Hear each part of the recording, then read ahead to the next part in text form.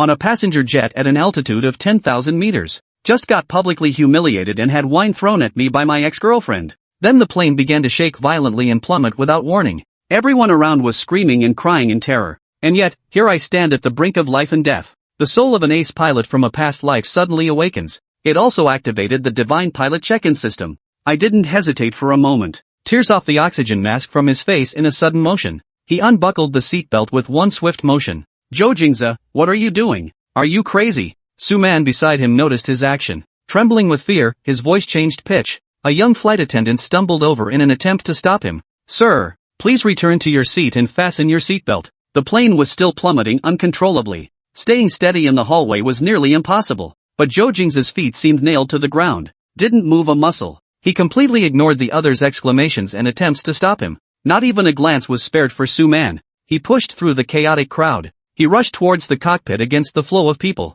He rushed to the cockpit door, facing the flight attendant who was stubbornly blocking the passageway. In a tone that was almost a roar yet chillingly cold, they said, "Move aside." The chief flight attendant was intimidated by the commanding presence in his gaze. Her entire body froze. Zhou Jingze's eyes were as sharp as blades. "I'll fly the plane." The chief flight attendant is a veteran employee with over a decade of flying experience. He was completely dumbfounded at this moment. She looked into Zhou Jingze's eyes. The mind feels empty. His body involuntarily shifted a step aside. Zhou Jingze didn't waste any time and immediately took the flight attendant's hand, opened the cockpit door with a fingerprint. The scene behind the door sent chills down everyone's spines. In the cockpit, the captain and co-pilot both collapsed onto the control panel, foaming at the mouth, the body convulsing uncontrollably, clearly already unconscious. The various alarm lights were flashing wildly like crazy. The shrill alarm beeped incessantly. The plane was completely out of control. It was descending in a terrifying spiral. The clouds outside the window swirled and surged upward rapidly.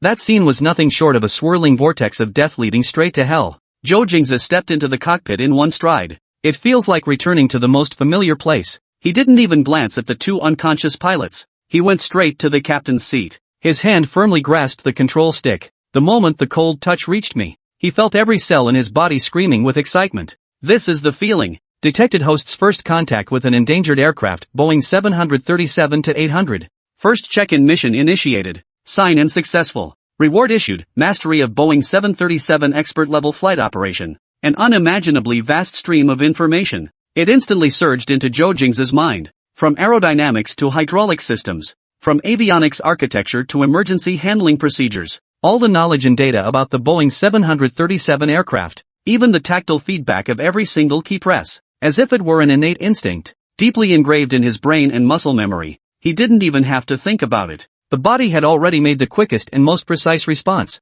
Rudder, push the stick, adjust throttle, disengage autopilot. His series of moves were so fast they became a blur. His hands danced across the densely packed instrument panel in a blur of motion. Every movement is precise and crisp. It carried an indescribably smooth rhythm. But at this critical moment, a pilot slumped over the co-pilot's seat beside them, raised his head with difficulty. The moment he opened his eyes, he saw a young man wearing a t-shirt, actually sitting in the captain's seat, both hands gripping the joystick. "What kind of person are you?" Li Wei's brain buzzed with a loud ringing. "It's almost unbelievable, a mere youngster flying a plane? What's going on here? Could it be a hijacking? Are you crazy, or what? What are you doing? Come down. Get down here right now." Li Wei was scared out of his wits. He thought Zhou Jingze was just fooling around. Destroy this aircraft completely. He desperately reached out, just wanting to lunge for the control stick. "Don't move." Zhou Jingze didn't even turn his head, letting out a low growl. The voice wasn't loud, yet carried an undeniable air of oppression. Li Wei's hand was left awkwardly frozen mid-air.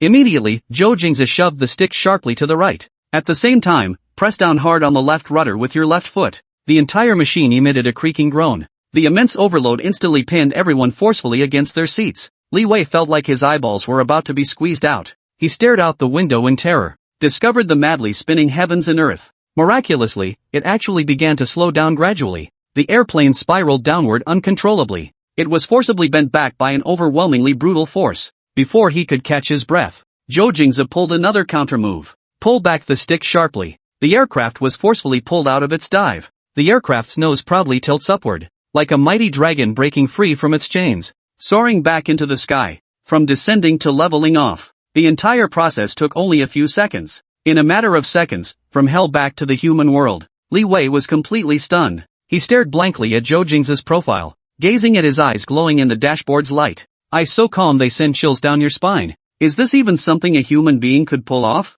How terrifying must the judgment be, how precise the execution, how strong the nerves. Check hydraulic pressure, switch B system to backup power. Preparing to restart engine number 2. Zhou Jingze calmly issued a series of instructions. Every word is clear and resolute. Every term is so professional that it's beyond reproach. Li Wei's brain had stopped working, just instinctively and mechanically following his instructions. He gazed at the fluctuating data on the dashboard. From shock to bewilderment, it ultimately transformed into awe. The plane finally regained stability at an altitude of 10,000 meters, although the alarm is still sounding. But the deadly sensation of falling was finally gone. In the cabin, the passengers who narrowly escaped death were met with a brief, deafening silence. Outbursts of crying and cheers for surviving the disaster. In the cockpit, Zhou Jingze calmly put on his headphones, switched to the public channel and pressed the call button. His voice came through the radio, transmitted to the ground control tower thousands of miles away. Tower, this is China Eastern MU5735. The plane is under my control now.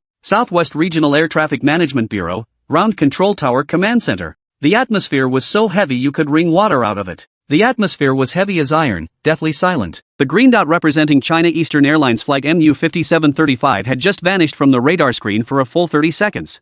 30 seconds for a missing passenger jet, it was practically a death sentence. Chen Zhang, the tower commander, his eyes bloodshot, stared intently at the screen. He could already foresee a major air disaster that would shock the nation unfolding during his watch. This responsibility was too heavy for him to bear, indeed, too heavy for the entire Southwest Air Traffic Control Bureau to bear. Report. MU5735 signal restored. A controller's startled cry shattered the command center's dead silence. Everyone snapped their heads up. On the screen, the vanished dot had miraculously reappeared. And the altitude and speed data were stabilizing. How could this be? Chen Zhang snatched the microphone from his desk, his fingers turning slightly white from the grip. Just then, after a faint crackle of static, a young, calm voice almost coldly detached echoed through everyone's headsets. Tower, this is Eastern Airlines MU5735. I have taken control of the aircraft. The entire command center fell silent. You could hear a pin drop. Everyone froze. The voice sounded far too young, barely 20 at most. Who was he? Take control of the aircraft? What did he mean by that? Chen Zhang's pupils suddenly contracted. His first reaction wasn't surprise, but sheer terror. Hijacking. That was the only thought that flashed through his mind. The terrorists had seized the opportunity of the aircraft malfunction to take control of the cockpit. Who are you? Chen Zhang's voice, transmitted over the radio, grew harsh and icy. I order you to identify yourself immediately. Leave the cockpit now. Otherwise, you will bear all consequences. His voice brimmed with warning and menace, attempting to pressure this unidentified usurper. Yet on the other end of the headset, the young voice remained utterly unruffled, completely ignoring his interrogation. Detected host completing turning the tide achievement. Triggering secondary check-in. Check-in successful. New reward obtained, Eagle Vision. A cool sensation flooded his eyes, and Zhou Jingze felt the world before him transform instantly. The clouds outside the cockpit were no longer a blur, instead, they revealed countless distinct airflow patterns. He could even see subtle variations in air density, temperature, and humidity. His vision surpassed the naked eye, even surpassed radar. China Eastern MU5735 requesting route change, immediately turn to heading 270. Zhou Jingze stated. Repeating, I need to turn immediately. 11 kilometers directly ahead on my heading, a powerful cumulonimbus cloud is rapidly forming, accompanied by a downdraft and severe turbulence. The weather radar signal is delayed, you cannot see it yet. His words plunged the entire tower into dead silence once more.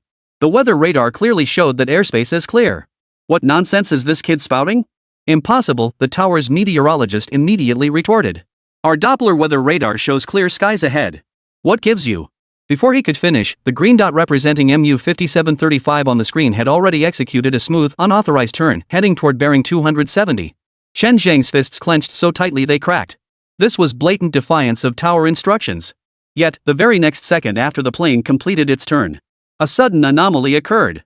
On the weather radar screen, precisely where MU5735 had just departed, a massive red alert zone materialized out of thin air and began expanding at a terrifying speed. Just as the young man had said, a powerful cumulonimbus cloud had formed within mere seconds. Had the aircraft delayed its turn by 10 seconds, it would have plunged headlong into this aerial graveyard. Whoosh! A collective gasp echoed through the command center. Everyone stared at the screen as if witnessing a monster, cold sweat instantly soaking their backs. How did he know? Was he psychic? The meteorologist's mouth gaped wide enough to swallow an egg, his face drained of color, utterly speechless. Chen Zhang froze too, his hand gripping the microphone trembling slightly. He realized he might have made a fatal mistake. The other party might not be a terrorist. But God. I'll repeat, Zhou Jingze's voice remained calm through the headset, yet now carried an unquestionable commanding tone. Current altitude, 9,800 meters. Airspeed, 380 knots. Remaining fuel, 12.4 tons sufficient to reach the alternate airport. Both pilots and the co-pilot are unconscious for unknown reasons. I require a clear flight path and the longest runway at the airport.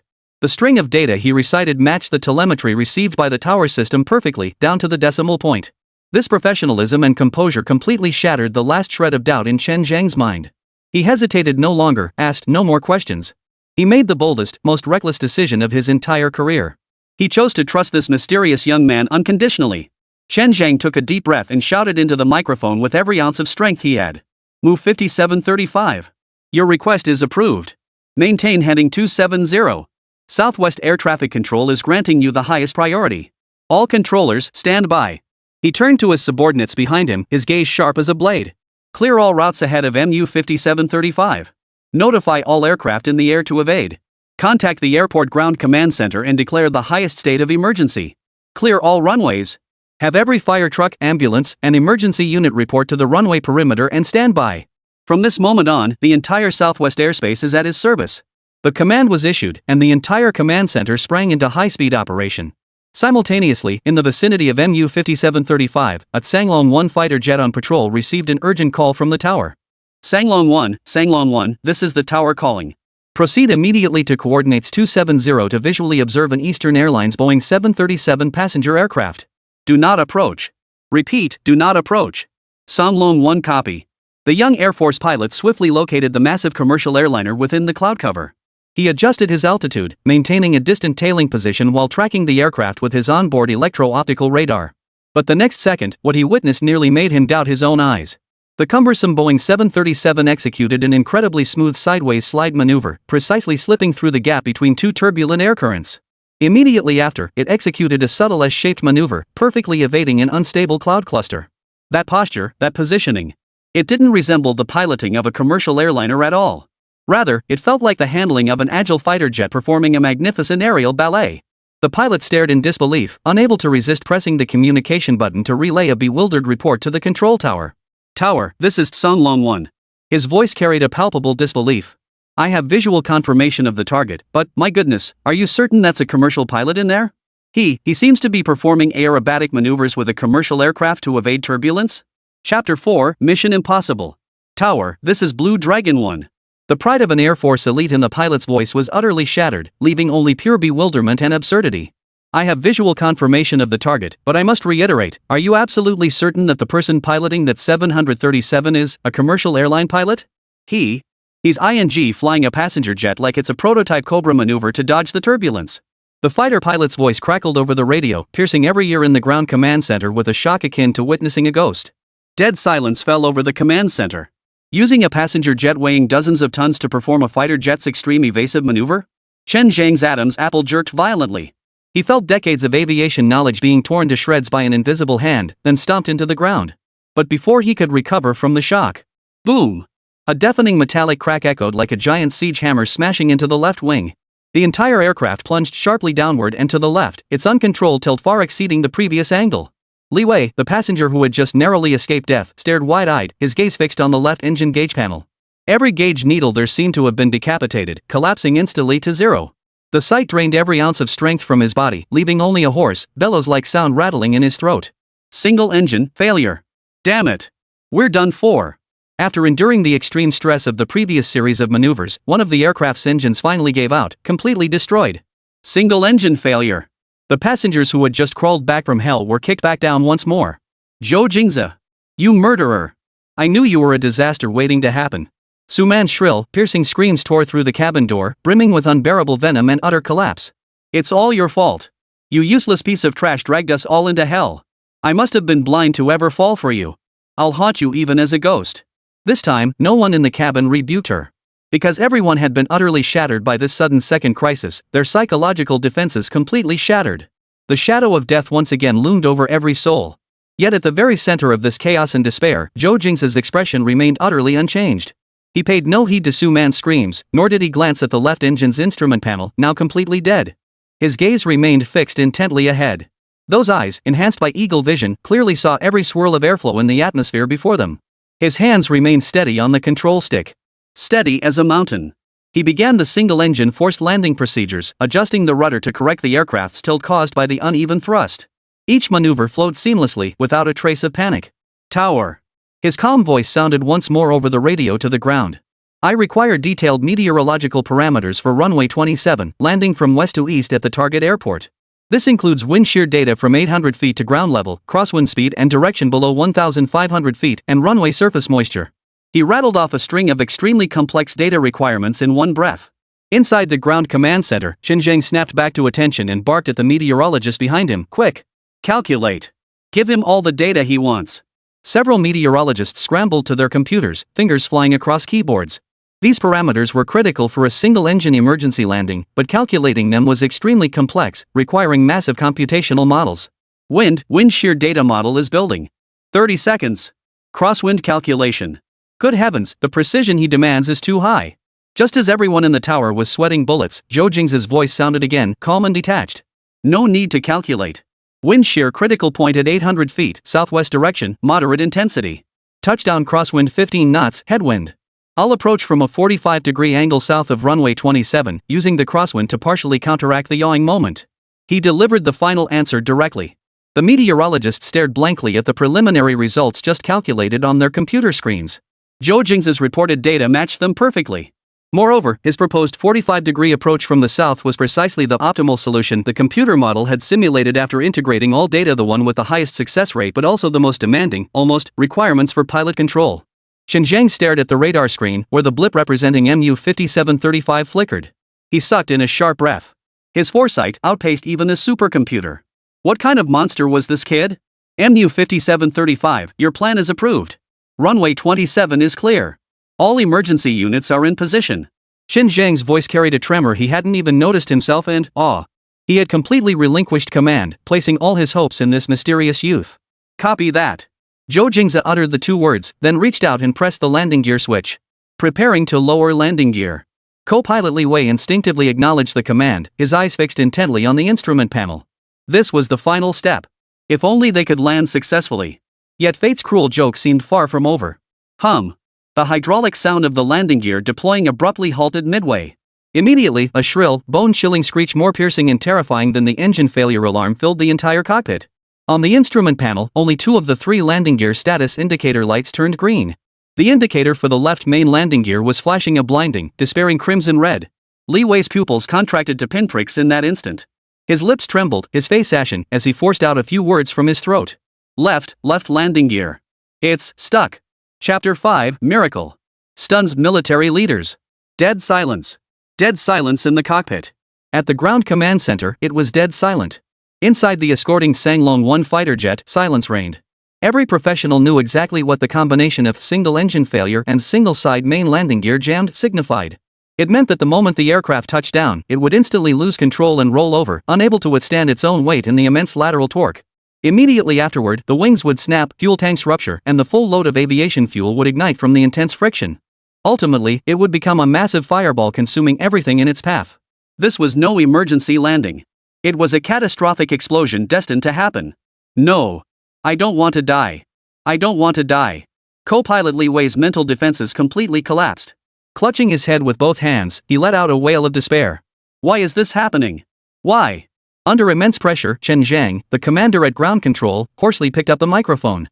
He wanted to say something to comfort the crew, to urge them not to give up. But as he opened his mouth, not a single word came out.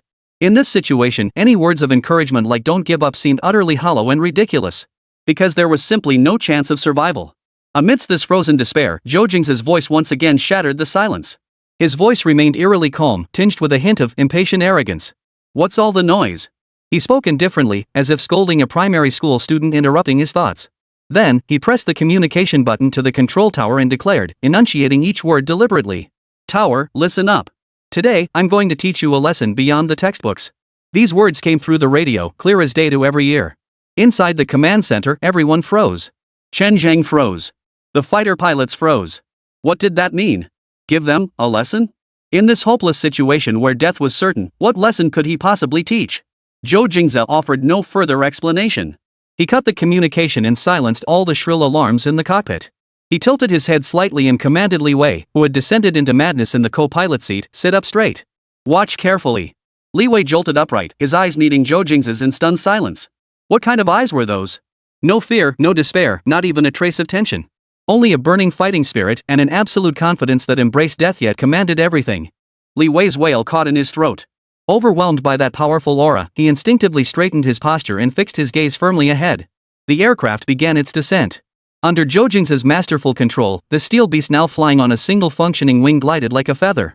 With a precision so flawless it was almost terrifying, it leveled off perfectly, aiming straight for the runway. Closer and closer. 500 feet. 300 feet. 100 feet. Inside the ground command center, everyone held their breath, staring intently at the real-time surveillance feed on the large screen. In the VIP room, the elderly man with white hair and beard, his shoulders bearing the stars of a general, raised his high-powered binoculars. His gaze was sharp as an eagle's, unblinking. Here it comes. Under countless gazes, the aircraft roared toward the runway at an angle so slight it was nearly imperceptible to the naked eye. It's over. Chen Zheng's heart sank to the bottom. At this angle, the moment the right landing gear touched down, the immense force would send the aircraft tumbling leftward in an instant. Yet, the very instant the right main landing gear tire touched the runway surface, Zhou Jingze moved. His hands and feet blurred into afterimages in that split second. He abruptly pushed the remaining operational right engine to maximum thrust while simultaneously stomping the rudder pedal to the floor.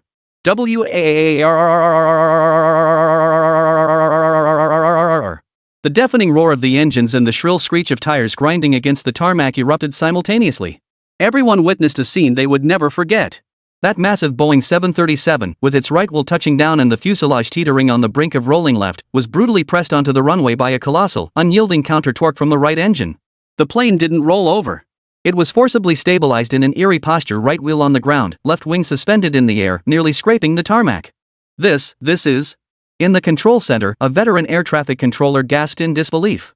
He's using engine thrust to counteract the aircraft's roll moment. He's performing aerial balancing. This was simply beyond human capability. It required calculations precise to the millisecond in Newton. 1 more ounce, and the plane would veer right off the runway. 1 less, and the plane would instantly roll left and explode. He was dancing on the edge of a knife, performing a death-defying dance reserved only for aces. Squeal.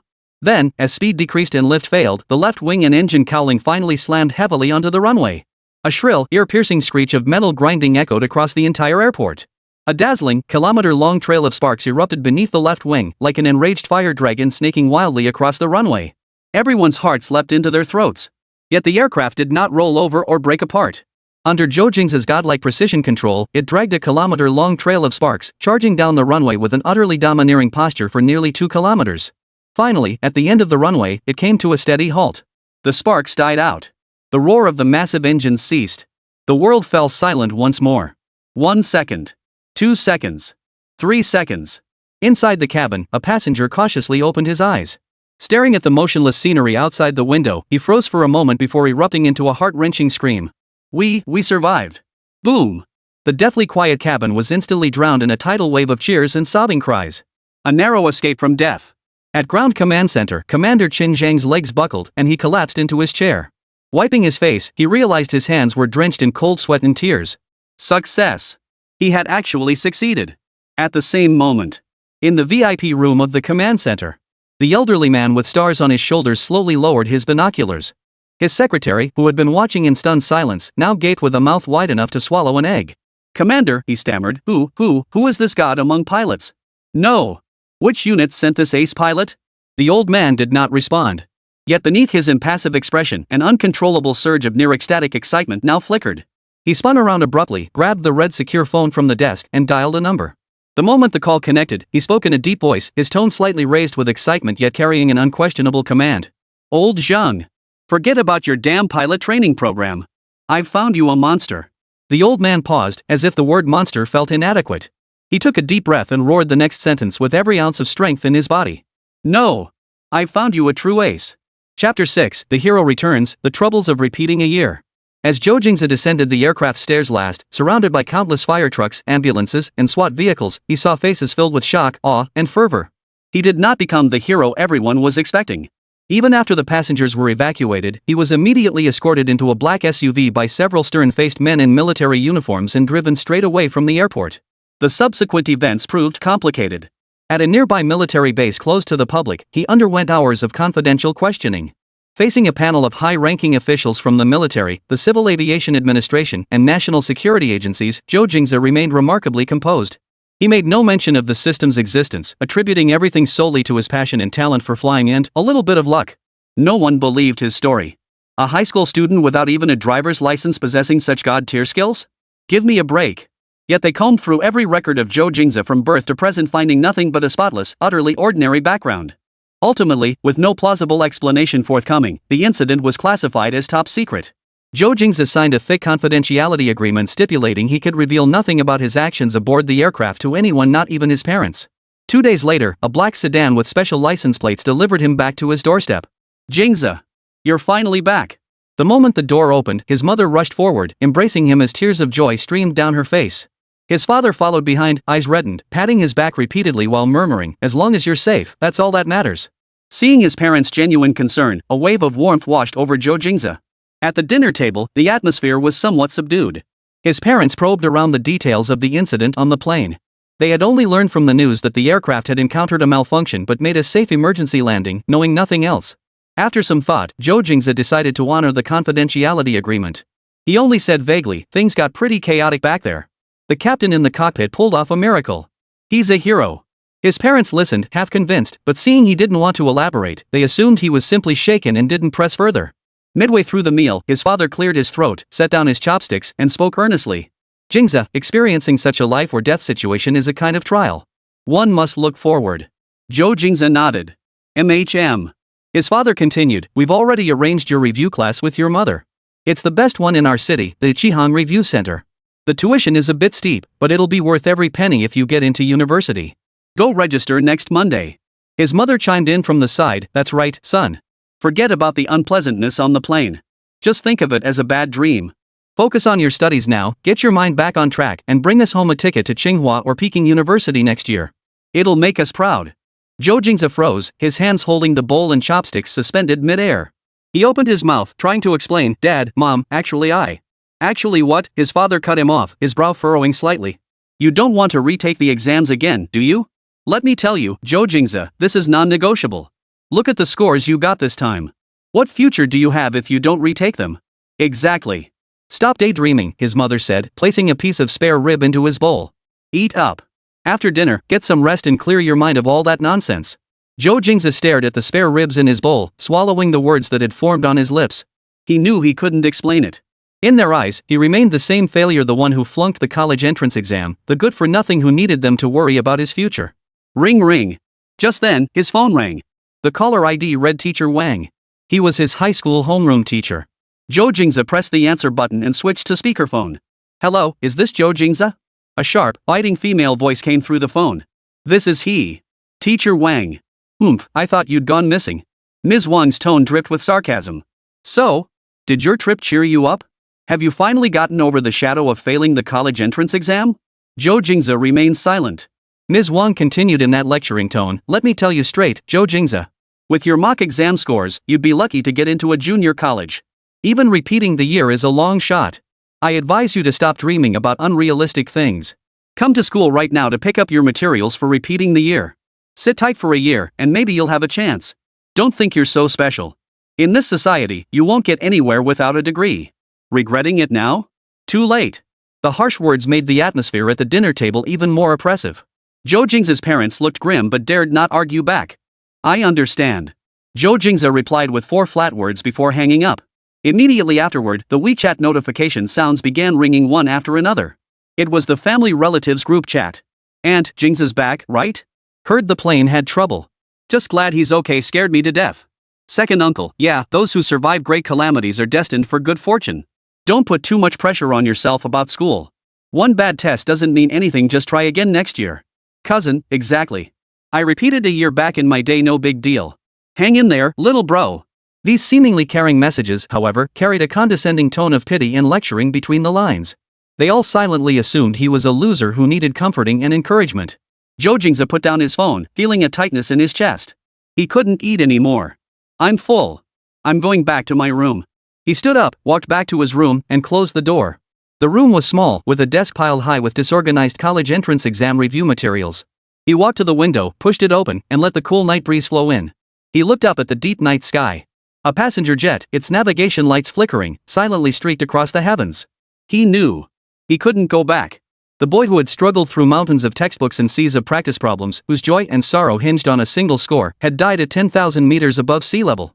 Now, he was Zhou Jingze, the ace pilot once codenamed Pluto, destined to conquer the skies. He turned, walked back to his desk, and swept all the distracting review materials into the trash bin. Then he powered on the ancient computer. The boot up was painfully slow, but he waited patiently. Once the familiar desktop lit up, he moved the mouse and clicked open the browser. In the search engine's input box, he didn't look up guides for retaking the college entrance exam or next year's admission scores for Peking and Tsinghua universities. He typed out 8 words, one by one. Beijing University of Aeronautics and Astronautics. Enter. Instantly, the screen displayed information about the prestigious institution that countless passionate young men aspired to attend. The golden university emblem, the soaring war eagle, and the motto that made his veins throb. Integrity and talent combined, knowledge and action united. Chapter 7, The whole world told me to repeat the year. The next day, Zhou Jingze still went to school. Not to attend classes, but to collect the re-enrollment materials his parents insisted were crucial for his future. Late summer campus still buzzed with the clamor of cicadas. The familiar tree-lined paths, the familiar classroom buildings, everything was just as he remembered, yet felt utterly foreign. He felt like a tourist visiting a place that had nothing to do with him. As soon as he reached the entrance of the senior high building, a sarcastic voice drifted over from the side. Well, if it isn't our very own academic genius, Joe. What's the occasion? Back from your sightseeing trip? A boy with black-rimmed glasses and a somewhat sharp-featured face approached, carrying a stack of books. Li Hao, the class study representative and a perennial top 10 student, had always set his sights on getting into Tsinghua or Peking University. In the past, his favorite pastime was flaunting his superiority in front of uneducated underachievers like Zhou Jingze. Zhou Jingze glanced at him but said nothing. Seeing his cold demeanor, Li Hao's face grew even more mocking. He deliberately took 2 steps closer, lowering his voice to a whisper audible only to them. I heard you didn't even make the 3rd-tier college cutoff. What, finally realized the importance of education? Planning to come back and grind with us for 1 more year? He eyed Zhou Jingze up and down, letting out a couple of disapproving tsks. But let me tell you, save yourself the trouble. With your foundation, repeating the year is just a waste of money.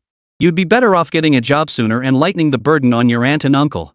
Zhou Jingze stopped in his tracks. He turned his head and stared silently at Li Hao. His gaze was calm, no anger, no humiliation, as if watching a clown putting on a pathetic performance. Li Hao felt a chill under that stare and instinctively took half a step back. What are you looking at? Am I not right? Zhou Jingze withdrew his gaze, said nothing, and walked straight past him. Ignoring someone was the ultimate form of contempt. Li Hao's face flushed crimson, feeling like he'd punched a pillow. Furious and humiliated, he muttered under his breath at the retreating figure, "What are you pretending to be? You worthless piece of trash." In the office of homeroom teacher Wang, the air hung heavy with the mingled scent of cheap tea leaves and chalk dust. Teacher Wang pushed his reading glasses up his nose and slammed a thick stack of re-enrollment forms onto the desk with a dull thud. Zhou Jingze, sit down. Her tone was like interrogating a criminal. I heard about the incident on the plane. Glad no one was hurt. But life must go on. You can't dwell on accidents forever, right? She adopted a tone of earnest concern. Failing the college entrance exam isn't the end of the world. But first, you must face reality and get your attitude straight. Ms. Wang's voice suddenly rose, her fingers tapping heavily on the desk. Tell me honestly, are you still chasing unrealistic dreams? Like, applying to that Beijing University of Aeronautics and Astronautics? Zhou Jingze remained silent, effectively admitting it. Oof. Ms. Wang laughed bitterly, leaning back in her chair as if she'd heard the funniest joke of the century. Zhou Jingze, should I call you naive, or just plain foolish? Look at your grades. Look at your mock exam scores. Forget Beihang, you can't even scrape into an ordinary university. Do you have any idea how high the admission cutoff is for Beihang? How strict the physical requirements are for pilot recruitment? Let me tell you, with your current state, you'd struggle to even get into a heated bed. The sharp, cutting words flew out like knives, one after another. Snap out of it. Stop making your parents worry. The Qihang Review Center they found for you is the best in the city. Just sit there quietly for a year and put all those crazy ideas away. If you can get into a 2nd-tier university next year, consider yourself lucky. Zhou Jingze didn't utter a single word of rebuttal. He just listened quietly. Yet in this small office, in the eyes of his homeroom teacher, he remained the same underachiever who needed lecturing and rescuing. This extreme disconnect struck him as absurdly comical. Take these documents. Get your parents to sign them and return them by next Monday. Teacher Wang waved his hand dismissively as if shooing away a fly. Zhou Jingze picked up the heavy stack of papers, turned, and left the office without a word. Stepping outside the school gates, he instinctively reached to toss the stack of worthless papers into a trash bin. But after a moment's thought, he stuffed it into his backpack instead. Not for the sake of repeating the year, but simply to spare his parents another round of nagging. On his way home, he wandered aimlessly, the city's clamor seeming to fade away around him. Passing an old street, a shopfront caught his eye. Flying Home Model Aircraft Shop. Through the glass window, he could see the interior filled with all kinds of airplane models from World War II propeller fighters to modern jetliners, every type imaginable. As if compelled by some unseen force, he pushed open the door and stepped inside. The shop wasn't large, and the air carried the distinctive scent of model glue and plastic. The shelves were stacked with various parts, blueprints, and finished products. The instant his hand touched a J-10 fighter jet model, a cold mechanical voice echoed silently in his mind. Ding! Detected host's first contact with high-precision aviation model. Check-in conditions met. Check-in location, Flying Home Aviation Model Shop.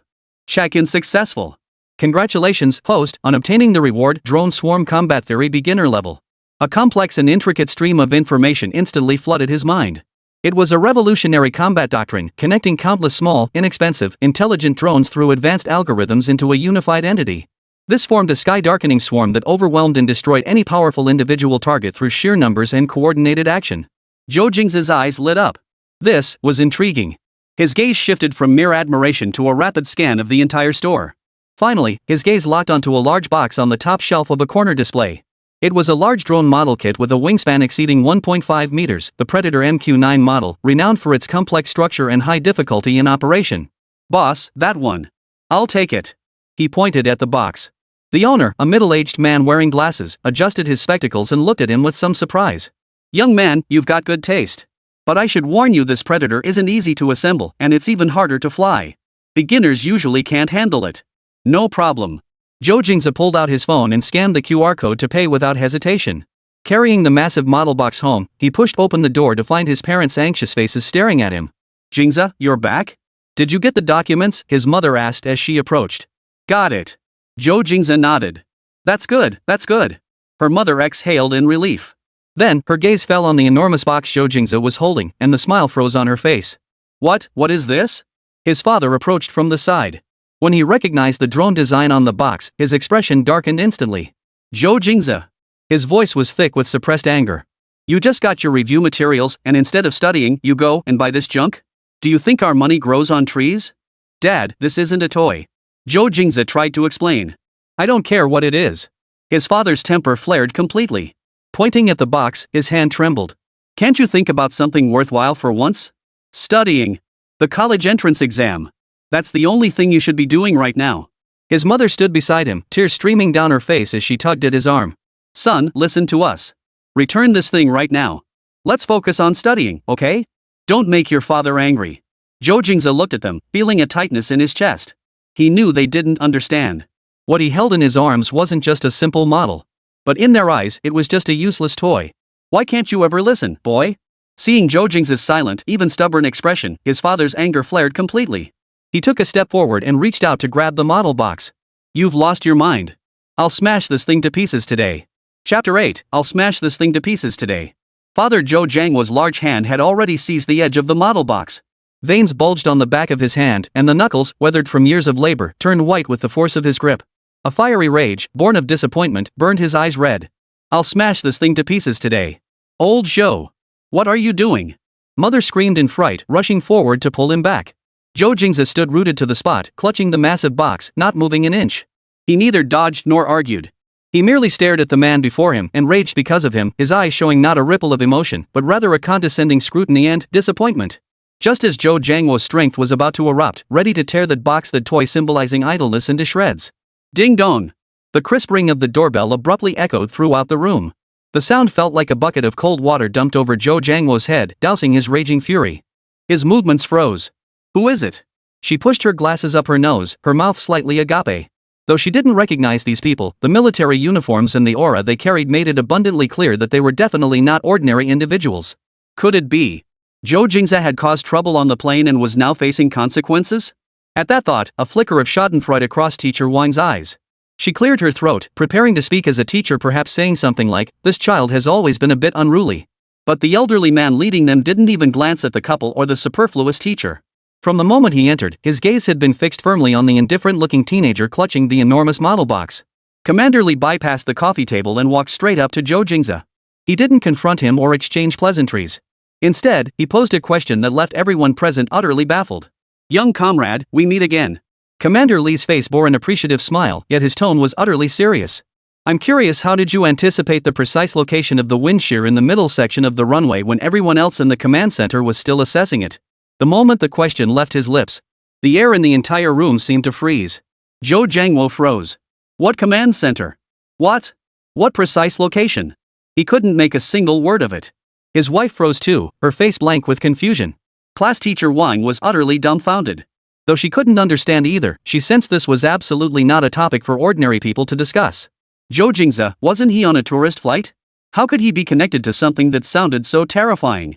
Under the stunned gazes of his parents and teacher, Zhou Jingze finally set down the model box he'd been holding. He lifted his head to meet Commander Lee's probing gaze and spoke calmly. His voice was not loud, yet it reached every ear with clarity.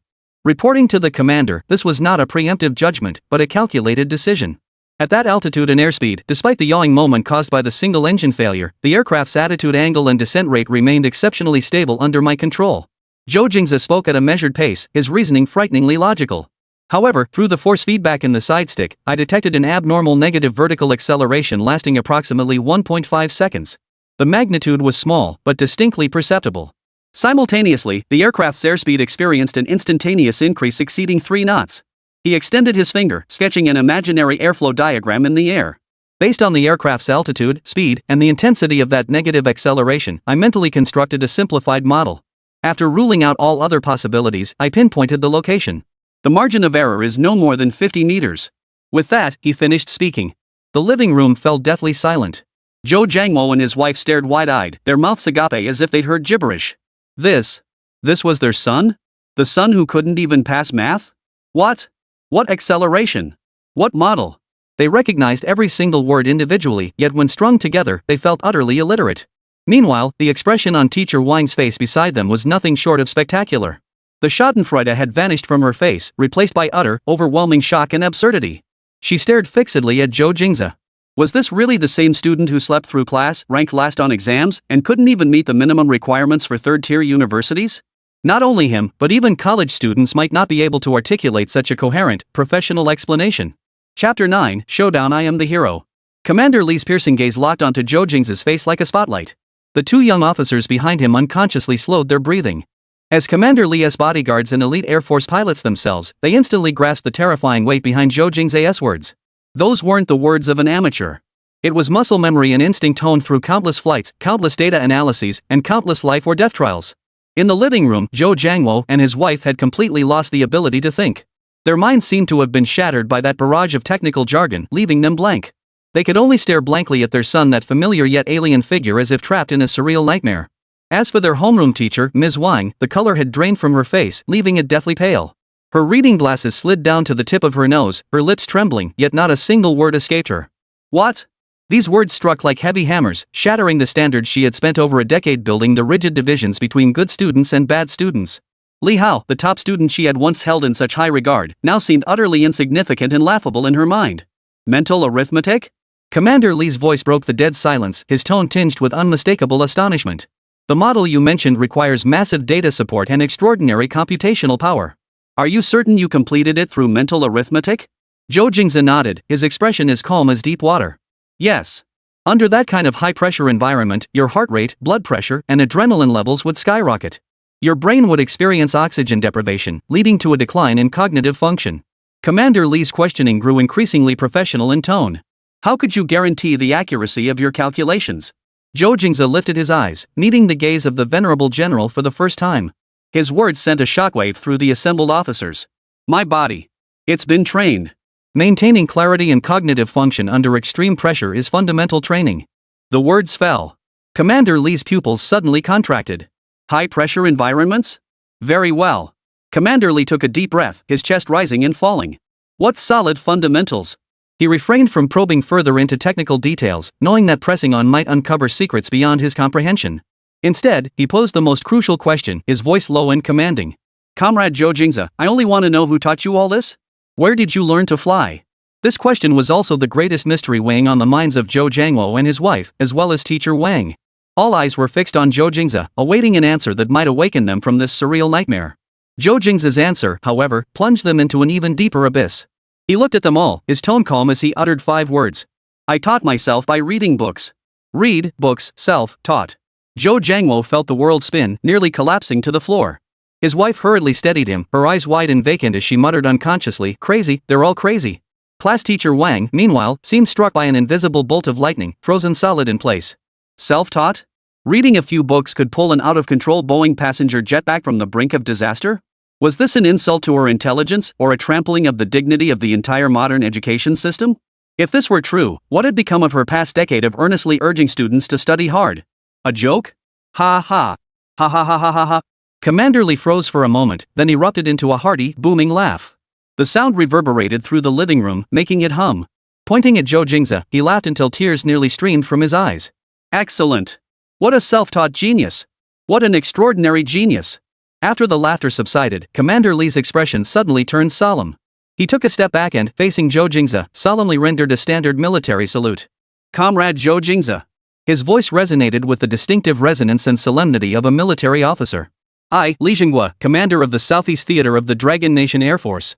On behalf of the Dragon Nation Air Force, on behalf of all our people, and most importantly, on behalf of the 132 compatriots aboard that ghost flight. Thank you. Thank you for saving 132 families and safeguarding the lives and property of our nation and people with your unparalleled skill and extraordinary courage in the face of crisis. As his words fell, the 2 guards behind him snapped to attention and saluted Zhou Jingze in unison. In that moment, time seemed to stand still. Zhou Jingze and his wife stared blankly at the scene. They watched as a commander adorned with stars on his shoulders, accompanied by 2 imposing officers, saluted their son, the very same boy they had just berated relentlessly, the boy their teacher had declared good for nothing, saluted. The intense visual shock and cognitive dissonance caused their minds to completely freeze. Teacher Wang went limp, collapsing onto the sofa, his face as pale as paper. Commander! What had he just said? Commander of the Southeast Theater? Thank Zhou Jingze? Saved 132 families? With a thunderous crash, she felt her entire worldview shatter completely. Li Jingwe lowered his hand, took a briefcase from the guard beside him, and pulled out a document with a bright red seal and gold embossed text.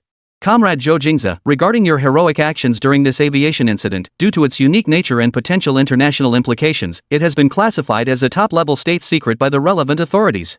He solemnly presented the document to Zhou Jingze. This is a commendation jointly issued by the Longwa Security Committee and the Longwa Military Commission, along with a first-class hero medal. Please accept them. Zhou Jingze's gaze fell upon the official document with its red letterhead. The 4 gold embossed characters first-class heroic model and the gleaming gold medal stunned the eyes of his parents and teacher Wang. Zhou Jingwe's hands trembled uncontrollably.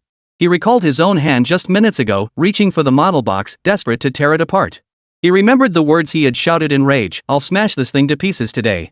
An indescribable shame and regret surged through him like molten lava, engulfing his entire being. His son was a hero. A national hero who had saved hundreds of lives. And he had nearly destroyed his son's most cherished possession with his own hands. What kind of father was he? Li Jingwe watched as Zhou Jingze calmly accepted the documents and medal, his eyes brimming with admiration. Unfazed even if a mountain collapsed before him. This kid was born for greatness. He paused, a more enigmatic smile spreading across his face, before reaching into his briefcase once more. It was a bright red, specially designed envelope bearing the golden emblem of Beijing University of Aeronautics and Astronautics. Comrade Zhou Jingze, in recognition of your outstanding performance and your unparalleled flying talent, following urgent consultations between the Air Force Command, the Ministry of Education, and the University Council of Beihang University, we have unanimously decided. Li Jingwe deliberately drew out his words, enunciating each syllable with deliberate emphasis. Every syllable felt like a heavy bomb detonating in the small living room. To admit you on a special exemption basis to Beijing University of Aeronautics and Astronautics, majoring in aviation flight and command. He solemnly handed over the bright red envelope, adding a phrase that made Zhou Jingze's heart skip a beat. What we internally refer to as the Elite Pilot Reserve Program. Chapter 10, an acceptance letter that shocked the entire neighborhood. Ace Pilot Reserve Program. Those 9 words exploded like 8 depth charges in Zhou Jingwe and his wife's minds, shattering their last shred of sanity into pieces. Zhou Jingwe's lips trembled as he stared fixedly at Li Jingwe, then turned to his son in utter disbelief. His voice was dry and raspy, as if sandpaper had scraped it raw. Comrade, what did you say? Beijing Aerospace University? Special admission? Each word squeezed painfully from his throat, trembling with disbelief. His wife beside him was speechless. Covering her mouth, tears fell like beads from a broken string, cascading down her face. But this time, her tears held no despair or anxiety, only indescribable ecstasy and awe. As for the homeroom teacher, Mr. Wang, the expression on his face was nothing short of spectacular.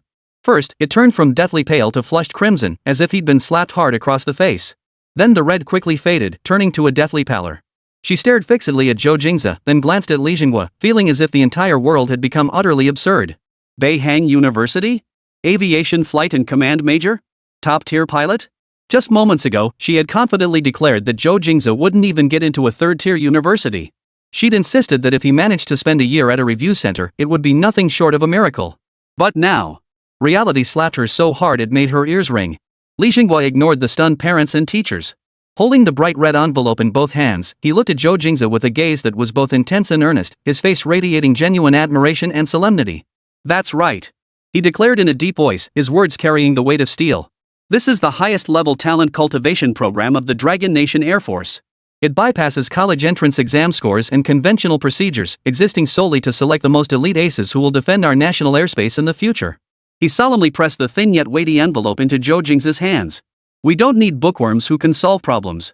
We need warriors who can wrestle with death at 10,000 meters. Comrade Zhou Jingze, welcome aboard. Welcome, future ace of the Dragon Nation Air Force." Zhou Jingze took the acceptance letter bearing the embossed gold school crest, his fingertips tracing its raised texture. A ripple finally stirred within his heart. In his previous life, he had spent his entire existence striving to become an ace. In this life, he had returned to the starting point, yet embarked upon this path once more in a manner even more legendary. In that small living room, the solemn atmosphere had grown almost thick enough to freeze. Downstairs, a booming voice loud enough to pierce walls exploded without warning. "Zhou Jingze, your acceptance letter is here. From Beihang University." The voice was full of vigor, carrying the distinctive penetrating power of a deliveryman, drawn out with a long trailing note, as if afraid no one would hear. In an instant, the entire aging neighborhood seemed to come alive at the shout. Swish! Whoosh whoosh! Window after window swung open. Heads, some bleary-eyed, some mid-meal, some glued to the TV, peered out, all eyes fixed on the building where Zhou Jingze lived. Whispers spread like wildfire, igniting in an instant. Who's shouting? Sounds like that kid from the Zhou family, Zhou Jingze? Admission letter? Did I hear that right? Didn't he fail to get into any university? Just the other day, his mom was so worried she was crying to everyone she met. You misheard. He shouted, Beijing University of Aeronautics and Astronautics. What the hell? Beihang? You gotta be kidding me. That's one of the top universities in the country. It's true. The delivery guy yelled it loud and clear. I even heard something about a special admission program. Good heavens. Did the Zhou family's ancestral graves suddenly start smoking? And not just any smoke, sky-piercing smoke? The commotion downstairs carried every word into the living room. Mr. and Mrs. Zhou were utterly dumbfounded. They glanced at the imposing figure of their son in the room, then listened to the neighbors' gasps outside the window, feeling as if they were sleepwalking. Just moments ago, they'd been too ashamed to lift their heads because of their son's disappointing behavior. The next second, this earth-shattering good news crashed down on them in the most ostentatious, most public way imaginable. Zhou Jingze instinctively glanced at his own hand. Just minutes ago, this very hand had been poised to smash his son's cherished toy. A wave of burning shame, mixed with overwhelming joy and pride, flushed his old face crimson and brought tears to his eyes. Meanwhile, upon hearing the shout from downstairs, homeroom teacher Wang staggered. She stared at the thin, gold-embossed red envelope in Zhou Jingze's hand. Then she looked down at the thick stack of crudely printed enrollment forms for the Chihan Repeat Study Center on her coffee table. One represented the path to glory at the pinnacle of the nation. The other was the meager survival plan she had mapped out for underachievers. The stark contrast pierced her pride and stubbornness like an invisible blade. Her legs buckled. Had she not grabbed the sofa's backrest in time, she might have collapsed to the floor. No, it can't be. She murmured unconsciously, her face even paler than before. This absolutely cannot be. Zhou Jingze ignored the reactions of those around him. Holding the acceptance letter, he walked to the door. Opening the door, he found the delivery guy in his blue uniform standing there, drenched in sweat. Spotting Zhou Jingze, he grinned. Bro, you're something else. A special admission letter from Beihang? I've been delivering packages for years, and this is my first time seeing one. He handed over the EMS Express delivery package with an envious look. Another one. An identical one, a bright red envelope stamped with the golden university crest. Li Jingwe chuckled from inside the house and explained, one came through our military channels, and the other went through the university's regular postal special admission route. Double insurance. Zhou Jingze took the second letter and thanked him. As he closed the door and turned around, he watched his father, Zhou Jingze, stride over to the model box he'd casually tossed aside. With the utmost care, as if cradling a priceless treasure, he gently picked it up. Then, he looked at Zhou Jingze, his lips parting slightly. For the first time, a look of unease flashed across his weathered face. Son, should I put it in your room? Don't leave it on the floor. It might get damaged. Chapter 11, A New Journey. Zhou Jingze's rough palms cradled the large model box as he hurried to stand before Zhou Jingze. His weathered face showed unease for the first time as his voice cracked. Son. Dad was an idiot just now. I almost smashed your precious treasure. He handed the box over carefully, his tone tinged with appeasement. Shall I put it back in your room? On the desk, yes, right where it'll be most visible. We can't have it getting damaged. As if granted permission, he then scooped up the box once regarded as a monster and practically jogged into his son's bedroom. There, he solemnly placed it at the very center of the desk. In the living room, Commander Li Jinghua and his entourage had already taken their leave. The moment the front door closed, it felt like two worlds had been separated. Outside, the clamor and commotion continued, but inside, an absolute silence descended. Zhou Jingze's mother could no longer stand. She rushed forward, her arms outstretched to embrace her son, but they fell back mid-motion. Tears streamed silently down her face, soaking her collar. Jingze, my son. Mom, just now. She choked on her words, unable to form a coherent sentence.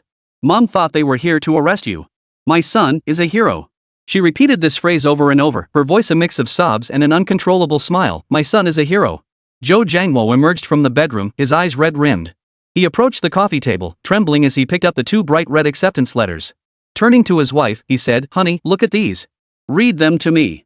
Is this real? His wife took one and read aloud, word by word, Beijing University of Aeronautics and Astronautics. Aviation Flight and Command Major. Admitted, Zhou Jingze. It's real. Zhou Jingze, a man who had been strong his entire life, began to tremble slightly. He abruptly turned away, facing the wall, and said, I was about to hit him just now. What kind of father am I? Zhou Jingze gently patted his mother's back and said, Mom, it's all in the past now.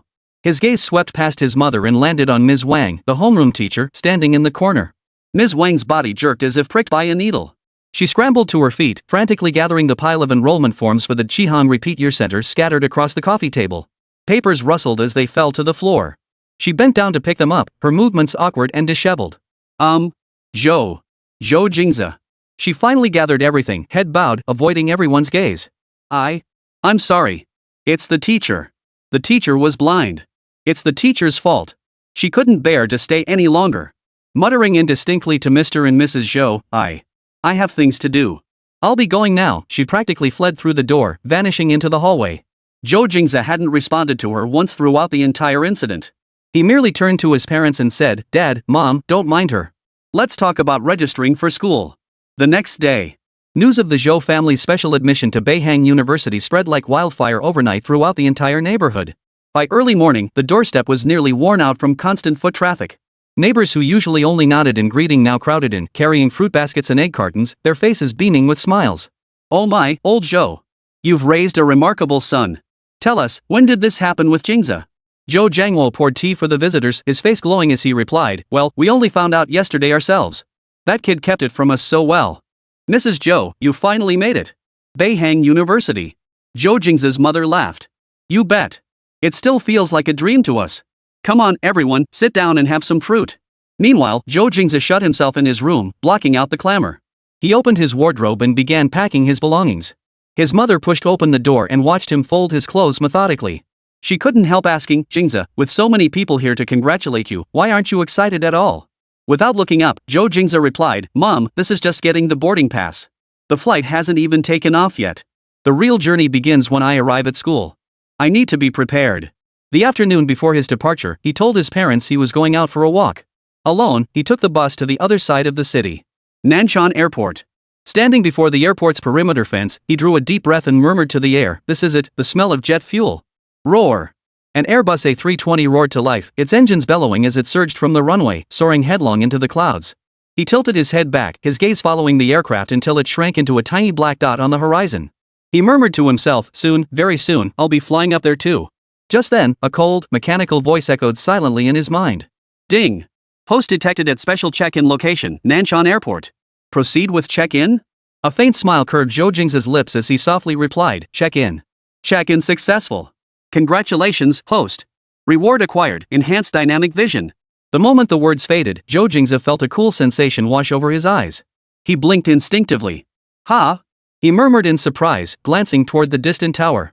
How can I see the window outlines so clearly? A bird streaked across the sky. He gasped, I can see the feathers on its wings. His gaze returned to the azure sky. Just then, another aircraft began its climb.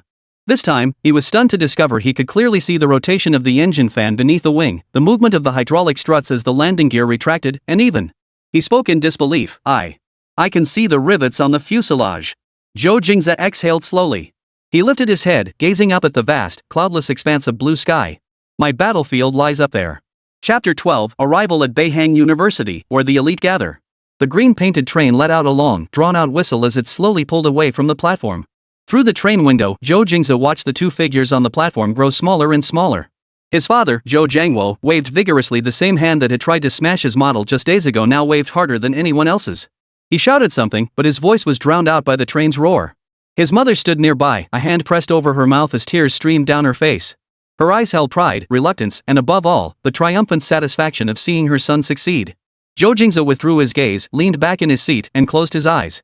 2 days later, Beijing West Station. Zhou Jingze emerged from the bustling exit, a simple backpack slung over his shoulder and a suitcase in tow. Without a hint of hesitation, he navigated his way to the subway station, transferred twice, and finally stood before the solemn gates of a prestigious university. Beijing University of Aeronautics and Astronautics. The 8 gilded characters gleamed brilliantly in the sunlight. On a stone monument beside the gate, a line of even more striking red characters was engraved, Cradle of Red Engineers. A profound sense of history and mission washed over him. Zhou Jingze looked up at the inscription, a complex emotion flickering in his eyes. In his past life, he had graduated from here and soared into the blue skies. Now, in this life, he had returned. Just as he drew a deep breath, savoring the air thick with ideals and fervor, a cold system notification sounded in his mind at the perfect moment. Ding! Host detected at legendary check-in location, Cradle of Red Engineers Beihang University. This place is the cornerstone of Dragon Nation's aerospace endeavors, the starting point for countless aerospace heroes. The spirit of aviation permeates this place intensely. Initiating long-term check-in quest chain, path to aerospace supremacy. The first check-in will automatically trigger during the opening ceremony. Host, prepare to receive the gift from this highest institution of learning. A barely perceptible smile curved the corners of Zhou Jingze's lips. Indeed, he had come to the right place. He dragged his suitcase through the campus gates. The new student registration area bustled with activity, its pathways lined with welcoming banners radiating youthful energy. Zhou Jingze located the registration point for the Aviation Flight and Command program and joined the end of the line. Student, please hand me your admission letter and ID card. The receptionist was a bespectacled, scholarly-looking junior. Zhou Jingze handed over his documents. The senior took them, officially verifying the information while muttering, Zhou Jingze, let me check the class assignment sheet. Lingyun Class 1. His voice suddenly halted. He looked up, pushed his glasses up his nose, and scrutinized Zhou Jingze from head to toe. His gaze settled on the 2 bright red special admission stamps on the admission letter. The senior's expression instantly turned slightly complicated. The warm smile on his face faded a bit, replaced by a more business-like politeness. Your paperwork is complete. Your dorm is room 301 in building 3. Here's your meal card and campus ID. Take these to pick up your military training uniform. He handed the items back with noticeably quicker movements, then immediately turned his head and called out, next student. Zhou Jingze took the items without further comment. But he knew trouble had already begun. Meanwhile, on the 3rd floor of the nearby administration building, in the office of the Dean of the Flight Academy, a white-haired but vigorous elderly man sat with a middle-aged instructor wearing the rank of school officer, watching surveillance footage. The screen showed the scene at the registration desk. Old Zhang, see that young man being ignored by the underclassmen? The dean pointed at Zhou Jingze on the screen and asked with a smile. Yes, Dean. Is he Zhou Jingze, the special admissions student Commander Li Jinghua personally called to greet? The middle-aged instructor's tone carried a hint of curiosity. That's right. The dean nodded, his eyes brimming with admiration. Look at him. When the news broke that he'd been assigned to Lingyun Class 1, the scornful glances and whispers from those so-called prodigies around him nearly drowned him out. But him? His heart rate probably didn't even flicker. That composure unchanged even as a mountain crumbled before him impresses me more than his flawless emergency landing report. This kid isn't just a fish in a pond. The dean sipped his tea and declared in a deep voice, issue the order, settling Yun Class 1's training intensity to the highest level. I'm eager to see just how much wonder this peerless genius Commander Li speaks of can truly deliver. Zhou Jingze, of course, had no idea he'd become the focus of high-level attention. As he turned toward the military uniform distribution point, he could distinctly feel several pairs of eyes beginning to linger on him, subtly yet unmistakably. News of an unprivileged special admissions student who'd gotten incredibly lucky and been assigned to Ling Yun class, one the elite top-tier class of the entire program, spread like wildfire among the freshmen, as if it had wings. Ling Yun Class 1. Within Beihang University's flight academy, it was a legendary entity. Those admitted were invariably either academic prodigies with top national college entrance exam scores or physical and psychological monsters who passed the Air Force pilot recruitment with ease. Now, a special admissions student who knew where he'd crawled out from was going to be their classmate? It was like dropping a single inkblot into a pool of clear water. It stood out like a sore thumb. Zhou Jingze dragged his suitcase along the tree-lined path leading to the dormitory building. His enhanced dynamic vision allowed him to read the expressions behind him without turning his head. 50 meters away, he saw a boy in designer athletic gear curl his lip at a companion, his mouth clearly forming the words, "Connection Kid." Zhou Jingze could even make out the leftover leek leaf wedged between his teeth. He saw several girls huddled together on the other side, pointing and whispering at his retreating back. Under his eagle vision, their micro-expressions, a mix of curiosity, contempt, and a hint of hidden envy, were magnified into sharp clarity. Envy, disdain, contempt, curiosity. A barrage of gazes pierced him like countless needles from all directions. Yet Zhou Jingze's heart remained utterly still. In his past life, he had faced missile pursuits traveling at multiples of the speed of sound and endured engine failures at 10,000-meter altitudes. To him, these students' petty maneuvers were like a few chattering sparrows in a storm not even worthy of a frown. Just as he neared the dormitory building, a group approached head-on. Leading the way was a tall, handsome young man. His crisply pressed Air Force cadet uniform hung perfectly, shoulder epaulets gleaming in the sunlight. His stride was steady, his bearing commanding. Flanked by several others who surrounded him like stars clustering around the moon, he was clearly the focal point of the group. Zhou Jingze's gaze met his for a split second. Just then, one of the young man's entourage hurried over, leaned close to his ear, and whispered, nodding toward Zhou Jingze. "Brother Feng, it's that kid. That special admissions kid who got lucky." The youth called Brother Feng was none other than Lin Feng. He was the most renowned figure among this year's freshmen. As the top scorer in a provincial college entrance exam, he had turned down offers from Peking and Tsinghua universities to resolutely choose Beihang University's flagship pilot training program. Everyone regarded him as a future leader. Lin Feng didn't pause his stride. He merely shot Zhou Jingze a dismissive glance from the corner of his eye. The look held no emotion whatsoever, as if he were observing nothing more than an unsightly rock by the roadside. Yet none of the reactions he anticipated, cowering, anger, or resentment, materialized. Zhou Jingze's stride remained equally unbroken. He didn't even lift an eyelid, his deep eyes as still as a millennia-old well, merely glancing over indifferently. In that instant, Lin Feng experienced a strange illusion.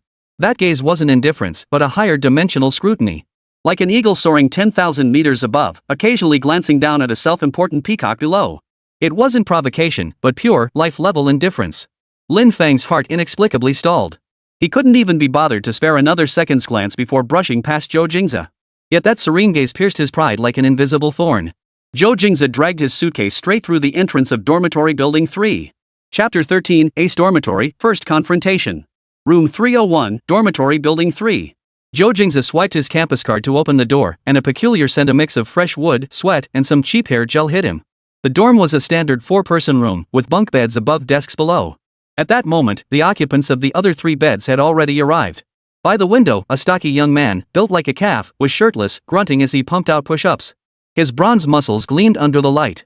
Hearing the door open, he paused, wiped sweat from his brow with a towel draped around his neck, and flashed a broad, earnest smile revealing a row of white teeth. "New roommate? Hey there. I'm Neo Ben, recruited for my athletic prowess." His voice boomed with the crisp, straightforward energy of a northern rural lad. Across from him, a frail boy wearing thick-rimmed glasses looked up from his desk. His desk was already piled high with theoretical textbooks, aerodynamics, principles of flight, enough to make anyone's scalp tingle. He adjusted his glasses, his gaze behind the lenses appearing somewhat vacant, merely nodding to Zhou Jingze. "Chen Mo." His voice was soft, as if afraid of disturbing the formulas within the books. The last boy, seated by the door, presented a completely different picture.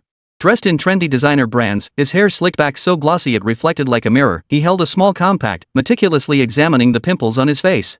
He shot Zhou Jingze a sideways glance, curled his lip, and spoke in a sarcastic tone. "Oh, you finally showed up.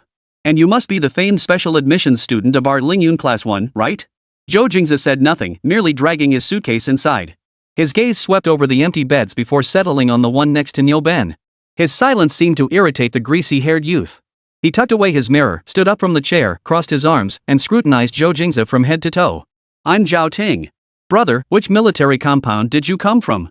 To get Commander Lee to personally vouch for you, your old man must be pretty high up, huh? Nyoben sensed the tone was off and quickly tried to smooth things over. Hey, Zhao Ting, what nonsense are you spouting? Our classmate just arrived, help him unpack his luggage. Chen Mo lifted his head from his books and frowned. Zhao Ting paid no heed, instead doubling down and raising his voice. Blabbering? I heard our classmates' college entrance exam scores, well, let's just say they were pitifully low.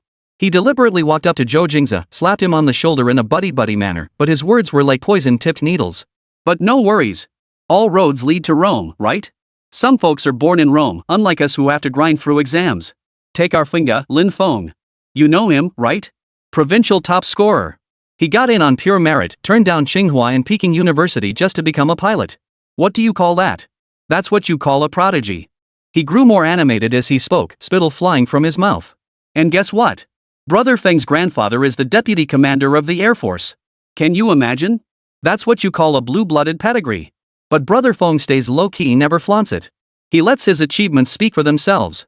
While ostensibly praising Lin Feng, every word was a subtle jab at Zhou Jingze. Nyoben scratched his head in frustration, unsure how to respond. Chen Mo lowered his head again, though the frequency with which he pushed up his glasses had increased. Zhou Jingze remained utterly indifferent, not even sparing him a glance. He set down his backpack, opened his suitcase, and began methodically spreading the sheets and pulling the duvet cover over the bed. His calmness, bordering on indifference, completely enraged Zhao Ting. Punching air felt like he was just a clown jumping around. How dare this special admissions student remain so calm? How dare he ignore me? To Zhao Ting, this silence screamed guilt and cowardice. Fine, you're impressive. You're so high and mighty. Zhao Ting sneered coldly, turning to pick up his washbasin from the corner. I'll fetch some water. I'm covered in stinky sweat. He walked into the bathroom and soon emerged carrying a basin brimming with water. The dorm hallway was narrow to begin with. As he passed behind Zhou Jingze, his foot seemed to catch on something, sending him stumbling backward. Ouch! He let out an exaggerated cry, flinging the basin forward in the momentum. A whole basin of foamy foot washing water traced a filthy arc through the air, splashing precisely onto Zhou Jingze's freshly made, clean and tidy bed. Nyoben gasped in shock, but it was too late to stop it. Chen Mo jerked his head up, a flash of horror crossing his eyes. Zhao Ting's face, however, was already twisted into a malicious grin of triumphant satisfaction. He'd already prepared his excuse, sorry, bro, the floor was slippery. I didn't mean to. But in the next instant, everyone's expression froze. Just as the basin of water was about to splash onto the bed, Zhou Jingze, who had been bending over to arrange the pillows, executed an incredibly subtle yet lightning-fast movement.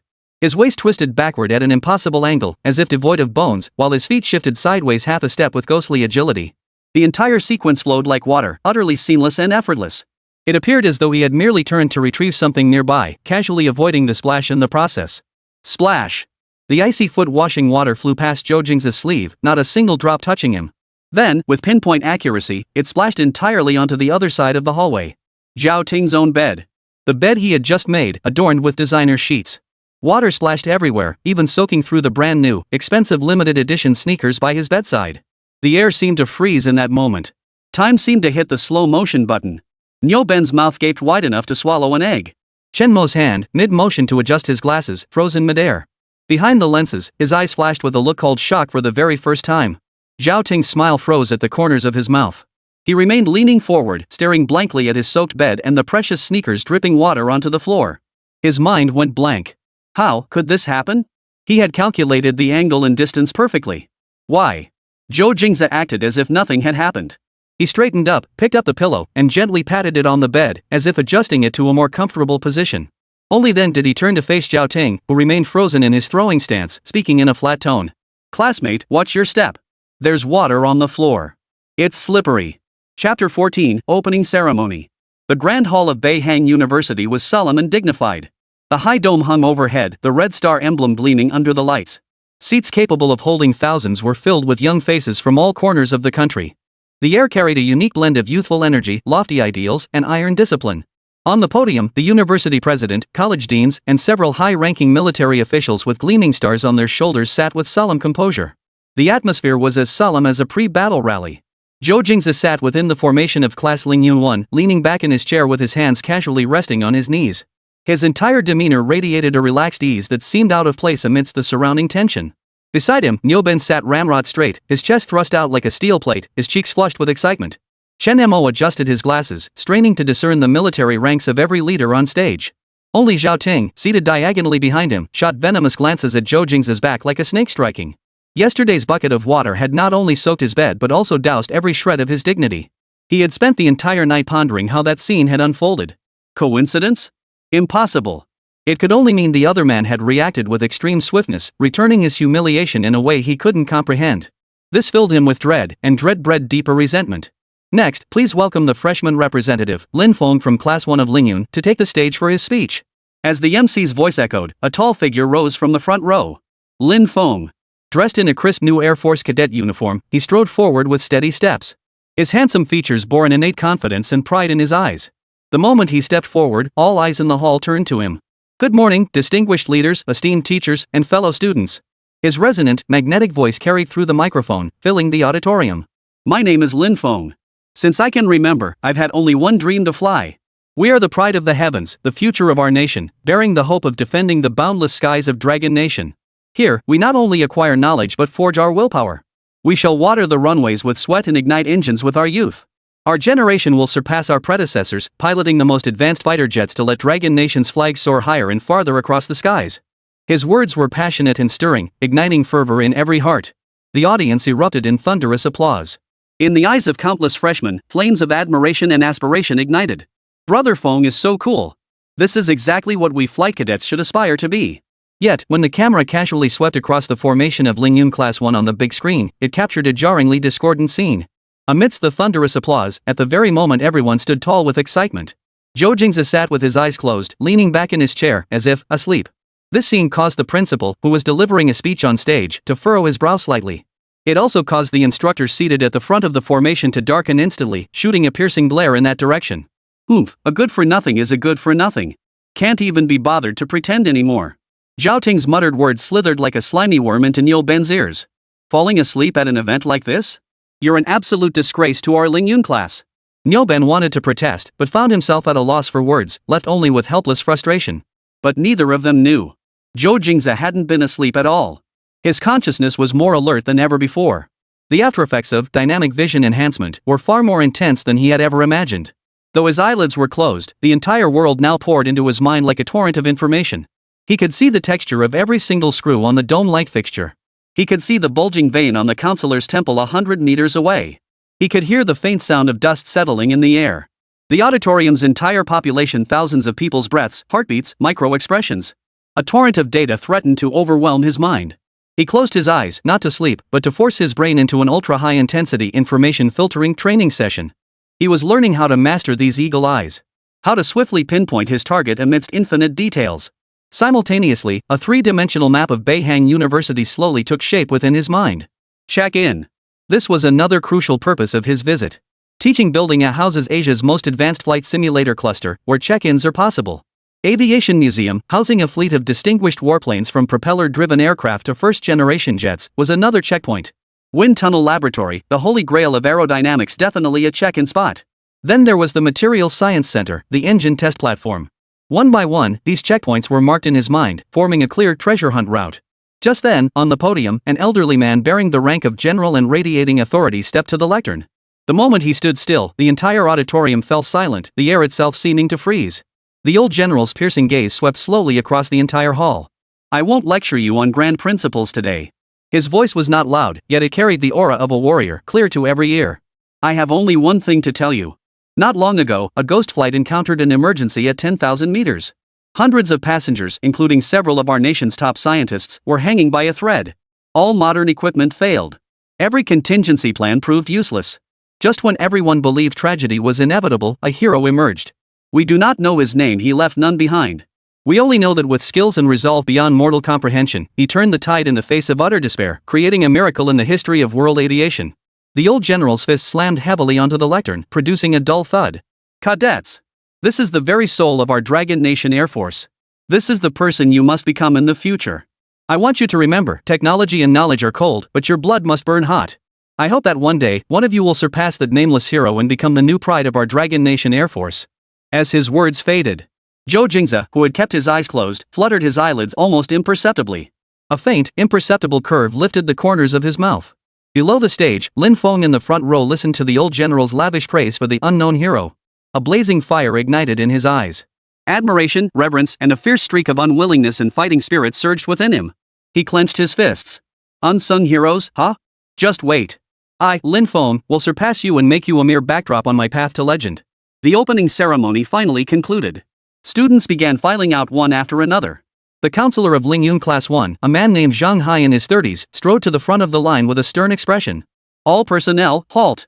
His voice was cold and stern. Every footfall ceased. Zhang Hai's gaze, sharp as a sword, locked directly onto Zhou Jingze in the crowd. Zhou Jingze. He called out the name. Zhou Jingze lifted his eyelids and met his gaze calmly. Yes, counselor. During the opening ceremony, with the principal and high-ranking officials addressing the assembly in such a solemn occasion, you were actually sleeping? Zhang Hai's voice suddenly rose, brimming with undisguised fury and disgust. What do you take this place for? What do you take the discipline of the Air Force for? A special admissions student who got in through connections, and you don't even understand basic respect? He practically pointed his finger at Zhou Jingze's nose as he berated him. The entire class's gaze instantly focused on Zhou Jingze. Schadenfreude, contempt, gleeful anticipation. Lin Feng stood with his arms crossed, a cold smile playing at the corners of his mouth. Zhao Ting nearly burst out laughing on the spot. They were all waiting to see Zhou Jingze defend himself, whether out of shame, anger, or sheer panic. Yet Zhou Jingze's face remained utterly expressionless. He simply listened quietly to the counselor's tirade, then uttered 3 words in a tone so flat it bordered on indifference. Got it. His tone was as casual and indifferent as if someone had reminded him to take his keys when leaving the house. The air hung with a deathly silence. Zhang Hai's face instantly turned the color of liver. All his pent-up rage felt like a punch delivered into thin air, leaving him gasping for breath. The cold smile on Lin Feng's face froze. Staring at Zhou Jingze, who seemed impervious to reason and utterly indifferent to everything, that inexplicable irritation surged within him once more. This was not the reaction one expected from a connected insider. Chapter 15, The Lazy Genius, Campus Treasure Hunt. Zhang Hai's face flushed alternately red and white, panting like a deflating bellows. His clenched fists turned white at the knuckles from the force. The deathly silence around him made his rage seem especially ridiculous and out of place. You. He choked on his words for a moment before forcing out a single syllable through gritted teeth. But Zhou Jingze had already turned away, hands in his pockets, striding purposefully toward the auditorium exit. That retreating figure held no trace of provocation, yet radiated utter contempt. As if the fierce, voice-raising scolding moments ago had been nothing more than a dog barking by the roadside, not even worthy of a glance back. Arrogant. Utterly arrogant. Zhang Hai trembled with rage. Lin Feng watched Zhou Jingze's retreating figure, his brows furrowing tightly. That feeling of being unable to grasp him returned. This special admissions student was like a shroud of mist, visible, yet utterly inscrutable. Zhao Ting leaned close to Lin Feng, whispering with schadenfreude, Brother Feng, look at him, he's throwing caution to the wind. After offending Zhang Hai, he won't have an easy life from now on. Lin Feng remained silent, but the chill in his eyes deepened. The formal theory class began. The first lecture was aerodynamics, delivered by a senior professor with decades of experience. Every student sat ramrod straight in the classroom, their expressions focused. This was the starting point of their dreams. Every formula, every theory, could determine life or death at 10,000 meters above sea level. Nyoben listened with frustration, scratching his ears and cheeks, yet he still forced himself to memorize every detail. Chen Mo, however, was in his element. Behind his glasses, his eyes sparkled with a thirst for knowledge as he furiously scribbled notes. Only Zhou Jingze. Seated by the window, he propped his chin on one hand, his gaze drifting far away as he stared out the window. A black pen danced between his slender fingers like a living spirit, twisting, leaping, and tracing dazzling patterns. His demeanor stood in stark contrast to the atmosphere of the entire classroom. See? He's at it again. From the back row, Zhao Ting jabbed his desk mate with a pen, his voice hushed and dripping with contempt. That's Professor Wu up there, the leading authority on aerodynamics in the country. And this guy dares to zone out? He's beyond redemption. He probably doesn't understand a single word. To him, this must sound like gibberish. A few stifled snorts echoed from the back of the classroom. These faint murmurs didn't escape the ears of Counselor Zhang Hai. Standing by the back door, he stared intently through the glass window at Zhou Jingze. That lazy demeanor only reinforced his impression of Zhou as a good-for-nothing connection seeker. Very well. A cold smile touched the corner of Zhang Hai's mouth. Just wait for the physical training and simulator exercises, I'll see how you keep up the act then. Yet, neither of them knew. Zhou Jingze's mind was racing at an extraordinary pace, far beyond what ordinary people could imagine. His mind was nowhere near the classroom. As a top-tier ace pilot in his previous life, these undergraduate-level fundamentals were already second nature to him. He could even lecture the professor himself. What he was doing now was far more crucial. Within his mind, a vast three-dimensional model was rapidly taking shape. Academic buildings, libraries, laboratories, dormitories. The contours of every building, the layout of every road, all were being precisely replicated and mapped within his consciousness. Dynamic vision enhancement granted him photographic memory for surveying and mapping. He wasn't admiring the scenery at all. Instead, he was using the classroom's prime vantage point to perfect his Boeing University check-in map. Soon, he discovered a crucial detail. The entire Boeing campus was actually a patchwork of new and old campuses. The teaching and residential areas they were in now were both newly built within the last decade, featuring advanced facilities and orderly planning. Yet in the northwest corner of the map, a distinct cluster of buildings stood out. Low-rise, aged, and bearing the distinct imprint of Soviet-style architecture. That was the old campus. Zhou Jingze's intuition told him that the truly valuable check-in point was likely hidden in that corner forgotten by time. The bell rang, signaling the end of class. "Jingze, wanna grab lunch?" Nyoben packed his books and asked with his usual earnestness. "You guys go ahead. I'll just wander around." Zhou Jingze stood up, tucked the pen he'd been twirling all class back into his pocket, and walked out of the classroom alone. While his classmates headed to the cafeteria in small groups or dove into the library to frantically catch up on studies, Zhou Jingze's figure always appeared alone in various corners of the campus. Like a solitary traveler, he measured this land with his footsteps. He arrived at the university's aviation museum. Parked at the museum entrance was a silver-gray J-6 fighter jet, its fuselage still bearing the mottled marks of time. This was the first generation of supersonic fighters manufactured by Dragon Nation, once the backbone of its homeland air defense. Zhou Jingze stood before the nose cone, gazing up at the gleaming red five-pointed star.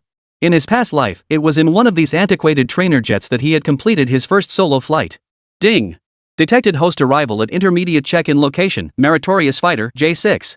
This fighter embodies the arduous pioneering spirit and indomitable glory of the early days of the Dragon Nation Air Force. Proceed with check-in? Check-in. Zhou Jingze silently affirmed in his mind. Check-in successful. Congratulations, host. You have obtained the reward, Basic Aircraft Maintenance Manual Complete Edition. A torrent of complex information flooded his mind in an instant. From routine engine inspections to hydraulic system troubleshooting, to repairing damage on the airframe skin. Countless meticulous details were etched into his memory like indelible imprints. Zhou Jingze's eyebrows arched slightly. While not an earth-shattering skill, it was incredibly practical. An ace pilot who didn't know how to maintain and repair his own aircraft was essentially courting death. He stepped back into the library. The grand hall bustled with people, yet the system remained unresponsive. He headed straight for the deepest section, the Aerospace Literature Special Collection area.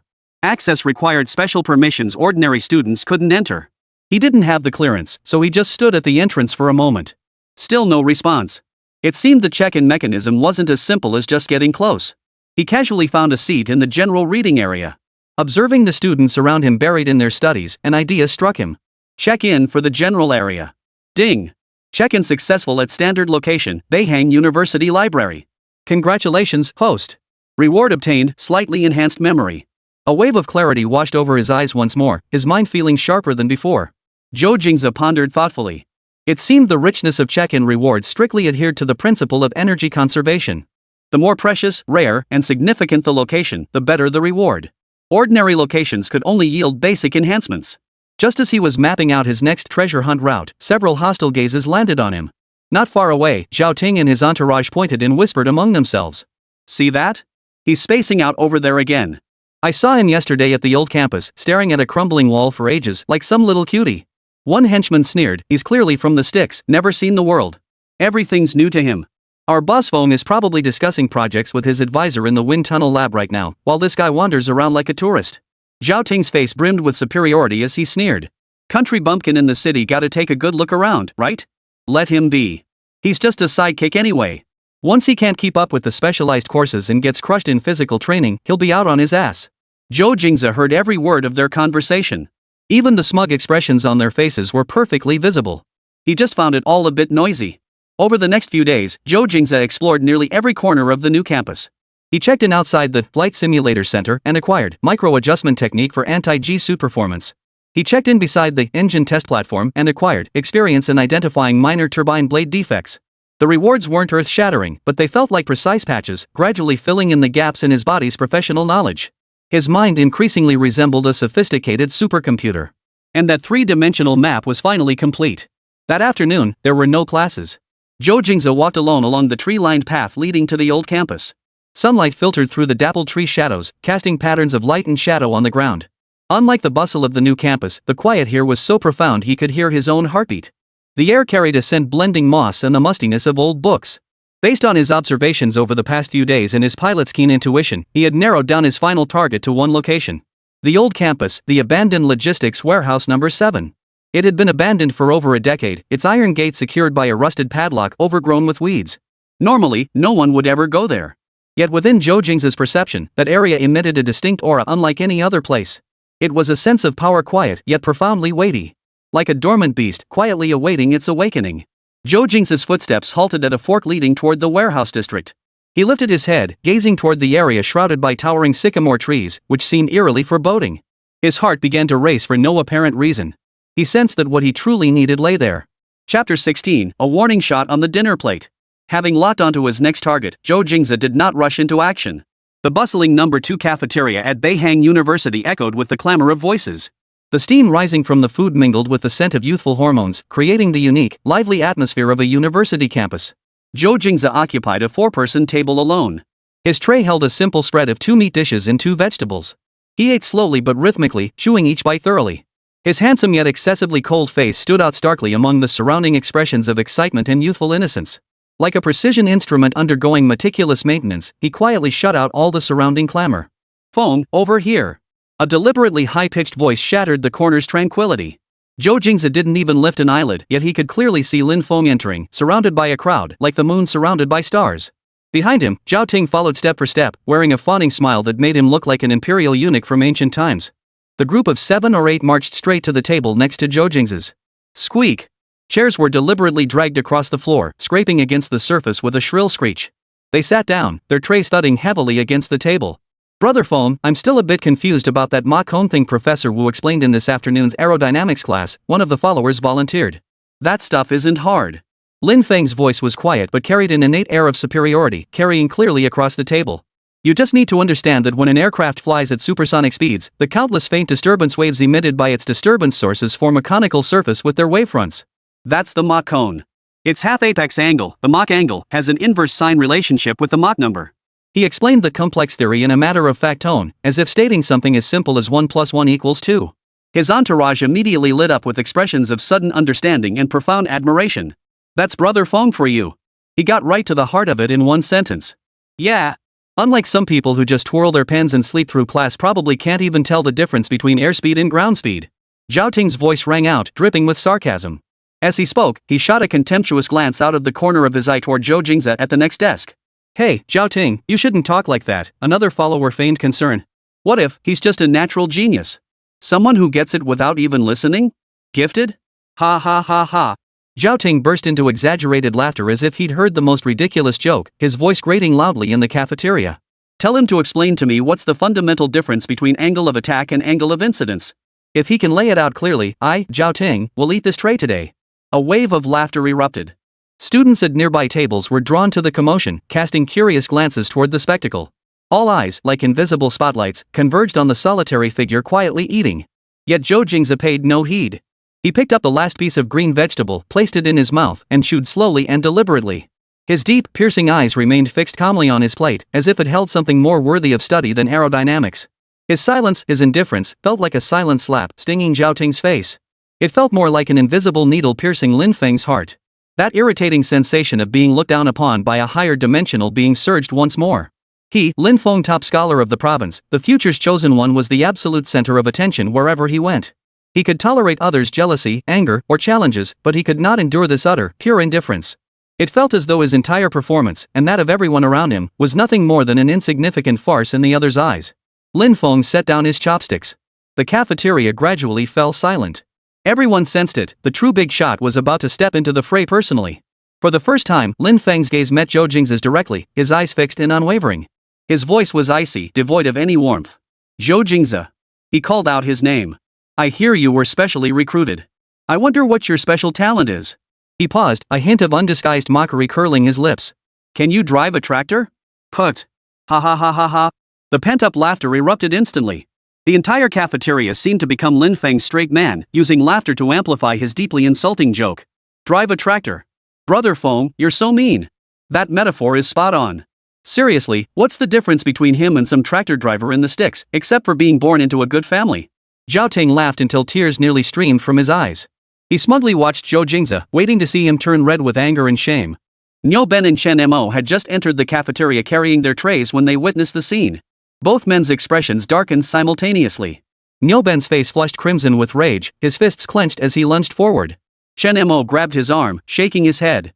Behind his glasses, his eyes held a look of grave concern. At the center of the storm, all eyes fixed on him, Zhou Jingze finally made his move. He finished his last bite of rice.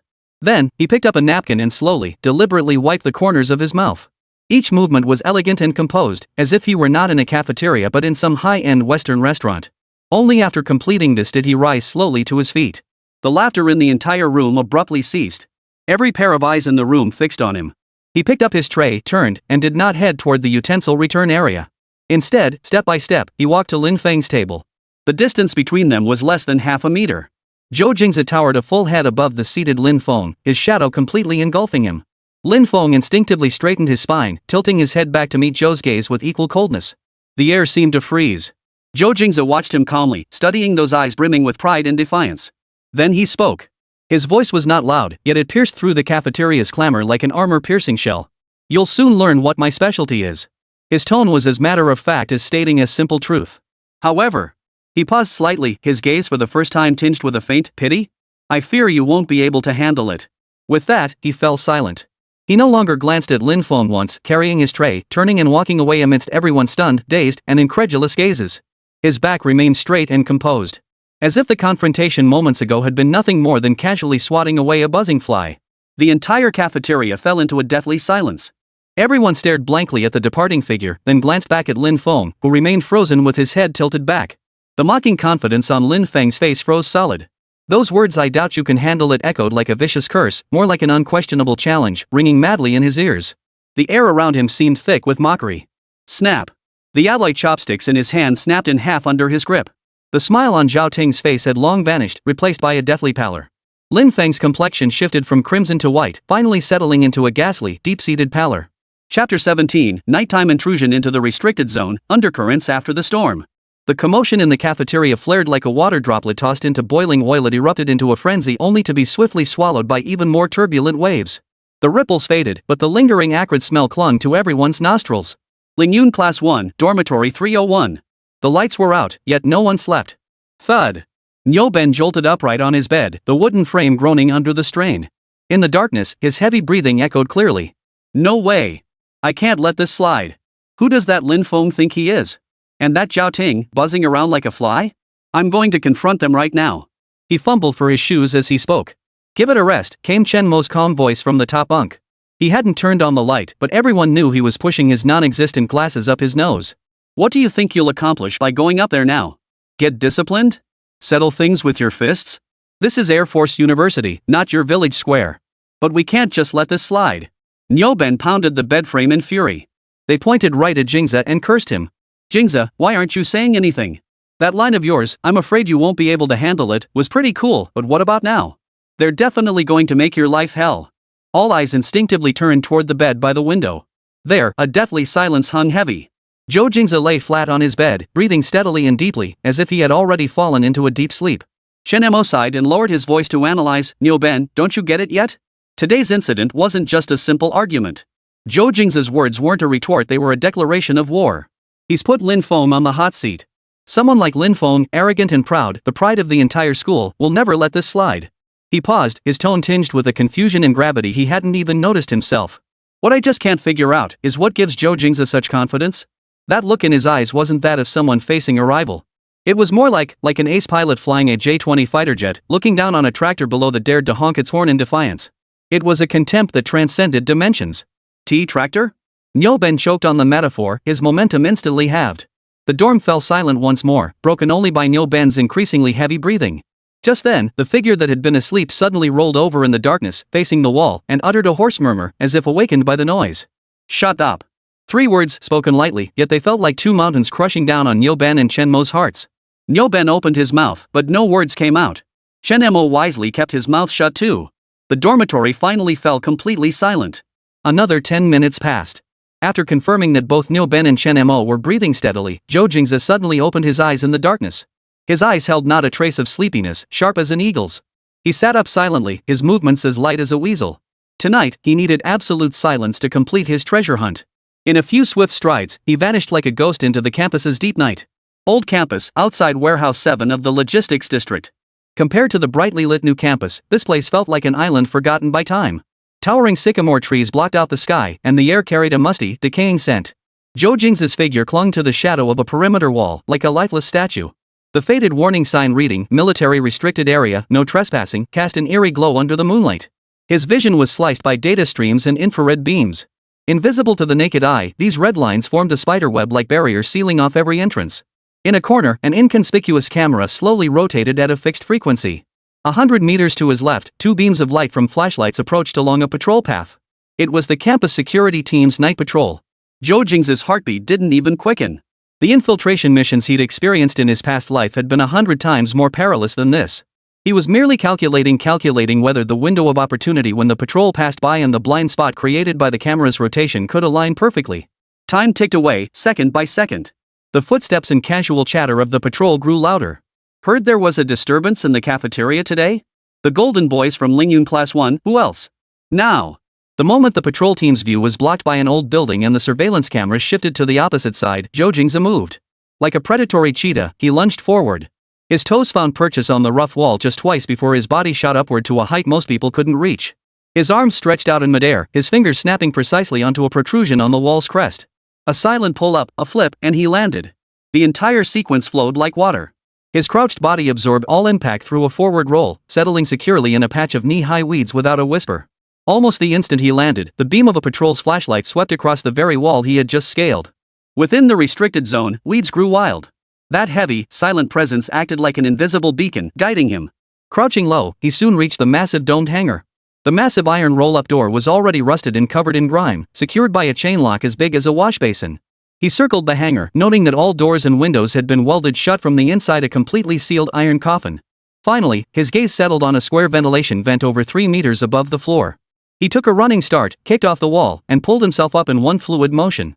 Clinging to the wall like a gecko, he fished a slender piece of wire from his pocket, a strand he'd picked up somewhere. He didn't rush to act, but closed his eyes instead. The basic aircraft maintenance manual had imparted more than knowledge, it had cultivated an instinctive affinity for mechanical structures. His fingers were the most precise calipers, his ears, the most sensitive stethoscopes. He inserted the wire into the rust-stained cross-shaped lock cylinder. No detailed schematic existed in the darkness. He relied solely on touch. The wire's tip gently brushed against the first pin. He could feel the subtle rust and metal fatigue on its surface. His fingertip applied a slight pressure, lifting it with a delicate motion. Click! A sound so faint it was almost inaudible, like the first note of a musical piece. The second pin was a bit stuck. He didn't use brute force. Instead, like an experienced traditional Chinese medicine practitioner, he gently tapped, vibrated, and massaged the end of the wire, restoring a sliver of mobility to the jam spring. Click! The third, the fourth.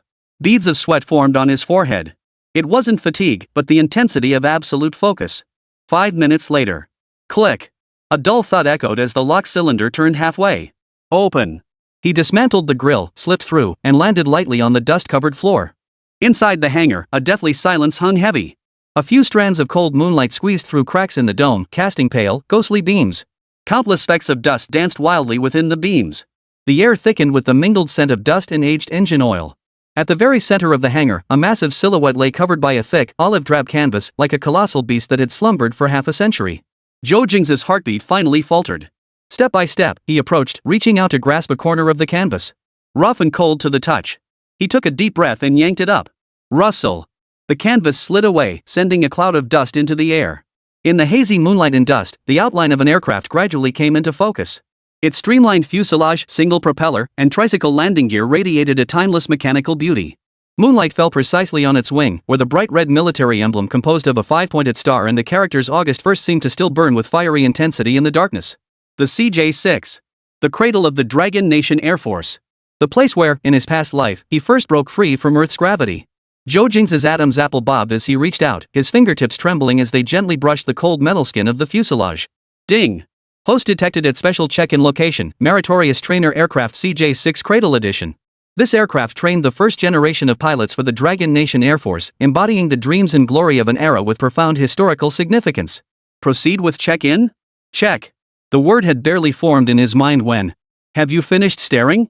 A hoarse, aged voice yet full of vigor echoed unexpectedly from the deepest shadows of the hangar. Kid, sneaking into a military restricted zone in the dead of night, picking my lock all just to fondle my pile of old junk? Chapter 18, you call this a security guard?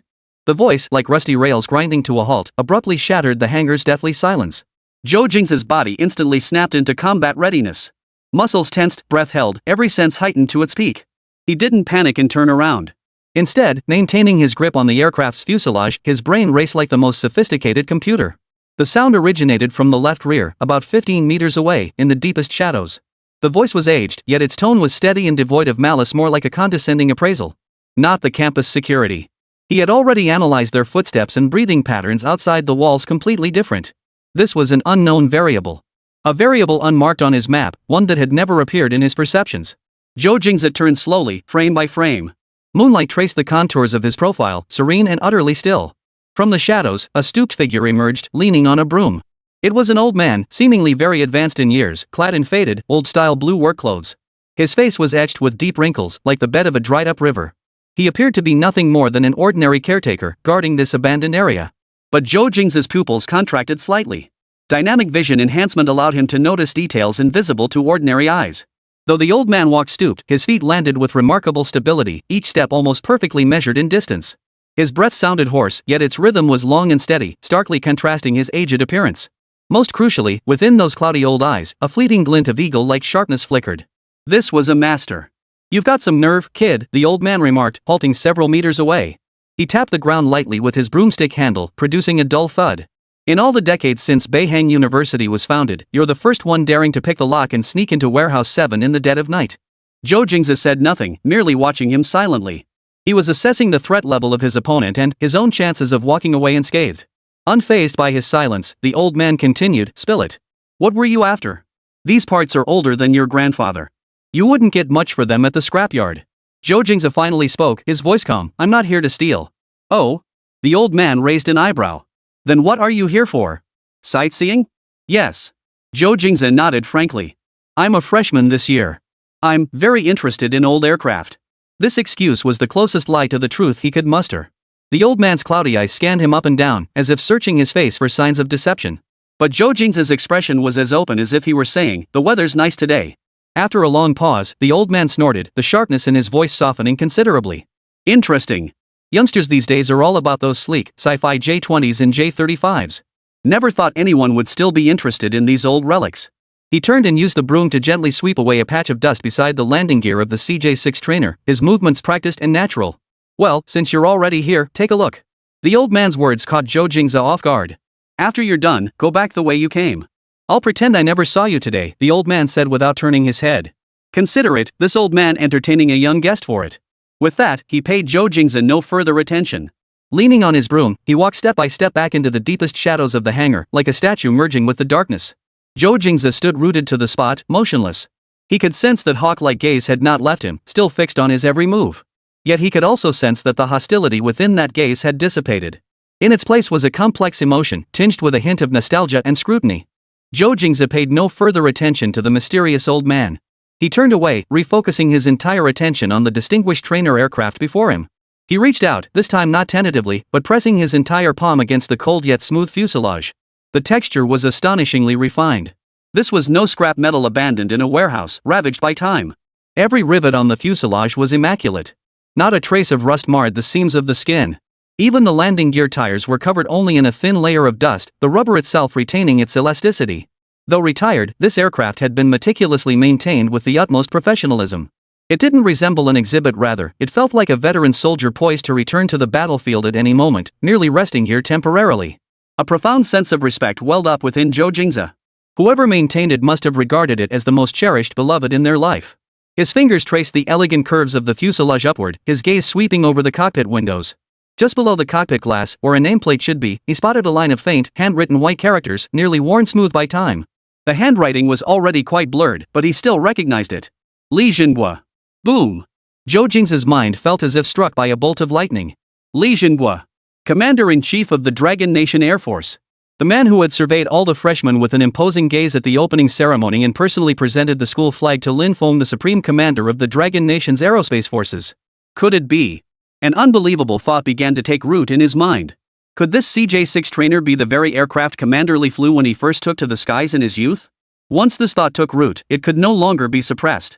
He recalled Commander Lee's words at the ceremony, "A pilot's life belongs half to the nation, half to his aircraft." He recalled the records. Commander Lee had graduated from Beihang University and was among the first pilots in Longwei to complete their solo flight on the CJ-6. Everything fell into place. This was not merely a distinguished trainer aircraft. It was the starting point for the nation's pillars, the cradle of the Air Force commander. A profound sense of connection across time and space instantly enveloped Zhou Jingze. He could almost see, decades ago, a young soldier full of vigor, standing in this very same spot, stroking his beloved aircraft over and over with a mix of excitement and trepidation, his eyes burning with the most ardent longing for the blue skies. Zhou Jingze pulled open the cockpit canopy. Surprisingly smooth, not a hint of resistance. He slid inside. The confined space carried a unique scent, a blend of aged leather and engine oil. This scent was all too familiar to him. In his past life, it was this very scent that had accompanied him as he evolved from a rookie pilot into an ace. His hand instinctively rested on the control stick. The cool metal touch sent an indescribable sense of belonging coursing through his body. Without even looking, he could accurately locate the throttle, rudder pedals, flap handles. Every switch, every gauge seemed etched into his muscle memory. He closed his eyes. Memories of his first solo flight in the CJ-6 from his past life intertwined with this body's aspirations for the future, weaving together in a strange yet profound fusion. He was no longer simply Zhou Jingze, nor was he merely the ace pilot soul from another world. He was the fusion of these two lives. He understood. This aircraft carried more than just Li Jingwe's dreams. It represented the most arduous yet glorious era of the Dragon Nation Air Force, its rise from nothingness to strength, from weakness to power. It bore the youth, passion, and sacrifices of an entire generation of pilots. It was itself a moving monument, the indomitable spirit of the Dragon Nation Air Force. Check in. I must sign in here. At this moment, Zhou Jingze's resolve grew stronger than ever before. This was no longer about acquiring powerful skills or extraordinary rewards. It was a pilgrimage, a tribute. He could feel that this aircraft, silent for half a century, seemed to be responding to him. The control stick in his hands seemed to transmit an imperceptibly faint vibration. It yearned. Longing to break free from gravity once more, longing to embrace the blue skies that belonged to it. Zhou Jingze's heart grew utterly still. He cleared his mind of all distractions, leaving only boundless reverence for this aircraft and the history it embodied. Ding! The system's cold notification tone echoed in his mind, yet it seemed tinged with a solemn sense of ritual. Detected deep emotional resonance between host and special check-in location, meritorious trainer aircraft CJ-6 Cradle Edition. Echoes of history activated. Check-in willpower has reached its peak. This check-in will trigger a special historical event replay, granting a massive boost to your energy level. Proceed with check-in? Zhou Jingze took a deep breath and steadily placed his right hand back on the control stick. His consciousness traversed time and space, fully merging with the young figure from decades past. Check-in. Chapter 19, God-tier Constitution. Check-in successful. Congratulations, host. You have obtained a legendary reward, G-Force Immunity Physique Prototype. Almost simultaneously with the system notification, an indescribable warmth surged into his right palm, gripping the joystick. At first gentle as a trickling stream, the warmth slowly climbed up his arm along his meridians. But in less than a second, it transformed into a roaring torrent of molten lava, instantly breaching every dam within his body and engulfing his entire being. Ugh! Zhou Jingze's back arched violently, veins bulging on his forehead as he clenched his jaw to stifle a cry of pain. Pain! A searing agony that penetrated his very bones, as if every cell in his body was being crushed and reshaped. He felt his bones being shattered inch by inch, only to be remolded into a more resilient, denser substance. His muscle fibers fell pierced and torn apart by countless red-hot steel needles, only to be woven back together into a more perfect structure. His blood vessels transformed into rivers of molten metal, the torrent of energy raging through them, washing away all impurities and widening every minute passageway. Sweat instantly soaked through his clothes, trickling down his cheeks and neck to drip onto the cockpit's worn instrument panel. His body was undergoing a cataclysmic, primal, and savage evolution.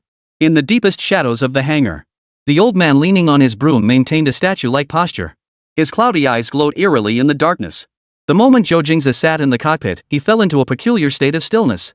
He also witnessed, in the next instant, the young man's body suddenly convulsing violently, his face contorted with extreme agony yet an equally intense resolve to endure. The old man's brow furrowed deeply. He had lived to a ripe old age, having witnessed countless prodigies and elites. He had seen people tear up with excitement at their first glimpse of a fighter jet. He had seen others tremble with excitement upon first sitting in a cockpit. But he had never seen anyone like Zhou Jingze. It wasn't excitement, nor was it thrill. It was a kind of agony and devotion, as if enduring some immense baptism. As if this aircraft, dormant for half a century, was now pouring its entire soul into the young man's body. This kid. The old man murmured to himself, his hawk-like eyes revealing, for the first time, a trace of bewildered awe. He did not approach. His instincts told him this moment must not be disturbed. Time ticked by, second by second. To Zhou Jingze, however, it felt like an eternity. When the last vestige of excruciating pain faded from his toes, the raging torrent of energy finally transformed into a gentle stream.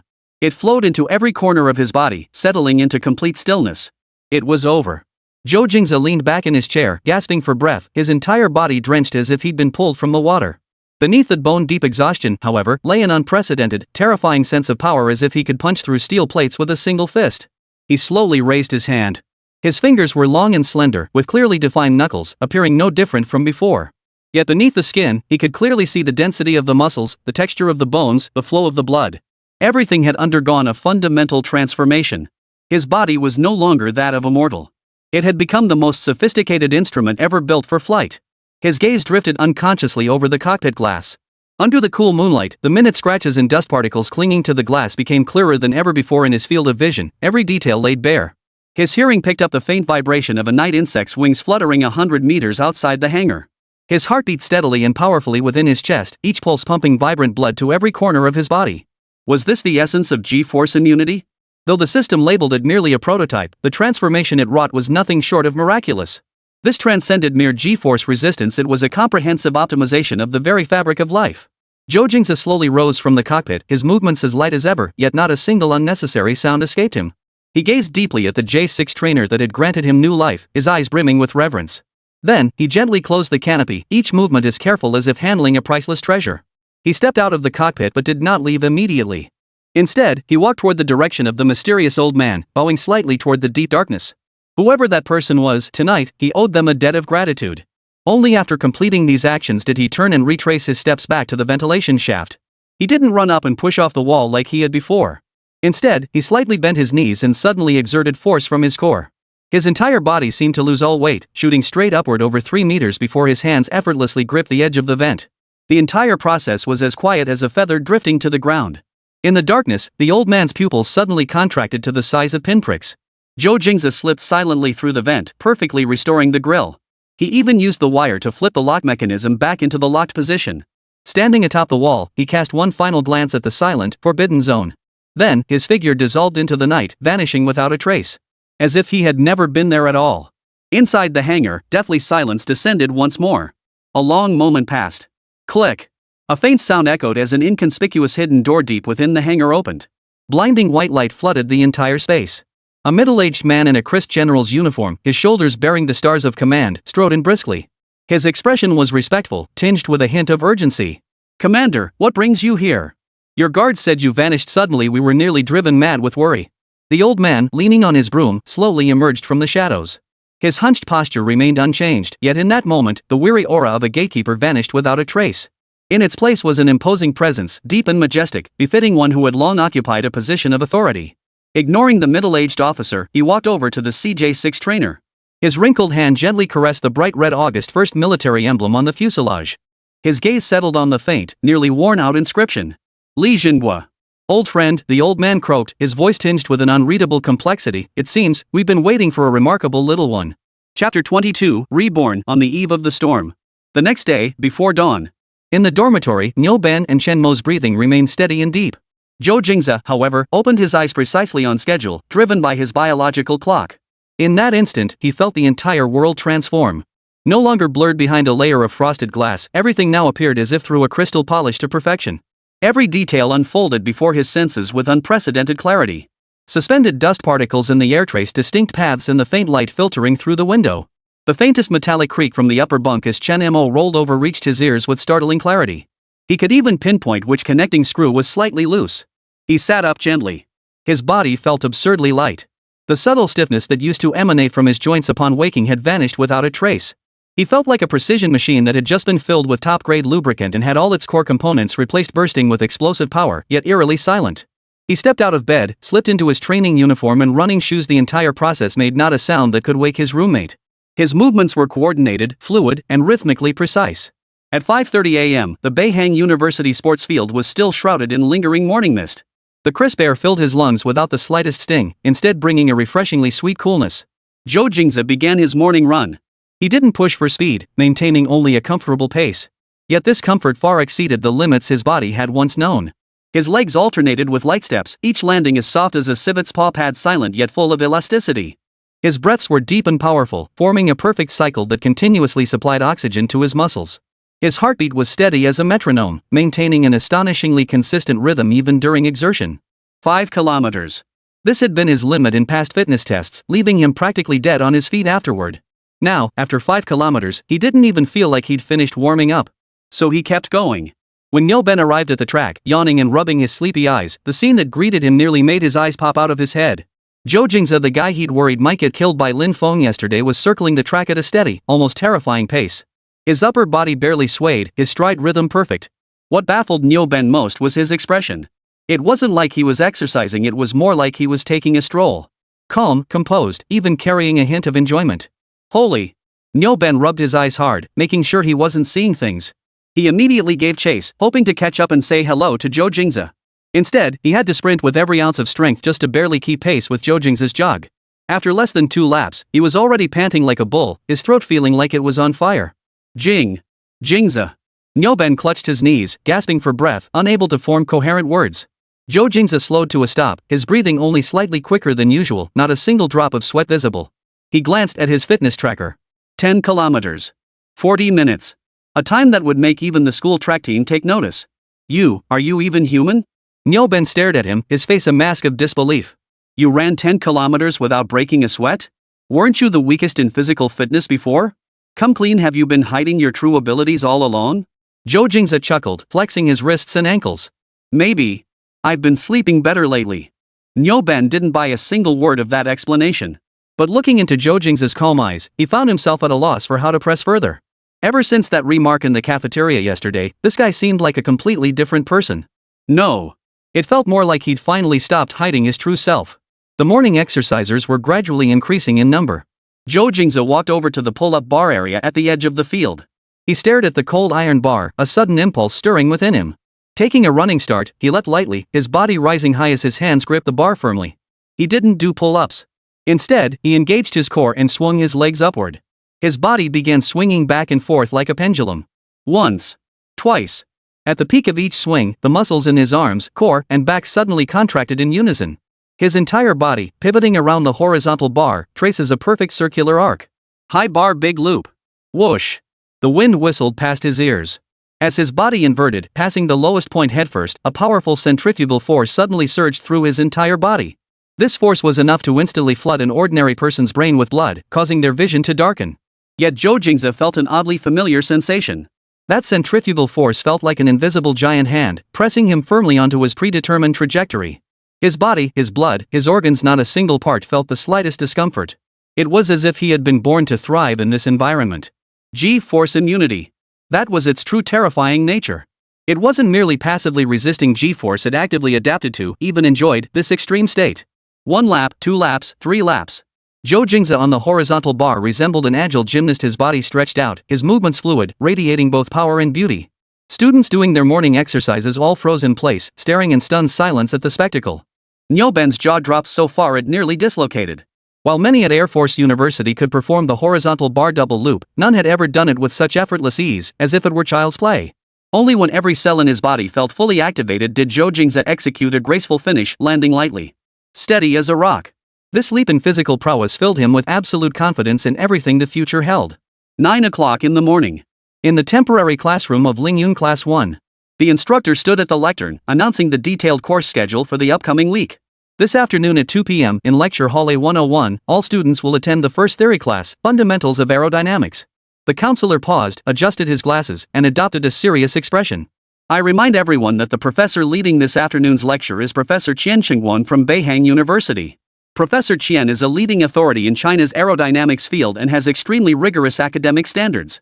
Everyone, stay alert and focused. If anyone dares to slack off in Professor Qian's class, don't blame me for not warning you about the consequences. Qian Chengguan? Qian the Grim Reaper? The moment the counselor finished speaking, a wave of suppressed gasps and sharp inhales rippled through the room. Clearly, Professor Qian's formidable reputation had already spread among the freshmen.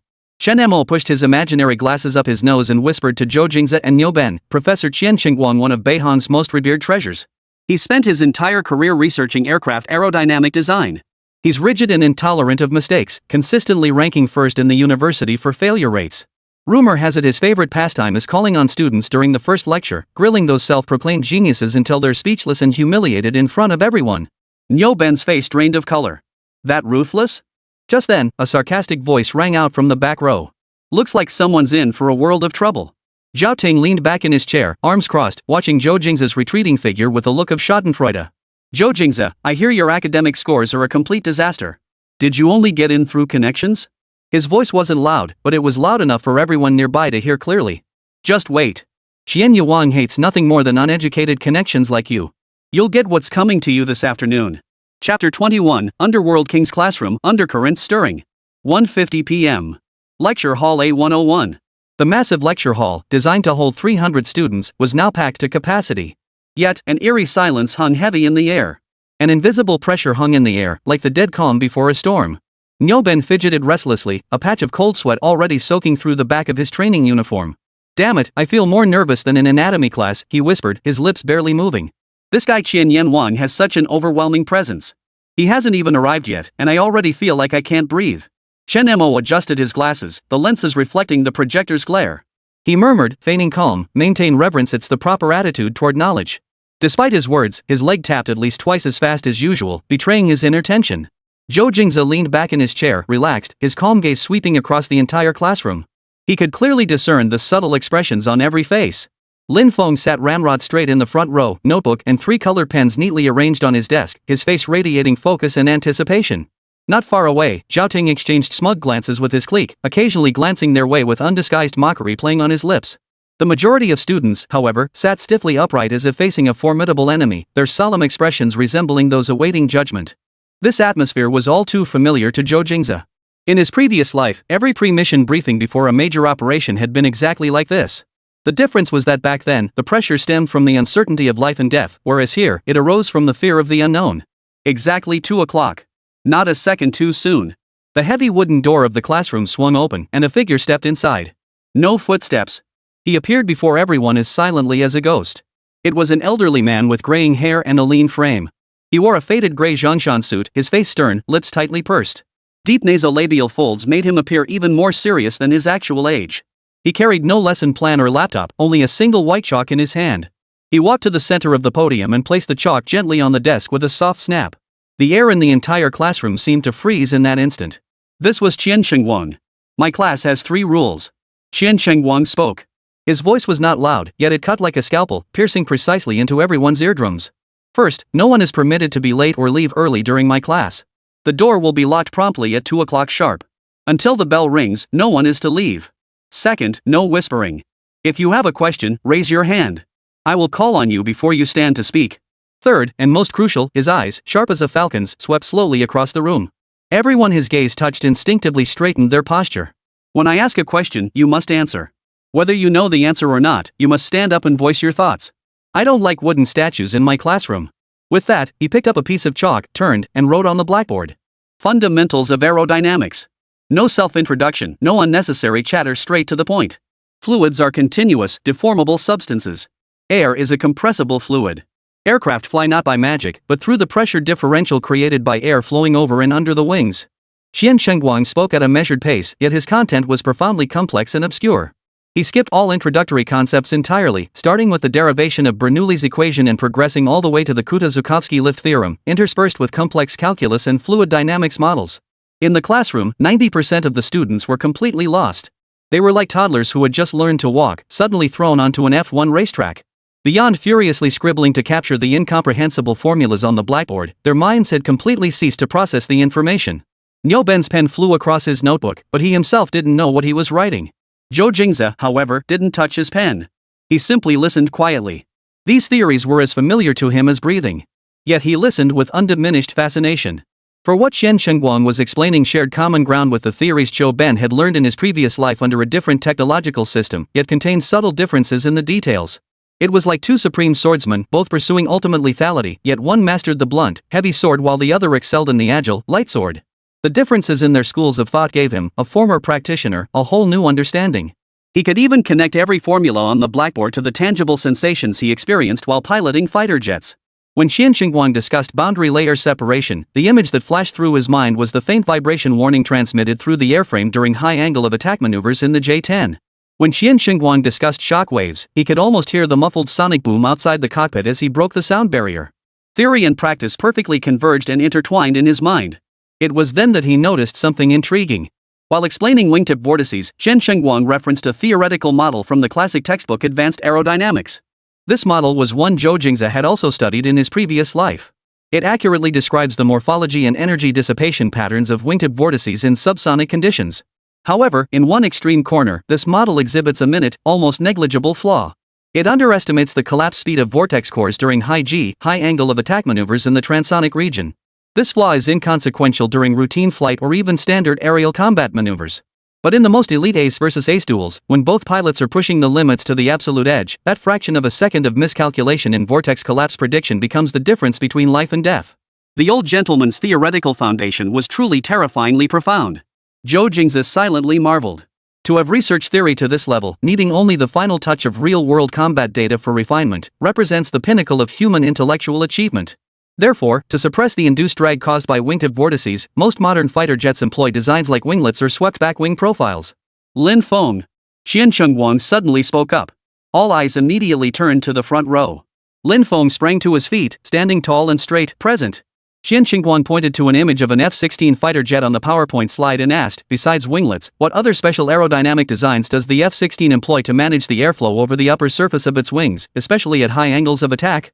This question went beyond the scope of the textbook. Without hesitation, Lin Feng answered clearly, reporting, Professor. The F-16 employs a wing-body fusion design and leading-edge slats. At high angles of attack, these slats generate a controllable, stable wake vortex. This powerful vortex blows away the boundary layer on the wing's upper surface, delaying stall and providing additional vortex lift. His answer was crisp, precise, and flawless. For the first time, a hint of approval flashed across Qian Xingguang's face. He nodded. Very good. Take your seat. As Lin Feng sat down, the corners of his mouth lifted slightly. He instinctively glanced at Zhou Jingze in the back row, his eyes carrying a hint of challenge and showmanship. A stifled gasp rippled through the classroom. This was the caliber of a top-tier scholar. However, Qian Xingguang's gaze did not linger on Lin Feng. His gaze swept past all the students furiously scribbling notes, locking precisely onto the figure who had remained motionless since class began. This student neither took notes nor looked at their book, merely leaning back in their chair as if lost in a world of their own. Qian Xingguang's brow furrowed imperceptibly. What he detested most were students like this arrogant and disrespectful of knowledge. As he reached the energy dissipation model for wingtip vortices, he deliberately paused in his lecture. This was the moment he reserved for students to think and ask questions. It was also his moment to intimidate certain individuals. The air in the room grew taut once more. Zhao Ting's lips stretched into a grin that reached his ears. Here it comes. The moment of reckoning had finally arrived.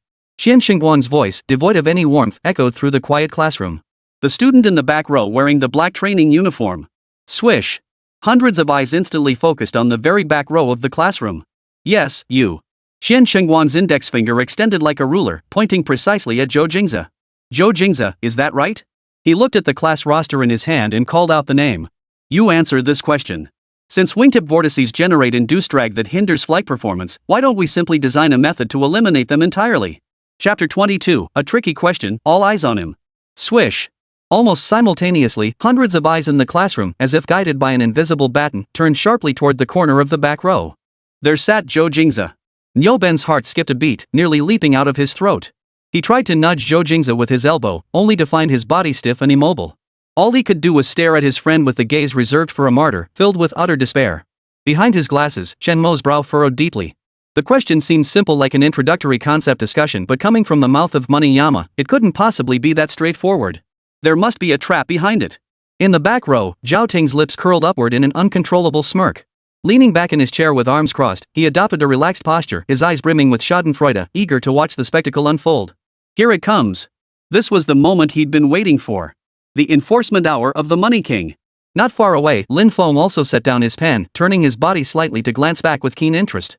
He wanted to see how this so-called useless good-for-nothing, who supposedly got in purely through connections, would make a fool of himself in front of everyone. Under the gaze of the entire hall, Zhou Jingze stood up. Not a trace of panic. Not a hint of hesitation. His movements were steady, his posture straight, yet unlike Lin Feng's deliberately rigid stance, it carried a natural ease.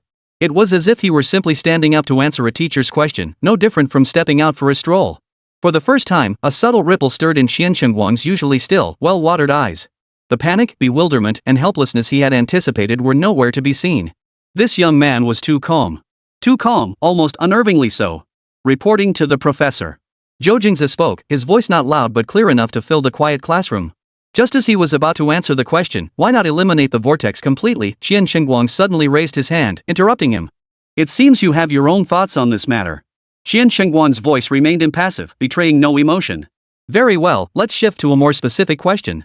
He pushed his reading glasses up the bridge of his nose. The lenses reflected a cold glint, and those sharp eyes seemed poised to see right through Zhou Jingze, inside and out. Discuss the non-linear effect of wingtip vortex morphology on the overall lift coefficient of a swept-wing aircraft during high subsonic flight. He paused, each word seeming to be forced through clenched teeth, carrying an unyielding pressure that brooked no argument. And briefly outlined the current mainstream suppression methods. Boom!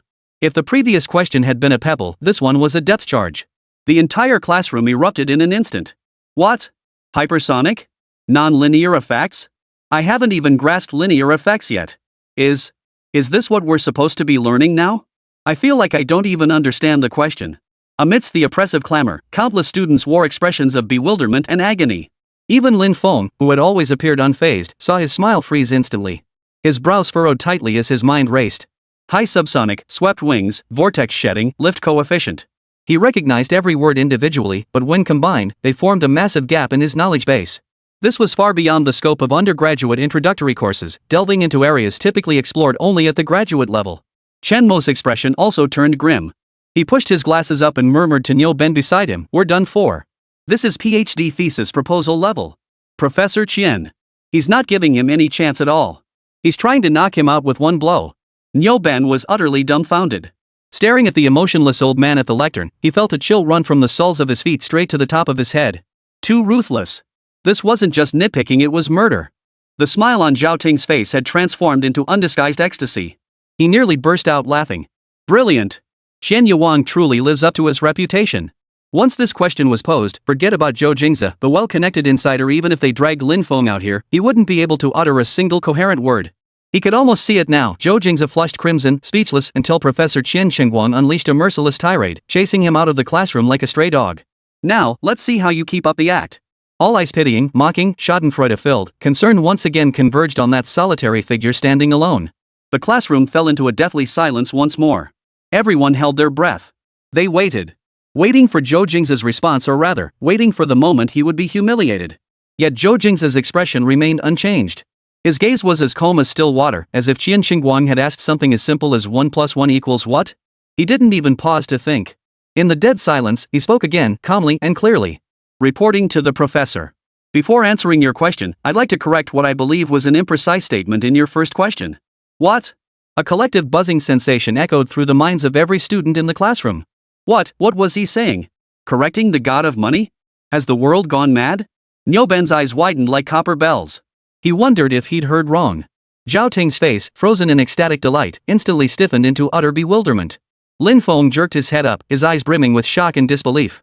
Even Qian Shengguang, who had stood as steady as a mountain on the podium, showed a flicker of bewilderment on his stern, unyielding face for the very first time. Zhou Jingze ignored the reactions of the entire audience and continued speaking. His voice was steady and authoritative, carrying an undeniable professionalism.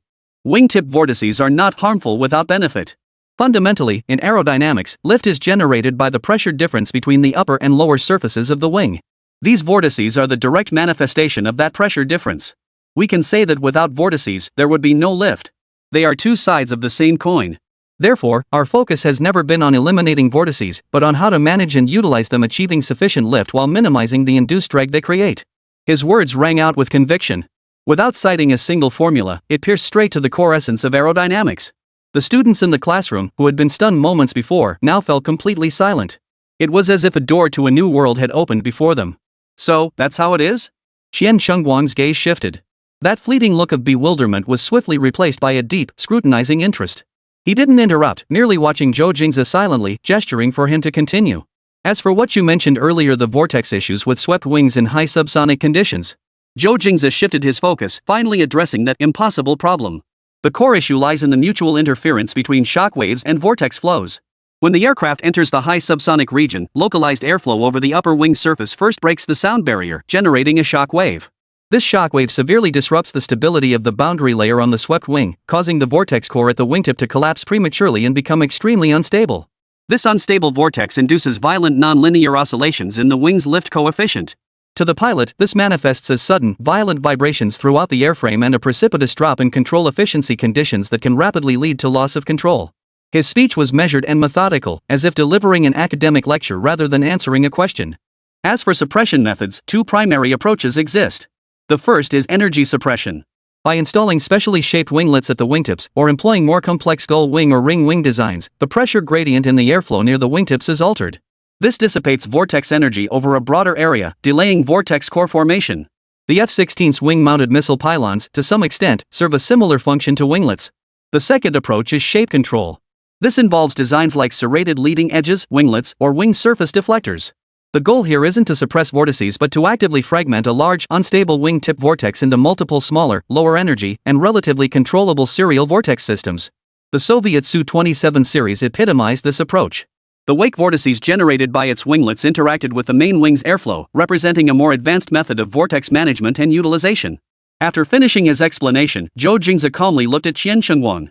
The entire lecture hall fell silent. You could hear a pin drop. Chapter 23, a single remark stuns the audience, even the king of hell takes notice. Zhou Jingze's words detonated like a depth charge in still waters. No thunderous explosion followed, only invisible shockwaves rippled relentlessly through every corner of the lecture hall. Click. In the front row, an automatic pencil slipped from someone's fingers, its sharp, almost piercing clatter echoing through the deathly quiet classroom. Immediately followed by several stifled gasps, muffled by hands pressed to mouths. Niu Ben's mouth formed a comical O. He whipped his head around, staring at Zhou Jingze beside him like he was a monster. His Adam's apple bobbed up and down, but not a word came out.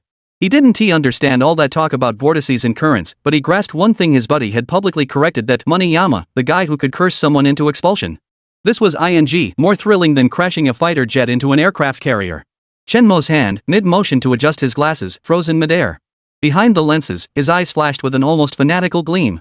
He wasn't looking at a classmate, he was looking at a walking god of theory.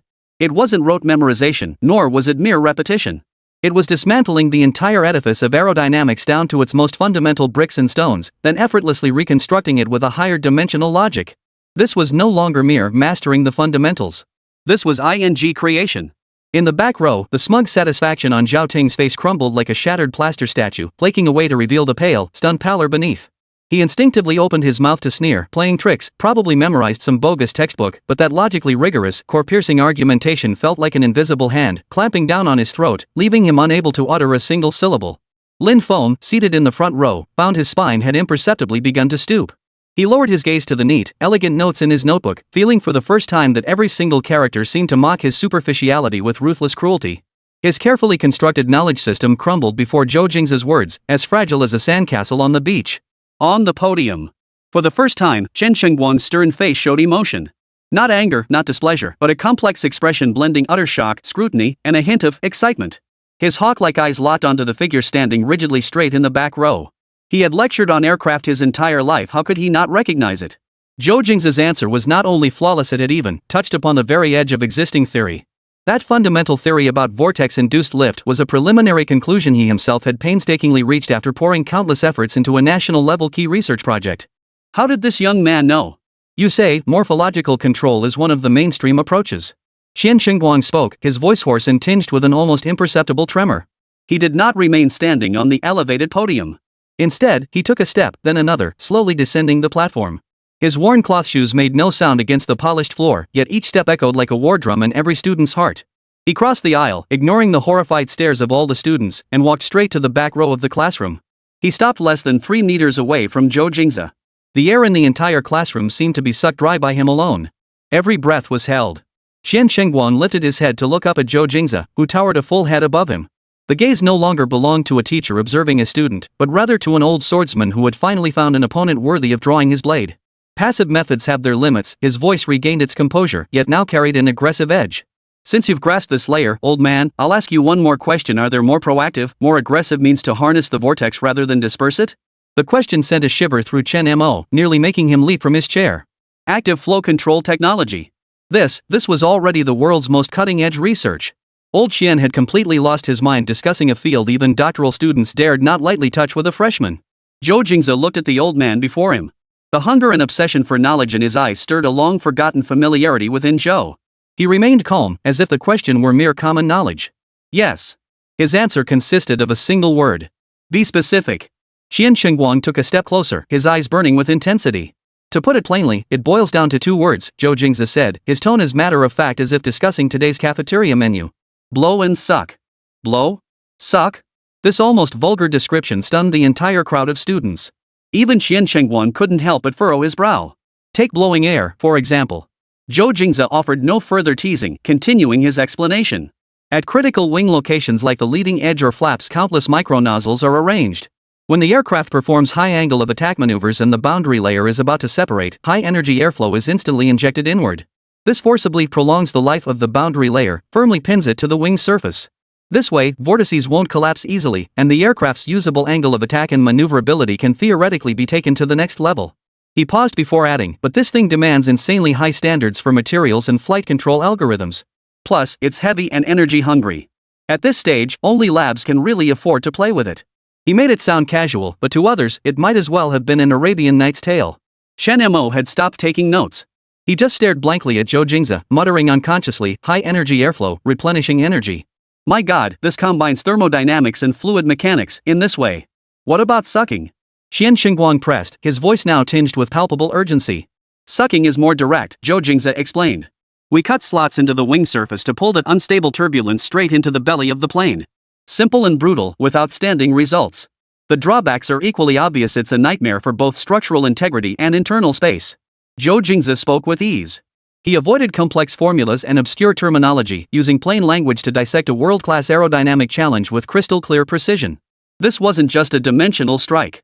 It was a technological that transcended eras. Zhao Ting's face had turned ashen. He felt the subtle stares around him piercing his back like steel needles. Every word he had uttered earlier about connections and uneducated fools now felt like resounding slaps, repeatedly stinging his face with burning pain. Lin Feng slowly placed the pen in his hand gently on the table. He closed his eyes. He had lost. In the very field he prided himself on most, he had been utterly crushed by someone whose skill he could scarcely even aspire to match. He was utterly defeated. He conceded defeat. Good. After a long silence, Qian Shengguang forced a single syllable from his throat. He stared at Zhou Jingze, his gaze a whirlpool of conflicting emotions. Shock, admiration, ecstasy, confusion, 1,000 feelings churned in his eyes. So many questions remained unasked. He wanted to know the energy conversion efficiency model behind this blow-suck theory. He wanted to know Zhou Jingze's solution to transonic shock boundary layer interference. He even wanted to drag this young man into his lab right now for an all-night discussion. But reason told him this was a classroom. He took a deep breath, forcing down the whirlwind of thoughts in his mind, turned, and walked step by step back to the lectern. Hundreds of students watched his every move, the room falling completely silent. Qian Shengguang stood at the lectern, glancing at the formulas he'd written on the blackboard, then lowering his eyes to the class roster in his hand. His gaze finally settled on the 3 characters, Zhou Jingze. For the first time, he felt that the lesson plans he had prepared for decades were so shallow, so laughable. He forgot. He had forgotten what he was supposed to teach next. The entire lecture hall remained eerily quiet. But this time, it wasn't born of fear of the king of hell. Instead, it was a tremor rising from the depths of his soul after witnessing a miracle with his own eyes. Finally, Qian Shengguang lifted his head. A grimace twisted his stern face into a smile uglier than crying.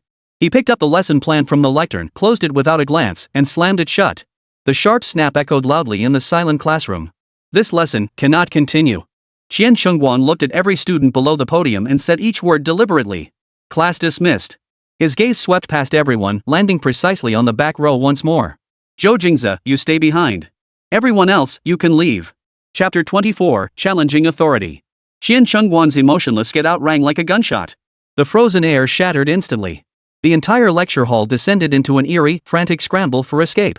The students breathed a sigh of relief, yet an invisible fear gripped their throats, leaving them unable to even draw a breath. Their limbs stiff as they gathered their textbooks, chairs scraping the floor with a jarring, grating sound, each scrape like a wound being torn open in the deathly silence. Every soul yearned to flee this place of trouble, yet every pair of eyes was drawn like magnets, unable to look away from the back row of the classroom. There stood the eye of the storm. Niu Ben mechanically stuffed his books into his backpack like a marionette. He reached out to tug at Zhou Jingze's arm, only to find his brother still standing rigid as a spear planted in the ground, showing no sign of moving. Jing! Jingze, we. Nyoben's voice was dry, as if sandpaper had scraped it raw. Zhou Jingze merely offered him a reassuring glance, his composure unbroken. This serenity stood in stark contrast to the surrounding chaos, making it all the more unsettling. On the podium, Chen Chengguang's stern face betrayed no emotion. Ignoring the students scrambling to flee, he began walking. His worn cloth shoes made no sound against the polished floor, yet he moved like an old lion surveying its territory, striding steadily toward the back row. All the students who hadn't yet managed to flee the classroom froze in unison. Those already near the door instinctively pulled their feet back, pressing themselves against the wall, holding their breath, and craning their necks. Curiosity overpowered their fear of the King of Hell. They wanted to see the outcome. They wanted to see how this bold individual who dared to correct the King of Hell would be dealt with. Zhao Ting also halted his steps. Leaning against the back door frame with his arms crossed, a cruel smirk played on his lips. To him, what had just unfolded was merely an appetizer. The true execution was only now about to begin. Chen Chengguang intended to tear him apart right before everyone's eyes. The air grew taut once more. Chen Chengguang walked to Zhou Jingze's desk and stopped.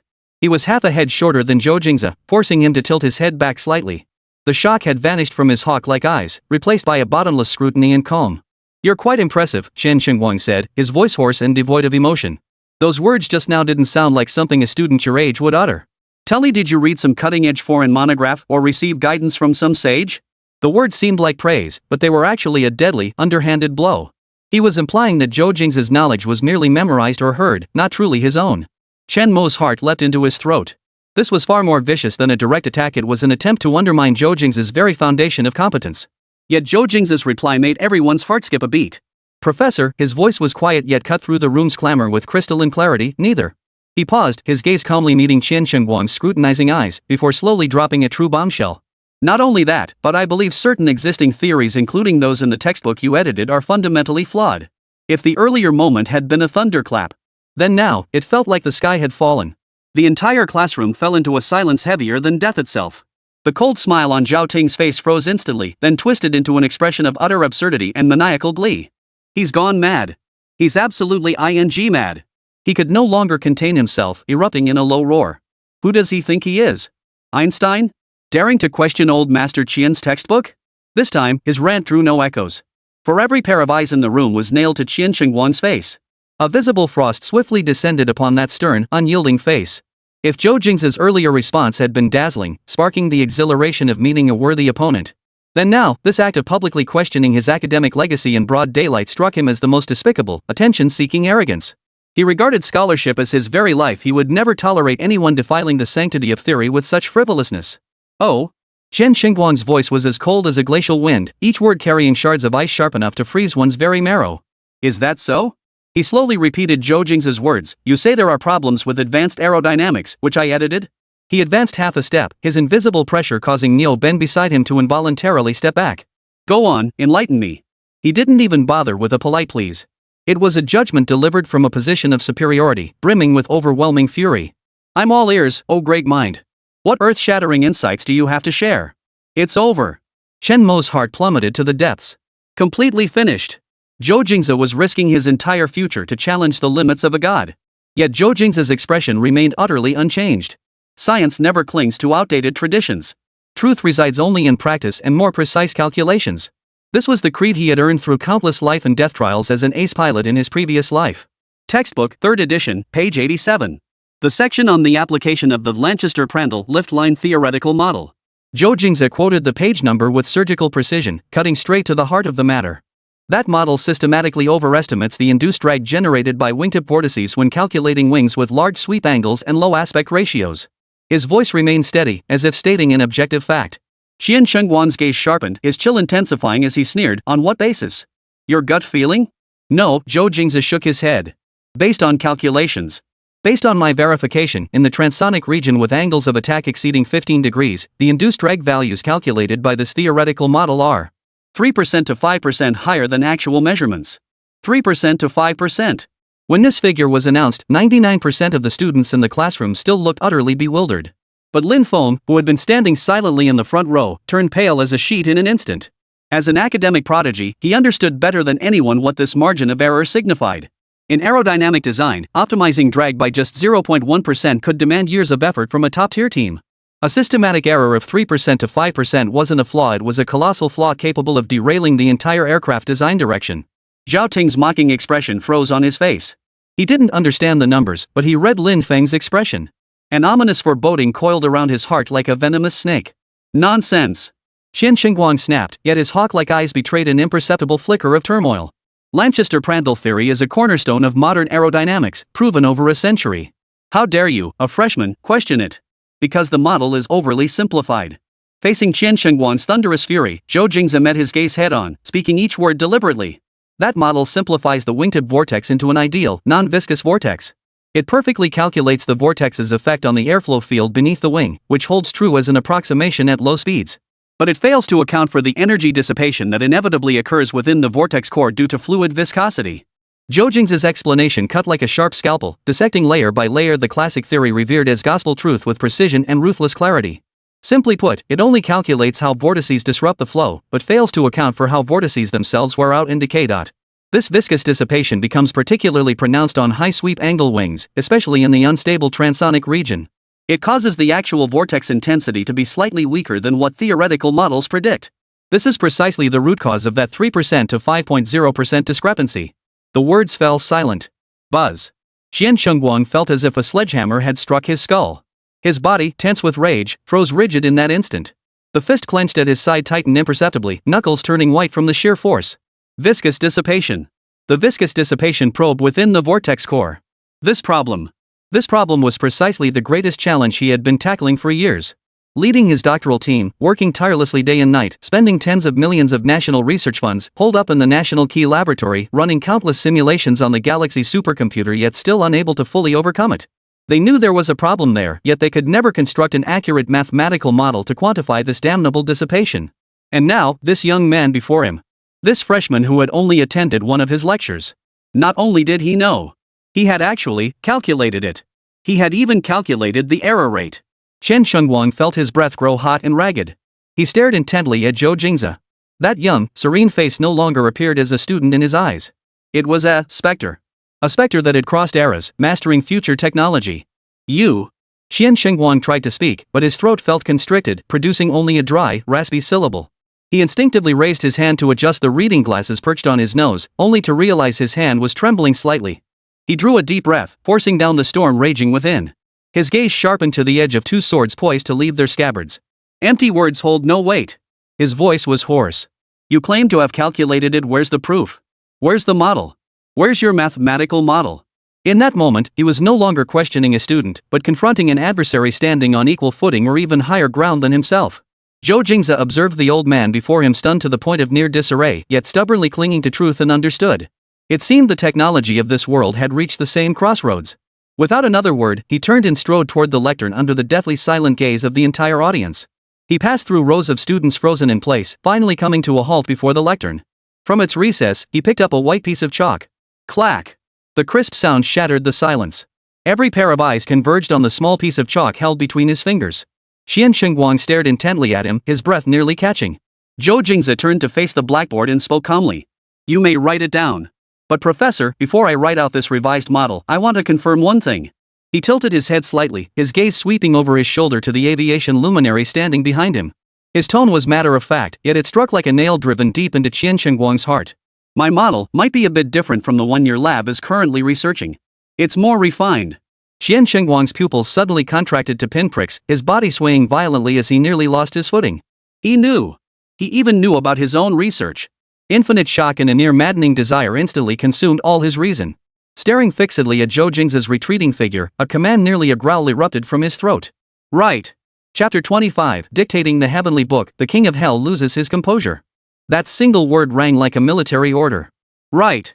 The roar echoed through the deathly silent lecture hall, carrying an irresistible authority and a hint of a near-mad desire that even Qian Xingguang himself hadn't noticed. Every heart in the room clenched violently at the sound of that roar. They stared at the solitary, lofty figure standing before the lectern, at the small white chalk in his hand. What followed would be judgment. Either Zhou Jingze, this madman, would be nailed to the pillar of academic shame. Or, a miracle beyond their wildest imagination. Under the gaze of hundreds of eyes, Zhou Jingze turned and faced the enormous black chalkboard. Yet, he did not raise his hand. Clack!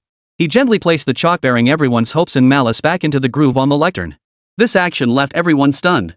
The fury on Zhou Ting's face froze instantly, morphing into a twisted ecstasy. He chickened out. He really did chicken out. His bluff had been called, and now he couldn't save face. Even Qian Shengguang's eyes, burning with fire, flashed with utter disappointment and icy fury. A fraud seeking applause. But just as everyone thought this farce was about to end in utter absurdity, Zhou Jingze spoke. His gaze didn't meet anyone's. It seemed to pierce through the blackboard, fixed on some deeper dimension. His voice, devoid of emotion, began to output at a steady pace like a precision instrument. The expression is. He began to recite. No draft, no pauses. A cascade of complex mathematical symbols, Greek letters, and partial differential operators flowed from his lips with the precision of a machine printout. Introduce. In the classroom, 99% of the students' expressions shifted from bewilderment to utter confusion. They were listening to gibberish. Each word seemed Chinese, yet when strung together, they formed a language more impenetrable than the most obscure classical texts. They could only stare blankly at the classmate they once dismissed as a connected insider or academic underachiever, watching him articulate knowledge that seemed to originate from another civilization in a manner they couldn't begin to grasp. Scratch, scratch, scratch. The shrill scraping of pen tips broke the eerie silence. It was Chen Mo. He leaned forward like a madman, his glasses nearly pressed against his notebook. His right hand became a blur as he frantically recorded every single character Zhou Jingze dictated. The expression on his face defied description as mere astonishment. It was the fervent devotion of a pilgrim witnessing a miracle. Niu Ben, staring at his buddy's calm profile, then glancing at Chen Mo beside him who looked like a raving lunatic, felt his entire worldview being smashed to pieces, hammer blow by hammer blow. Is this really the same guy who used to sleep in the top bunk with me? Back row. The wild excitement on Zhou Ting's face had vanished without a trace, replaced by a ghostly pallor. He couldn't understand.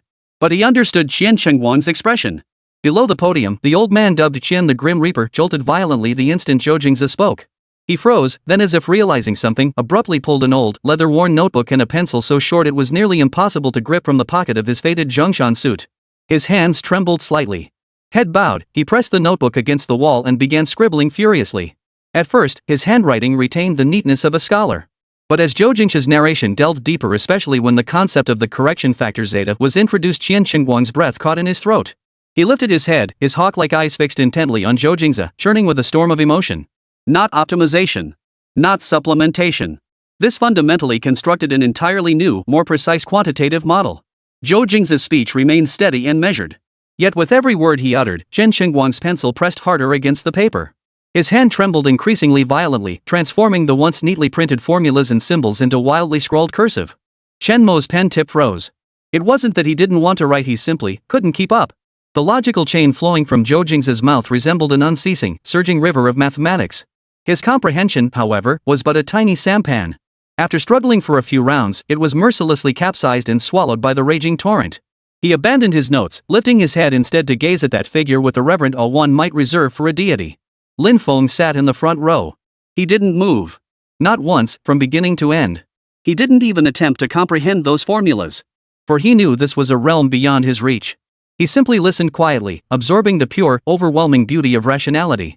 The knowledge system he had once prided himself on was utterly leveled in that moment. Then, upon that very rubble, he witnessed with his own eyes a more magnificent, more splendid theoretical edifice rising from the ground. Defeated. Defeated, and he accepted it wholeheartedly. Defeated, to the point where not even a shred of jealousy stirred within him. Ultimately, the error rate can be controlled within 0.5%. Verbal report complete. As the final syllable faded, Zhou Jingze turned around and calmly surveyed the audience below. The entire lecture hall fell silent, so quiet you could hear a pin drop. Everyone seemed frozen in place, as if under a spell, forgetting even to breathe. Time seemed to freeze in that moment. Crack. A loud crack shattered the dead silence. It was Qian Shengguang. He slammed the pencil in his hand down on the lectern with such force that the poor pencil snapped in two. But he paid it no mind. His usually stern, rigid face was now flushed crimson, a flush mingled with extreme excitement, ecstasy, and profound shock. He stared at the scribbles in his notebook, then abruptly looked up at Zhou Jingze. His cloudy eyes suddenly blazed with an unprecedented brilliance. Brilliant! Like a child, he pumped his fist, his voice hoarse with excitement. It's nothing short of a stroke of genius. He completely forgot he was in a classroom, forgot there were hundreds of students below the podium. His eyes were fixed solely on the young man and that flawless model capable of reshaping the entire field of aerodynamics. He practically sprinted over to Zhou Jingze, taking 3 steps in 2. Under the stunned gazes of everyone present, this revered figure in Longgua's aviation circles, the fearsome Professor Qian, who struck terror into countless students, gripped Zhou Jingze's wrist with an iron hold. His hand was burning hot, knuckles turning white from the excessive grip. "Student," he exclaimed, tilting his head back, his voice urgent and commanding, "no. Young man. Don't leave after class. Come with me to the office. No. Now. Come with me to the lab."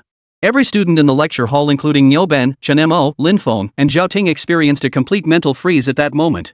They stared at Zhou Jingze, whose wrist was being gripped tightly by Qian Yuang, yet whose face remained utterly calm. As if they were witnessing a creature that had descended from the heavens. Chapter 26, Campus Forum, Eye of the Storm. Qian Chengguang's commanding right now. Exploded like a bomb dropped into a deep pool, shattering the last vestiges of calm in the classroom. Under the gaze of hundreds of stunned eyes, this titan of Longgua's aviation industry truly clutched Zhou Jingze's wrist tightly, leaving him no chance to refuse. Like guarding a priceless treasure, he strode purposefully toward the classroom door. One old, one young, one flushed with excitement, the other serene as if indifferent to the situation. This bizarre scene was etched deeply into the mind of every person present. Only when their figures vanished completely beyond the doorway did the oppressive silence finally erupt. Someone let loose with a curse, and the entire lecture hall erupted like boiling water, erupting into chaos. What the hell did I just see? Qian Yanwang, dragging Zhou Jingze away? Dragging? More like dragging him by the arm. I've never seen old Qian so out of control. That look on his face, that tone of voice, it was like Columbus discovering a new continent. This world has gone mad. What kind of monster is Zhou Jingze? The students seemed to break free from some invisible shackles, erupting into chaos. The buzzing murmur of whispers nearly shook the roof off. They huddled together, whispering, their faces lit up with a mix of post-traumatic excitement and disbelief at the sheer absurdity. The shock delivered by today's class surpassed the combined impact of the past decade. Nyoben stood frozen in place, staring at Zhou Jingze's empty seat, still clutching the bookstrap he'd hastily shoved into his backpack. His mind was a blank. His brother had been taken away by the Grandmaster? For reciting some incomprehensible gibberish? This plot twist was even more absurd than the dream he'd had last night. Chen-mo. He mechanically turned his head to look at the top student beside him. Chen-mo slumped in his chair, gasping for breath as his chest heaved violently. His glasses were askew, his forehead beaded with sweat. He stared down at the scribbled formulas on his notebook, then looked toward the direction Zhou Jingze had vanished. Beyond the fervor in his eyes was a bewilderment bordering on collapse. "Don't ask me," Chen-mo's voice was hoarse. "I don't know either." He couldn't keep up. From the moment that correction factor appeared, his brain had declared a system crash. This wasn't a gap in knowledge, it was a crushing disparity in dimensions. He felt like a primitive man still drilling wood for fire, yet witnessing someone conjure a nuclear fusion reactor out of thin air. Such shock was enough to shatter every ounce of pride in an academic prodigy. The back door of the classroom. Zhao Ting leaned against the doorframe, his body cold and rigid. The surrounding clamor was irrelevant to him, all he felt was a relentless ringing in his ears. Qian Chengguang's final, wildly agitated expression burned into his heart like a red-hot branding iron. Impossible. Absolutely impossible. He clenched his teeth so hard his nails dug deep into his palms. The sharp, stabbing pain brought a jolt of clarity to his muddled mind. Coincidence. It must be coincidence, he raged inwardly. He must have stumbled upon something similar in some obscure foreign journal. Yes. That must be it. He couldn't accept it that guy he'd scorned as a connection hog and good for nothing was actually a genius even Qian Chengguang looked up to. This was more agonizing than killing him outright. Jealousy and humiliation, like two venomous snakes, gnawed furiously at his sanity. He refused to believe it. A special admissions student, a high school underachiever, how could he possibly understand this stuff? He must be faking it. Just to show off. Yes, playing to the crowd. Old Master Qian had merely been momentarily blinded by his twisted logic. Once he came to his senses, he'd make him pay dearly. A vicious thought took shape swiftly in his twisted mind. His face darkened as he pushed through the chaotic crowd, grabbing hold of an attendant who was about to slip away. Did you record it just now?" Zhao Ting's voice was hushed, tinged with an almost imperceptible tremor. The aide froze for a moment before nodding eagerly, eager to curry favor. Got it, Brother Ting. From the moment he stood up to challenge old Qian, I recorded it all. That guy was way too cocky. Good. Very good. A savage, cold smile spread across Zhao Ting's face. He snatched the phone from his aide and began swiping rapidly across the screen. He didn't play the clips of Zhou Jingze reciting his heavenly script or Qian Chengguang's final loss of composure. He was smart. He only selected the most controversial and explosive segment, the part where Zhou Jingze calmly stated, "I believe that some of our current theories, including the textbooks you edited, have inherent problems." In the video, the youth stood ramrod straight, his tone matter-of-fact, yet his words were the most audacious. Immediately afterward, Zhao Ting logged into Beihang University's internal campus forum using an anonymous account and began composing a post. His fingers trembled slightly with excitement, his eyes filled with the thrill of revenge. He would destroy him. Since he couldn't bring him down in class, he would nail him to the pillar of shame before the entire university. Minutes later, a post appeared silently in the most prominent spot on the Beihang forum. Its headline was highly inflammatory, every word dripping with malice. Shocking. Freshman special admit in aeronautical design program makes outrageous claims, openly challenges Professor Qian Chengguang, claims to overturn century-old aviation theory. Is it attention-seeking or genuine talent? Video included. As China's premier aerospace institution, Beihang University's campus forum buzzed with activity. This post detonated like a depth charge, instantly igniting the entire forum. Holy! Front row for the drama. Which freshman is this badass? Daring to go head-to-head with the king of hell Chen? Just watched the clip and my jaw dropped. Who is this guy? Claiming textbooks are flawed? Who does he think he is? Von Karman reincarnated? Special admissions? Ha, got it. Probably got in through connections, academic skills are garbage. Trying to grab attention and get famous this way? Desperate for fame? +1 to the above. Young people these days are so impatient and disrespectful they don't even know basic courtesy toward scholars. The school should investigate how someone like this got into Beihang University. Within 10 minutes of posting, the thread had already piled up over 100 replies. The overwhelming majority of comments were one-sided ridicule and contempt. What was Qian Chengguang standing at Beihang? He was a god. A monument in the hearts of every aerospace student. How dare an obscure freshman publicly question his academic achievements? This isn't challenging authority, it's courting humiliation. Passing by as an aerospace design major. Just heard from a classmate who attended the lecture this guy named Zhou Jingze. Word is he all talk and no action, spouting theories left and right. Probably memorized some obscure reference material to fool even Professor Qian. Ridiculous. If he's truly capable, why resort to such attention-seeking tactics? Just waiting for the university's disciplinary notice. Lin Feng sat at his desk, expressionless as he refreshed his phone screen. Reading the forum comments filled with sarcasm and contempt, his emotions were incredibly complex. Reason told him these comments were right. A freshman couldn't possibly have the ability to overturn classic theories. Yet Zhou Jingze's composed, confident demeanor as he dictated that heavenly script in class, and Professor Qian Chengguang's almost frenzied excitement at the end, were etched into his mind like a brand. No matter how hard he tried, he couldn't reconcile Zhou Jingze with the image of a clown seeking attention. He shut off his phone and rubbed his temples wearily. This world was becoming increasingly incomprehensible. The storm had already taken shape. The entire Beihang University campus was thrown into an uproar over a single post. Countless students, and even some young lecturers, were passionately debating this arrogant freshman. Yet Zhou Jingze, the very center of this storm, remained completely unaware. At this moment, he stood before a heavy metal door. Above the door hung a plaque bearing bold red characters that read, National Key Aerodynamics Laboratory. This was the true eye of the storm. Chapter 27, Chen Yama Brewing Tea, a perk even the principal doesn't get. Deep identity verification passed. Accompanied by a cold electronic tone, the heavy metal door one ordinary students couldn't even approach slowly slid open to both sides. A distinctive scent, a blend of metal, engine oil, and ozone washed over him. For the first time, a flicker of emotion flickered in Zhou Jingze's eyes. The scene before him stirred a long-forgotten sense of familiarity. This was no ordinary laboratory. It was a cavernous space, so vast its ceiling soared over 10 meters high. To the left stood the massive ductwork of a low-speed wind tunnel, its surface covered in sensors and wiring like a dormant steel beast.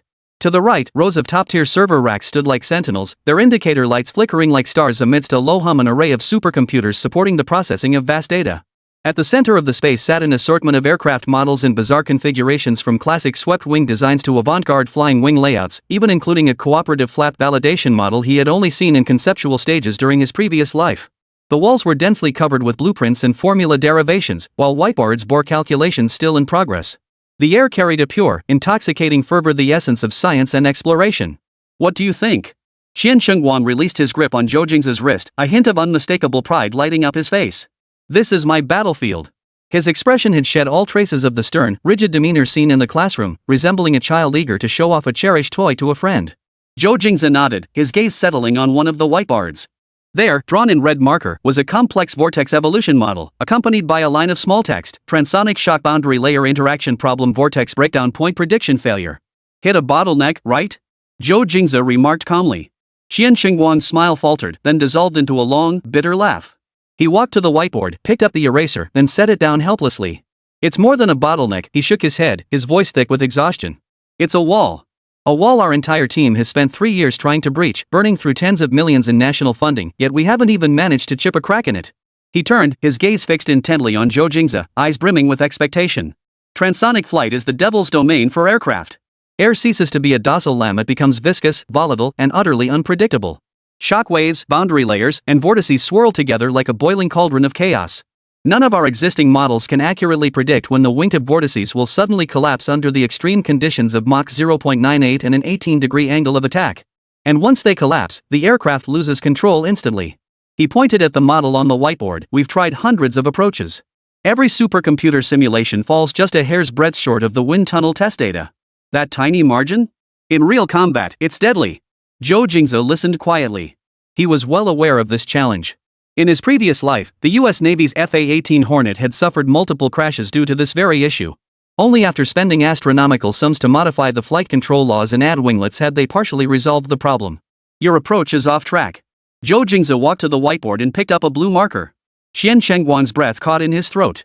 You're treating shock waves and vortices as two separate problems, Zhou Jingze explained, sketching diagrams rapidly on the board. You're calculating the shockwave effects first, then plugging those results into the vortex model. But in the real physical world, they are strongly coupled. The generation of shock waves instantly alters the energy state of the boundary layer, directly affecting the stability of vortex cores. Conversely, the shape of vortices also influences the trajectory of shock waves along the wing. His pen danced across the board, tracing fluid curves and vector arrows. You need a coupling function, a function that simultaneously describes the nonlinear relationship between shock intensity and vortex viscous dissipation. What you lack is the bridge connecting these two elements. With that, he paused, writing a concise and elegant set of partial differential equations at the center of the schematic. Buzz. Xian Shengguang felt as if something had exploded inside his head. He stared fixedly at the equations, frozen in place as if struck by lightning. Coupling function. Strong coupling. Right. How could we have missed it? Why did we keep beating a dead horse, trying to force two independent models onto a chaotic system? This insight felt like tearing through a thin membrane, suddenly clearing his vision. The fog that had shrouded him and his entire team for 3 years was now sliced open by a dazzling sword of light. He trembled with excitement, his lips quivering, yet unable to utter a single word. The look in his eyes as he gazed at Zhou Jingze had completely transformed. It was no longer one of scrutiny nor of admiration. It was awe. The gaze of a novice looking up to a master. Tea. Drink tea. Xian Shengguang suddenly shouted, as if remembering something crucial. He rushed frantically to a cabinet in the corner of the lab, carefully lifting out an antique tea caddy. As he opened the lid, a refreshingly fragrant aroma instantly filled the air. With trembling hands, he pinched a pinch of tea leaves and placed them into a clean glass cup. Then, picking up the kettle beside him, he personally brewed a steaming cup of tea for Zhou Jingze. Here. Here. Try it. He thrust the cup into Zhou Jingze's hands, his face radiating uncontrollable elation. This is Da Hong Pao tea my old comrade in arms brought me from Wui Mountain. I've kept it hidden for 10 years. I didn't even bring it out when the principal visited. Zhou Jingze took the warm teacup, watching the elderly man before him who was as excited as a child, and couldn't help but smile inwardly. This was the older generation of scientists in the Dragon Kingdom. Pure, persistent, treating scholarship as their life's work and truth as their creed. Zhou. Xian Shengguang took a deep breath, forcing his emotions to settle. He looked at Zhou Jingze with solemnity, his tone more earnest than ever before. No, I shouldn't call you student. He slowly bowed slightly toward Zhou Jingze. I should address you as Professor Zhou. Had this title and gesture been witnessed by outsiders, it would have triggered a seismic shockwave throughout the entire scientific community of Dragon Nation. Professor Qian, you're too kind, Zhou Jingze said, steadying him. We were merely discussing a problem. No. This is no mere discussion. Xian Shengguang straightened up, his eyes burning with intensity. What you've taught me today surpasses everything I've figured out on my own over the past decade. The most accomplished become teachers before knowledge. There are no distinctions of age or seniority. He paused, his eyes brimming with earnestness and longing. Professor Zhou, I have an unwarranted request. I, Chen Xingguang, formally invite you to join my national key research project on aerodynamic layout for high-mobility aircraft. I grant you full authority. Every piece of equipment and every dataset in the lab is at your disposal. My doctoral and master's students, all of them, are at your command. I have only one request. Xian Shengguang's voice was slightly hoarse with emotion. Lead us to smash through that wall, completely. His words rang out with unwavering conviction. This was no longer an invitation, it was a solemn entrustment. A national treasure of a scientist was entrusting his life's work, the nation's most sacred responsibility, to an 18-year-old freshman. Zhou Jingze gazed into the old man's eyes, where a fiery flame burned brightly, and understood. This suited him perfectly. Many of his future black technologies would require a legitimate and legal origin. And this national key laboratory was undoubtedly the perfect cover. Agreed.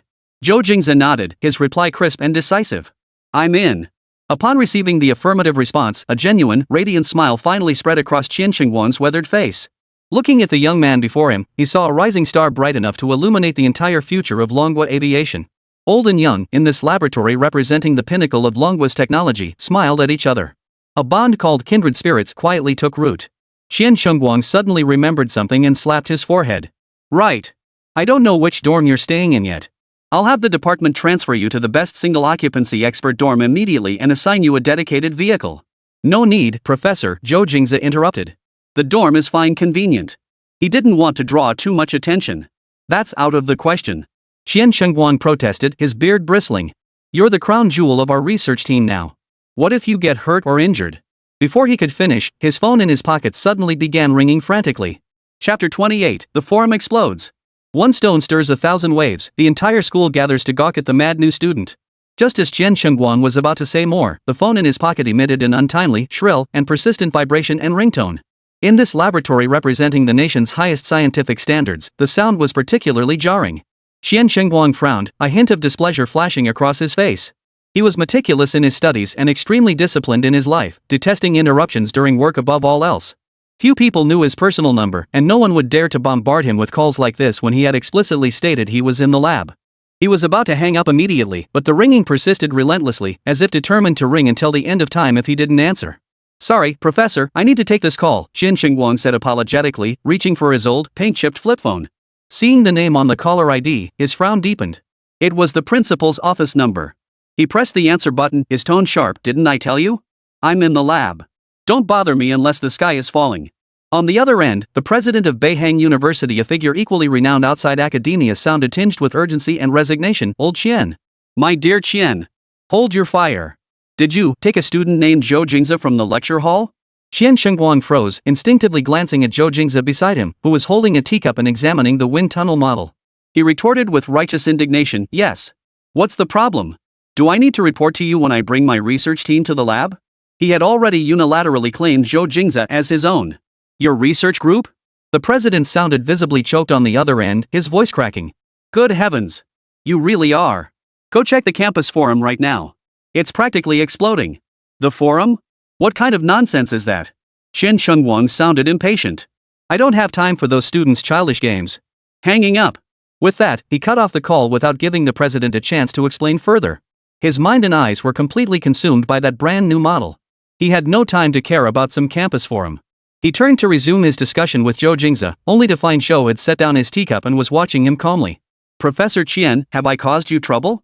Though Zhou Jingze didn't know what had transpired, he guessed this call was likely related to him. Trouble? What trouble? Qian Shengguang waved his hand dismissively, unconcerned. Just a bunch of kids fooling around.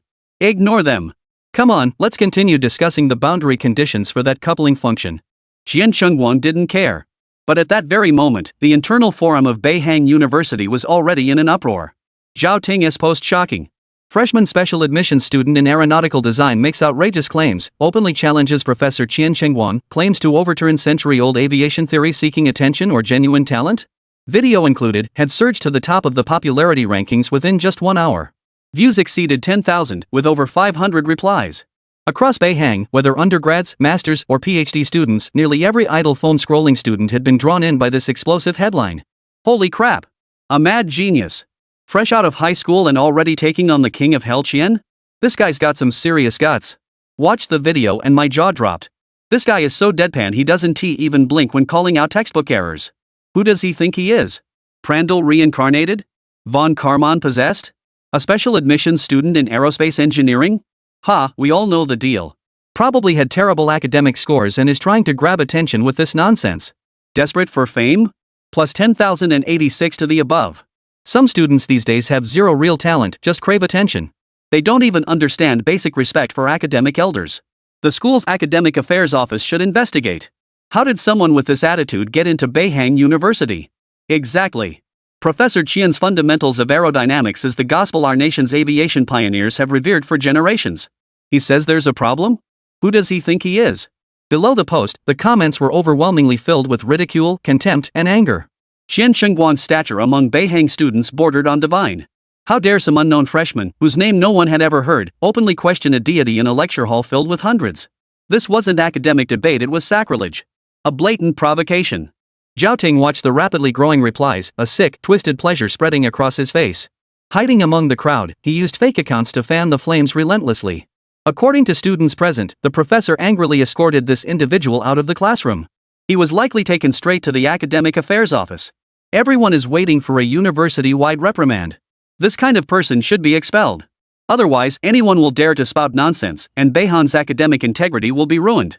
This was precisely the effect he sought. He would nail Zhou Jingze to the pillar of shame as arrogant, ignorant, and attention-seeking, turning him into the laughingstock of the entire university. Yet, just as public opinion seemed overwhelmingly one-sided, a few dissenting voices began to emerge on the forum. At first, it was just an inconspicuous reply. 217th floor, this is a bit odd. In the video, Professor Qian doesn't seem angry at all. Instead, he keeps staring at that freshman. Am I seeing things? Floor 225, you're not mistaken, I noticed it too. And listen closely, that freshman said certain existing theories, including those in the textbook you edited. His wording was precise, not a blanket rejection. It doesn't feel like he was deliberately picking a fight? These faint voices of reason were quickly drowned out by the torrent of angry comments. Until, on the 301st floor, a user named Wind Tunnel Mouse posted a lengthy reply. Anonymous. I'm a PhD candidate in aerodynamics. I initially dismissed this as a joke, but after a junior colleague who attended the lecture shared some details, my heart skipped a beat. He mentioned the freshman introduced a nonlinear vortex core turbulent energy dissipation correction concept and introduced a correction factor called zeta dot. Out of sheer boredom, I decided to test it out. In a hypersonic wingtip vortex shedding simulation I was running, I forcibly added a similar hypothetical correction parameter and then, well, my computer crashed. Just kidding. The result was this: simulation data that had been deviating by over 15% suddenly after adding this extremely crude, completely arbitrary correction logic I made up saw its deviation rate forcibly reduced to under 5%.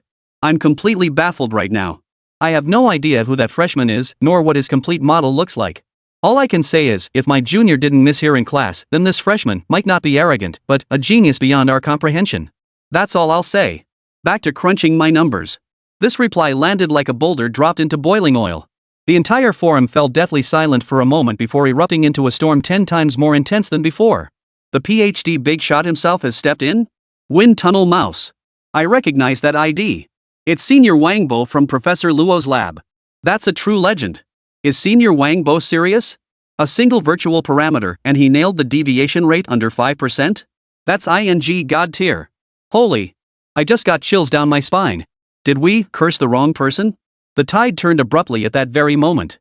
If the earlier excitement had been mere mob frenzy, the entry of Wang Bo, a universally acknowledged master in his field, completely transformed the nature of the event. Countless lurking tech geeks, academic whizzes, and even some young lecturers were drawn out of the woodwork. We need the full lecture recording. What else did that freshman say? Yeah. Where's the original poster? Stop hiding like a turtle. Release the full video. Zhao Ting stared at the comments section, which had flipped on its head in an instant, completely dumbfounded. He trembled with rage. How could this happen? How was this possible? He hurriedly posted again to steer the narrative. Don't be fooled, everyone. This might be Zhou Jingze's own plant. What does a high schooler know about correction factors? But this time, his words sounded utterly feeble. Ha! Questioning Senior Wang Bo as a plant? Did you get your head stuck in a door? The OP's panicking. He's panicking. I bet you're just jealous. If you're so great, why don't you get up on stage and explain a model yourself, see if Professor Qian takes you under his wing. The blaze he'd personally ignited, meant to destroy Zhou Jingze, had now turned on him, fiercely backfiring with devastating force. In the distant Southeast Theater Command, Air Force Headquarters. In a sparsely furnished yet grimly solemn office. Li Jinghua had just concluded an intense video combat conference. He held a cup of strong tea, massaging his throbbing temples. A young secretary in a crisp military uniform entered, holding a document, stood at attention, and saluted. Reporting to the commander, this is today's key public sentiment briefing. Put it down, Li Jinghua said without looking up. He reviewed these briefings daily, most containing trivial online chatter. The secretary placed the documents but hesitated before leaving, adding, Sir, today's briefing includes a highly monitored sentiment about the Northern Aerospace University. It's also connected to a name you've been particularly focused on. Oh? Li Jinghua finally lifted his head, his gaze piercing.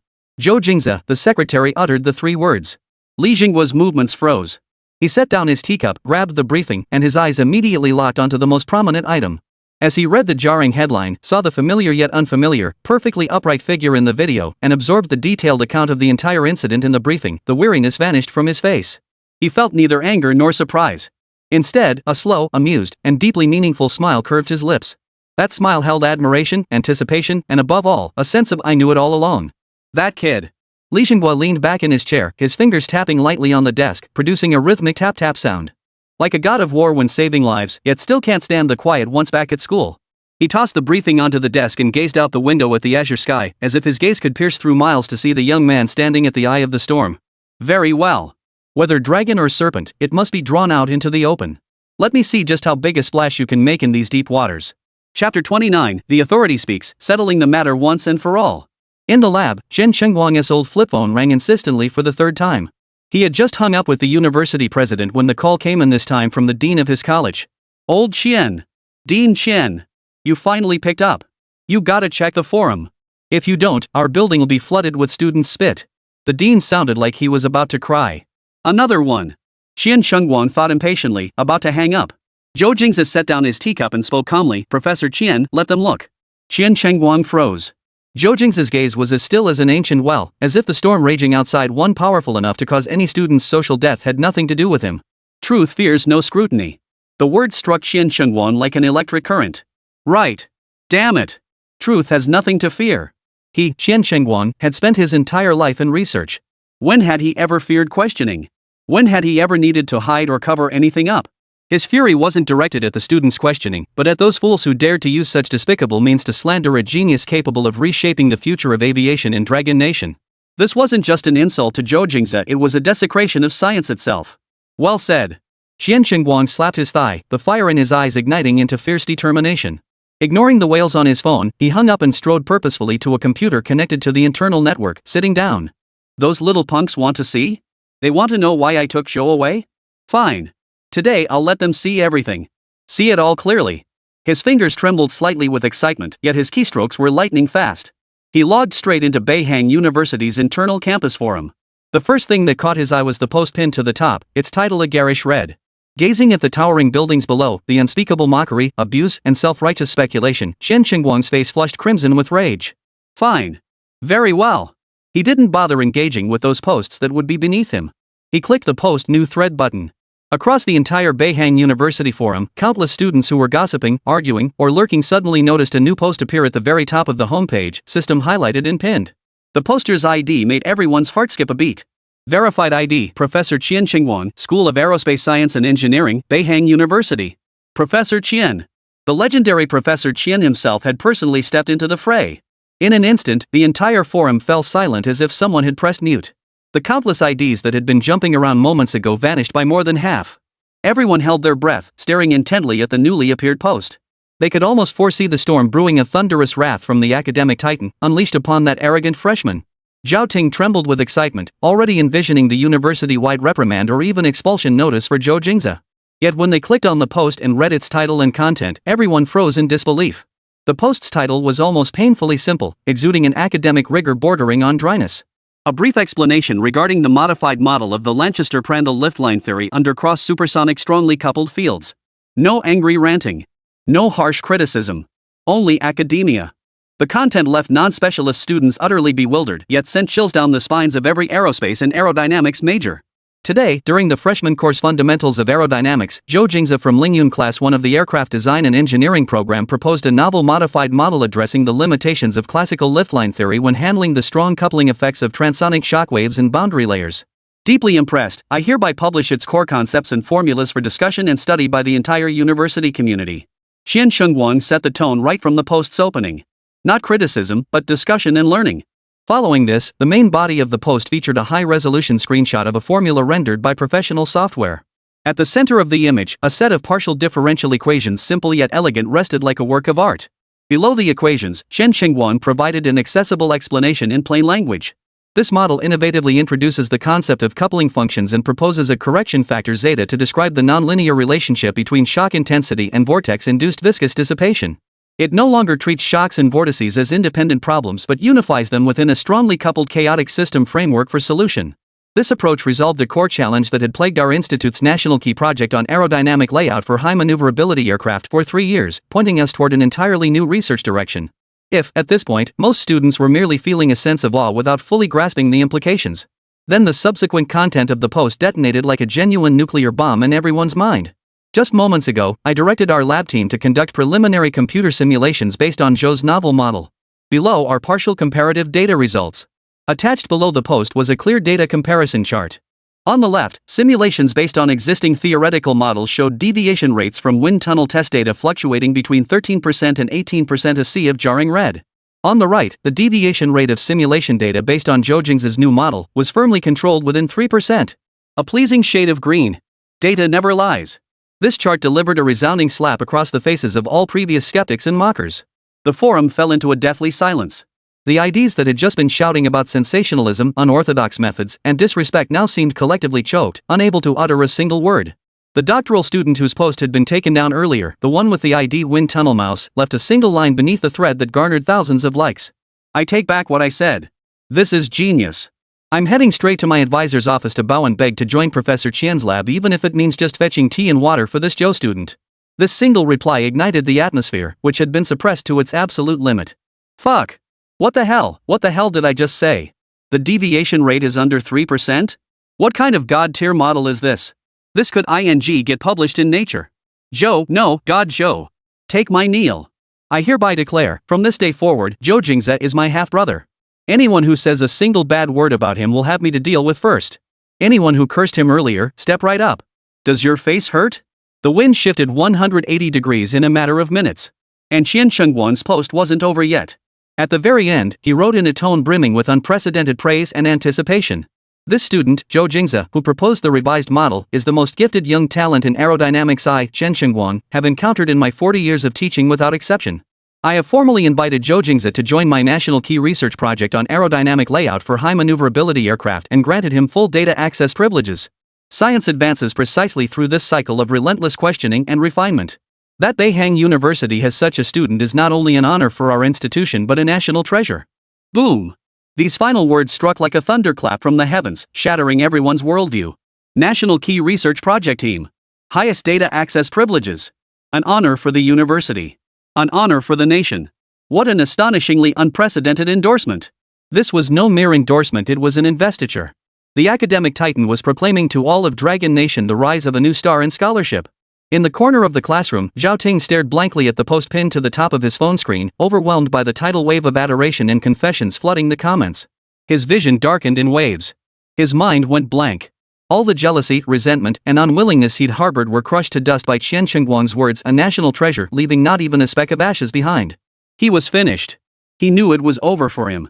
He tried to delete his previous posts, only to find they had been locked by the system, rendering them inaccessible. That post, along with his inflammatory replies, would forever remain branded like a mark of shame in the history of the Beihang University Forum. Clunk! The phone slipped from his limp hand and fell to the floor. Zhao Ting's eyes went blank. He dared not show his face on the forum again. His once active alternate ID instantly turned permanently gray. Chapter 30, A Pilot's World Speaks Through the Stick. Qian Chengguan's post detonated like a depth charge, unleashing a tidal wave of chaos across Beihang's tranquil waters. The ripples even reached the cafeteria. Zhou Jingze, tray in hand, was about to find a corner when the usually crowded food line parted automatically before him. Zhou, God, please go ahead.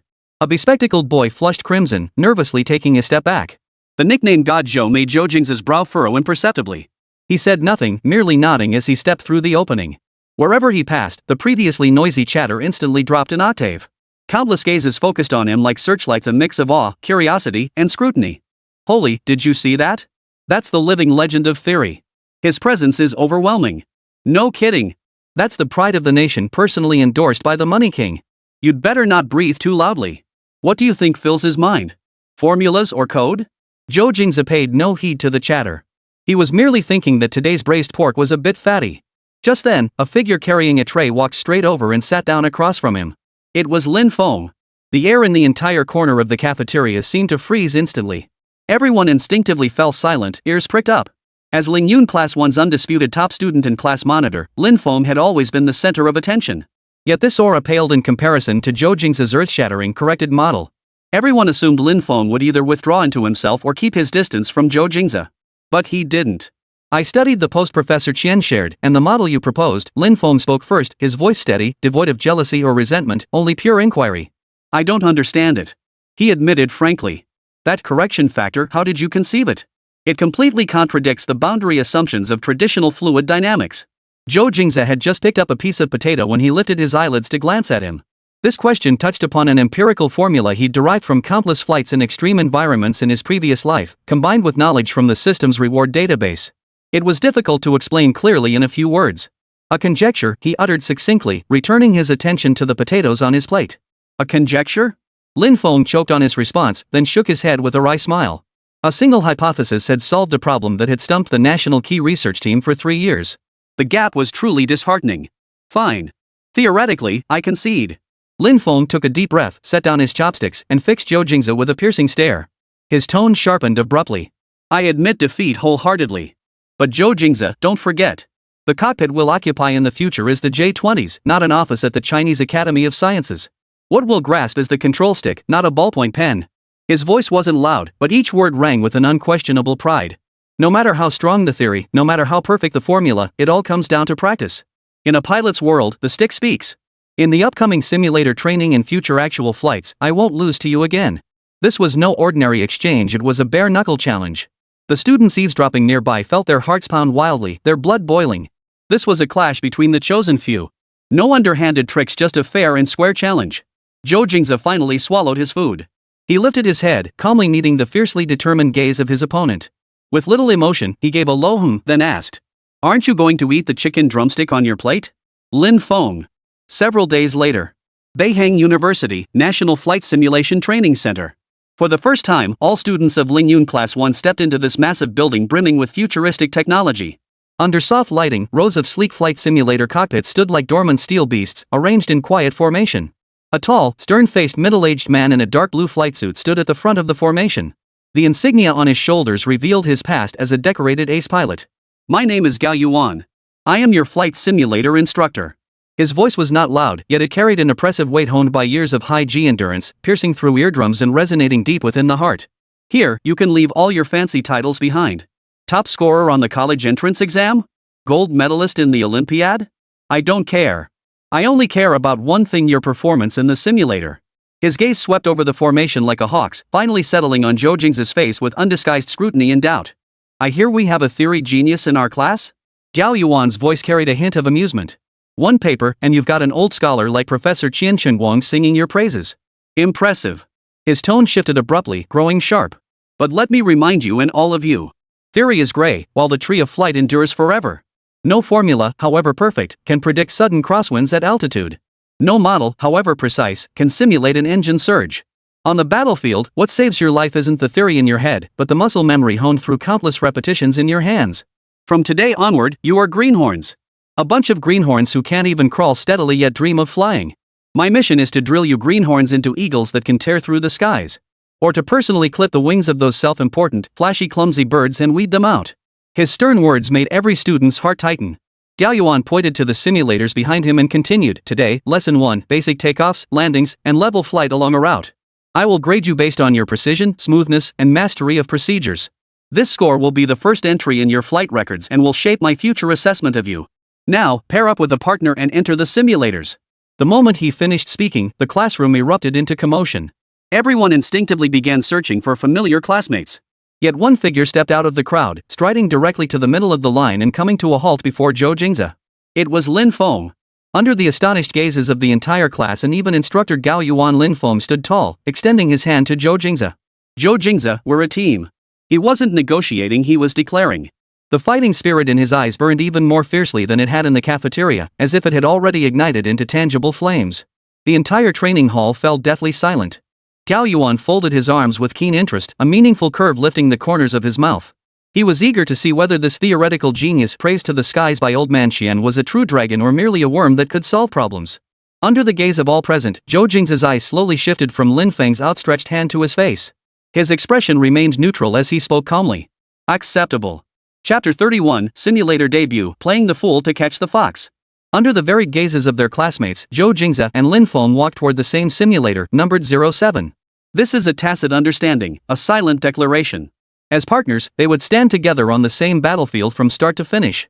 Lin Feng, you go first, instructor Gao Yuan's voice rang out, devoid of any emotion. He wanted to see just how much substance this class monitor, privately dubbed the top of Lingyun class, by the students actually possessed. Without hesitation, Lin Feng strode forward, pulled open the simulator's cockpit door, and slid in with practiced ease. The entire training hall seemed to dim slightly, save for the massive projection screen before the simulator, glowing with a faint blue light that cast sharp contours across Lin Feng's resolute profile. The aircraft selection interface popped up. Without a moment's hesitation, Lin Feng's finger tapped precisely on the touchpad. Aircraft confirmed, J-10C Mighty Dragon fighter jet. Whoosh! A collective gasp rippled through the ranks. He picked the J-10C right off the bat. Lin Feng is insane. That's one of the mainstay models currently in service with our Dragon Nation Air Force. It's extremely difficult to handle usually, you don't get a chance to fly it until your third year. No wonder he's the squad leader, clearly he came prepared. Even instructor Gao Yuan's eyebrows twitched slightly. Daring to tackle a fighter jet of this caliber in the very first lesson, he's either a true genius or a complete fool. The screen's perspective shifted instantly. A hyper-realistic airport runway, distant mountain ranges stretching into the horizon, and countless data-filled instrument panels flickering within the cockpit, everything felt utterly authentic. Requesting takeoff, Lin Feng's voice came over the public channel, steady and commanding. Clear for takeoff, Gao Yuan's voice replied. The next second, the J-10C's engines roared deafeningly as the fuselage began taxiing down the runway. Accelerate, pitch up, pull back. The sequence flowed seamlessly, without a single hesitation or unnecessary movement. The silver-gray dragon fighter soared into the azure sky with a stunningly graceful posture. Climb, enter designated flight path, maintain level flight. All the students stared intently at the screen, watching the fighter jet under Lin Feng's control fly along the preset route with the precision of a tamed falcon, its posture as steady as if gliding along a rail. Altitude deviation, no more than 5 meters. Speed deviation, no more than 5 knots. Course deviation was virtually zero. Unbelievably steady. Is this really his first time on the simulator? That muscle memory is like he's a veteran with hundreds of flight hours. Is this the gap between a genius and us? I'm utterly hopeless. Even Gao Yuan's perpetually icy expression. This kid's got real talent. Precision in operation, standardized procedures, and rock-solid mental fortitude. A natural-born fighter pilot prospect. Lin Feng's final landing phase was equally flawless. He aligned with the runway, adjusted his attitude, deployed the landing gear, touched down with pinpoint accuracy, taxied, and braked. When the simulator screen flashed training complete, the entire training hall fell silent for a moment before erupting in thunderous applause and cheers. Awesome! Sergeant, you're amazing! So cool! That maneuver! Zhao Ting's face flushed crimson with excitement as he shouted at the top of his lungs, "Did you see that? That's the caliber of our Lingyun squadron. That's what a true ace pilot looks like." Lin Feng's final score appeared prominently on the main display. Overall score, 98. A near-perfect score. The simulator cockpit door opened, and Lin Feng stepped out amidst a sea of admiring and awestruck gazes. A fine sheen of sweat glistened on his forehead, yet his posture remained perfectly straight. Ignoring the surrounding praise, he walked straight through the crowd, his piercing gaze locking onto Zhou Jingze. It was a silent challenge. Theory? No matter how strong the theory, could it score 98 points in flight? Now, it's your turn. Instructor Gao Yuan's voice rang out again, this time tinged with a subtle note of anticipation and scrutiny. Next, Zhou Jingze. In an instant, all sound in the hall vanished. Every pair of eyes turned to the youth who had remained utterly composed throughout. Here it comes. Finally. The Theory Master's simulator debut. Was he truly a prodigy with unparalleled skills, or just a paper tiger who could only talk the talk? Countless spectators held their breath, eager for the spectacle.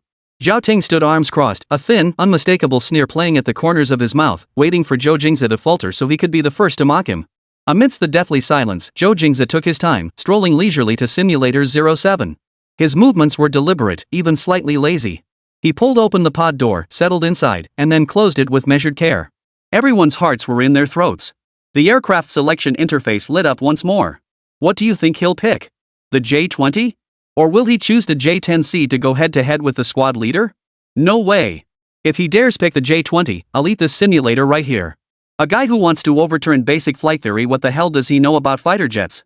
I bet he'll pick a trainer like the J-8. That way, even if he flies like crap, he'll have an excuse. Everyone whispered their guesses, eyes glued to the screen. On the screen, Zhou Jingze's fingers began gliding across the touchpad. The icon for the J-20 Weilong, representing the pinnacle of the Dragon Nation Air Force's combat power, flashed by. The J-10C Fierce Dragon, which Lin Feng had just used, flashed by. The classic Su-35 flashed by. Various models of trainer aircraft, transport aircraft, bombers, all flashed by. His fingers showed no sign of pausing, as if these Steel Eagles, legendary in the eyes of ordinary people, were nothing more than weeds by the roadside to him. What, exactly, was he going to choose? Just as everyone was puzzled, even beginning to feel impatient, Zhou Jingze's finger finally came to a halt. His fingertip rested on an icon that surprised everyone, one that could even be called baffling. It was a somewhat bulky icon, jarringly out of place among the surrounding, bloodthirsty fighter jets. Below it, a line of small text appeared clearly. Boeing 737-800. Boeing 737. A commercial airliner. The entire training hall fell into an eerie 3-second silence. Everyone stared wide-eyed, as if witnessing the most astonishing thing in the world. They repeatedly checked the text on the screen, suspecting a glitch in the simulator system. 3 seconds later. Put.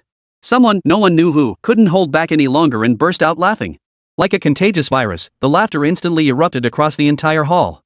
Ha ha ha ha ha ha ha. Holy. Am I seeing this right? A Boeing 737? He's going to fly a commercial airliner? He's lost his mind. This guy is seriously nuts. This is an Air Force pilot training session. Does he think he's playing Microsoft Flight Simulator? This is hilarious. Theory whiz? More like a comedy act. Flying a commercial jet in a combat training session? Is he here to demonstrate how to serve meals to passengers? Mockery, sarcasm, and roaring laughter erupted in waves, coalescing into a deafening roar that nearly blew the roof off the training center. Zhou Ting doubled over laughing, tears nearly streaming down his face. Genius. Absolute genius. Ha! Challenging a fighter jet with a commercial airliner? That's easily the funniest joke I've heard all year. Who does he think he is? The captain of Ghost Flight? Instructor Gao Yuan's face, which had held a glimmer of hope moments before, darkened completely. He felt his authority, his professionalism, and even his dignity as an ace pilot had been deeply insulted. This wasn't merely a mistake in aircraft selection, it was an attitude problem. A blatant, contemptuous disregard for Air Force flight training. His fists clenched silently at his sides, knuckles cracking from the force. Suppressing the urge to storm over and yank Zhou Jingze out of the simulator, he asked through the internal communication channel, enunciating each word with an icy tone. Zhou Jingze, what the hell are you doing? Chapter 32, Not a Buddy, are you flying a commercial airplane in the wrong scene? Dead silence filled the communication channel. Only Zhou Jingze's voice, calm as still water, carried clearly through the static to every ear, including that of instructor Gao Yuan, whose face had darkened to the color of a sooty pot bottom. Reporting, instructor. I am selecting the aircraft model I deem most suitable. No explanation. No justification. It was as if selecting a commercial airliner for a fighter jet simulation lesson was the most natural and obvious thing in the world. This calmness was more insulting than any arrogant provocation. Gao Yuan felt his blood pressure surging at a dangerous rate. He had trained countless soldiers in his career, encountered plenty of troublemakers and arrogant types, but Zhou Jingze was the first to treat the aviation profession he held sacred with such near careless disregard. The most suitable aircraft model?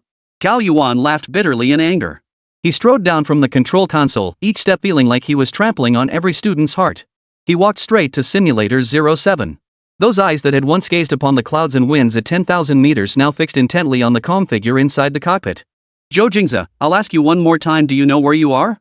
This is the cradle of the Dragon Nation Air Force's future. This is the Boeing Flight Simulation Training Center. It's not a place for children to play house. His voice carried thunderous fury he could no longer contain. I don't care what kind of theoretical genius you are, nor how highly that old bookworm Chen Shengguang rated you. In my class, Gao Yuan, you're a rookie. Worse than a rookie. Now. Immediately. This instant. Switch aircraft types. Choose the J8 Basic Trainer. Otherwise, get the hell out of my training center. The last few words were practically shouted. The air in the entire training hall seemed ignited by this fury, the atmosphere thick with tension. Zhou Ting and the others wore smug, gloating smiles. Serves you right. Serves you right. You finally met your match. Instructor Gao Yuan is famously impartial, a true ace who earned his stripes on the battlefield. He despises nothing more than flashy, attention-seeking types like this. Everyone assumed that under the thunderous wrath of this ace instructor, Zhou Jingze had no choice but to submit obediently. Yet inside the cockpit, Zhou Jingze merely adjusted his seat at a leisurely pace before lifting his head. Through the cockpit glass, he met Gao Yuan's gaze with unflinching calm. Reporting, instructor. His voice remained steady. I believe every aircraft, from its initial design, embodies a unique flight envelope and aerodynamic characteristics. Whether it's a commercial airliner or a fighter jet, they all obey the same laws of physics. For me, familiarizing myself with a brand new aircraft is training in itself. He paused briefly before continuing in that infuriatingly matter-of-fact tone. Moreover, I want to test its limits under non-ideal conditions. This twisted logic left Gao Yuan utterly speechless. For a moment, he didn't know how to respond. Because from a purely theoretical standpoint, damn it, Zhou Jingze's argument actually seemed to hold some weight. But theory is theory, and reality is reality. You're driving a Wuling Hongguan grocery van onto an F1 racetrack, and you call it testing the limits under non-ideal conditions? What kind of bull is that? Gao Yuan was so flustered by this line of reasoning he nearly choked, his face flushing crimson as his finger trembled slightly while pointing at Zhou Jingze. Just as he was about to order the simulator shut down and drag this arrogant brat out, a cool voice suddenly cut in from the side. Instructor. Lin Feng had appeared beside Gao Yuan without anyone noticing. He stopped the instructor from erupting, but his gaze didn't meet Gao Yuan's. Instead, it pierced through the glass, coldly locking onto Zhou Jingze. Since student Zhou has such ideas, why not let him try? A cold, superior curve lifted the corner of Lin Feng's mouth. I'm also quite curious to see how a Boeing 737 could possibly conduct our Air Force's flight training. Perhaps student Zhou could demonstrate for us how to distribute peanuts to passengers at 10,000 meters altitude using the most standard posture? As soon as he finished speaking, suppressed chuckles erupted once more from the crowd. These words, seemingly meant to save Zhou Jingze from embarrassment, were in fact the most vicious form of backhanded praise. He intended to make Zhou Jingze lose spectacularly in front of everyone in the most ridiculous way he'd chosen himself. Utterly and completely. He wanted everyone to witness how utterly fragile the so-called theoretical genius truly was when confronted with real-world practice. He intended to crush Zhou Jingze in the very domain he prided himself on, flight, shattering his laughable confidence along with his foolish commercial airliner, crashing it into oblivion amidst the mocking laughter of the crowd. Instructor Gao Yuan glanced at Lin Feng beside him, sensing the unmistakable, unbridled fighting spirit radiating from him. He then looked back at Zhou Jingze in the simulator, stubbornly clinging to his own views, utterly unyielding. The anger in his heart gradually gave way to a cold, ruthless resolve. Fine. If this kid insists on jumping into the fire pit, then let him jump. Sometimes, the harshness of reality proved more effective than any lecture. Fine. Gao Yuan snorted coldly, stepping back 2 paces in tacit approval. With the instructor's permission, Lin Feng's smile broadened. He stepped forward, positioning himself directly in front of Simulator 07, like a judge about to deliver a verdict. He addressed Zhou Jingze inside the cockpit, delivering his challenge word by word in front of the entire class. Zhou Jingze, basic takeoffs, landings, and route flights are too boring. They don't suit the special fighter jet of yours. How about it?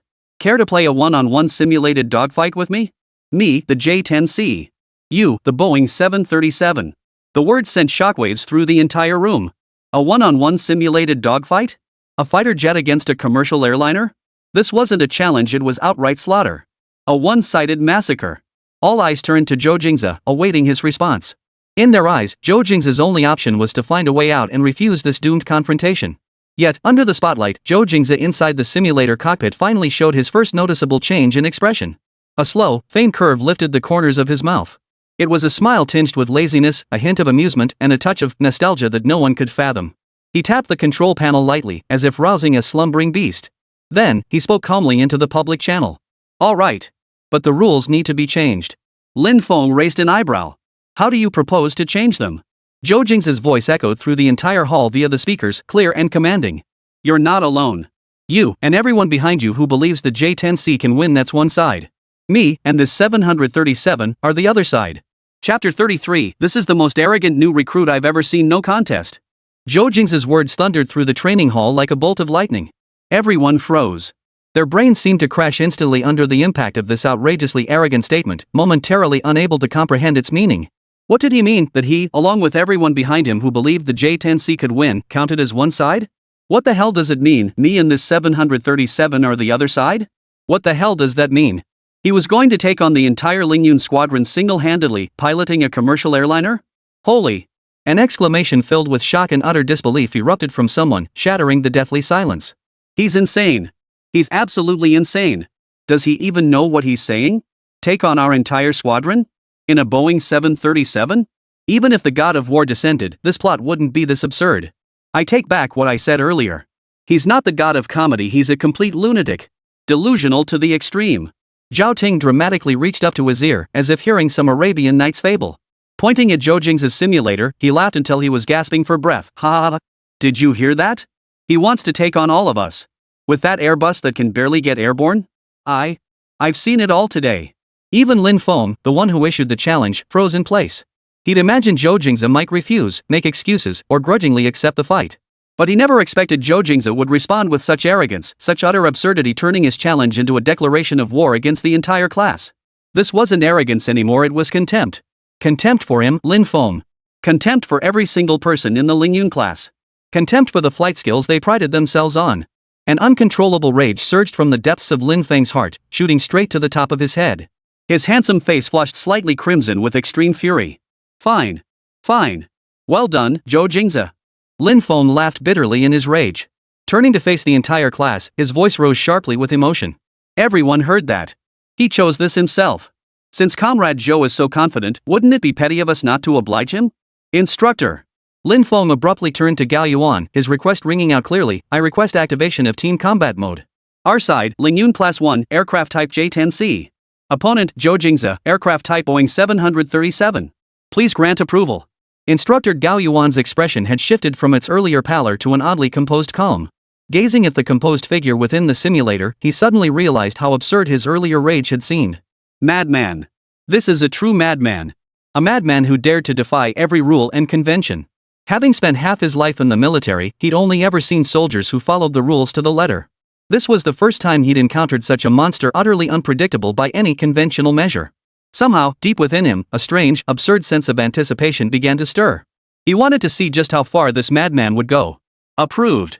Gao Yuan uttered the two words, his voice as cold as a Siberian blizzard. He turned and walked to the control console, personally setting the stage for this unprecedented, utterly absurd training match. Battlefield, Urban Canyon.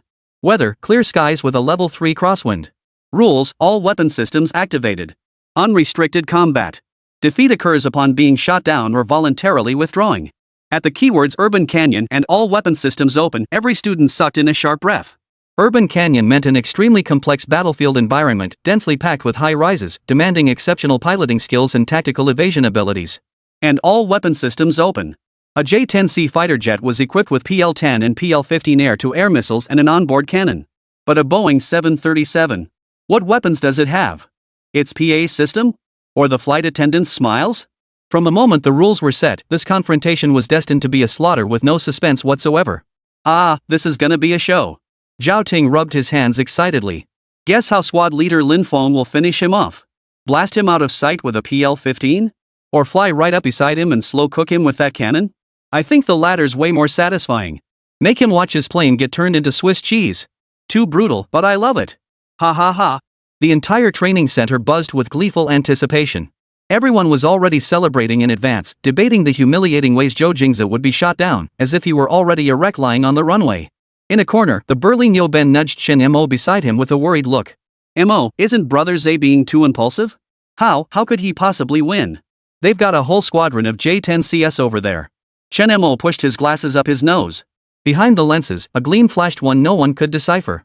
He didn't answer Niu Ben's question, instead staring intently at Simulator 07 and murmuring to himself. Something's off. This feels very off.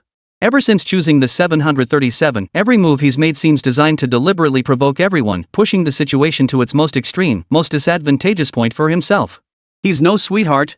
A mind capable of deriving that correction model absolutely isn't a sweetheart. So, what exactly is he trying to do? Amidst the clamor and jeers, Zhou Jingze had already closed the public channel. Everything outside seemed cut off from him. Seated within the spacious 737 flight simulator cockpit, he gazed at the densely packed yet utterly familiar instrument panel and control yoke. A long-forgotten sensation welled up from the depths of his soul. His hand reached out, fingertips lightly tracing the throttle lever, gliding over the autopilot panel, skimming the communication frequency knob. That composure, that bone-deep familiarity, stood in starkest contrast to the mockery outside. At the same time, Lin Feng settled into the simulator of another J-10C. A cruel smile played on his lips as he gripped the control stick, feeling the fighter jet's unique coldness and raw power. He had already devised over a dozen ways to shoot Zhou Jingze down, each one sufficient to condemn that arrogant bastard to a lifetime of living in the shadows. On the training center's main screen, the models of the opposing sides were displayed. On one side, dozens of sleek, menacing J-10C mighty dragons formed an attack formation, like a pack of wolves poised to strike. On the other side stood a solitary Boeing 737 bulky and clumsy, like a harmless lamb that had wandered into a pack of wolves. The stark, despair-inducing visual contrast drove home the reality for everyone once more. This was a battle they were bound to lose. Instructor Gao Yuan glanced at the countdown on the screen and picked up the microphone. His icy voice echoed throughout the hall. Engage. Chapter 34, Dodging Missiles in a Commercial Airplane? Dude, you know how to position yourself. The moment the words fell, the countdown on the training center's main screen hit 0. Engage. Yao Yuan's icy voice rang out like a starting pistol. Boom. A blinding silver streak, like thunder unleashed from its chains, erupted from the runway on one side of the screen. Lin Feng's J-10C mighty dragon, with its afterburners ignited, unleashed unparalleled thrust. The fighter jet scraped the very edge of the runway's end, launching itself into the sky at an extremely steep angle, violent and visually stunning. The posture radiated aggression and raw power, like a bloodthirsty beast eager to tear its prey apart. Beautiful. So cool. That takeoff was textbook perfect. The students watching were instantly electrified, erupting in waves of gasps and cheers. Yet, starkly contrasting the J-10C's earth-shattering entrance was Simulator 07 on the other side of the screen. Zhou Jingze's Boeing 737 moved. But its movements could only be described as sluggish. No deafening roar. No air-splitting sharpness. It resembled a sleepy, plump dolphin sluggishly taxiing, slowly accelerating, then lifting off the ground at an angle so gentle it bordered on docile. The entire process perfectly adhered to the safety operating manual for commercial airliners. Smooth, safe, utterly devoid of excitement. But I can't hold it in, I'm gonna laugh. Is he seriously going to hand out peanuts? At this speed, I feel like I could catch up to him by running just 2 steps. Oh no, Lin Feng's squad leader is probably already flying over his head, and he hasn't even reached his target altitude yet? Mockery erupted once more. Everyone felt this contest had ended the moment the aircraft took off. On the screen, Lin Feng, already holding an absolute altitude advantage, clearly shared that view. His J-10C traced a graceful arc in the sky, like a circling falcon, overlooking the slow-moving Boeing 737 below. He didn't rush to fire his missiles. That would be too easy for this arrogant fool. He intended to toy with him, to humiliate him. Zhou Jingze, watch closely. This is what flying is all about. Lin Feng sneered coldly over the public channel, then slammed the control stick forward. The silver J-10C dubbed like a blade, screeching sharply as it streaked past the Boeing 737 at breakneck speed. The vertical distance between the two aircraft narrowed to less than 50 meters. In that instant, Lin Feng executed an incredibly flashy maneuver, a flawless barrel roll.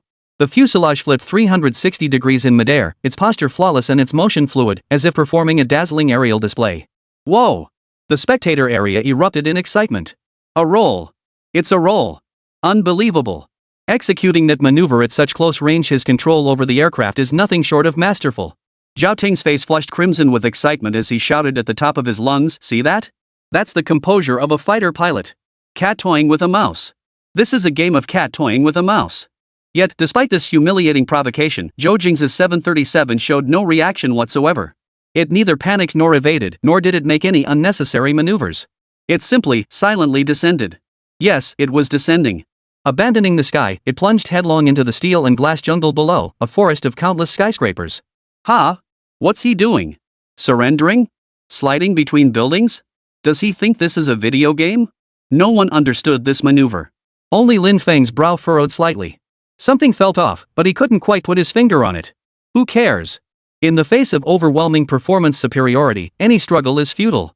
Lin Feng piloted the J-10C, executing a side turn to realign with the 737 while activating the fire control radar. Beep beep. The radar warning tone instantly filled the 737's simulated cockpit. Lock him on. A cruel curve lifted at the corner of Lin Feng's mouth. On the screen, the green box representing the radar lock began attempting to encircle the 737, weaving between the buildings. Yet, an eerie turn of events unfolded. Just a split second before the radar completed its lock, Zhou Jingze's massive 737 tilted slightly, slipping precisely into the shadow cast by the International Finance Center tower. The radar signal was interrupted. What? Lin Feng froze. He adjusted the angle, attempting to reacquire the target. Beep. The lock-on began again, but the 737 seemed to have eyes in the back of its head. With another seemingly clumsy turn, it used the structure of the twin towers to once more evade the radar. Once. Twice. 3 times. Lin Feng piloted his high-performance J-10C fighter, circling relentlessly over the city. Yet he found himself utterly unable to establish a single complete, stable radar lock on the bulky passenger jet below. Zhou Jingze moved like a parkour master familiar with every alleyway in the city, using his massive Boeing 737 as the perfect cover. He skillfully turned one skyscraper after another into shields with its enormous fuselage. In the observation area, the initial clamor and jeers gradually subsided. All eyes widened, fixated on the unbelievable spectacle unfolding on the screens. That clumsy commercial airliner now glided through the urban canyons with an eerily agile grace. How is this possible? How did he anticipate the radar scan angles? Look at his flight path. Every turn he makes lands precisely in the radar's blind spot. He's using the buildings to evade radar detection. Instructor Gao Yuan, who had remained silent, suddenly narrowed his eyes. He understood. Zhou Jingze wasn't flying recklessly. He was actively exploiting the complex urban echo environment and the 737's massive radar cross-section to generate false signals and create blind spots, deliberately disrupting the J-10C's lock-on. This was electronic warfare thinking. Applied to a commercial airliner. Bastard. Having been toyed with repeatedly, Lin Feng's rage was fully ignited. He abandoned the medium-range missile lock, slammed the throttle to full power, and piloted the J-10C like a furious eagle. With a murderous resolve, he dove relentlessly toward the 737 flying over a wide avenue. He would use the cannon. He would fly right into that bastard's face and tear it apart with his 30mm cannon, reducing it to a flurry of flying debris. Watching the rapidly approaching J-10C on the screen, everyone's hearts leapt into their throats. It's over. There's no dodging this. At such close range and such high speed, evasion was utterly futile. Yet, just as the J-10C's fire control reticle was about to lock onto the 737, Zhou Jingze executed a terrifying maneuver that would forever alter everyone's understanding of flight, including that of his instructor, Gao Yuan. With remarkable calm, he reached out inside the cockpit and shut down the right engine. Buzz. The massive Boeing 737's engine on one side instantly shut down. The entire aircraft, thrown off balance by this sudden, deadly asymmetry of thrust, lurched violently to the right. Its massive wing nearly scraped the ground. Under the horrified stares of everyone, this passenger jet weighing dozens of tons suddenly traced an eerily bizarre arc through the sky like an out-of-control race car. It was drifting. Defying every aerodynamic law enough to give any aircraft designer a heart attack, it forcibly, almost horizontally, slammed into a narrow street canyon beside it. Boom! Lin Feng's J-10C, moving too fast to brake, roared past the spot where the 737 had vanished, fueled by impotent rage. By the time he laboriously pulled up the nose, circled back, and searched for the target, he had completely lost the optimal attack position. First engagement. J-10C, utterly defeated. The entire training hall fell into deathly silence. Everyone stared blankly at the screen, mouths agape, their minds blank. Instructor Gao Yuan's hand gripping the edge of the console trembled slightly. He wasn't afraid, he was thrilled. Shutting down one engine, executing extreme turns using asymmetric thrust. This maneuver, which existed only in the theories of madmen, had actually been performed. And by a commercial airliner. What kind of monster was this kid? Chapter 35, Air Braking. What air combat theory is this? Dead silence. The entire training hall fell into an even more complete, suffocating silence than before. If Zhou Jingze's choice of the Boeing 737 earlier was absurd, then what he pulled off with this Boeing 737 now was nothing short of a miracle. No, it couldn't even be called a maneuver. It was the most brutal violation of aerospace physics.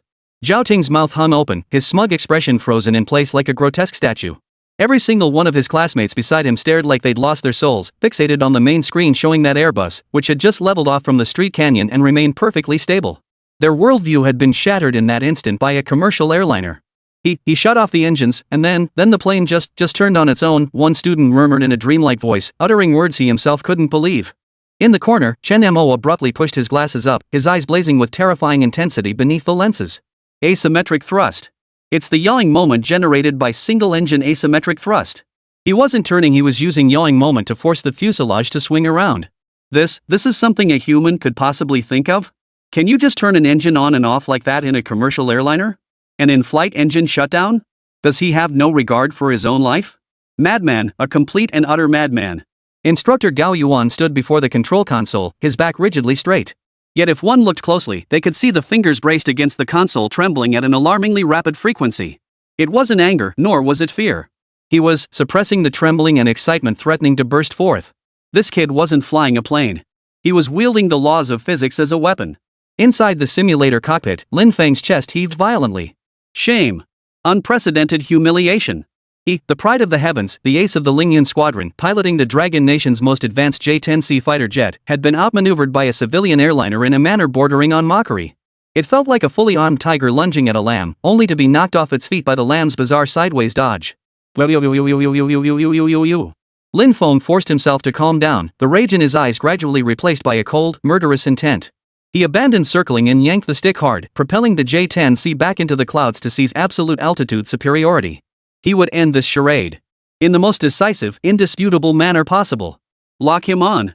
Lin Feng's voice crackled through the communication channel, echoing throughout the entire control room. This time, he gave Zhou Jingze no chance to use buildings for cover. He flew higher, the radar's angle widening to encompass nearly the entire urban canyon below. On the screen, the green lock-on box reappeared, snapping onto the 737 flying above a main thoroughfare at a speed several times faster than before. Beep beep beep. The shrill, piercing radar lock alarm rang in everyone's ears. This time, it was a continuous, unrelenting beep. Locked on. We're done for. This time it's a PL-15. Medium-range missile lock. There's no escaping it. The 737 has no electronic countermeasure pods, no chaff or flares, it's a sitting duck. Everyone held their breath. They watched as Lin Feng's finger rested on the weapon's launch button. They could almost see the bulky 737 exploding into a dazzling fireworks display mid-air. A cruel, cold smile curled the corners of Lin Feng's mouth. Goodbye, theoretical genius. He pressed the button. Whoosh! A PL-15 air-to-air missile broke free from its pylon, trailing a blinding tail flame like a deadly arrow, hurtling toward the Boeing 737 below. Yet, at the very instant the missile left its launcher. Just as everyone thought the outcome was sealed, Zhou Jingze moved again. He didn't perform any evasive maneuvers.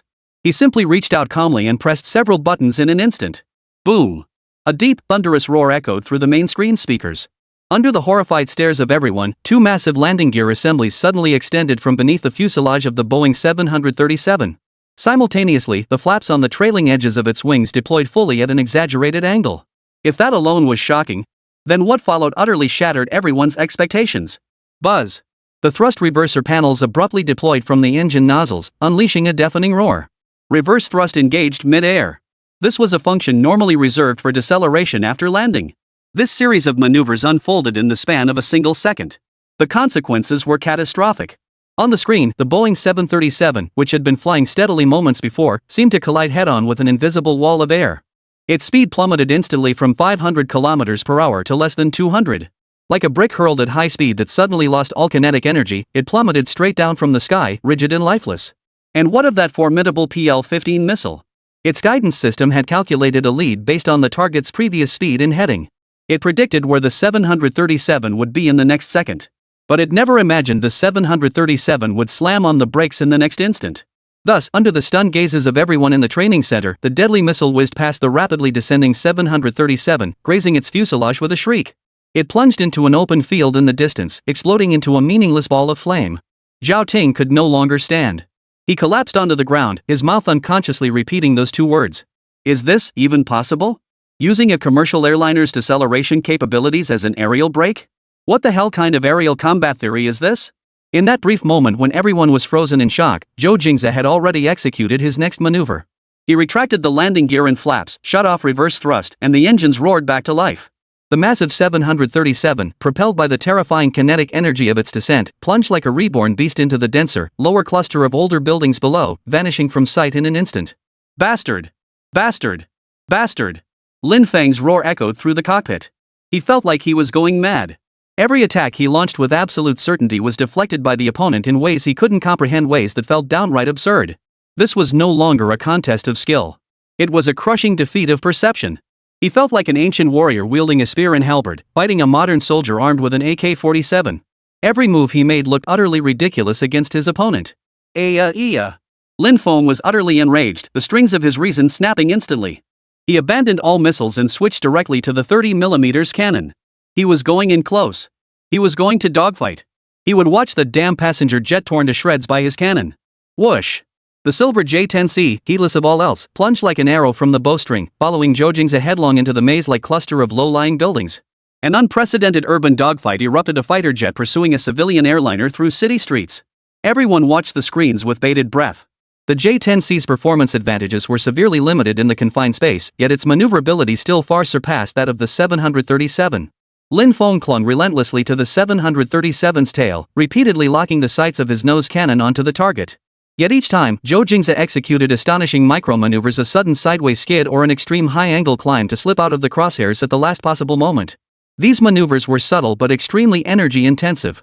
To keep pace with this erratic rhythm, Lin Feng repeatedly engaged his afterburner, using explosive thrust to forcefully twist the nose and re-lock onto the target. The entire training center echoed only with the relentless roar and growl of the J-10C's engines.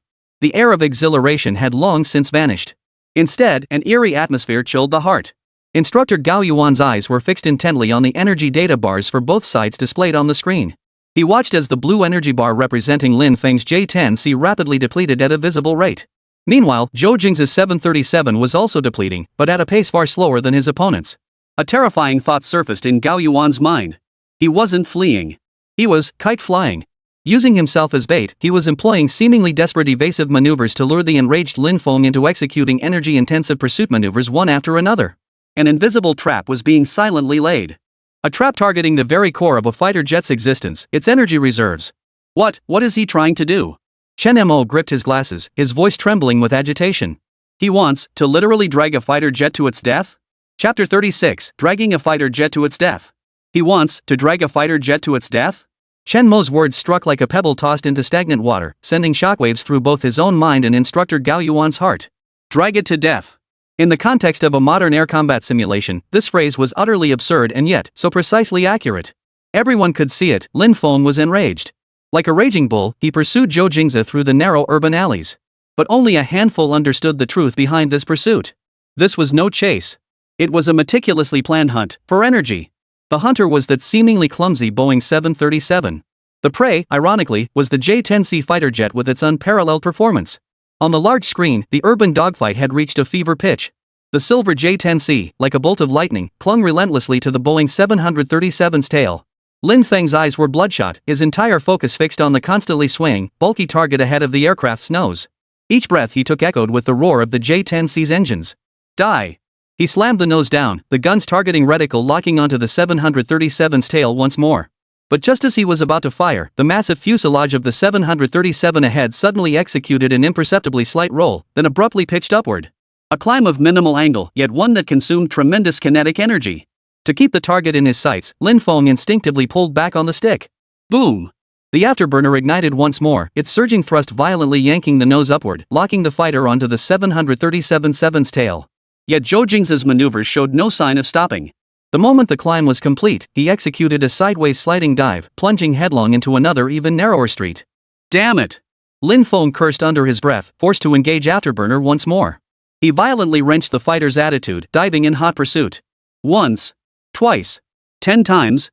Throughout the training hall, all the students had shifted from initial tension to numbness and confusion. They couldn't hear the sounds from the cockpit, but they could hear the intermittent, frenzied roar of the J-10C's engines emanating from the simulator's speakers. Each roar signaled that Lin Feng had engaged the afterburner. Each roar meant vast amounts of fuel and energy were being squandered on a futile pursuit. In stark contrast, Zhou Jingze's 737. From start to finish, its engines maintained an eerily steady hum. Every maneuver seemed like dancing on a knife's edge, dangerous to watch, yet each energy expenditure was controlled to an astonishingly minimal level. Look at the data panel. A student pointed at the constantly shifting data bar in the corner of the main screen, his voice trembling. All eyes were instantly drawn to it. The blue energy bar representing Lin Feng's J-10C was plummeting at a terrifying rate. Meanwhile, the white energy bar representing Zhou Jingze's 737 was also decreasing, but at a snail's pace. The rate of depletion between the two was completely disproportionate. The color drained completely from Zhao Ting's face. He stared blankly at the two energy bars, his lips trembling, unable to utter a single word.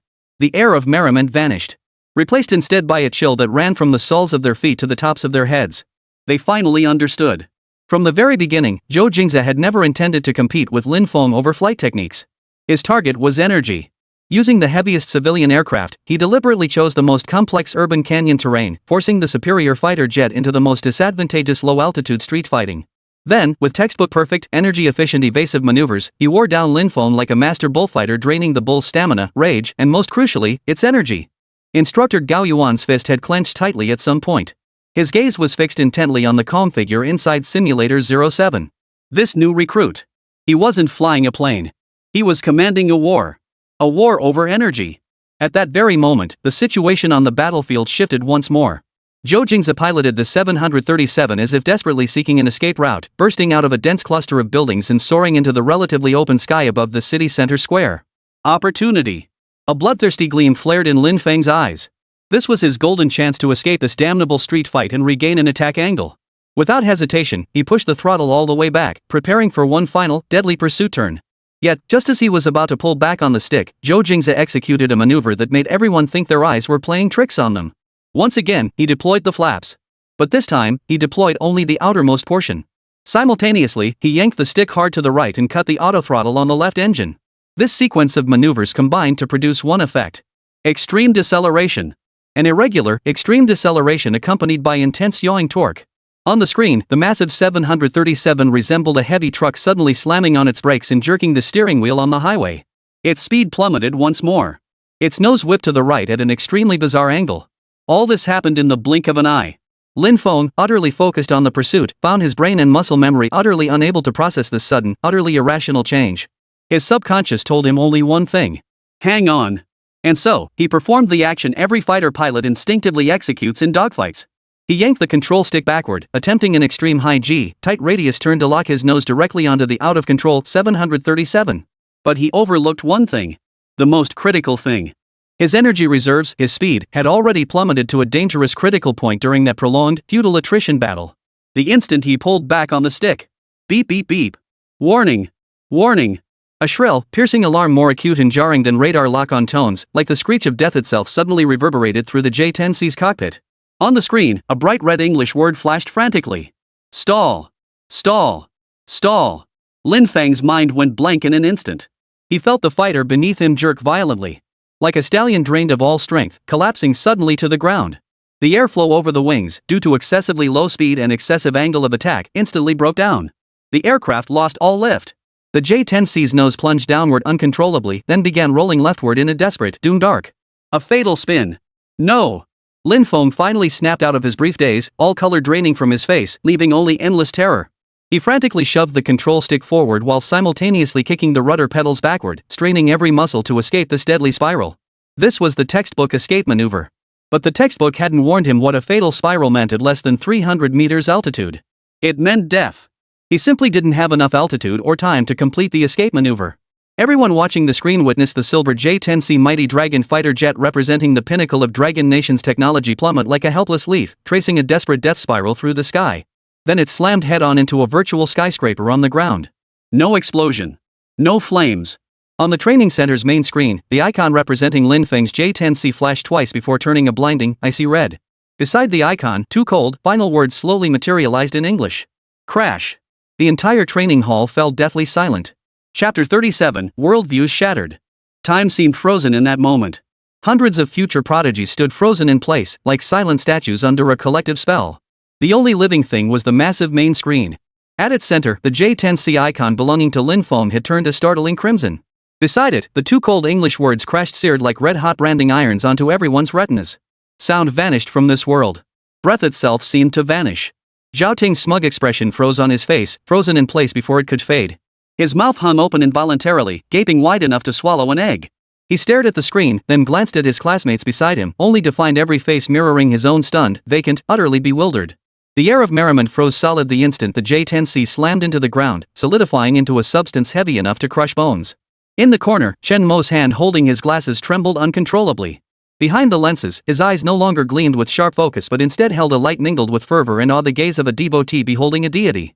He understood. He grasped the true nature of this hunt earlier than anyone else. But understanding it did not mean he could accept it. Using a civilian airliner, without firing a single shot, relying solely on the most extreme calculation and extraction of energy, they had dragged a top-tier fighter jet into the death trap of a stall spiral. This was not flying. This is sorcery. Before the console, instructor Gao Yuan's frame remained rigid as a rifle.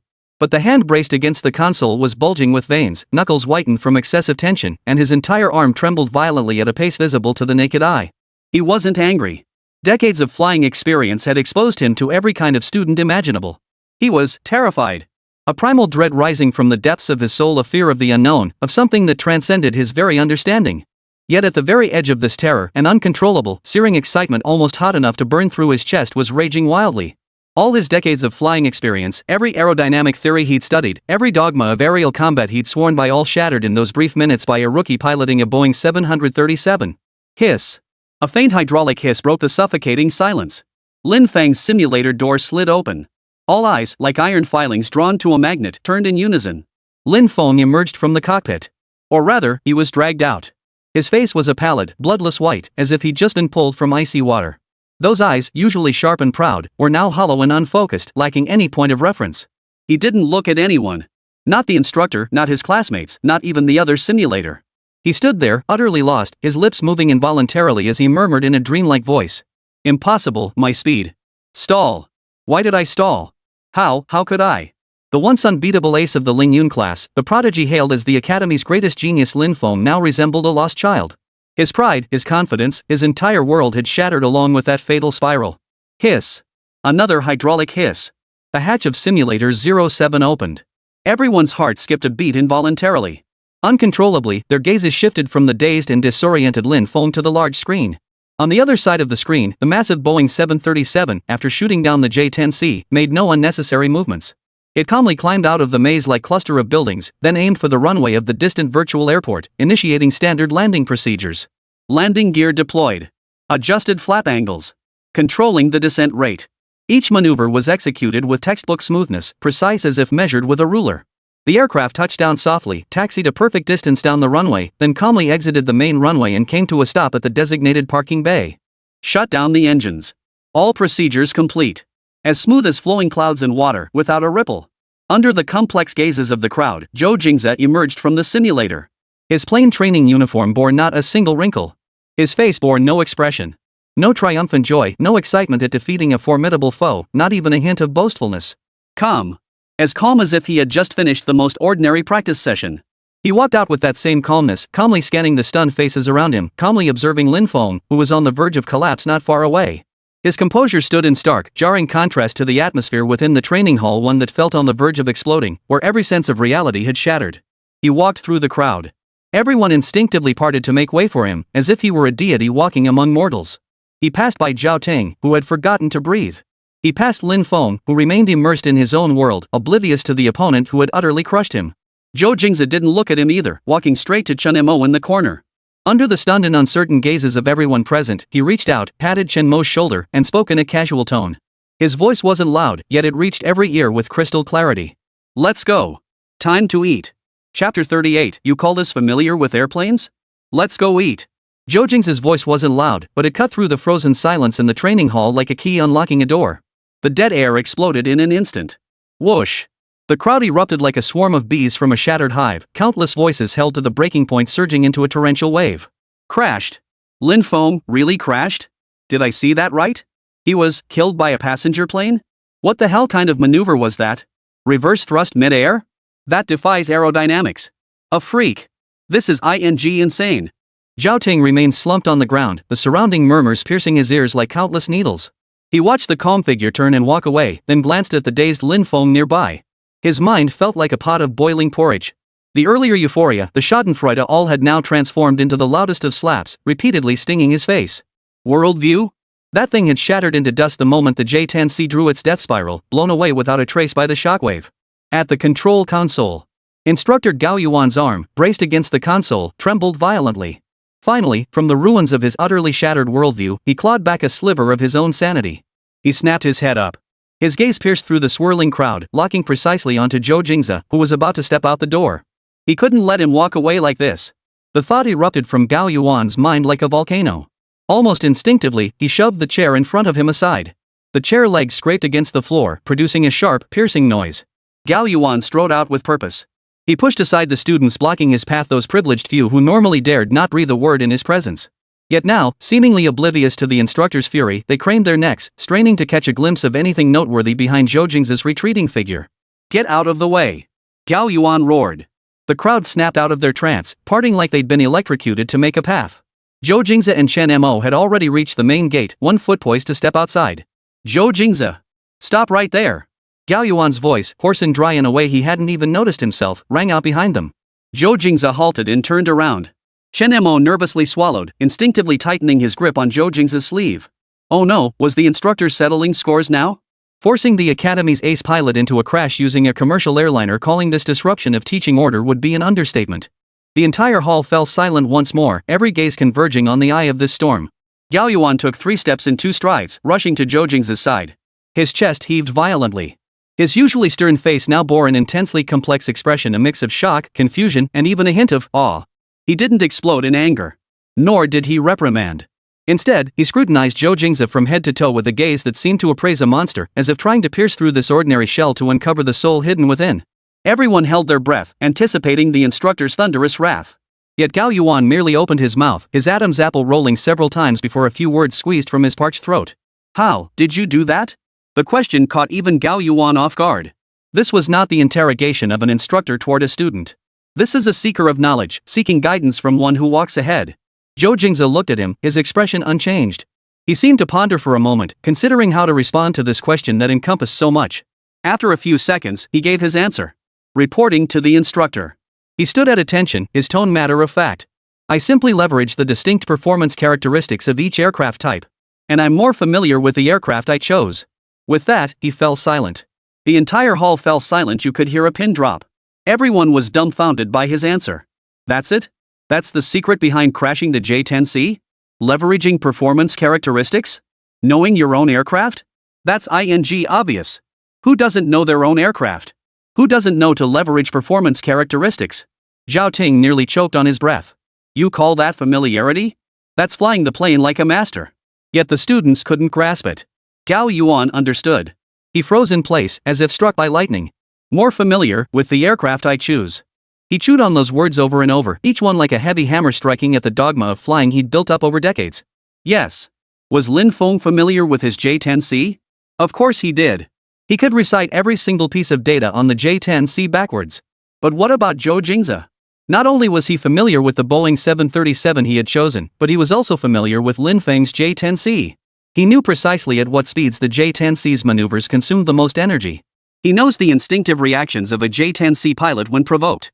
He even calculated precisely that critical pullback maneuver Lin Feng's habitual, fatal reflex the moment energy reserves hit the threshold. And Lin Feng? Did he understand that Boeing 737?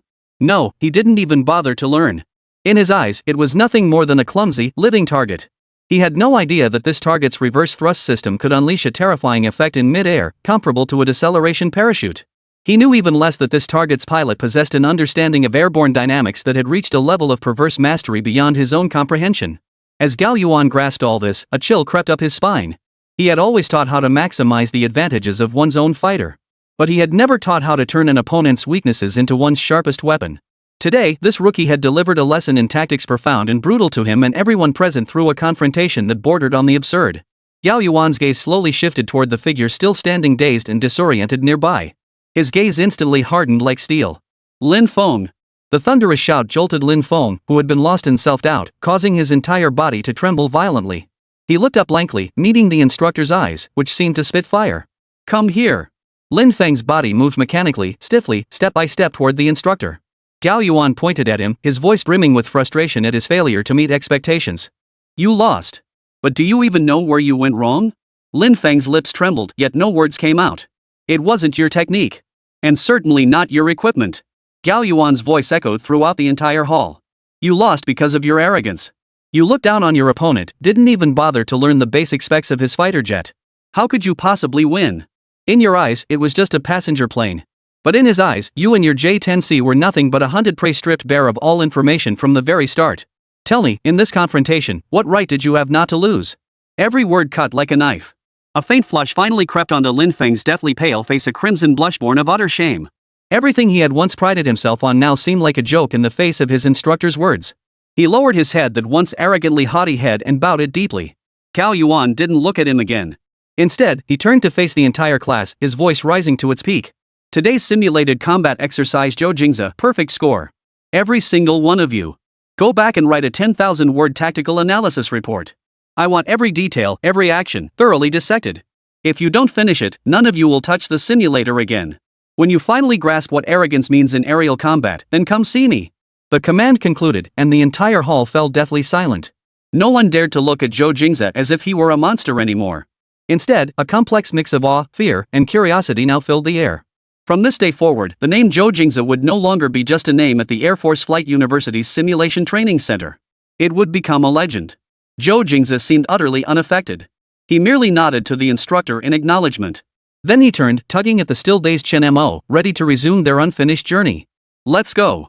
This time, we're really going to eat. The two stepped out of the hall, the clamor behind them muffled by the heavy doors. Walking down the quiet corridor, Chen Mo's heart still pounded like a drum.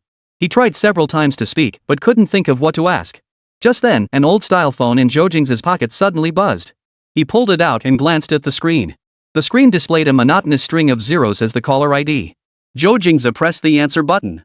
A steady voice, tinged with an almost imperceptible smile, came through the line. It was Air Force Commander Li Jingwe. Kid, come to my office. Chapter 39, New Target, Classified Database. Kid, come to my office. On the other end, Commander Li Jingwe's voice betrayed no emotion, steady as a ballast stone. Zhou Jingze hung up the phone, his expression still as calm as ever. He turned to Chen Mo beside him. Head to the cafeteria first. Save me a seat and get me some braised pork. Chen Mo nodded blankly, his mind still a muddle. A call from the commander? He watched Zhou Jingze turn and walk toward the administrative building opposite the cafeteria. The silhouette, stretched by the corridor lights, seemed both ordinary and mysterious. Commander's office. There was no stern interrogation as he'd imagined, nor a barrage of scolding. Li Jingwe personally poured him a glass of water. Those eyes, which had witnessed countless storms, now brimmed with undisguised admiration and curiosity. "Tell me," Li Jinghua urged. "How did you come up with it?" Leaning back in his wide office chair, Li Jinghua tapped his fingers lightly on the desk, as if reliving that utterly unimaginable simulated confrontation.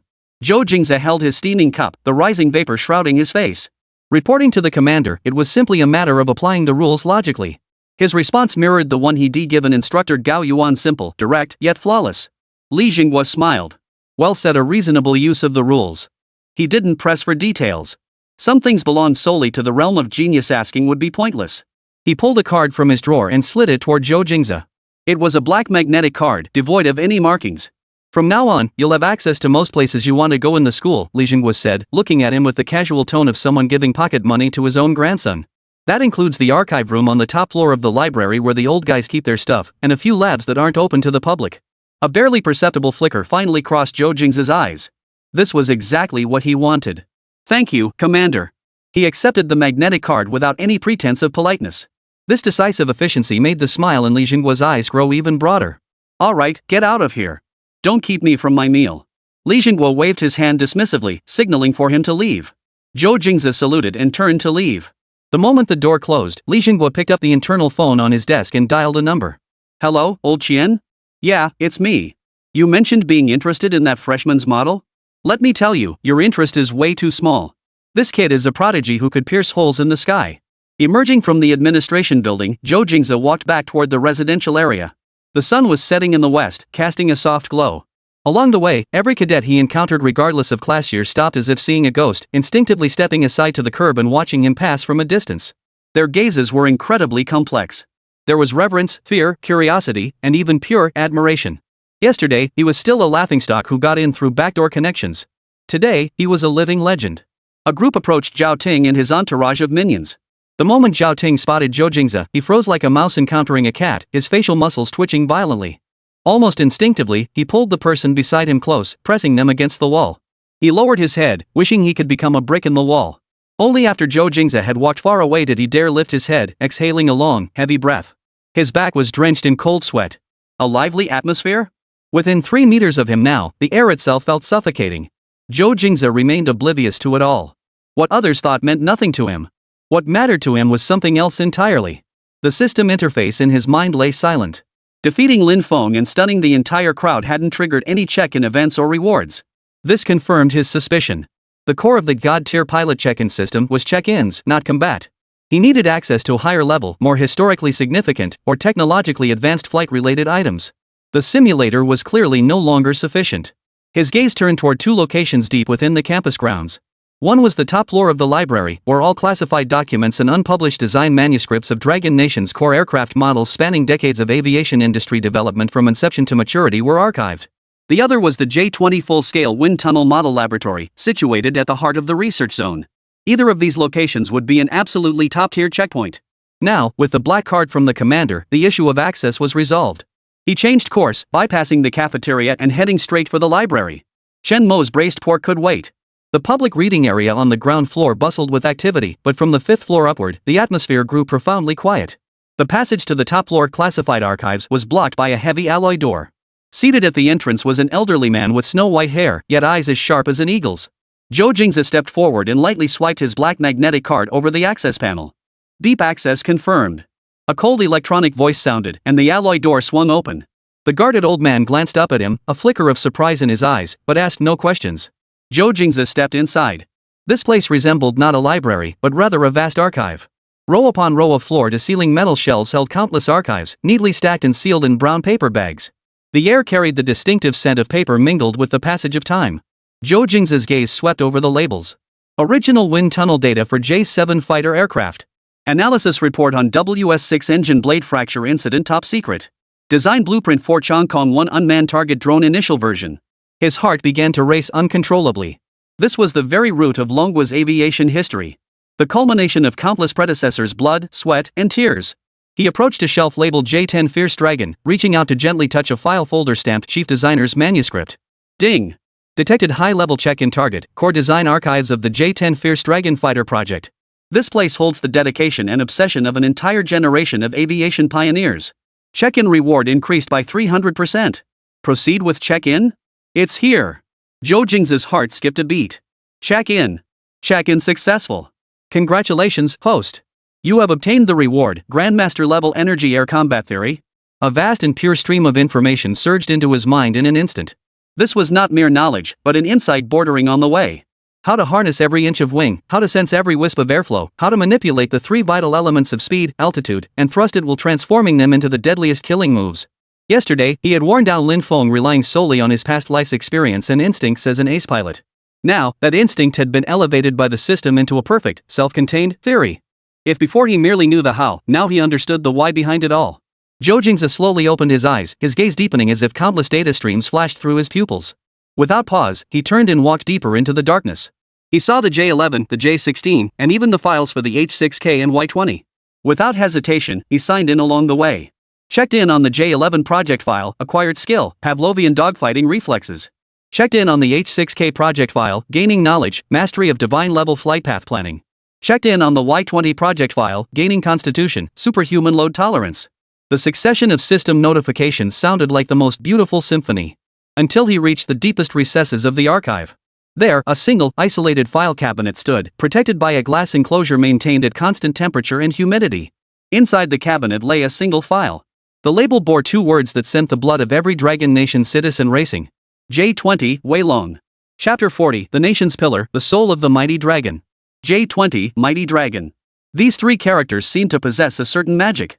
They were not a cold designation, but the totem of an entire generation's aviation dreams, the sharpest fangs of the Dragon Nation in the blue skies. At that moment, Zhou Jingze's breath grew faint. He could feel the dust in the air, the dust of paper and time growing thick and solemn in the presence of this name.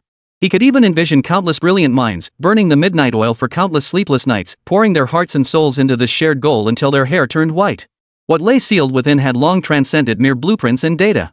It embodied the will and soul of an entire nation striving to catch up and surpass others in aviation. Zhou Jingze reached out. His fingertips, separated by a layer of cold, specialized glass, touched the freestanding archive cabinet gently, with a reverence bordering on pilgrimage. Almost the instant his touch made contact, the dormant system within his mind erupted with an unprecedented, dazzling radiance. Ding! A notification sound louder and more resounding than any before it, like the clang of a great bell, thundered through his consciousness. Detected legendary check-in item, core design specifications archive for the J-20 Weilong fighter jet. This site embodies the pinnacle of Dragon Nation's contemporary aerospace technology and national will. Check-in rewards increased by 1000%. Proceed with check-in? Legendary.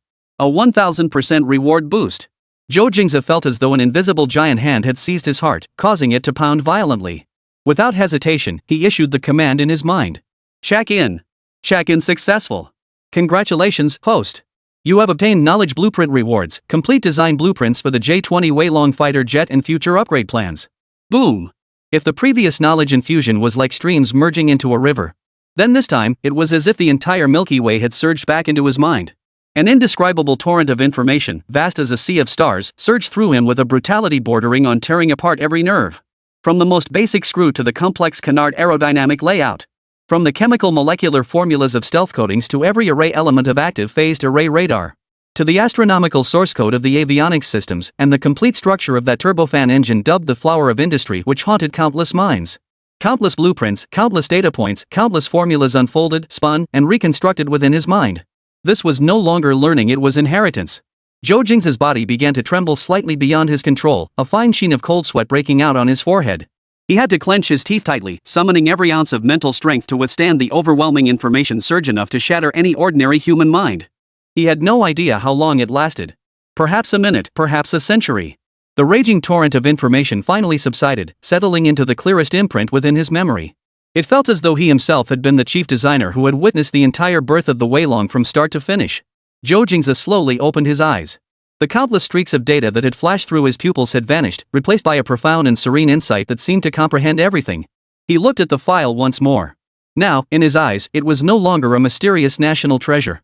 Instead, it was a familiar creation, one that even bore a few flaws. The future improvement plan provided by the system naturally surfaced in his mind. I see. The inlet lip could incorporate an adaptive adjustment design to further reduce the radar cross-section at high Mach numbers. The heat-resistant materials for the three-dimensional vector nozzle could be optimized. The current design still has too short a lifespan. The avionics system's code redundancy is excessive. Rewriting it using my previous life's architecture could boost computational efficiency by at least 15% and leave interfaces for future loyal wingman data links. One astonishing idea after another flashed through his mind. Each one was enough to make any aviation expert outside the project drop their jaw in astonishment. He exhaled a breath of stale air, suppressing these ideas that were still too revolutionary for the present. He had already mined nearly all the value from this check-in. The next target. His gaze seemed to pierce through the library walls, fixating on the laboratory deep within the campus grounds, the one housing the full-scale wind tunnel model of the J-20. That was where his future plans could truly be validated. Gurgle. An untimely rumble erupted from his stomach, shattering the sacred silence. Only then did he recall he hadn't eaten dinner yet. Chenmo's braised pork was probably cold by now. Zhou Jingze chuckled and shook his head. That grand sense of controlling the nation's future was instantly pulled back to the mundane realities of everyday life. Even the most elite ace pilot needed to eat. He cast one final glance at the rows of solemnly standing file cabinets, paying the highest respect to them and the nameless heroes behind them. Then, he turned and walked calmly out of this sacred place that held the history of Dragon Nation aviation. The cafeteria buzzed with activity as evening fell. The moment Zhou Jingze pushed open the door, the entire cafeteria, that noisy, bustling atmosphere, fell into an eerie pause. Countless gazes lifted from rice bowls and phone screens, all turning to focus on the doorway. Those gazes carried a different quality than those on the street earlier that afternoon.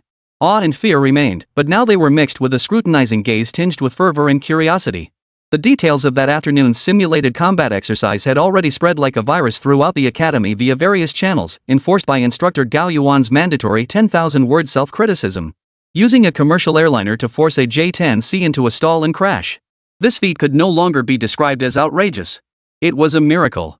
Zhou Jingze, that name was now synonymous with demon and monster in every cadet's mind. Ignoring the probing stares, he strode straight to the corner. Sure enough, Chen Mo still occupied his seat. On the table sat two trays, one piled high with braised pork like a small mountain. You finally showed up, Chen Mo sighed with relief upon seeing him.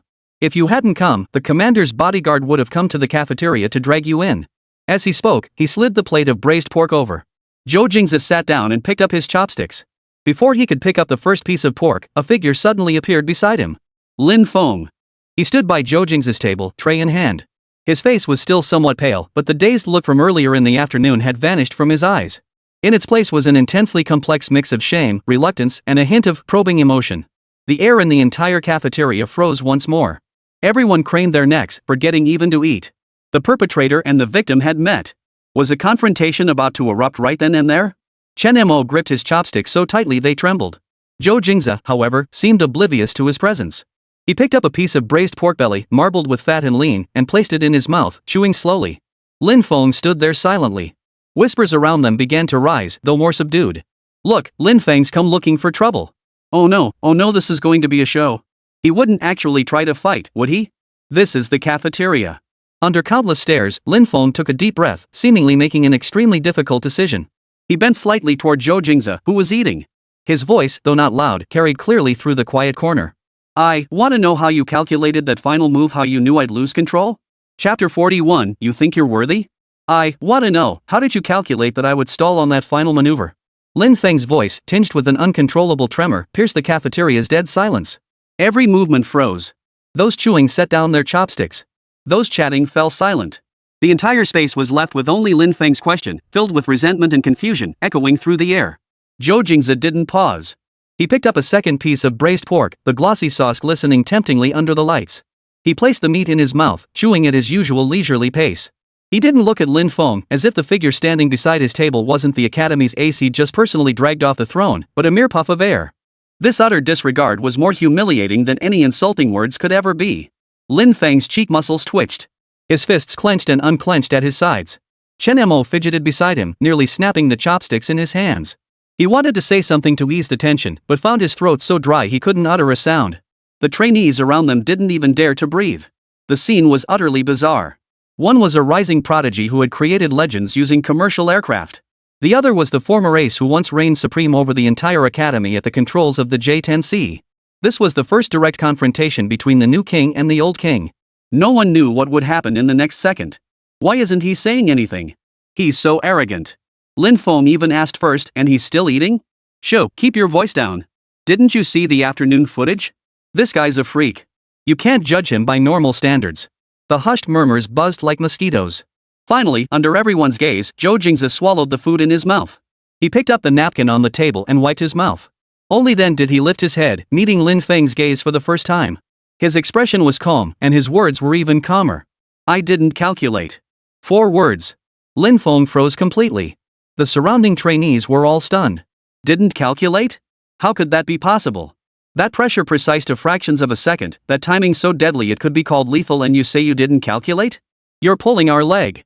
Lin Feng's breathing grew ragged. He clearly couldn't accept this answer either. Impossible. At that altitude, you used reverse thrust to create turbulence, all to disrupt my rudder effect and force me to pull back, draining my last reserves. Every step was calculated. Zhou Jingze looked at him as if he were observing a novice student. That's your interpretation, not mine. He set down his napkin, leaned back in his chair, and added casually. I only know this: a dog that's been provoked, when it feels it's about to lose the bone, will leap up without a second thought. You are that dog. And your J10C is the leg that will break when you leap. The words hung in the air. The entire cafeteria fell so silent you could hear a pin drop. A dog? He actually compared Lin Feng, the Academy's ace pilot flying the J10C, to a dog? Insane. He's gone completely off the rails. Everyone expected Lin Feng to explode with rage on the spot, maybe even flip the table. Yet, to everyone's astonishment, Lin Feng's body shook violently upon hearing those words. The color drained from his face in an instant, replaced by a pallor mingled with shock, shame, and sudden realization. Yes. A dog. From the very beginning, he had been so easily provoked into chasing after him like a mad dog. He had abandoned the J-10C's greatest advantage, its power to engage in a low-altitude, low-speed dogfight with a passenger jet. He hadn't lost because of his skills or even his tactics. He had lost to the most primal emotion, one his opponent had completely controlled. Zhou Jingze never treated him as an equal opponent. In his eyes, he was nothing more than a wild dog being toyed with. This realization stung him more deeply than any defeat, and sobered him more profoundly than any tactical debrief. Thud. A dull thud. Under the gaze of hundreds of stunned eyes, Lin Feng's knees buckled, and he fell straight to his knees. He wasn't kneeling before Zhou Jingze. He knelt before his own pride, shattered beyond repair. I understand. Lin Feng's voice was thick with nasal congestion and choked sobs. He raised his head, and the face that had once radiated arrogance now bore only the hollow, defeated look of a man who had lost his soul. He had lost. He had lost completely, conceding defeat without a shred of doubt. The entire cafeteria erupted in a roar of commotion. He knelt? Good heavens. Lin Feng, he actually. This is just too much. Chen Mo's jaw dropped wide enough to fit an egg. He glanced at Lin Feng kneeling on the floor, then at Zhou Jingze, who looked utterly unperturbed. His worldview felt like it was being repeatedly crushed. Amidst the chaos, a crisp, melodious female voice rang out, tinged with amusement. Well, isn't this our Academy's big celebrity, Lin Feng? What's the drama today? The crowd automatically parted to make way. A tall woman approached, dressed in a well-fitted training uniform. Her striking beauty was accentuated by voluminous curls cascading casually over her shoulders. 2 buttons of her uniform were undone, revealing a sliver of fair skin along her neck. Her deliberate sway as she walked stood in stark contrast to the clueless male cadets surrounding her. It's Senior Lu Qianqian. What's she doing here? She's the campus beauty of our academy. I heard she's also the vice president of the student union. The line of guys chasing her could stretch from Cafeteria 1 all the way to Cafeteria 3. This woman was none other than Lu Qianqian, a third-year senior in the Flight Command Department.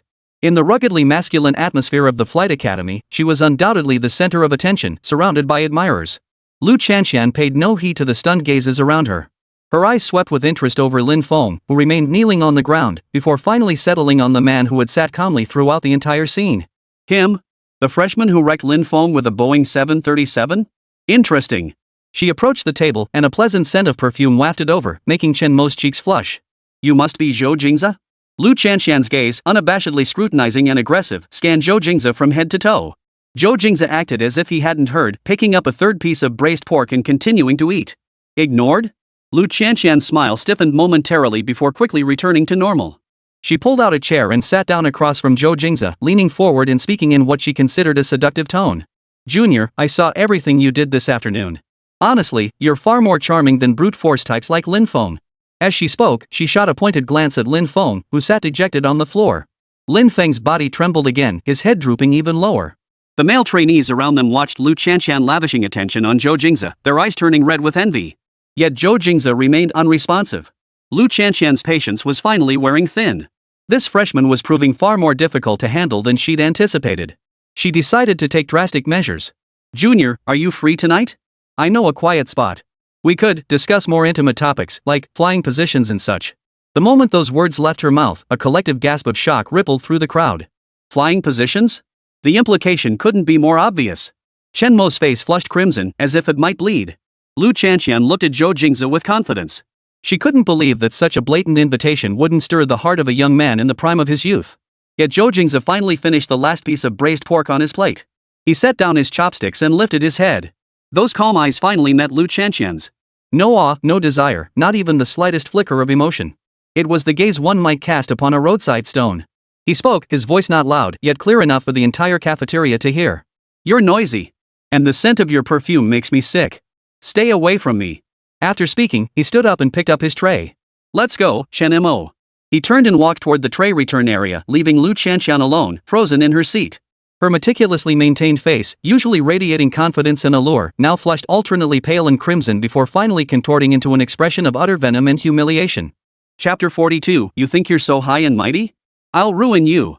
Zhou Jingze and Chen Mo left with their trays. Only then did the air in the entire cafeteria seem to begin flowing again. Lu Chanxian remained frozen in her seat, her exquisitely made-up face shifting through a spectrum of colors before settling into a pallid, ashen hue. She could feel the stares pouring in from all directions, shifting from earlier envy and jealousy to now unmasked mockery and pity. TSK, hit a brick wall, huh? She actually thought she was the campus beauty, expecting everyone to grovel at her feet? Nobody gives her the time of day. That line about the perfume making me nauseous was the ultimate knockout punch. Ha ha ha. Every whispered word pierced Lu Chanxian's ears like a red-hot steel needle. She jerked to her feet, the chair legs scraping the floor with a shrill screech. The surrounding murmurs fell silent. Lu Chanxian bit her lip so hard it nearly drew blood. She scanned the room. The students who had been watching the spectacle all averted their eyes, lowering their heads to pretend to eat. She grabbed her bag and stormed out of the cafeteria without looking back. Resentment burned like wildfire in her chest. Over the next few days, Zhou Jingze became the most mysterious figure at the Air Force Flight University. He no longer appeared at the simulation training center, avoided the sports field, and even rarely attended classes. Every day, all the cadets could see was one fixed scene. At dawn, he emerged from the dormitory and walked toward the library. Late at night, he emerged from the library and returned to his dormitory. His routine was as precise as a finely tuned machine, moving between just 2 points. He moved alone, ignoring every gaze of awe or curiosity directed his way. He walked as if enveloped in an invisible barrier, shielding himself from all external disturbances. No one knew what he did in that forbidden area on the top floor of the library. Some speculated he was receiving special training from the commander himself, learning some top-secret theory. Others believed he was preparing for his next sensational breakthrough. But there was one person who knew his whereabouts inside out. Lu Chanxian. Like a venomous snake lurking in the shadows, she fixed her cold, unwavering gaze upon her prey. Gone was her former flamboyance. Now she wore the most ordinary cadet training uniform, stripped of all accessories, her striking big-wave curls pulled back into a simple ponytail. Every day, she appeared near the library, choosing an inconspicuous corner behind a tree, or by a classroom window. She watched Zhou Jingze enter the building, then pulled out a stopwatch and began timing. She recorded the exact time he entered and exited each day, down to the second. She discovered he spent over 16 hours inside every day. No normal person could sustain such intense focus. He must have moments of slackening inside. And what she was waiting for was that very moment. A single, fatal moment. The opportunity arrived late one night, a week later. That day, Zhou Jingze spent 18 solid hours in the data archive. In the vast archive, soft lights illuminated the space, with only him present.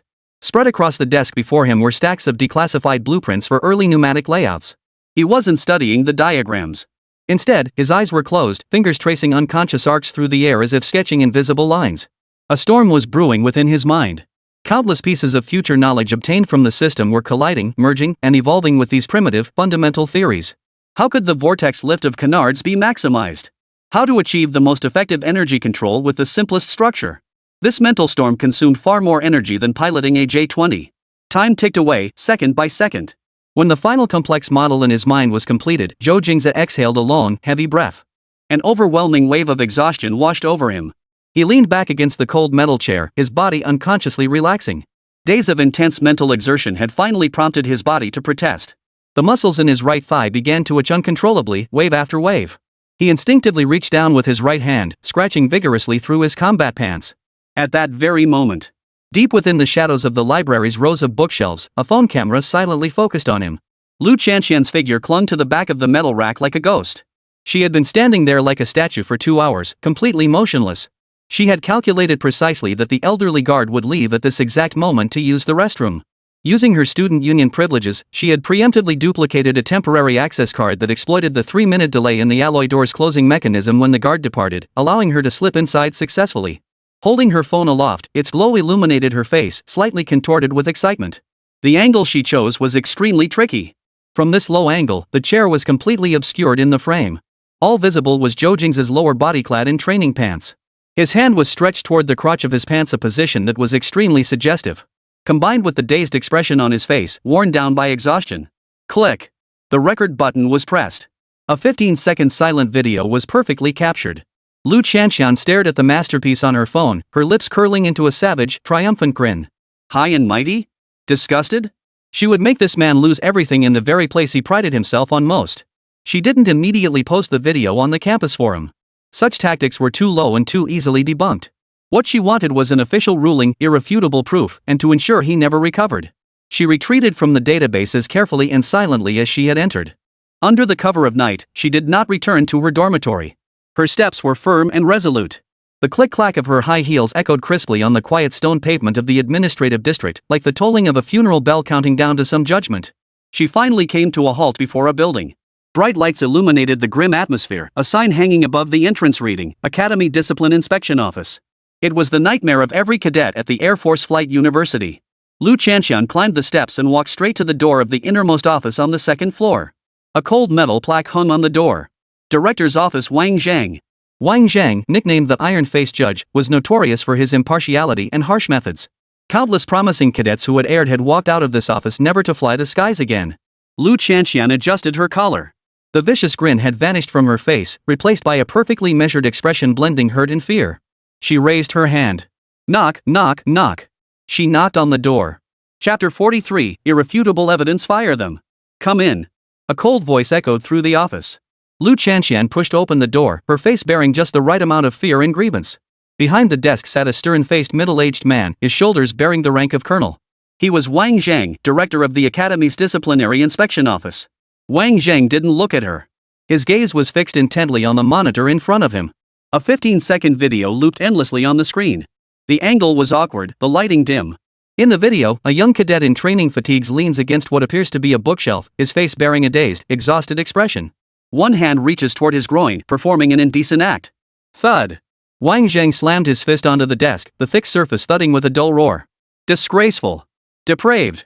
His chest heaved violently, and his face, usually known for its iron mask, was now consumed by rage. This is the Air Force Flight University. A place that cultivates the nation's elite. Not a filthy dump for scum. He sprang to his feet, pointing at the face on the screen. Zhou Jingze. Well done, Zhou Jingze. Just after creating a legend, you're ready to make another scandal? Lu Chanxian stood trembling beside him, head bowed, her voice breaking with tears. Director. I just stumbled upon it by accident. I didn't know what to do. Wang Zhang didn't even glance at her. He grabbed the red phone on his desk. Security office. Dispatch 2 officers to the library immediately. Bring Cadet Zhou Jingze to the disciplinary office. Now. Right this instant. He slammed the receiver down after barking the order. Also, he turned to Lu Chanxian, his tone still stern. Until the investigation results are in, I don't want a single word about this coming out of your mouth. Understand? Understood, I understand.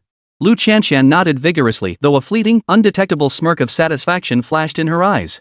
She certainly wouldn't say anything. She would simply make sure the entire school saw it.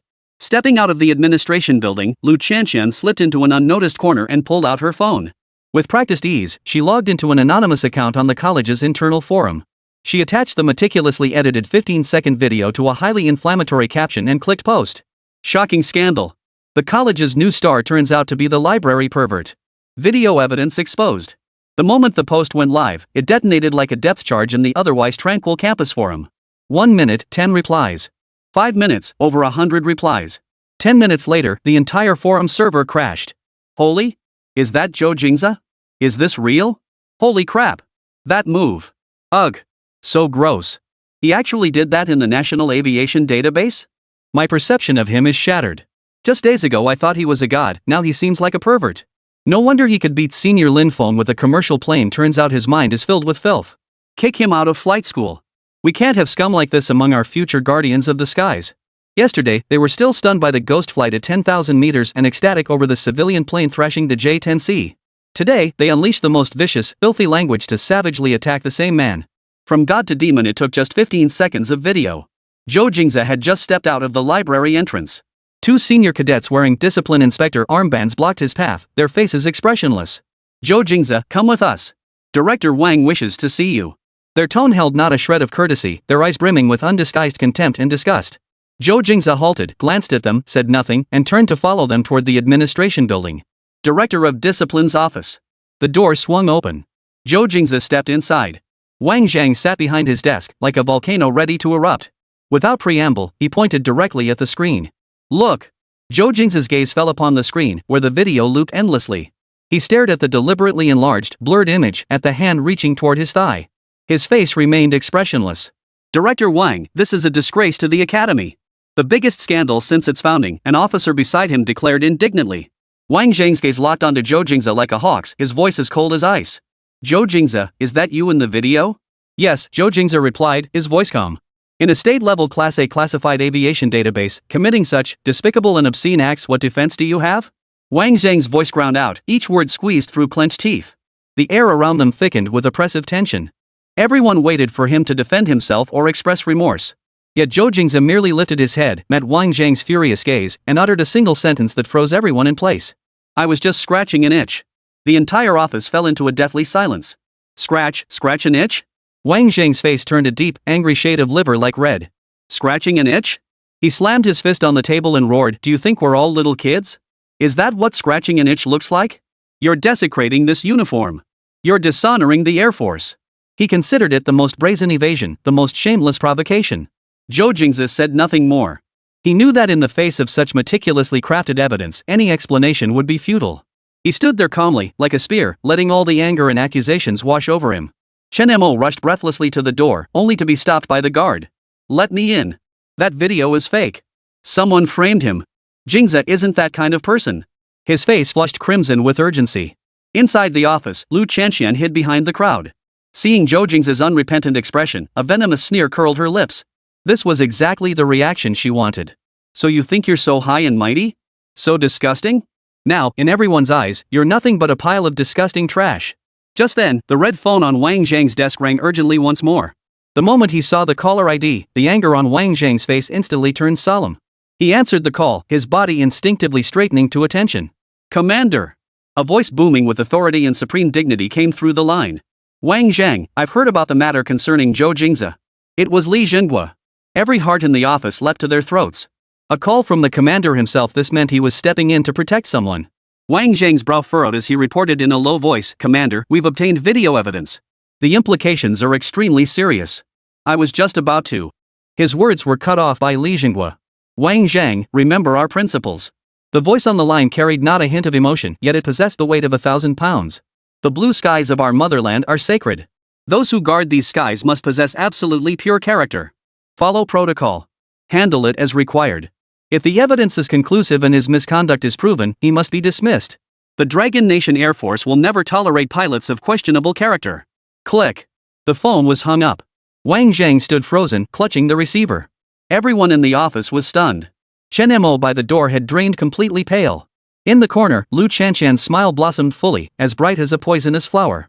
Chapter 44, Want to ruin my reputation? The Academy auditorium was packed to capacity.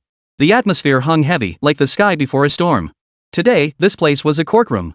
On the podium, Discipline Office Director Wang Zhang sat stone-faced at the center, flanked by several academy leaders and faculty representatives forming the ad hoc hearing committee. Below the stage, a sea of people filled the hall. Nearly every student in the academy had gathered. Their gazes, like countless poison blades, pierced the lone figure standing at the very front of the audience, Zhou Jingze. No one stood beside him. Even Chen Mo had been seated far away, scratching his head in frustration, powerless to do anything. Wang Zhang slammed his gavel down hard. Bring in the witness, Lu Chanxian.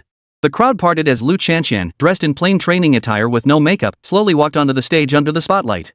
Her eyes were red-rimmed, her face pale, and her body trembled slightly, perfectly embodying the image of a victim traumatized beyond measure. Stepping before the microphone, tears streamed down her face before she could speak. I never intended for this to escalate, her voice choked with grievance. I simply believe that our Air Force Flight University is one of the most sacred places in our nation.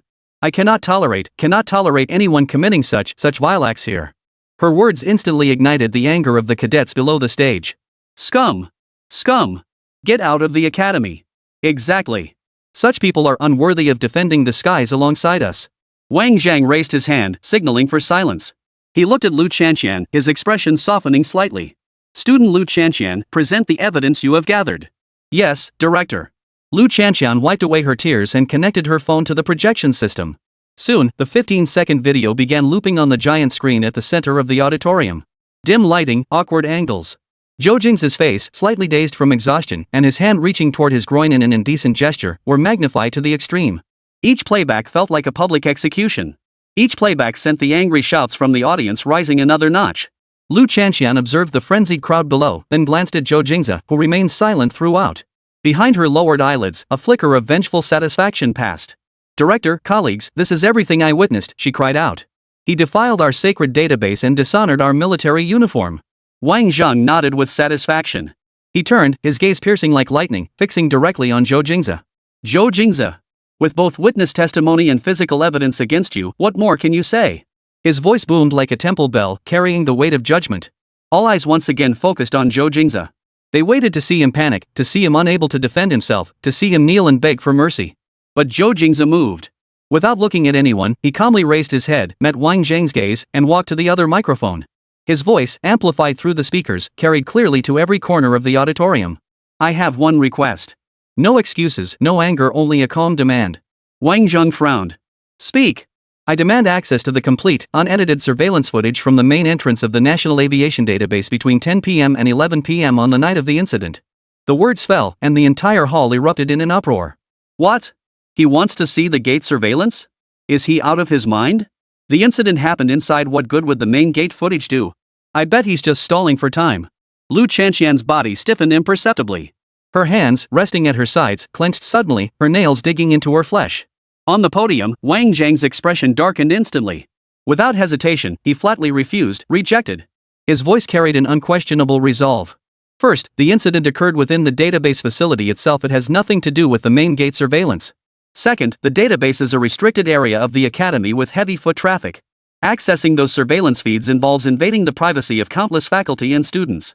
Do you really think you can just demand to see them? Zhou Jingze, I advise you to cease this futile struggle and stop attempting to muddy the waters.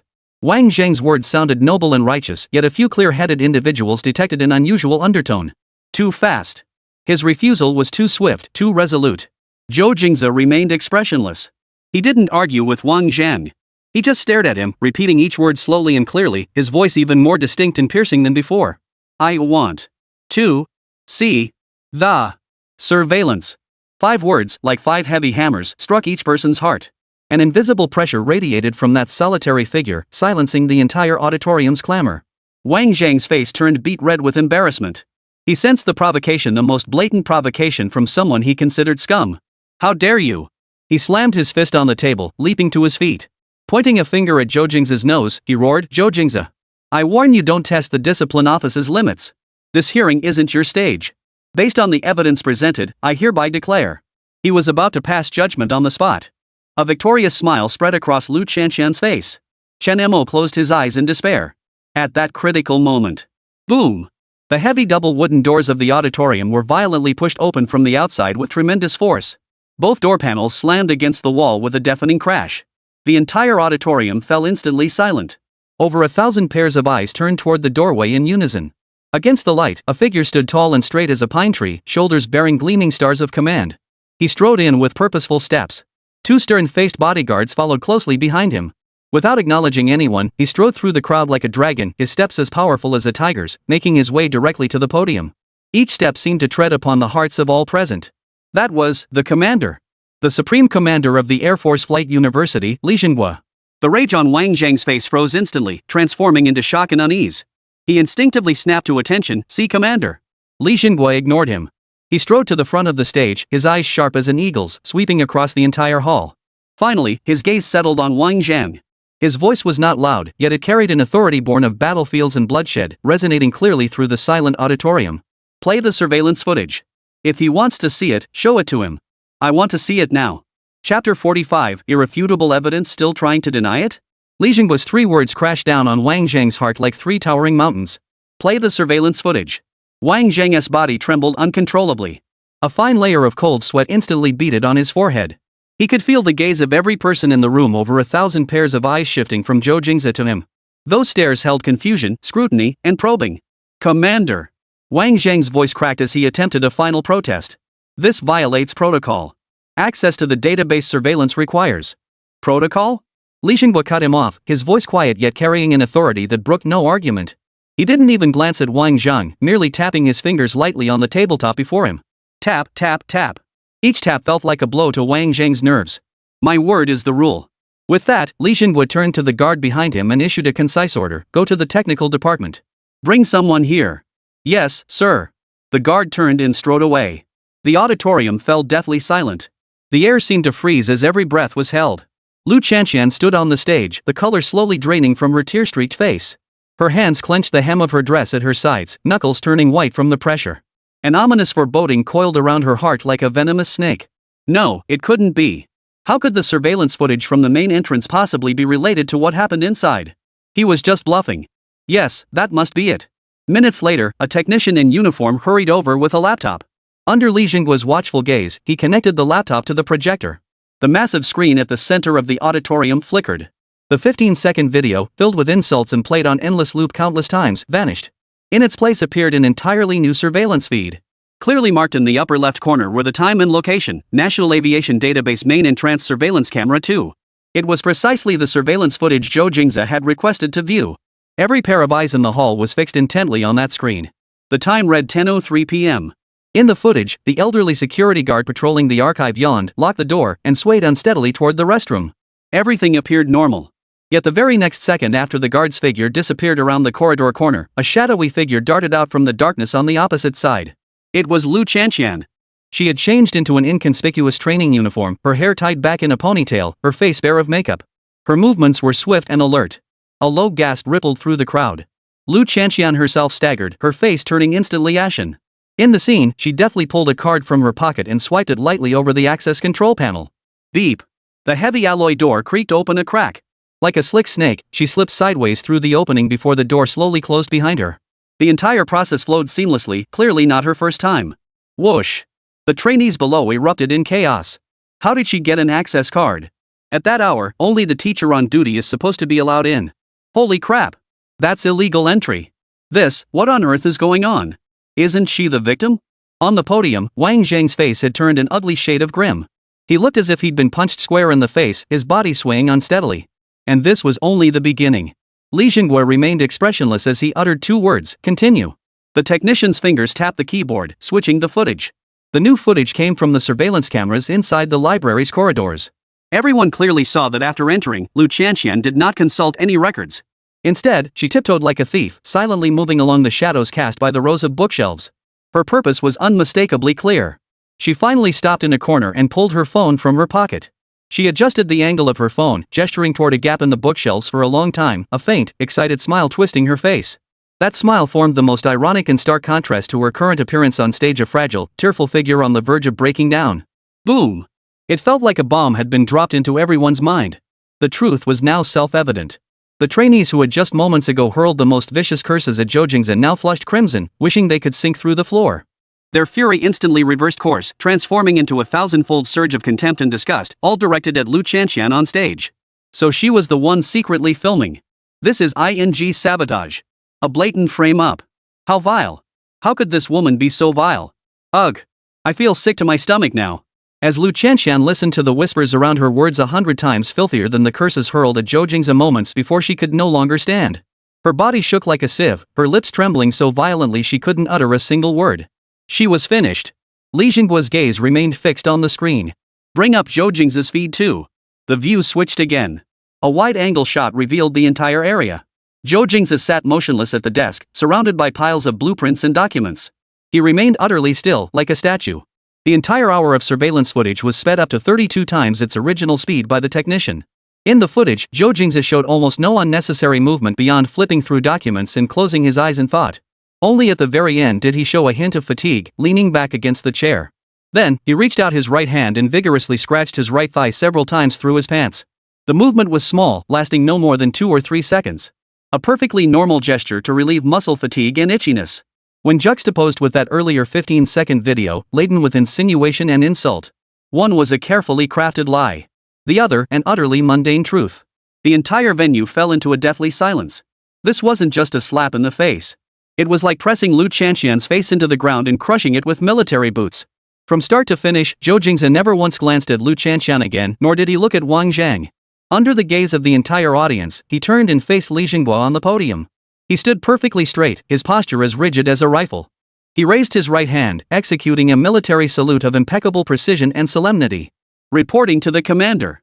Cadet Zhou Jingze requests permission to rejoin the unit. Not a word of defense, not a word of accusation. For in the face of absolute strength and truth, all petty tricks were nothing but a joke. Li Jinghua slowly rose to his feet. His piercing gaze finally lifted from the screen, settling on the woman whose face had turned ashen and who stood on the verge of collapse. His voice, cold and resolute, echoed through every corner of the auditorium like a final judgment. Liu Chanxian. First, malicious defamation and slander against a comrade in arms. Second, fabricating evidence to obstruct a disciplinary investigation. Third, illegally infiltrating a classic confidential facility, stealing internal footage, and maliciously disseminating it, a grave violation of confidentiality regulations. With each charge he read, Liu Chanxian's body slumped further. By the time he finished the third charge, her legs gave way, and she collapsed to the floor. Li Jinghua looked at her and pronounced her fate. Your actions have crossed the Academy's fundamental boundaries and tarnished the honor of this uniform. Effective immediately. You are expelled. Chapter 46, A Doctoral Dilemma? He solved it with one sentence.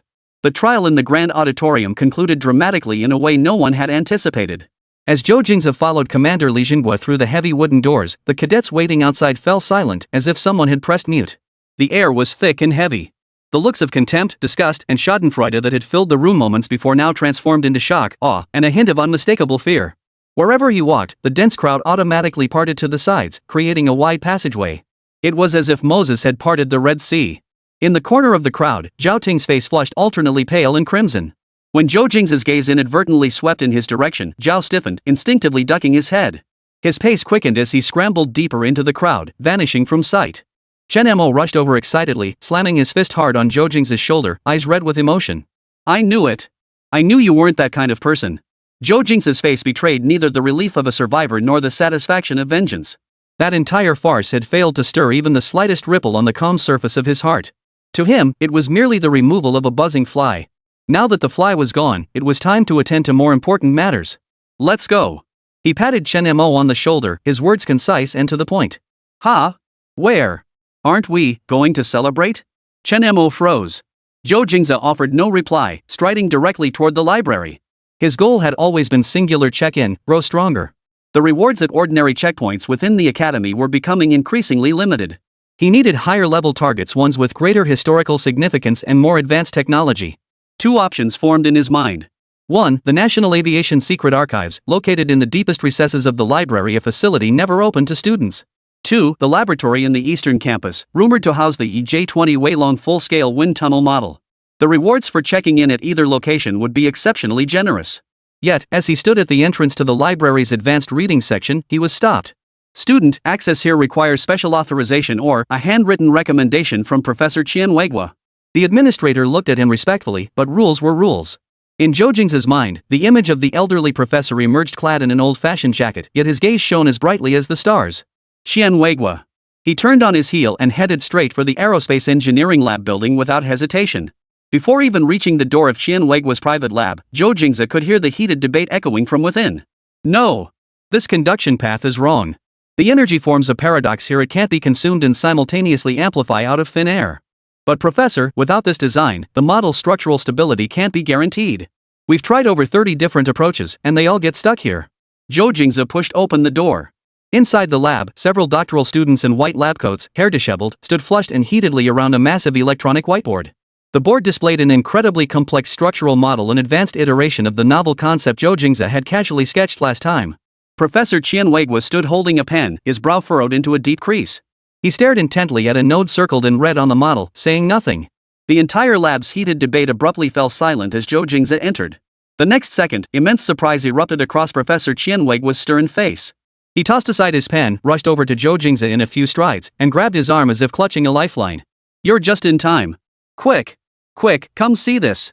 Completely ignoring the stunned doctoral students beside him, the old professor dragged Zhou Jingze to the whiteboard. Pointing at the red circle, he urgently asked, right here.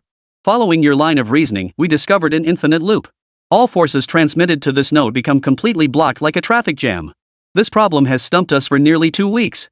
A bespectacled doctoral student couldn't help muttering under his breath, Professor, he's just a freshman who hasn't even finished his foundational theory courses. What could he possibly understand? Before he could finish, Chen Weiguo shot him a fierce glare. Shut up! You PhDs from top universities couldn't solve this in half a month and you have the nerve to criticize him? Zhou Jingze's gaze settled on the intricate model. Ding! Advanced knowledge artifact detected, prototype concept model for 6th generation engine. Proceed with one-time analysis check-in? Yes, he silently affirmed. In an instant, countless data streams and theoretical formulas flashed through his mind. He understood it. He didn't bother explaining the intricate formulas. Instead, he calmly asked the doctoral students, who were clearly seething with frustration, a single question. Have any of you ever played with dominoes? The lab fell silent. What kind of question was that? Did it have anything to do with the problem at hand? Before they could answer, Zhou Jingze extended a finger and pointed to a spot on the whiteboard. What you're trying to do now is make each falling domino use its full force to knock over the next one. But have you ever considered this? What if the first domino, instead of directly colliding with the second, were to activate a lever? That lever, in turn, could harness greater force to topple the 100 dominoes behind it? His voice was soft, yet it thundered like a bolt of lightning in everyone's mind. Leverage, a lever? The defiance on those doctoral students' faces froze instantly, turning to blank stares, then finally erupting into frenzied disbelief. Exactly. Why have we been fixated on transmission? Why couldn't it be leveraging? Changing how the force acts? My goodness. This is a whole new approach. Not diversion, but transformation. I get it. I finally understand. The bespectacled doctoral candidate who had spoken so insolently moments before now gazed at Zhou Jingze as if beholding a deity. The entire lab fell into a deathly silence. Half a month. A group of top-tier doctoral students, led by a nationally renowned professor, had been locked in a stalemate with this problem for half a month. And now, this freshman had cracked it with a single metaphor: a domino effect. What a terrifying gap. Professor Chen Weiguo's body trembled slightly, not from anger, but from intense excitement. He looked at Zhou Jingze, his gaze no longer fixed on a student, but on a treasure capable of reshaping the future of aviation in the entire Dragon Nation. A recommendation letter, is that it? Chen Weiguo suddenly spoke, his voice slightly hoarse. Zhou Jingze nodded. I want access to the classified database. Chen Weiguo smiled. He walked back to his desk, but not to write a recommendation letter. He pulled open the top drawer and retrieved a magnetic card entirely black, bearing no markings whatsoever. Thud. He slammed the magnetic card down on the desk. The library? The old professor looked at Zhou Jingze, his eyes sparkling with an unprecedented light. That place for children to read books? It's beneath your intellect. Forget about it. Come find me here tomorrow at 8 in the morning. I'll take you to see the real deal. Chapter 47, A Little Library?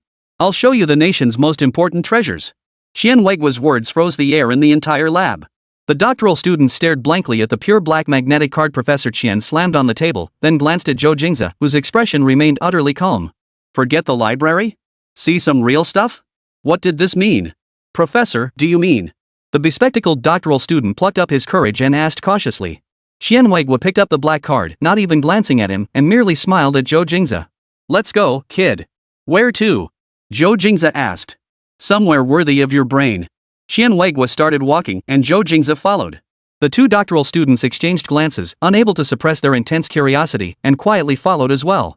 They watched as Professor Chen led Zhou Jingze away from the library, instead heading toward the deepest part of the lab building, an area they were strictly forbidden from approaching. A long white corridor stretched ahead, ending at two heavy metal doors. At the entrance stood two armed guards. As Professor Chen and Zhou Jingze neared the entrance, the two doctoral students quickened their pace. Halt! A cold voice rang out as the guards extended their arms like two iron walls, blocking them 10 meters away. One guard's gaze was as sharp as a blade: military restricted area. Cross this line at your own risk. The two doctoral students froze, unable to move another inch forward. They could only watch helplessly as Professor Chen Weiguo led the freshman student unimpeded to the door. They watched as the guards rendered them a standard military salute.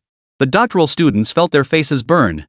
They had imagined countless possibilities, but never dreamed that the real deal Professor Chen spoke of would be found in a place like this. This place not only were they unqualified to enter, but most faculty members in the academy weren't either.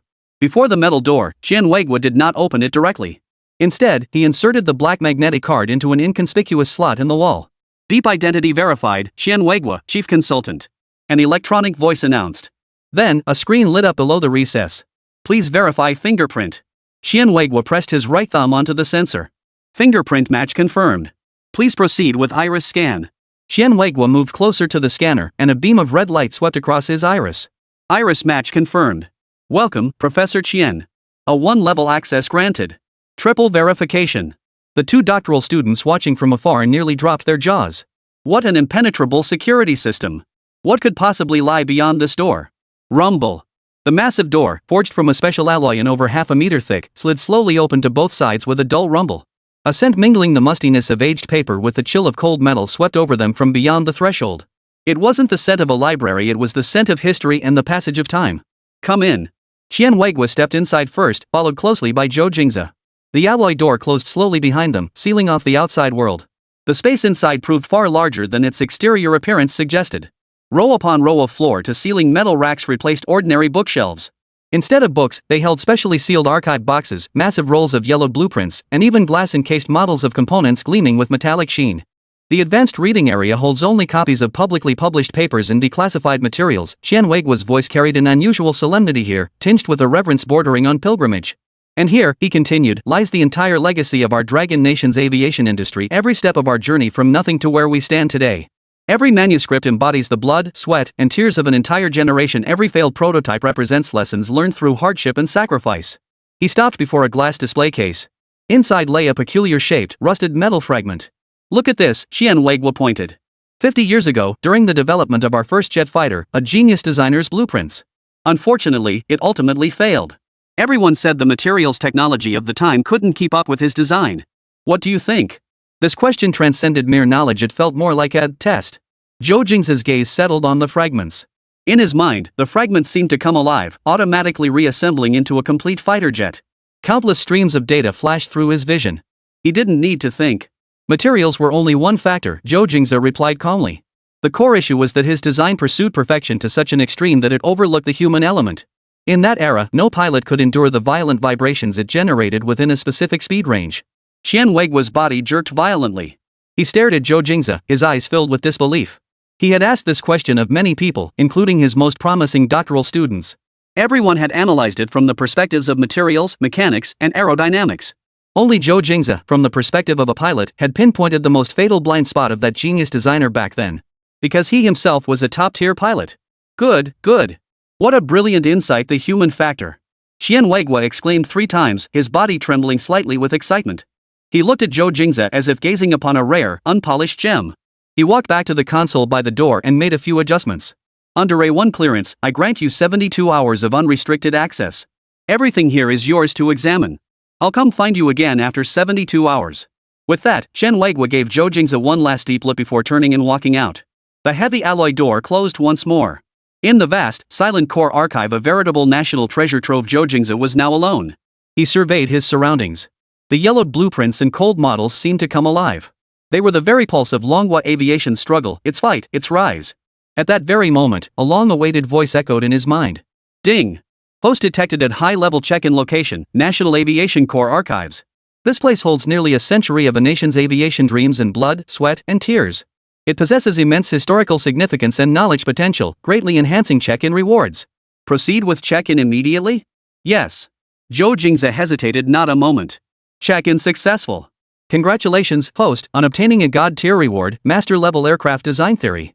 Boom! A torrent of information, 100 times more massive than any previous flood, instantly surged into his mind. It encompassed the most fundamental and core design logic spanning the entire history of aviation, from the birth of humanity's first aircraft to the conceptual blueprints of future aerospace fighters. Zhou Jingze slowly closed his eyes.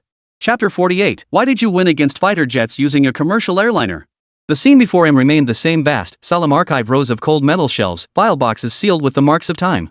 Yet within his vision, everything had been redefined. Each blueprint was no longer a flat line, but flowing wind, roaring force. Each model was no longer static metal, but a beating heart, surging energy. It was as if he possessed eyes that could see through to the essence. The entire century of struggle, exploration, glory, and regret within the Dragon Nation's aviation industry now unfolded before him like a textbook completely deconstructed, revealing itself without reservation. Master-level Aircraft Design Theory. This was not merely knowledge, but an instinct and absolute confidence born of viewing creation from the perspective of a creator, surveying all beings from above. He stepped forward, walking slowly between the metal frames. He did not open any files, merely scanning the labels on the archive boxes. Improvement plan for the WP-7 turbojet engine 1968 archived. Analysis report on high-altitude, high-speed performance bottlenecks of the J-7 fighter 1971 failed. Aerodynamic layout controversy record for Chongqing 1 unmanned target drone 1977 shelved. These projects had left indelible marks on Longhua's aviation history, challenges that had consumed countless predecessors' lifetimes and left them with lifelong regrets. Yet now, in his eyes, they seemed like mistakes in a primary school student's homework, clear, simple, even somewhat laughable. His footsteps finally halted before a massive blueprint cabinet, where a striking designation was painted in red lacquer: J8. 8th Master. The eternal handsome man of the skies in the hearts of Longhua aviation personnel, and also the eternal source of unresolved grievances. He pulled open the heavy drawer, extracting a massive roll of blueprints whose edges had yellowed with age. He slowly unrolled them on the empty workbench beside him. It was the final assembly blueprint for the JA-2. Zhou Jingze extended his right hand, his slender fingers gently tracing a path from the position of the nose radar dome all the way to the iconic ventral fin. Wherever his fingertips touched, a complete three-dimensional model instantly formed in his mind. Countless streams of pale blue data surged around the model like raging rivers, performing frantic calculations. Aerodynamic simulations, structural stress analyses, energy transmission pathways. Billions of calculations completed in less than a second. His fingers paused at the junction where the wing met the fuselage. First issue: the wing fuselage integration is too rough. This alone wastes at least 3% of lift and introduces unnecessary turbulence. He murmured to himself, his voice barely audible. His fingers moved onward, reaching the intake duct. Second point: the intake lip design is overly conservative, sacrificing efficiency for stability. Altering the curvature by just 30 micrometers would boost high-altitude intake efficiency by 5% and reduce engine thrust loss by 1 percentage point. Finally, his finger tapped the vertical stabilizer. The third issue, and the most ridiculous one, is that in pursuit of absolute heading stability, the vertical stabilizer area is overdesigned by 12%. It's like putting iron shoes on a sprinter. Utterly foolish. He saw more than 3 issues. 17 flaws. 17 design flaws that could be easily optimized. Given sufficient materials and time, he was confident he could transform this old machine into a flying beast capable of tearing apart third-generation fighters. Glancing around, he spotted a drafting pencil on the table. His hand reached out instinctively, picking up the pencil. The tip hovered above the rough wing fuselage junction on the blueprint, poised to draw the perfect curve worthy of textbooks. But the tip stopped just 1 millimeter above the paper. Zhou Jingze gazed at his youthful hand, a hint of amusement flickering across his face. Not yet. He gently placed the pencil back where it belonged, carefully rolled up the blueprint, and returned it to the drawer. Without pausing, he continued deeper into the archives. Security here was even tighter. The air carrying a faint ozone sent a lingering trace of the constant operation of massive servers and classified equipment. The archives here were no longer solely the products of Dragon Nation. Partial reverse engineering diagram of M Nation's F-16 fighter jet wreckage. Analysis report on S Nation Su-27 flanker fighter intake and wing body integration technology.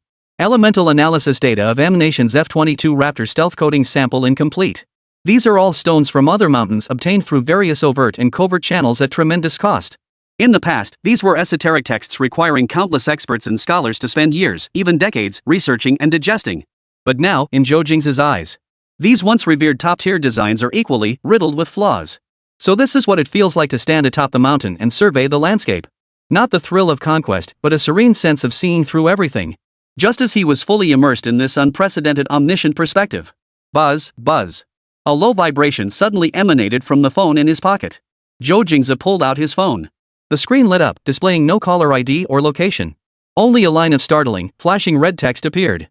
Top secret encrypted communication. Zhou Jingze's expression remained unchanged. He turned and walked toward the massive alloy door. Beep. The door slid open. He stepped out into the vast, silent, and brightly lit white corridor. All around were the rigid figures of security guards standing at attention and the faint whirring of surveillance cameras. He swiped open the screen and answered the call. Hello. There was a 2-second silence on the other end before a steady, authoritative voice tinged with an almost imperceptible smile came through. Comrade Zhou, it's me, Li Jinghua. Zhou Jingze's body tensed instantly, standing as rigid as a spear. Commander. His voice was quiet but exceptionally clear, carrying a faint echo down the empty corridor. Ha, no need to be so tense, Li Jinghua's laughter rang out heartily on the other end. This isn't the military. I'm calling you as a private citizen. Yes, sir, Zhou Jingze replied with unwavering precision. I watched your performance in this afternoon's tactical simulation system exercise. Li Jingguo's tone carried unmistakable praise. Impressive. Very impressive. Thank you for your praise, sir. MHM. Li Jingguo acknowledged, pausing briefly on the other end as if gathering his thoughts. When he spoke again, the praise vanished, replaced by an intense, unfathomable curiosity. Your performance was phenomenal. Both your battlefield awareness and tactical decision-making exceeded every instructor's expectations.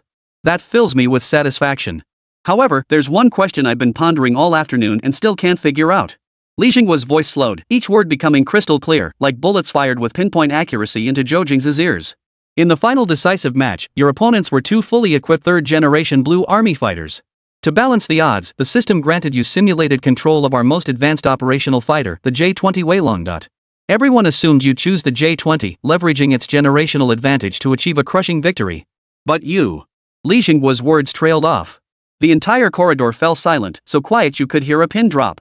Zhou Jingze could hear his own steady breathing. Seconds later, Li Jingguo's voice boomed like thunder from a clear sky over the phone, firing the soul-piercing question.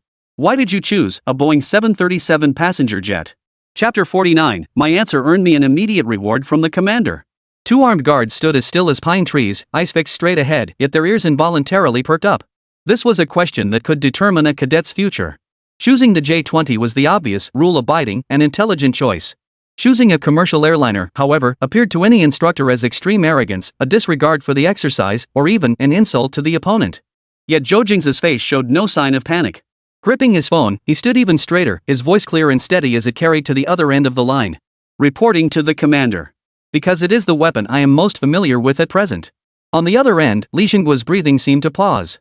Zhou Jingze continued without pause, his tone matter-of-fact and devoid of emotion. After the ghost flight incident, I reviewed every piece of flight data from that Boeing 737 over 1,000 times. Every limit parameter, every structural weakness, every hydraulic fluctuation, it's all etched into my mind. To me, those two Blue Force fighter jets were unfamiliar. The simulation system was unfamiliar. Only that passenger plane was completely controllable. On an unknown battlefield, choosing the weapon I know best and am most confident with, that is my principle. He finished speaking. The corridor fell into a deathly silence. The bodies of the two guards tensed beneath their uniforms. That answer was terrifying. He offered no defense, no excuses, and not a hint of boastfulness. He had simply deconstructed an act that seemed utterly reckless with a professional logic so cool it bordered on extreme detachment. This was not arrogance. It was a rigor and confidence ingrained to the bone. On the other end of the line, a silence lasting over 10 seconds hung like a mountain pressing down on one's heart. Suddenly, ha ha, ha ha ha ha. A burst of hearty laughter, brimming with admiration and delight, erupted from the phone, making Zhou Jingze's ears ring. Excellent. Well said. Li Jingguo's voice shed all traces of scrutiny and authority, replaced by unabashed admiration. What a choice, the weapon you know best. What a principle. Kid, you know what? The entire Army's simulation combat experts argued all afternoon over your choice. Some called you arrogant, some called you crazy, and one even wrote a report saying your behavior must be severely criticized. Now, I have my answer. Li Jingguo's voice carried a decisive satisfaction. They don't know. They only saw the fighter's performance data, but overlooked the most fundamental essence of warfare, the human element. Your dedication, your rigor, your spirit of pushing your weapon to its absolute limits, that is the ace quality our Dragon Nation Air Force truly needs for the future. Appreciation, unabashed appreciation. Zhou Jingze remained standing calmly, uttering only 4 words, "Thank you, Commander." Li Jingguo seemed to take a sip of tea, his mood exceptionally good. Your character puts me at ease. Talented, humble, and steady, you've got what it takes to achieve great things. His tone shifted abruptly as Li Jingguo inquired, Old Shin mentioned you have a keen interest in theoretical research as well? Zhou Jingze did not deny it, reporting to Commander, theory is the foundation of flight. Very good. A hint of amusement colored Li Jingguo's voice. But poring over ancient texts alone is pointless. Practice is the sole criterion for testing truth. Well then, I've got a little reward for you, you focused little guy. The number 13 Wind Tunnel Lab in the East Wing of the Academy is conducting final wind tests on a rather large project. Li Jingguo deliberately slowed his tone, infusing it with a unique allure. A full-scale model of the J-20 Weilong. Boom! Zhou Jingze's body remained perfectly still. But his heart, at that very moment, felt as though it had been struck by a heavy hammer. J-20. Full-scale model. Wind Tunnel Laboratory. The very purpose of his military academy enrollment, the object he had schemed so hard to access, that legendary sanctuary housing the nation's most vital assets. And now, in a completely unexpected way, he had gained entry. In my personal capacity, I grant you 1 hour of observation and study privileges. Li Jingguo's words fell like a final verdict. Whether you learn anything and how much you learn depends entirely on your own abilities. Zhou Jingze's knuckles turned slightly white from the pressure of his grip on the phone. Yet his voice remained steady as a rock. Yes. I guarantee I will complete the learning task. Go ahead. The call ended. Zhou Jingze tucked his phone away and stood rooted to the spot, silent. Rumble. The massive alloy door behind him slowly swung open. Professor Qian Weigua emerged from within. He had been at the control console by the entrance and overheard the latter part of the call. At that moment, the gaze this national treasure-level aerospace expert directed at Zhou Jingze could no longer be described as mere astonishment. It was a complex expression blending ecstatic joy, utter disbelief, and profound envy. Full-scale wind tunnel testing of the J-20. It was one of the most top-secret projects in the entire Dragon Nation's aviation industry. Forget a 1-hour viewing pass, even the privilege of catching a glimpse from outside was granted to fewer than 3 people in the entire academy besides himself and the president. And Commander Li Jinghua, based on a single answer and a simulated combat exercise, had so casually bestowed this monumental reward upon a freshman who had been enrolled for less than 2 months? This wasn't a reward. This was cultivation. This was paving the way. This was unreasonable favoritism from the highest levels. Qian Weigua walked up to Zhou Jingze, patted his shoulder, opened his mouth and couldn't utter a single word. Finally, all his emotions boiled down to one sentence. Young man. The future of the Dragon Nation Air Force is yours. Chapter 50, Special Approval? To let you touch the nation's most important weapon. Qian Weigua looked at Zhou Jingze, his wrinkled face etched with profound complexity. He led Zhou Jingze along the academy's tree-lined path in silence, not toward the dormitories or academic buildings, but deep into the rarely visited eastern sector. Do you know what East Zone Building 13 is? Qian Weigua finally spoke, his voice dry. The Wind Tunnel Lab, Zhou Jingze replied promptly. Humph, the Wind Tunnel Lab. Qian Weigua chuckled bitterly. Out of tens of thousands of students and faculty, fewer than 20 possess the clearance to enter. Less than 5 can access the core area. And those who've seen that thing. He halted, turned around, and eyed Zhou Jingze up and down with a look reserved for monsters. Counting you, 3. With that, he fell silent, his footsteps quickening. Soon, an unmarked silver-gray cube-shaped building came into view. Its perimeter was guarded by armed sentries stationed every few steps, their presence radiating an oppressive, menacing aura. The first checkpoint. Present your credentials. The guard's voice boomed, utterly devoid of emotion. Qian Weigua handed over his credentials. Professor Qian, good day. After verification, the guard saluted and waved them through. When it was Zhou Jingze's turn, he pulled up his electronic pass on his phone. A sergeant took the specialized scanner and swiped it across the screen. Beep. A distinctly different beep sounded, signifying higher authorization. The sergeant's body visibly stiffened. His hand trembled slightly as he stared at the information popping up on the scanner screen. Access authorization, T001. Authorizer, Li Jinghua. Authorized recipient, Zhou Jingze. Purpose, educational visit. Access level, maximum. He snapped his head up, staring at the teenager before him still dressed in casual clothes, looking no older than 18 or 19. Commander! Commander! He instinctively stood at attention, performing a standard military salute, his voice slightly strained. Zhou Jingze nodded calmly and walked inside. Qian Weigua followed behind, observing the entire scene. His lips twitched. The commander's personal approval carried far more weight than his own seasoned face ever could. 3 consecutive guard posts followed. At each checkpoint, the sentries' expressions turned ghostly upon seeing the T001 access clearance. What began as routine formalities escalated to standing at attention, saluting, and escorting them inside. Finally, they arrived before a half-meter-thick alloy isolation door.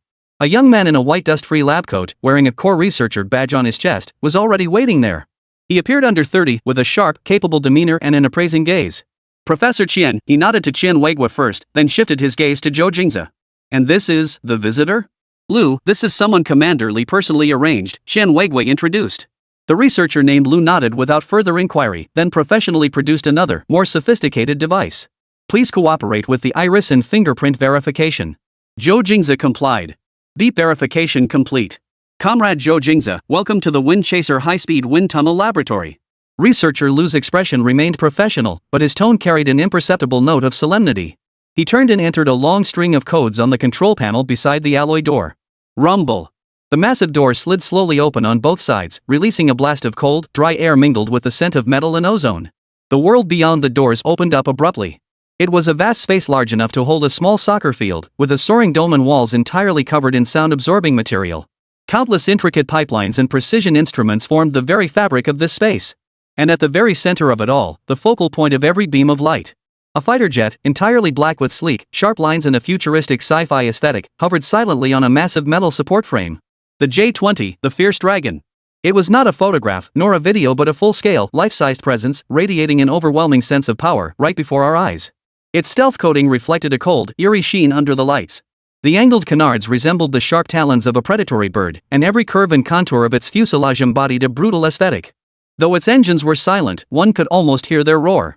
It stood motionless, yet it felt as if it would break free from its restraints and pierce the sky at any moment. Even Zhou Jingze, a soul who had lived 2 lifetimes, felt his blood surge when truly facing this steel colossus. Per protocol, I must accompany you throughout and ensure you maintain a safe distance of at least 5 meters from the model, researcher Lu's voice broke the silence beside him. Qian Weigui nodded. It was the rule. However, at that moment, the communicator on researcher Lu's wrist beeped. He glanced at it and froze. He looked up at Zhou Jingze again, the previous scrutiny and professionalism completely vanishing, replaced by an incomprehensible horror. He murmured a confirmation into the device. Yes, I understand.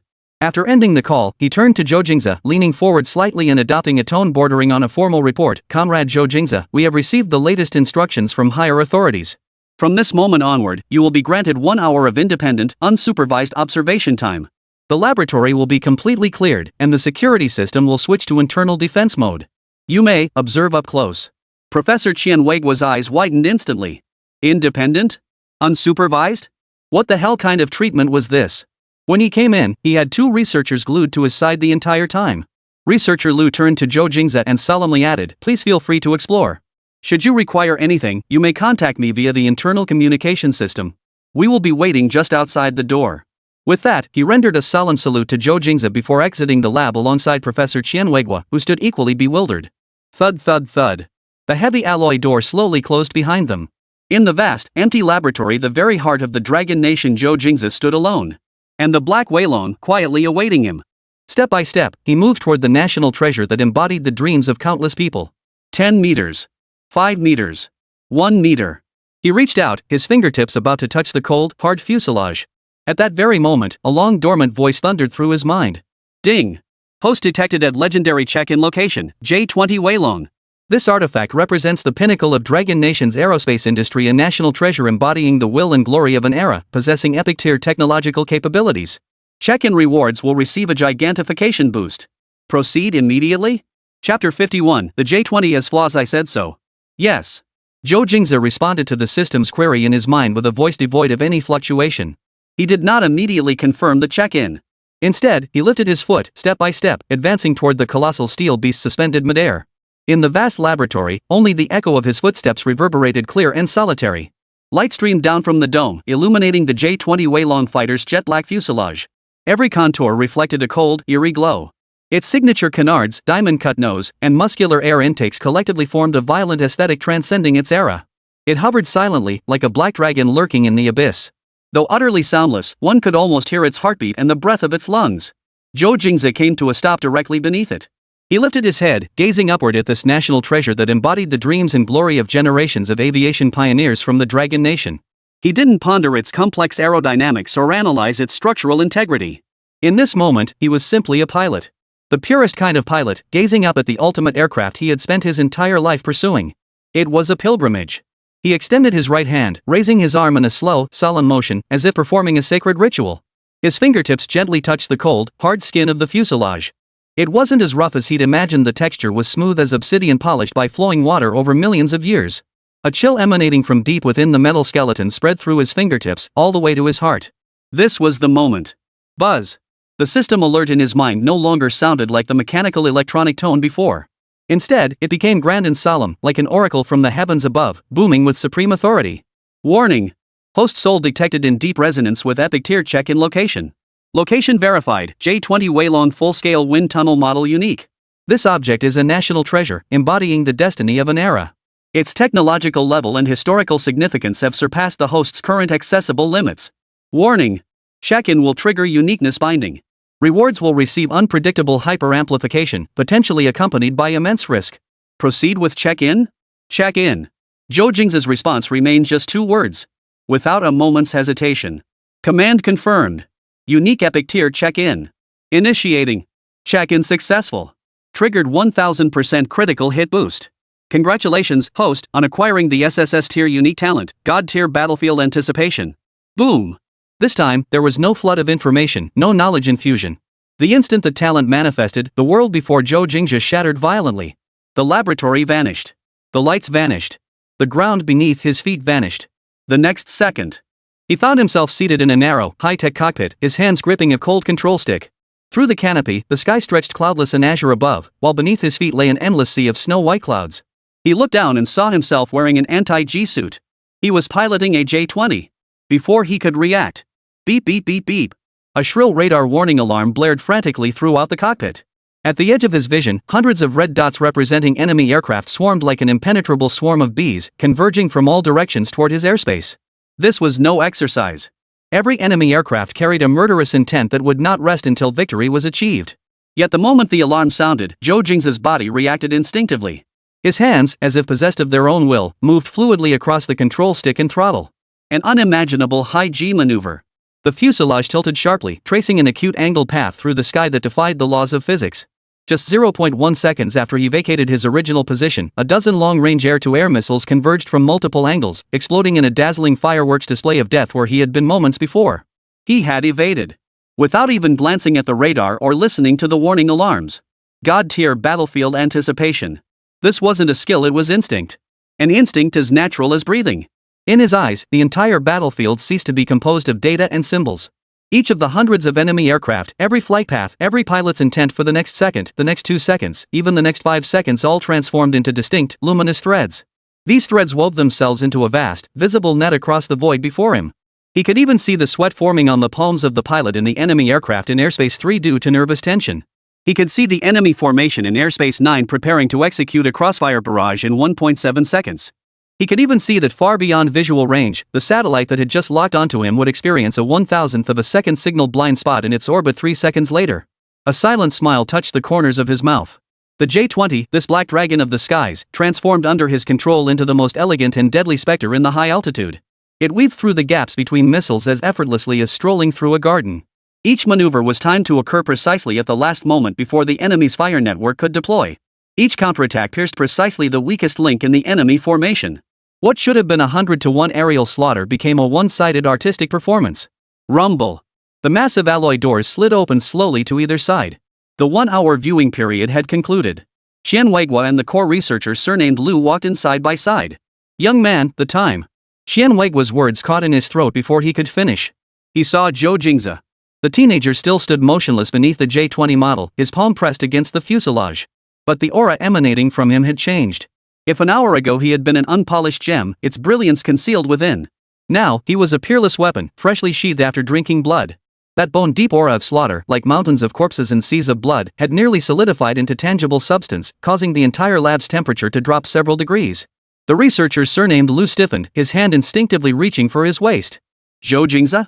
Xian Weiguo called out tentatively, his voice dry. Zhou Jingze's body shifted slightly. Slowly, he withdrew his hand from the machine's casing and turned around. When his gaze fell upon the two figures at the doorway, Xian Weiguo's heart gave a violent jolt. What kind of eyes were those? Calm, detached, devoid of any emotion befitting a teenager. That gaze did not belong to a student who had just toured a model. Rather, they resembled a deity returning from a world-deciding bloodbath, gazing down upon all creation. Well, after an hour of viewing, what are your thoughts?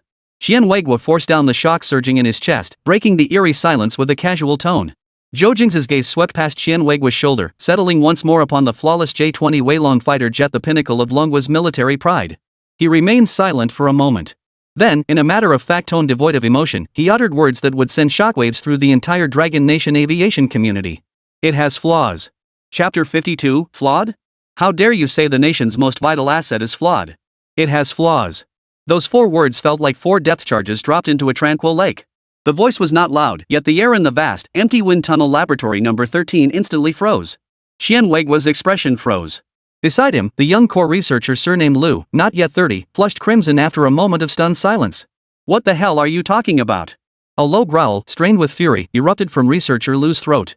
He stepped forward, his eyes blazing with fury, pointing his finger right at Zhou Jingze's nose. Do you know what this is? This is the Weilong. It's the pinnacle of our nation's technological prowess, forged through the collective genius of our finest minds and the tireless dedication of countless individuals, a true national treasure. 1 hour. You, a greenhorn who knows nothing, dares to spout nonsense about its flaws after standing here for a mere hour? This is an insult. An insult to every single person fighting on this front line. Researcher Lu's voice trembled slightly with emotion. He had worked here for 5 years, day and night, committing every single part and every piece of data of this Weilong to his very bones. In his heart, it was a perfect work of art, the pride of the Dragon Nation. Now, that pride was being trampled into worthlessness by a freshman with such casual disregard. Yet, facing his storm of accusations, Zhou Jingze's expression remained utterly unmoved. He didn't even glance at the agitated researcher Lu, his gaze fixed on the black steel colossus not far away.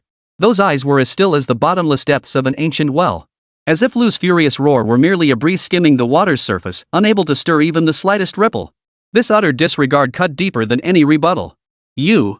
Researcher Lu trembled with rage, about to step forward. Xiao Lu. A gnarled yet firm hand settled on his shoulder, halting his advance. It was Qian Weiguo. Researcher Lu whipped around. Professor Qian. Listen to what he's saying. This is simply. I heard him. Qian Weiguo's voice was deep and steady. He released his grip and slowly walked up to Zhou Jingze. A pair of cloudy yet piercingly sharp old eyes stared intently at Zhou Jingze without blinking. He didn't lose his temper or reprimand him. He was looking into Zhou Jingze's eyes. What did he see? Not the arrogance of youthful recklessness, nor the frivolity of seeking attention.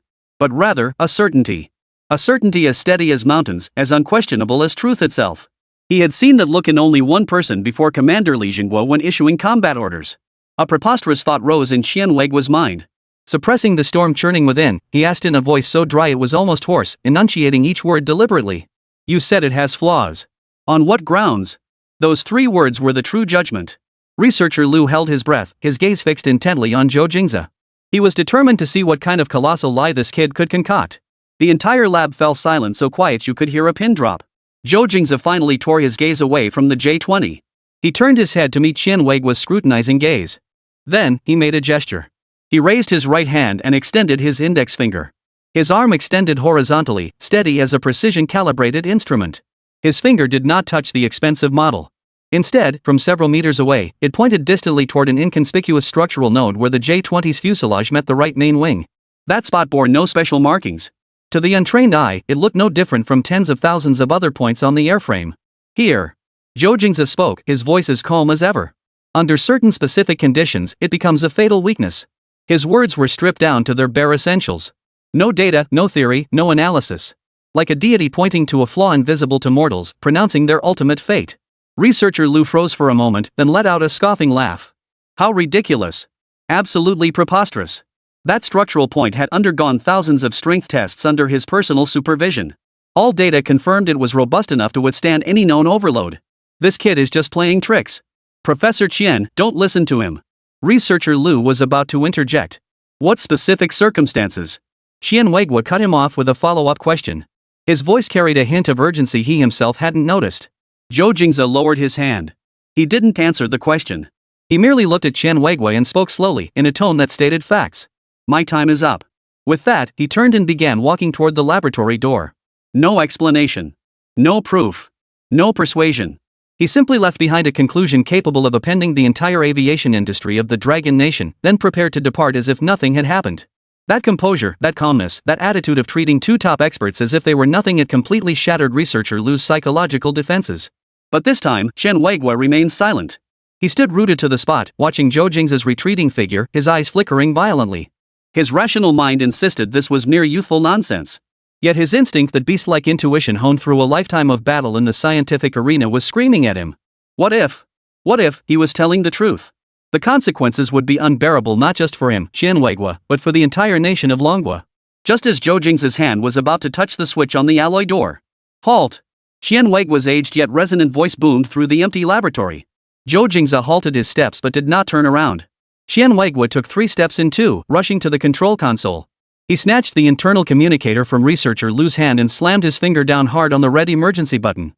Sound the highest alert. Activate the Tianhe supercomputing system. Connect to Lab 13.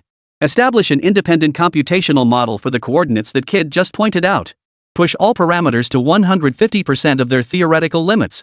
I want to see this with my own eyes. The old man barked a series of near-roaring commands into the communicator, his bloodshot eyes fixed intently on Zhou Jingze's retreating figure. You said it had flaws.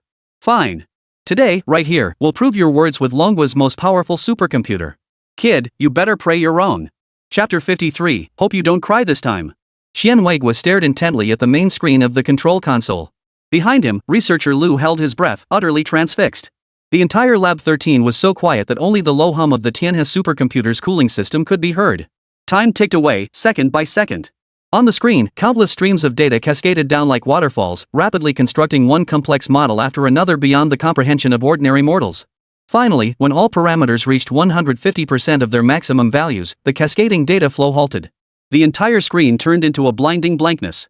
3 seconds later, two blood-red, enormous Chinese characters slowly materialized at the center of the screen. Fatal. Thud. Researcher Lu's legs buckled and he collapsed onto the cold floor. His eyes were vacant, his mouth agape, yet no sound emerged. The color drained completely from his face. His pride and joy, his perfect masterpiece, had been shattered by reality. Xianhuigua didn't look at him. The elderly man, who had devoted his entire life to the aviation industry of Dragon Nation, swayed violently. He reached out, grasping the cold console to steady himself before collapsing. He neither roared nor questioned. The old man simply closed his eyes slowly. His wrinkled face bore an indescribable weariness and desolation. Silence. Dead silence. After a long while, Xianhuigua opened his eyes. His hands trembling, he picked up the red emergency communicator and dialed a number that connected directly to the highest echelons of the Central Military Commission. The call connected. Xianhuigua opened his mouth, his throat parched as if fire were about to burst forth. Finally, all his shock and disbelief coalesced into a single sentence. Commander, he was right. A long silence followed on the other end. So long that Xianhuigua thought the connection had been lost. Finally, Li Jinggua's voice, steady as a mountain, sounded. It carried not a hint of emotion, yet radiated an authority that brooked no argument. Understood. Classify this as top secret. Erase all records. You and researcher Lu will sign lifetime confidentiality agreements. That kid. Commander Li paused. Send him back to sleep. Tell him nothing happened today, he was just an ordinary student on a tour. I'll handle the rest. Yes, sir. Xianhuigua snapped to attention, his back straightening abruptly. By the time Zhou Jingze stepped out of the unmarked silver-gray building, night had deepened.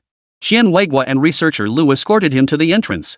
Their gazes had shifted from initial scrutiny and disdain to reverence bordering on worship. Zhou Jingze, Xianhuigua spoke, his voice now calm, remember Commander Li's words. Today, you were only here to view a model. Zhou Jingze nodded silently, then turned and vanished into the night. Watching his retreating figure, researcher Lu finally found his voice, murmuring to himself, Professor, who exactly is he? Xianhuigua offered no reply, merely gazing up at the deep night sky and letting out a long sigh. A man who could change the future of the Dragon Nation's Air Force. The campus remained calm over the next few days. Zhou Jingze's life returned to the monotonous routine of dormitory, cafeteria, and training hall. It was as if everything that had transpired in Laboratory 13 had been nothing more than a dream. Until 3 days later, when an announcement simultaneously appeared on the Academy Bulletin Board and internal forum. Notice regarding the annual Freshman Simulator Master Challenge. A single stone sent ripples across the pond. The entire first-year student area erupted in chaos. It's here. It's finally here. My blade is itching for action. The highest honor for freshmen. We missed out last year, but this year we'll finally get to witness it. This year's champions? No need to guess, it's definitely Zhou Xun and Lin Feng's two-man show. Not so fast. Lin Feng lost last time, but I heard he's been grinding hard these past months. He even pulled strings through his grandfather to get a top-tier active duty pilot to give him private lessons. Zhao Ting's voice cut through the crowd with unusual clarity. A crowd gathered around him, spitting as they boasted. Let me tell you, simulated combat and theory are two different things. Our brother Feng is the real deal when it comes to practical skills. This time, he'll show certain people what it means to keep the skies for the skies and the keyboards for the keyboards. His words were pointedly aimed at Zhou Jingze. Many nodded in agreement upon hearing this. After all, aside from that stunning simulation match, Zhou Jingze remained too low-key in daily life. Lin Feng, on the other hand, was genuinely immersed in the simulator every day, his progress undeniable. In an instant, the prevailing sentiment on campus shifted subtly. Yet the two men at the center of the storm reacted in starkly different ways. Surrounded by admirers, Lin Feng made a grand gesture as he signed his name on the electronic screen at the registration desk. His gaze was sharp, radiating a powerful confidence reminiscent of a vengeful warrior.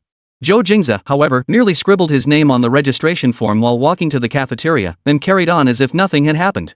In the cafeteria, Zhou Jingze had just sat down with his tray when, "Hey, isn't this God Zhou? Still in the mood for food?" Zhao Ting strode over with a few others, trays in hand, and plopped down directly across from Zhou Jingze.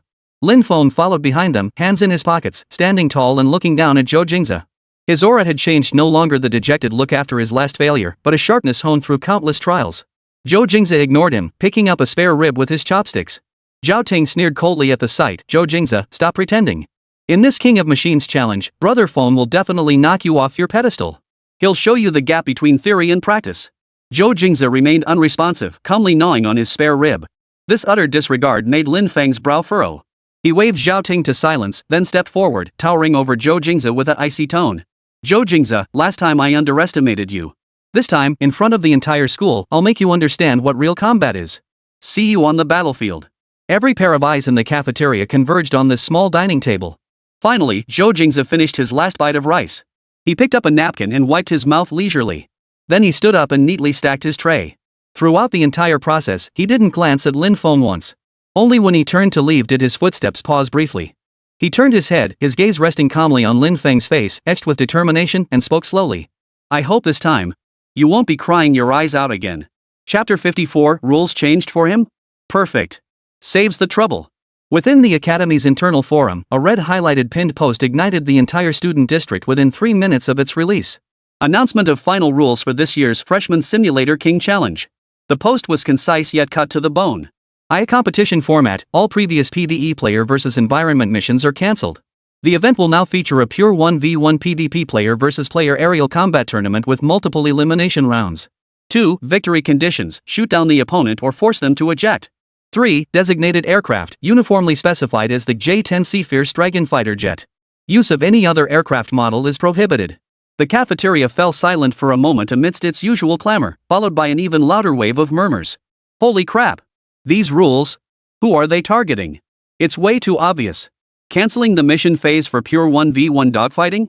That completely nullifies Zhou Jingze's strongest asset tactical planning. And specifying the J-10C? Last time he pulled off miracles with a commercial jet, this time they're blocking his path outright. They're clearly trying to drag the competition into Lin Feng's territory, head-to-head combat in pure reflexes. Zhao Ting slammed his tray down on the table with a loud thud, rising triumphantly as his voice drowned out the others. What do you mean targeting someone? This is getting back to the essence of combat. Pilots should let their skills do the talking, deciding victory through dogfighting.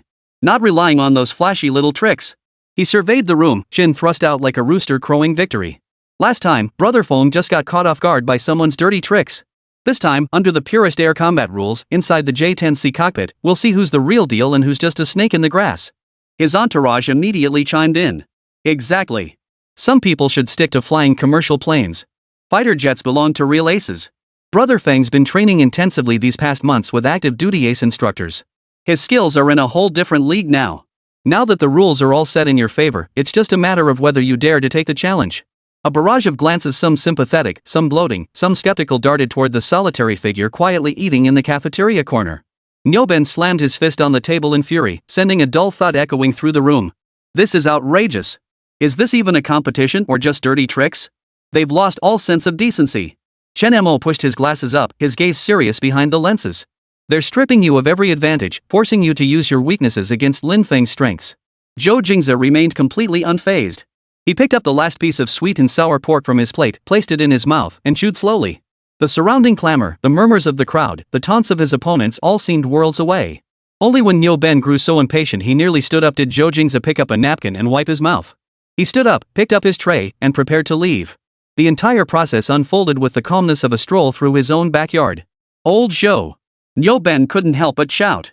Zhou Jingze halted in his tracks, turning his head to glance at his two anxious friends before fixing his gaze on Zhao Ting and Lin Feng, who stood not far away, staring at him defiantly. He spoke, his voice not loud but clear enough to reach every pair of ears listening intently. Fine. Saves time. With that, he turned and walked toward the dish return area, leaving the entire cafeteria in stunned silence. Insane. Absolutely insane. Everyone assumed Zhou Jingze was throwing caution to the wind, just talking tough after being backed into a corner. Zhao Ting burst into loud laughter. Ha ha ha. Did you hear that? He admitted it himself. Convenient? It saves the effort of struggling. He's just preparing to accept his fate. Lin Feng didn't laugh. He merely watched Zhou Jingze's retreating figure, the sharpness in his eyes growing ever more intense. What he wanted wasn't an opponent who surrendered. He wanted to utterly crush him in his strongest domain, shattering every shred of his pride. But now, it seemed the script had been rewritten by the Academy's higher-ups themselves. Match day. The spectator hall of the simulation training center, capable of holding thousands, was packed to capacity. Even the aisles were packed with spectators, including many senior cadets and instructors. They all wanted to witness firsthand how this match, dubbed the Fated Showdown, would ultimately conclude. The atmosphere in the front rows of the hall was particularly tense. Several high-ranking military officials, whose star-studded shoulders were usually only seen in news reports, were actually present, sitting stiffly in their seats. Their presence instantly elevated the stature of this freshman challenge match to an unimaginable level. Meanwhile, thousands of miles away, in a sparsely furnished yet heavily guarded office, Commander Li Jingze stubbed out his cigarette and activated the remote monitoring system before him. The screen clearly displayed two separate views: the first-person perspective inside the J-10C simulated cockpit. He wanted to see if this young man, upon whom he had pinned such high hopes, even going so far as to use his highest authority to pave the way for him, could still create miracles after being bound by the rules. Ladies and gentlemen, distinguished leaders, instructors, and students, welcome to the finals of this year's Newcomer Ace Challenge. The announcer's impassioned voice boomed through the stadium's PA system. The two contestants are surely familiar to everyone. One is Zhou Jingze, who topped the theoretical exams and stunned us all with his unconventional tactics in the last match. The other is our Academy's rising star, the ace seed who has trained relentlessly for months and made remarkable technical strides, Lin Feng. Under brand new rules that demand even greater pilot prowess, will Zhou Jingze reignite his glory, or will Lin Feng redeem himself and exact his revenge? Let's find out.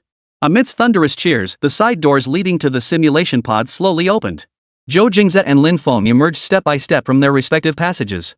They met at the central T-junction and halted. Lin Feng stood tall in his brand new flight suit, his gaze fixed on Zhou Jingze. Each word seemed to be forced out through gritted teeth. This time, no civilian aircraft. No clever tricks. I'll knock you out of the sky. The air seemed to freeze. Everyone held their breath, watching the tense standoff unfold on the large screen. Zhou Jingze met his gaze, his face ablaze with vengeance, yet his eyes remained calm as still water. He offered no response to the threat. He simply walked past Lin Feng with composed demeanor, heading toward his own simulator. As his foot touched the cabin door, he paused ever so slightly without turning back.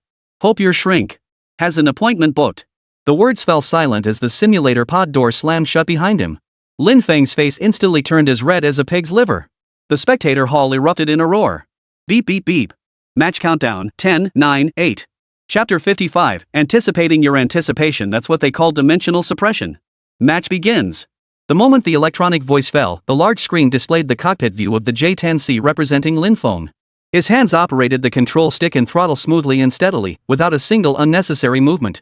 Unlike his previous rush, he calmly climbed to gain advantageous airspace. Activating the nose radar, he swiftly locked onto a green dot on the display screen. Zhou Jingze. Locked on.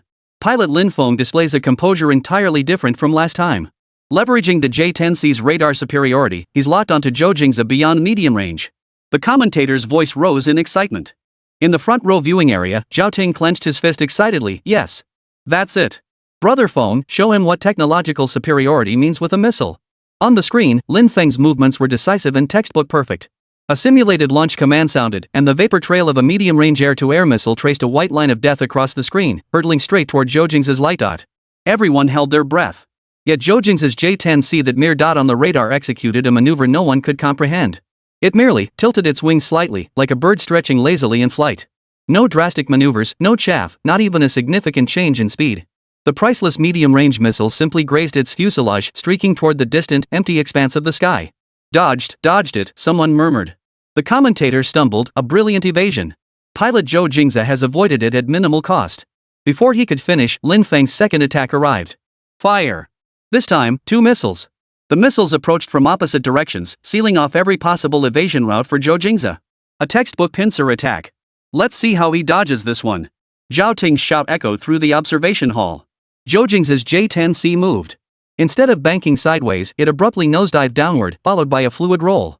The entire airframe sliced through the air like a fish in water, darting through the narrow gap of less than 100 meters between the 2 missiles at an astonishing angle.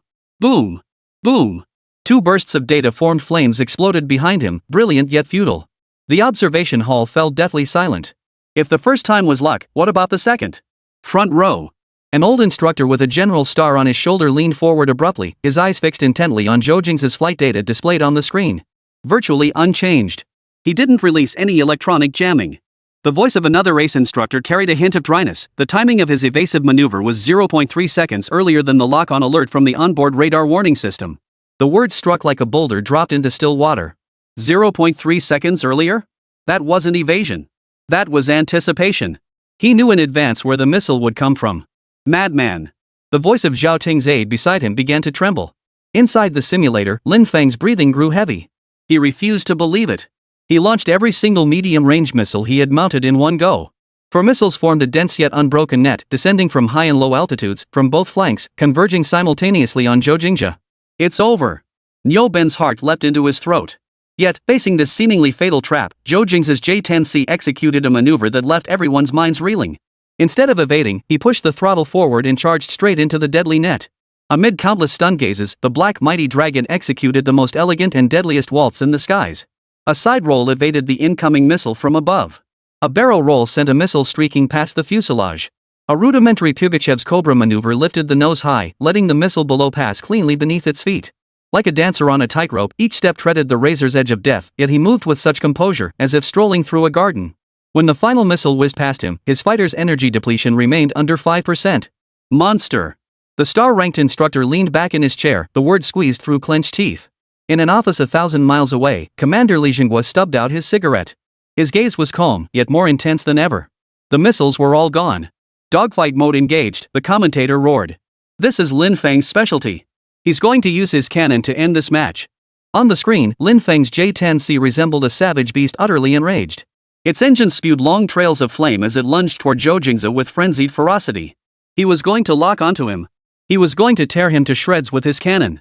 He executed a Yingmeiman roll, attempting to circle behind Zhou Jingze. But the instant his nose lifted, Zhou Jingze's aircraft seemed to anticipate his move. With a deft deceleration and sideslip, he made Lin Feng's attack miss completely. Lin Feng refused to give up, executing another maneuver. Zhou Jingze's aircraft merely climbed steadily, its nose pointing once more toward the open expanse of blue sky. The next minute became a scene etched into the memory of every spectator in the viewing hall. Driven mad, Lin Feng executed one extreme maneuver after another, pushing both man and machine to their absolute limits. He poured everything he had learned in months of intensive training, every ounce of pride staked on his family's honor, into the fight. His J-10C traced a frenzied path through the sky, like a clown giving it everything he had. Meanwhile, Zhou Jingze's J-10C maintained the simplest, most fuel-efficient flight patterns throughout level flight, rolls, and minor adjustments. Like an elusive fish, it always slipped away from Lin Feng's sights at the last possible moment, with the smallest movement and the lightest touch, evading his guns just before lock-on. Lin Feng poured every ounce of strength into each attack. Zhou Jingze's evasions, however, were marked by effortless nonchalance. This was no longer a contest. It was a mockery. A one-sided, merciless dimensional strike. Inside the simulation pod, Lin Feng's eyes were bloodshot as he let out a beastly roar, unleashing his final and most devastating move. Leveraging his speed advantage, he abruptly pulled upward, then executed a vertical maneuver, attempting to crush Zhou Jingze like a mountain collapsing from above, pinning him dead center under his gun barrel. This was the ultimate technique taught to him by the ace instructor he had specially invited.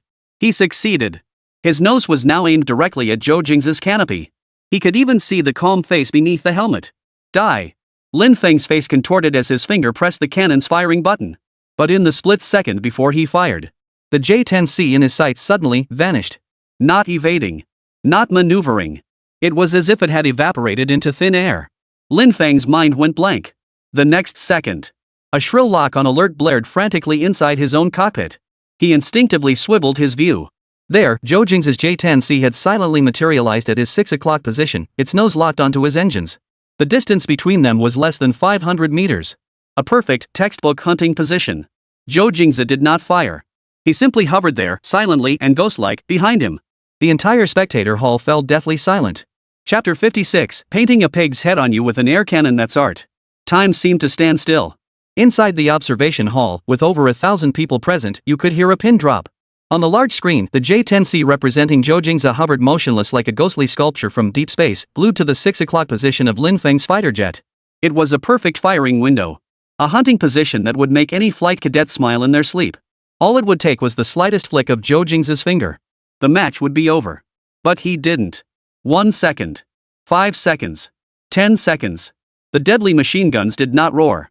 Only deathly silence, amplified through the loudspeakers, settled over every heart. This silence was more oppressive than any roar. What is he doing? The commentator's voice cracked. He felt sweat pooling in his palms. Why isn't he firing? What is he waiting for? No one could answer him. In the front row viewing area, several high-ranking officers with stars on their shoulders leaned forward in unison. Their piercing gazes locked onto the screen, as if trying to penetrate the light barrier and discern every subtle expression on Zhou Jingze's face.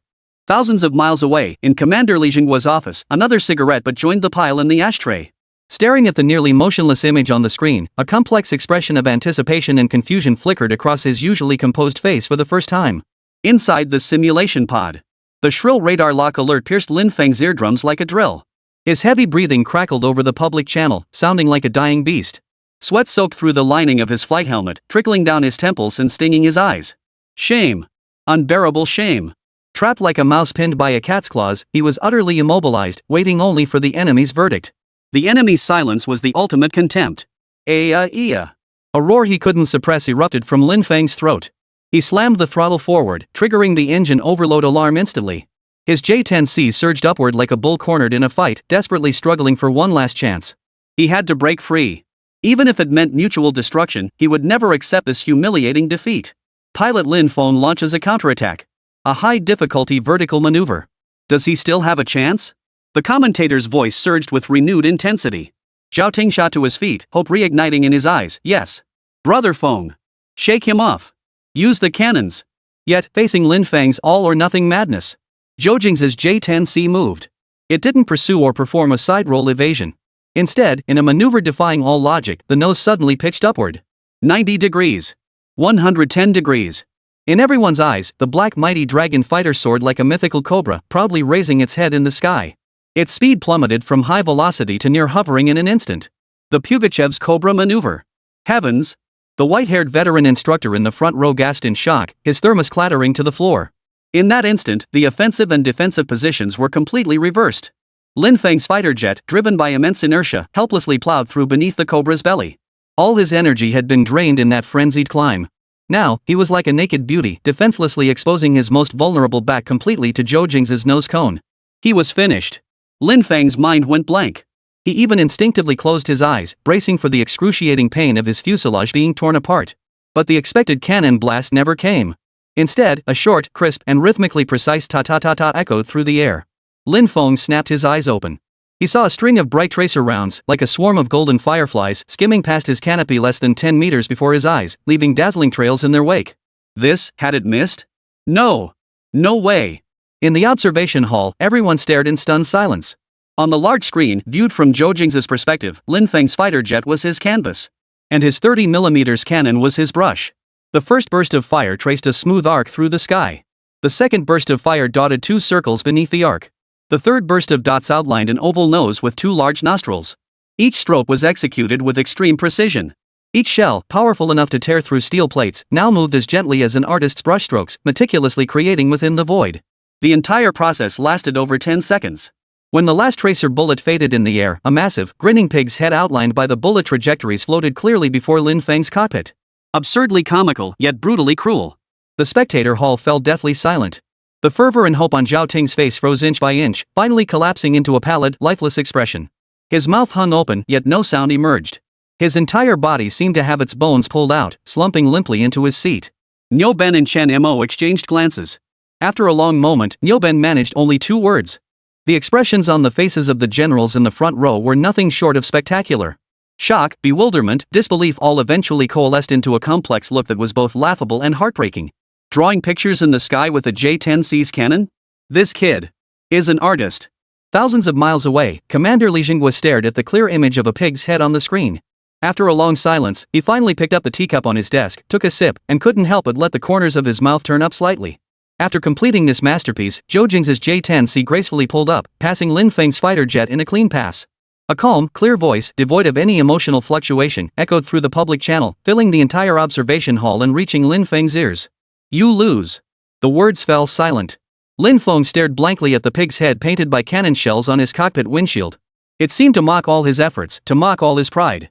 His body began to shake violently, not from anger, but from a bone-chilling cold seeping from his very marrow, a cold called despair. He would rather be shot down 100 times on the spot than endure this soul-crushing humiliation. Beep. The system determined that Lin Feng's fighter had entered the crash sequence due to the pilot losing control. On the screen, his fighter dissolved into a stream of data and vanished. But that pig-headed bastard remained suspended in the air, still intact. Chapter 57, Don't call him a student, call him a national treasure.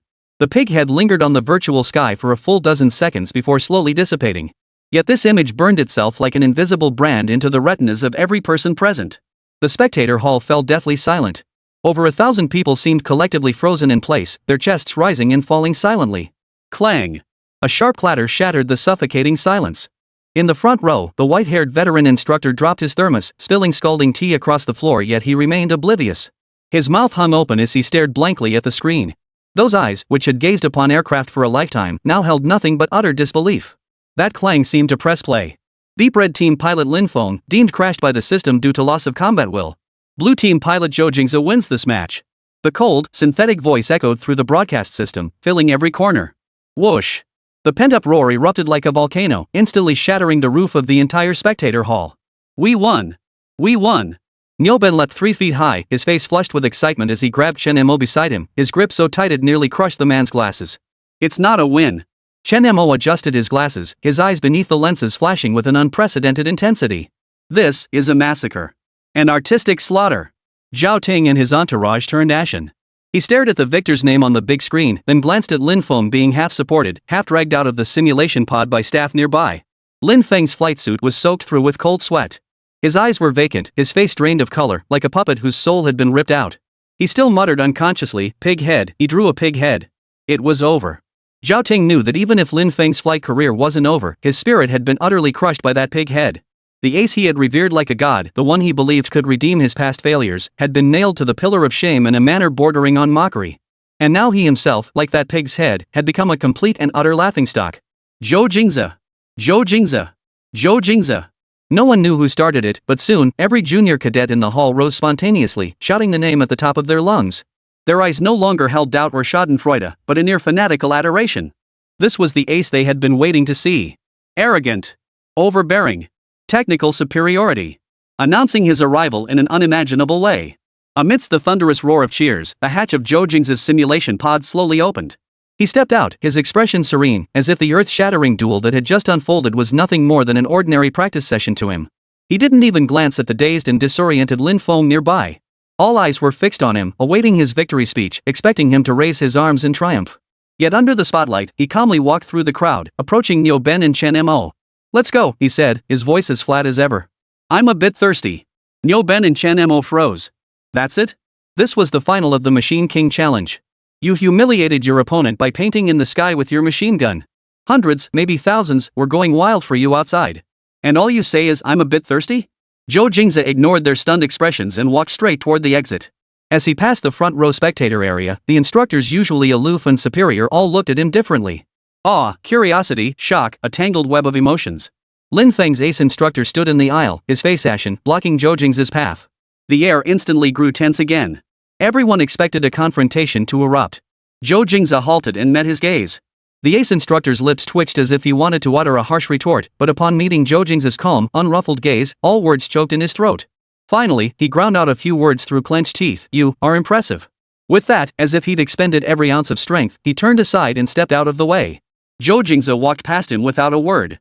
Thousands of miles away, in a heavily guarded office, Commander Li Jingwe stared at the surveillance screen, watching the pig head pattern drawn by the machine gun begin to fade. His expression shifted from initial shock to utter disbelief, finally erupting into a hearty, cathartic laugh. "Ha ha ha ha ha! That little bastard! That little bastard!" Pointing at the screen, he laughed until tears nearly streamed from his eyes. "So wicked! So cruel! A real psychological blow! But I love it!" Outside the door, the guards listened to the commander's rare laughter, exchanging puzzled glances, wondering what earth-shattering joy could possibly be causing such merriment. After laughing for a full 30 seconds, Li Jingwe finally stopped. He picked up a cigarette from the desk, lit it, and took a deep drag. The smoke he exhaled couldn't conceal the blazing intensity in his eyes. Predicting missiles, strolling with ease. Cannon fire as art, precision down to the last detail. This was beyond mere talent. This was monstrous. This was genius. He picked up the red secure phone on the desk and dialed a number directly. Beep, beep. After 2 rings, the call was answered. A voice, slightly aged yet full of vigor, came through. "Hello, Commander Li. The sun must be rising in the west today. You actually remembered to call this old man? Old Qian." Li Jingwe's voice carried an unquestionable authority. "Cut the pleasantries. Your student, Zhou Jingze, from this moment on, he's mine." On the other end was none other than Professor Qianweigua, the titan of Longhua's aerospace industry. Startled, he retorted irritably, "What the hell are you talking about? He's my prized pupil." "What do you mean assigned to you?" "He's graduating and joining our research institute." "Research institute? That's a waste of talent." Li Jingguo waved his hand dismissively. "I watched his competition today. That kid was born to fly fighter jets. Keeping him cooped up in a lab drawing blueprints is a crime against the nation." Professor Qian Weiguo fell silent on the other end. Evidently, he had also seen that match through some channel. "Old Li, this won't do." Qian Weiguo tried to argue his theoretical knowledge. His theoretical knowledge will make his fighter jets soar higher and strike with greater precision. Li Jingguo cut him off decisively. "Old Qian, don't be foolish. A man like this is worth an entire air division. He is the future crown jewel of our Dragon Nation Air Force. I don't care. He's my student. From the moment he was specially recruited into Beijing University of Aeronautics and Astronautics, he belongs first and foremost to our Air Force." Li Jingguo's tone turned stern. "I'll transfer his records immediately. I want him upon graduation. This is non-negotiable." On the other end of the line, Qian Weiguo sighed deeply before conceding reluctantly, "You old fox. Fine. As long as he can shine wherever he is. But you must guarantee nothing happens to him." Rest assured, Li Jingguo's gaze sharpened like an eagle's. "From this moment on, he is our treasure." He hung up the phone. Li Jingguo pressed the internal communicator on his desk. "Commander." The secretary's voice came through. Li Jingguo's voice, calm yet carrying the weight of a mountain, echoed through the office. "Transmit my orders. Effective immediately, elevate the personal file of Zhou Jingze from Beijing University of Aeronautics and Astronautics to the highest level of top-secret classification." There was a noticeable pause on the other end, as if the secretary had been startled by the weight of the order. Li Jingguo paid no heed, continuing his orders. "Activate Level 1 Protection Protocol. I don't want a single hair on his head to be harmed." Chapter 58, Submitting an Assignment That Breaks the 3-Year Research Institute Bottleneck? The dorm door slammed open with a loud bang. "Jingze! Holy!" Nyoben's voice boomed like it had a built-in amplifier, echoing through the entire floor. "Did you see the forum? It's blown up. Totally blown up. That pig-headed. Ha ha ha ha.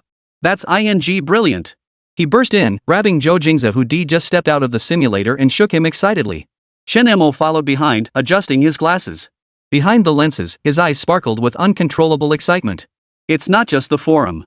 I heard a group of top seniors went to the archives to pull all your flight records. They don't believe it, they want to replay it." Zhou Jingze wriggled free from Nyoben's bear hug, his face expressionless. He casually grabbed a bottle of mineral water from the table, twisted off the cap, and took a huge gulp. "Let's go," he said. "Go? Where?" "We have to celebrate. Tonight's on the all-you-can-eat barbecue outside the east gate of campus." Nyoben waved his hand grandly, his tone brimming with generosity. Zhou Jingze tossed the empty bottle precisely into the trash can in the corner. Nyoben and Shen Mo exchanged glances, both seeing the helplessness in each other's eyes. He'd won a match that shook the entire school, humiliating the arrogant Lin Feng, yet the man himself remained as calm as if he'd just stepped out to buy breakfast. Is this even human? Back in the dorm, Nyoben and Shen Mo's excitement hadn't faded. Crowded around a single computer screen, they frantically refreshed the campus forum where posts were exploding. Screenshots from every angle and sensationalist analyses hailed Zhou Jingze's final machine gun painting as a miracle. Meanwhile, Zhou Jingze took a shower, changed into clean clothes, and sat down at his desk. He pulled out a stack of pristine drawing paper and a pencil sharpened to a razor point from his drawer. "Hey, Jingze, aren't you going to take a look? Zhao Ting's crew looks like they've been hit by lightning." Someone caught Lin Feng being dragged out of the hall by his henchmen, looking like he'd lost his soul. Nyoben called over his shoulder. Zhou Jingze didn't turn around. The pencil in his hand had already drawn the first line on the paper. It was an incredibly smooth, precise curve. His hand was steady beyond what one would expect from a young man who had just endured intense confrontation. Under the lights, the pencil tip scratched softly across the white paper. Line after line, set after set of data, complex structural diagrams flowed from his pen with an undeniable precision and beauty. In the dorm room, on one side, Nyoben and Shen Mo celebrated their victory with wild revelry and clamor. On the other side, Zhou Jingze sat at his desk, immersed in the quiet world where only the tip of his pencil touched the paper. Two worlds, distinctly separate. He drew through the night. He didn't even notice when Nyoben and Shen Mo had fallen asleep. The next morning, Shen Mo woke up with a bladder full of urine. Groggily opening his eyes, he saw the desk lamp on Zhou Jingze's side still glowing. He rubbed his eyes, but Zhou Jingze was no longer seated. On the desk lay a neatly stacked, thick bundle of blueprints, at least 100 sheets. Curiosity drew Shen Mo closer. One glance sent a chill down his spine. He couldn't decipher the cryptic diagrams and formulas, but he sensed an underlying sense of order, a precision that could make any machine tremble. Zhou Jingze walked in from outside, carrying a wash basin. He saw Shen Mo standing before his desk. Morning, he said flatly. You stayed up all night? Chen Mo pointed at the stack of drawings. Yeah, couldn't sleep. Just doodling. Zhou Jingze gathered the papers and tucked them into a manila envelope. Just doodling? Chen Mo glanced at the thickness of the stack and his lips twitched. If this was doodling, then he and academic underachievers like Nyoben could only be called scribblers. Zhou Jingze sealed the envelope without signing his name. Only a line of neat, small characters graced the flap. To Professor Qian Weigua, personally from a student passionate about aviation. Finished, he picked up the envelope and walked straight out of the dormitory. The campus was still shrouded in morning mist. Zhou Jingze arrived at the administration building, where Professor Qian Weigua's office lay at the end of the corridor. He glanced around, seeing no one. He placed the thick craft paper envelope gently on the carpet by the office door, then turned and walked away without a moment's hesitation. The entire process felt like discarding an insignificant draft. 9 o'clock in the morning. Professor Qian Weigua, dark circles under his eyes, entered his office holding a cup of strong tea. Last night, he had argued on the phone for hours with that sly fox Li Zhenghua, so angry he hadn't slept a wink. The thought of that genius, Zhou Jingze, being lured away by Li Zhenghua to become nothing more than a pilot made his heart ache. That was a mind capable of reshaping the future of Longhua aviation. How could it be wasted just flying planes? As he approached the door, his foot kicked something. He looked down to find a manila envelope. He frowned, bent down to pick it up, and read the words printed on it, a student passionate about aviation? Another student trying to take shortcuts, hoping he'd write them a recommendation letter. Qian Weigua casually tossed the envelope onto the sofa, intending to have his assistant dispose of it later. He sat down at his desk and processed several documents, but the more he thought about it, the angrier he became. He dialed Li Zhenghua's number again, ready to continue the argument. No one answered. Frustrated, Qian Weigua hung up and his gaze drifted to the document folder on the sofa.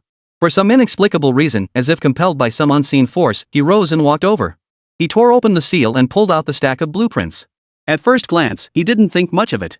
The second glance made his brow furrow. By the third glance, his hand holding the blueprints began to tremble slightly. He hurried back to his desk, swept aside the papers on it, and spread the blueprints flat across the surface. He slipped on his reading glasses and examined each sheet in turn. From the initial rough sketches, to the mid-stage structural refinements, to the final assembly drawing a true work of art and the dozens of densely packed pages of theoretical calculations appended afterward. His breathing grew increasingly rapid. The office fell silent, filled only by the rustling of paper and the increasingly labored breathing of an old man. This isn't a student assignment," he murmured hoarsely. This was no assignment. This was clearly a revolutionary proposal capable of propelling the entire aviation propulsion system of Dragon Nation forward in one giant leap. The bottleneck that had plagued their research institute for 3 full years, the problem that had stumped countless experts and academicians, had been completely conquered in this anonymous student assignment through an unimaginable yet logically flawless approach. Smack! Qian Weigua slammed his hand on the table and leaped to his feet. Grasping the blueprints as if they were priceless treasures, he stormed out of the office and headed straight for the experimental building. "Old Qian! Where are you rushing off to like that?" a familiar voice called out in greeting along the way.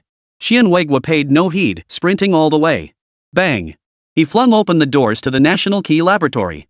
The doctoral students working inside were startled. "Professor? What's wrong?" Zhang Tao, the lead doctoral student, rushed over.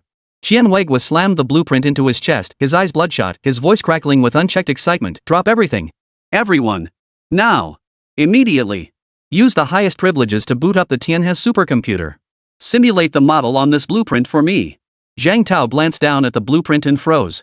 "Professor, isn't this the project we're currently tackling? This structure, it's impossible to achieve. We've tried. Just do the calculations. Stop wasting my time with nonsense." Qian Weigua roared. Zhang Tao dared not say another word and immediately rallied everyone into action. The entire lab instantly shifted into high gear. Row after row of data poured into the supercomputer as the intricate model gradually took shape in the virtual space. Qian Weigua stood before the massive monitor, hands clasped behind his back, staring intently at the screen, utterly motionless. Time ticked by, second by second. 1 hour. 2 hours. Buzz. The supercomputer emitted a soft hum as the simulation concluded. The final results appeared on the large screen in the form of 3-dimensional graphics and data streams. "It worked," murmured a young doctoral student, staring at the screen. The model is perfectly compatible. No structural rejection whatsoever. Holy crap. Look at this energy conversion rate. Look at this peak output. This can't be possible." Zhang Tao stared blankly at the performance curve on the screen, which shot upward before stabilizing at an unbelievable value. He felt his entire worldview had been overturned. He whipped his head around to face Qian Weigua, his voice trembling. "Professor, it worked. Theoretically, it really is feasible. Our bottleneck has been broken. The entire lab fell deathly silent, then erupted in thunderous cheers. Qianweigua, however, did not smile. He simply walked over to the blueprint and gently traced the words written there, a student passionate about aviation. He lifted his head, his eyes burning like two fiery stars. Investigate. His voice was not loud, yet it carried an unquestionable resolve. Use every connection you have. Investigate. Search the entire school. Check the surveillance footage, examine the handwriting, review every single assignment submitted. Dig this person out for me. Dig 3 feet into the ground if you have to find him. Chapter 59, The Beauty Doctor's Dilemma? I casually drew a circle. Inside the National Key Laboratory. Professor Qianweigua had already rushed off to higher authorities with the core section of that manuscript. Left behind was a top-tier team utterly fired up, yet plunged into fresh turmoil.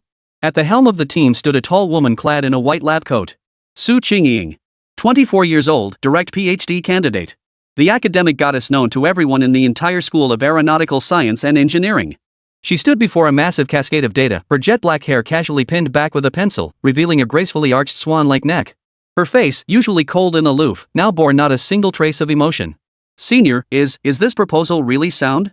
This structure is so unconventional, a young doctoral student murmured softly. Zhou Jingze didn't turn around, her gaze fixed on the replica model of the anonymous proposal displayed on the main screen. Its flawless logic is precisely the biggest red flag. Her voice was as cool and emotionless as her expression. A self-proclaimed student has designed something our entire team couldn't conceive in 3 years. Don't you find that laughable? She turned, picked up a photocopied draft from the table, and tapped lightly on one of the structures with her fingertip. Here theoretically, there's a paradox. Give me a day, and I'll find its fatal flaw. Her words carried an unshakable confidence born from years of academic excellence. The entire lab exhaled in relief, as if Zhou Jingze's mere declaration could dissolve any insurmountable challenge. The calculations began. Time marched from 9 in the morning to 5 in the afternoon. In the lab, the only sounds were the clacking of keyboards and the hum of computer cooling fans. At first, Zhou Jingze's expression was calm, almost scrutinizing. An hour later, her brow furrowed slightly. 3 hours later, she paused her work, rose, and walked to the enormous whiteboard that nearly covered an entire wall. The board was densely covered with various mathematical derivations, each character bearing the neat, scientific beauty characteristic of a scientist's handwriting. But now, that beauty was utterly ruined by countless red lines drawn through them. Boundary layer separation point. How could the perturbation of this variable? She murmured, her marker hovering over the board, hesitating to make contact. This anonymous designer had circumvented the traditional problem in an unimaginable way, only to introduce a seemingly unsolvable new variable here. Like a demon, just when you thought you glimpsed paradise, it had set before you an even deeper abyss. The rest of the lab had long since stopped working, holding their breath in silence. They watched their once omnipotent senior lab member, who for the first time, had been stuck on a problem for over 3 hours. The wastebasket was piled high with crumpled scraps of paper. Zhou Jingze set down her pen, removed the rimless blue light-blocking glasses from her nose, and pressed her fingers firmly against her temples. An unprecedented sense of defeat spread through her. Just then, the heavy laboratory door creaked open a crack. A figure in a casual t-shirt slipped inside.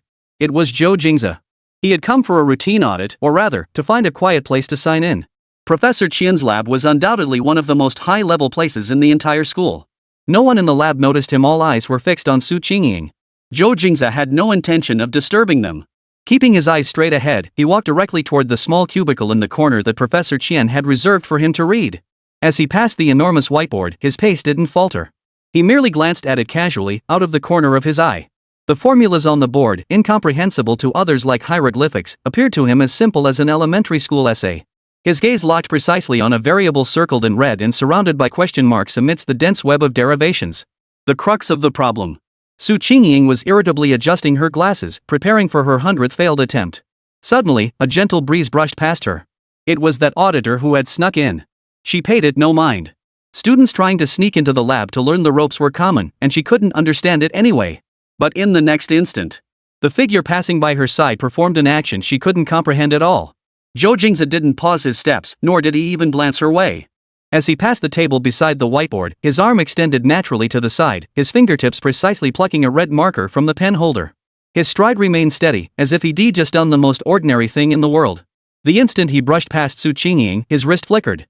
Swish! A soft sound. The red marker drew an impeccably precise, perfectly rounded circle on the very edge of the enormous whiteboard on an auxiliary formula Zhou Jingze had just discarded, on an utterly insignificant parameter variable. Then, with a casual flick of his wrist, he tossed the marker back into the pen holder with a crisp clack.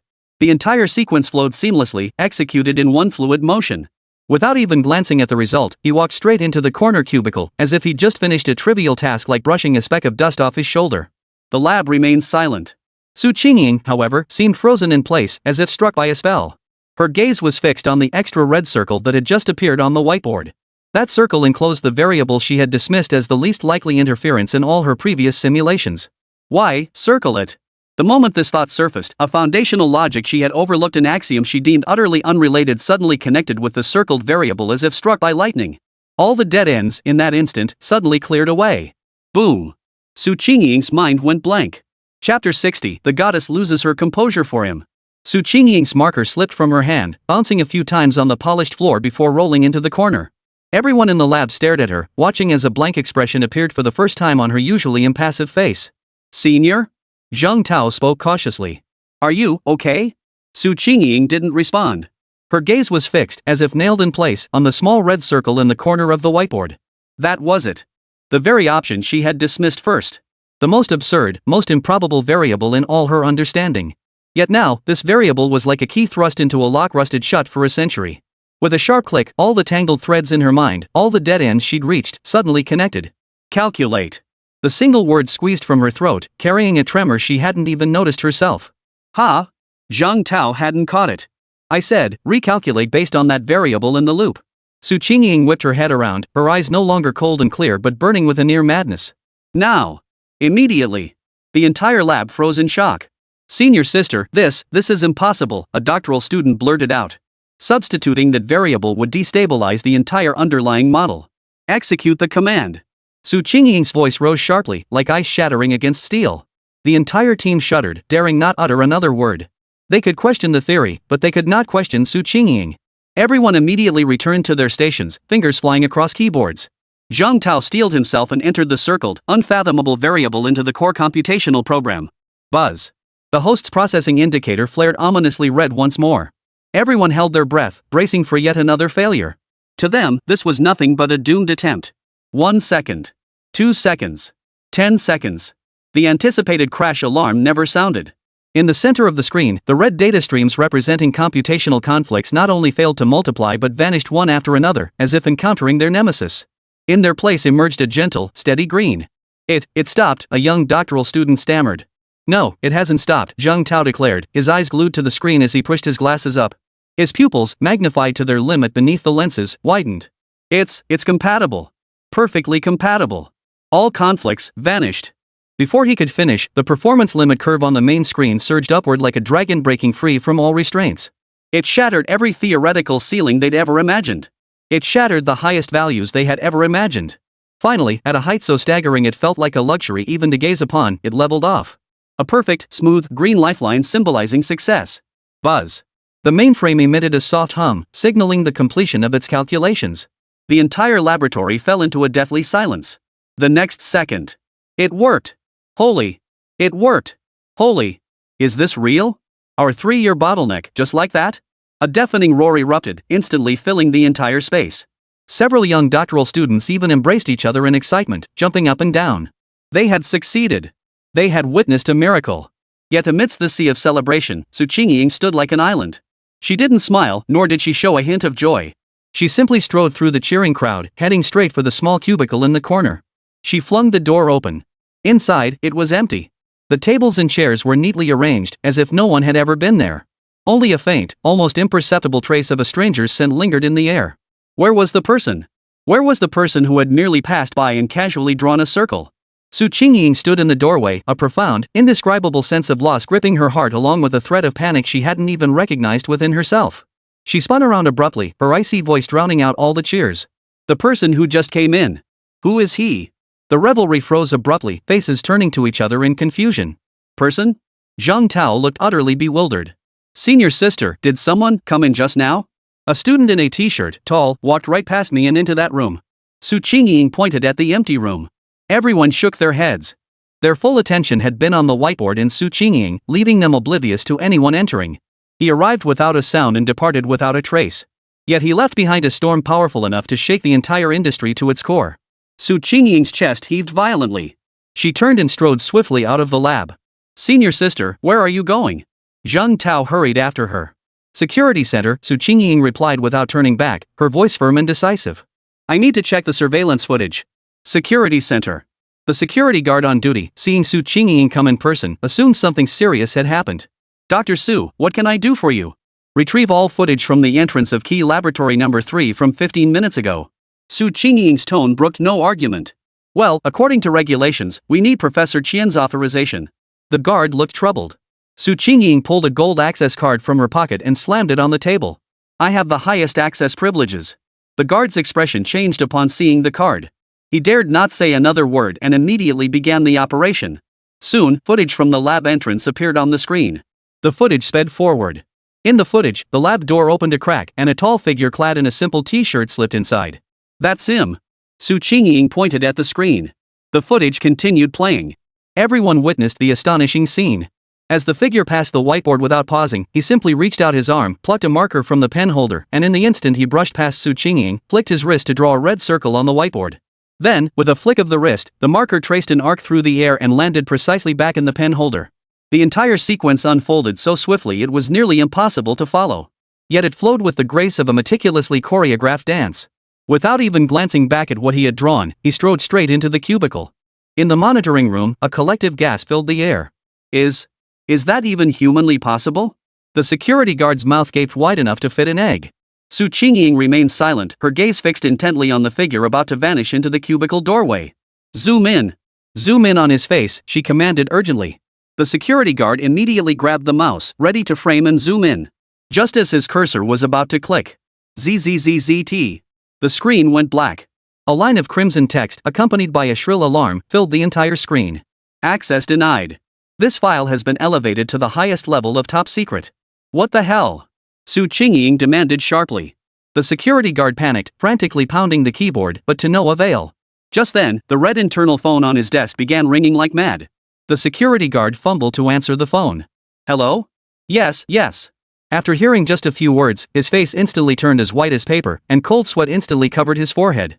He trembled as he placed the receiver back on the hook, his gaze fixed on Zhou Jingze, filled with terror. Dr. Su. Dr. Su.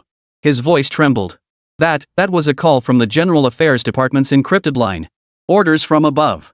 Destroy immediately, destroy all the footage we just viewed, including backups. Furthermore, your access to this material is to be reported as a top priority matter. Zhou Jingze stood rooted to the spot, as if struck by lightning. Destroy? Report? She had only been trying to find a student. But now, the orders coming through the phone were making it abundantly clear. The person she was looking for was no ordinary student. Chapter 61, a single assignment alarms the military headquarters, and a big shot shows up in the dead of night demanding the person. Inside the National Key Laboratory, the atmosphere had shifted from fervor to something bordering on religious devotion. Zhou Jingze stood before the main control console, her usual aloofness and pride completely gone. Her long hair was drenched in sweat, strands clinging to her snow-white cheeks. Her beautiful eyes were bloodshot yet shone with an astonishing intensity. She cradled the photocopy of the anonymous manuscript with the utmost care, as if holding a priceless treasure. Her fingertips traced the words to Professor Qianweigua, personally with such gentle precision, as if afraid of disturbing a sleeping deity. Senior sister, the final simulation is complete. Compatibility rate, 100%. All theoretical models passed. Zheng Tao's voice trembled with emotion. He and the doctoral students behind him stood with reddened eyes. 3 years, a full 3 years. They had been tormented by that insurmountable hurdle for 3 years, pouring endless effort into it. And then, a passing stranger solved it with a simple circle drawn offhand. Organize all the documents. Zhou Jingze's voice was hoarse, yet it carried an unprecedented resolve. She personally supervised the process, organizing and printing every single derivation, simulation diagram, and performance curve, then binding them into volumes. 3 massive volumes, thick as bricks. Professor Qianweigua burst in, snatched the top volume, his hands trembling. He flipped to the first page, stared at the breathtakingly perfect structural diagram, then slammed it shut. Let's go. We're seeing the president. Qianweigua clutched the heavy verification books as if they were his own grandchildren, then turned and rushed out. The president's office. The white-haired old principal, sipping from his thermos, listened to Qianweigua's report with a gentle smile on his face. Old Qian, calm down. Take your time. Which student's brilliant idea has you so excited this time? Seated in the office was another man. Dressed in a crisp military uniform, his shoulders bearing the insignia of a major general with 2 bars and 4 stars, he was Song Tai, the military liaison and head of the project team assigned to the school. Song Tai's expression was stern and unsmiling. At the mention of a student's brilliant idea, his eyebrows twitched almost imperceptibly, clearly not taking it seriously. Without another word, Chen Weiguo slammed one of the verification documents onto the principal's mahogany desk with a loud thud. "Principal, see for yourself." The old principal was startled by the abrupt action. He shook his head helplessly and picked up the document. After reading just 2 pages, the smile froze on his face. He adjusted his reading glasses and continued flipping through the pages. The office fell silent, broken only by the rustling of paper. The old principal's breathing shifted from steady to rapid. Finally, he jerked his head up, staring at Chen Weiguo, his lips trembling. "Old Chen. Is this real?" "Absolutely true." Chen Weiguo straightened his back. Beside them, Song Tai could no longer sit still. Frowning, he reached over and took another volume. As the military's chief engineer, he instantly recognized its significance. His expression changed even faster than the principal's. From initial scrutiny to solemnity, then shock finally, his hand began to tremble uncontrollably. 5%. This says it can boost the mighty dragon's mobility by a full 5% out of thin air? Song Tai's voice cracked. That's the most conservative estimate. Chen Weiguo added. Smack. Song Tai slammed his fist on the table and leapt to his feet. His perpetually icy expression had flushed crimson, his eyes blazing with terrifying intensity. This isn't some bull idea. It's a game-changing weapon. It's a lifesaver that gives our pilots an extra chance in the sky. Pointing at the document, he addressed the principal word by word. Principal. As the military liaison officer assigned to this academy, I demand this document be classified as top secret immediately. Now. The old principal snapped to attention, his hand trembling as he picked up the red telephone on his desk. Seal off all information. Report this immediately. Late at night, thousands of miles away. Within a heavily guarded conference room at the Dragon Nation Air Force Equipment Department. An elderly man with stars on his shoulders stared intently at an urgent telegram just transmitted via encrypted line. He read it extremely slowly, extremely carefully. When he reached the final line, projected performance enhancement of the fierce dragon fighter jet, 5%. 2 flashes of sharp brilliance erupted from his eyes that had witnessed countless storms. The bottleneck that had plagued Chengdu Aircraft Industry Group for years, leaving countless top talents at a loss. Had it been overcome by an anonymous manuscript from Boeing University, signed by a student passionate about aviation? The old man rose slowly, walked to the massive map, and fixed his gaze upon the vast blue skies of the Dragon Nation. Prepare the vehicle. His voice was not loud, yet it carried the force of a thunderclap. Notify everyone. Have Lei Ming lead a team to Beijing Aerospace University immediately. Tell them, the old man turned, his gaze sharp as a blade, I don't care what methods they use. Before dawn, I must know who wrote this. 1 a.m. The entire Beihang University campus had long since fallen asleep. Chen Weiguo had just been dismissed from the president's office. Exhausted yet too agitated to sleep. One thought consumed him: find that student. That elusive, mysterious figure. He even began to suspect whether some retired old eccentric, bored out of his mind, had played a colossal prank on him. Just then, a loud, forceful knock echoed through his dorm room. Thump. Thump. Thump. Who is it? In the middle of the night. Chen Weiguo opened the door impatiently, only to freeze in place. Outside the door stood neither a student nor a school security guard. Instead, several men in military uniforms stood there, their expressions stern and cold, clearly fresh off the battlefield. Leading them was a middle-aged colonel with eyes as sharp as an eagle's. His presence radiated an aura 100 times more formidable than Song Tai's had been that afternoon. Are you Professor Chen Weiguo? The colonel's voice sounded like 2 pieces of metal scraping together, utterly devoid of warmth. I am. Chen Weiguo's heart skipped a beat. My name is Lei Ming, Air Force Equipment Department. Lei Ming offered no further pleasantries. Stepping aside, he revealed a squad of armed guards following behind him. The entire hallway was sealed off. Lei Ming strode into the cramped dormitory, his gaze sweeping the room before settling firmly on Chen Weiguo's face. He pulled an order bearing a bright red seal from his pocket and placed it directly on Chen Weiguo's desk. Professor Chen, we've been dispatched here with one sole purpose. Lei Ming leaned forward slightly, emanating an overwhelming sense of pressure that nearly took Chen Weiguo's breath away. Hand over the person who drafted this proposal. His tone was neither a negotiation nor a request. It was an order. Now. Immediately. At once. Chapter 62, You Dare Touch My People?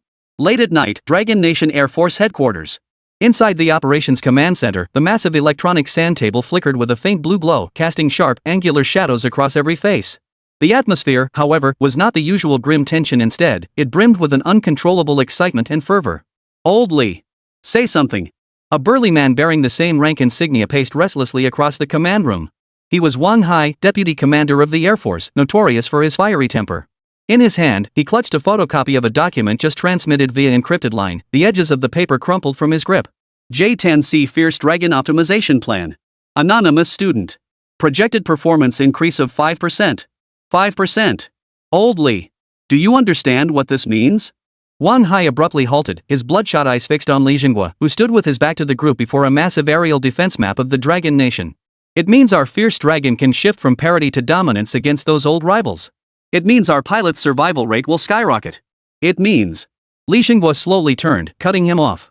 The face of the Air Force's Supreme Commander showed no trace of excitement, only a calmness that seemed to see through everything. He walked to the tea table, deliberately lifted the purple clay teapot, and poured himself a cup of hot tea. What's the rush? Those 3 words made the heated air in the room freeze. Wan Hai froze as if doused with cold water. How can you not be in a hurry? The folks at the equipment department have gone mad. Lei Ming personally led a team to Beihang University, vowing to turn the place upside down if necessary to recruit that talent. This is a monumental achievement, a contribution worthy of being recorded in the annals of history. Li Jinghua blew on the tea leaves at the rim of his cup, took a gentle sip, then let his gaze drift to the map on the wall. His fingertip tapped lightly, almost imperceptibly, on the southwest border region. A perfect crash landing. He uttered a few seemingly unrelated words. Wan Hai froze for a moment, then his eyes widened as if struck by a sudden realization, his breath catching for an instant. You mean, him? Li Jinghua didn't answer directly. He simply set down his teacup, and a faint smile both resigned and affectionate finally appeared on his naturally commanding face. Besides that stubborn kid who insists on being an ordinary student, who else could it be? He picked up the red secure phone on the table and dialed a number directly.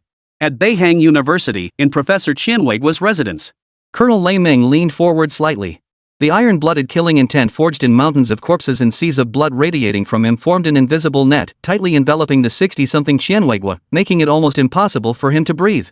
The 2 guards behind him had hands already on their holsters, cold stares locked on Qianhui as if ready to pounce at any moment. Professor Qian, my patience is limited. Lei Ming's voice held not a shred of warmth, like 2 pieces of metal scraping together. I'll say this one last time, hand over the person. Cold sweat beaded on Qianhui's forehead, his lips turning pale. His knuckles whitened as he gripped the desk, the pressure making them protrude sharply. He had lived half a lifetime devoted to scholarship, respected by all. Never had he endured such humiliation. I truly don't know. I don't even know who drew that circle. His voice cracked with a desperate shriek. Is that so? Lei Ming sneered coldly, stepping closer. You know better than I do how crucial that proposal is. How could you not know about such talent? Professor Qian, I respect you as a senior scholar, but when it comes to national air defense security, anyone who obstructs us will be regarded as a potential threat. Just then, hurried footsteps echoed outside the dorm room door, which burst open violently. Professor! Who are you people? Don't you dare bully my teacher. It was Zhang Tao. He had clearly heard the commotion and rushed over recklessly, throwing his arms out to shield Qianhui. A guard behind Lei Ming frowned, then without hesitation, shoved him aside. Military operation. Unauthorized personnel stand down. A bookish scholar like Zhang Tao was no match for a battle-hardened Special Forces guard. He stumbled backward under the force of the shove, crashing hard onto the floor. Zhang Tao. Qianhui's eyes widened in fury. He stared at his student being pushed down, then at the cold-eyed soldiers before him. A wave of overwhelming grief and helplessness washed over him. Lei Ming watched the scene unfold, his expression utterly unreadable. It seems Professor Qian has no intention of cooperating. He slowly raised his hand, signaling his readiness to conduct a forced search. Then I'm afraid we'll have to proceed. Qianhui closed his eyes, his face twisted in anguish. Just as Lei Ming's hand was about to strike. Ring! It wasn't Qianhui's cell phone, nor the dorm's old landline. It was the red internal line phone that had sat as a dust-covered ornament since he moved in, never once ringing. Lei Ming's raised hand froze mid-air. His hawk-like gaze snapped toward the frantically ringing phone, his expression shifting dramatically in an instant. He knew better than anyone the significance of this phone. Across the entire Dragon Nation, only a handful of people could reach this number directly. Qianhui, as if clutching at a last straw, practically scrambled over, snatched the receiver, his hands shaking violently. Hello? This is Qianhui. Old Qian, it's me. A steady, powerful voice came through the receiver, carrying a force as steadfast as the sea anchor. Those 3 words alone injected Qianhui with adrenaline. He straightened instantly, his voice thick with disbelief, reverence, and a tremor of hurt. Commander? Commander? Lei Ming, standing nearby, stiffened violently. Almost reflexively, he snapped his feet together and straightened his back. The aggressive, menacing aura he radiated moments before vanished without a trace, replaced by the absolute, rigid attention a soldier gives to his highest commander. The guards behind him simultaneously snapped their bodies back into rigid, pine tree-like stances, withdrawing their poised-to-act postures. Have that kid Lei Ming take the call. Li Jinghua's words were direct, without a single unnecessary syllable. Qian Weigua handed the receiver to Lei Ming. This time, his back was perfectly straight, his eyes devoid of any trace of fear, instead radiating a sense of vindication and satisfaction. Lei Ming took the receiver with both hands, his movements textbook perfect. Raising it to his ear, his voice boomed with the absolute obedience of a subordinate to a superior. Commander. Lei Ming of the Air Force Equipment Department reporting for duty. Who authorized your presence? Li Xingguo's voice came through the microphone, not loud, yet carrying thunderous authority. Reporting, Commander. This was an order from the Equipment Department. The matter is critical, we must. Now, take your men and return to base immediately. Li Xingguo cut him off decisively, his tone brooking no argument. Lei Ming's body tensed further.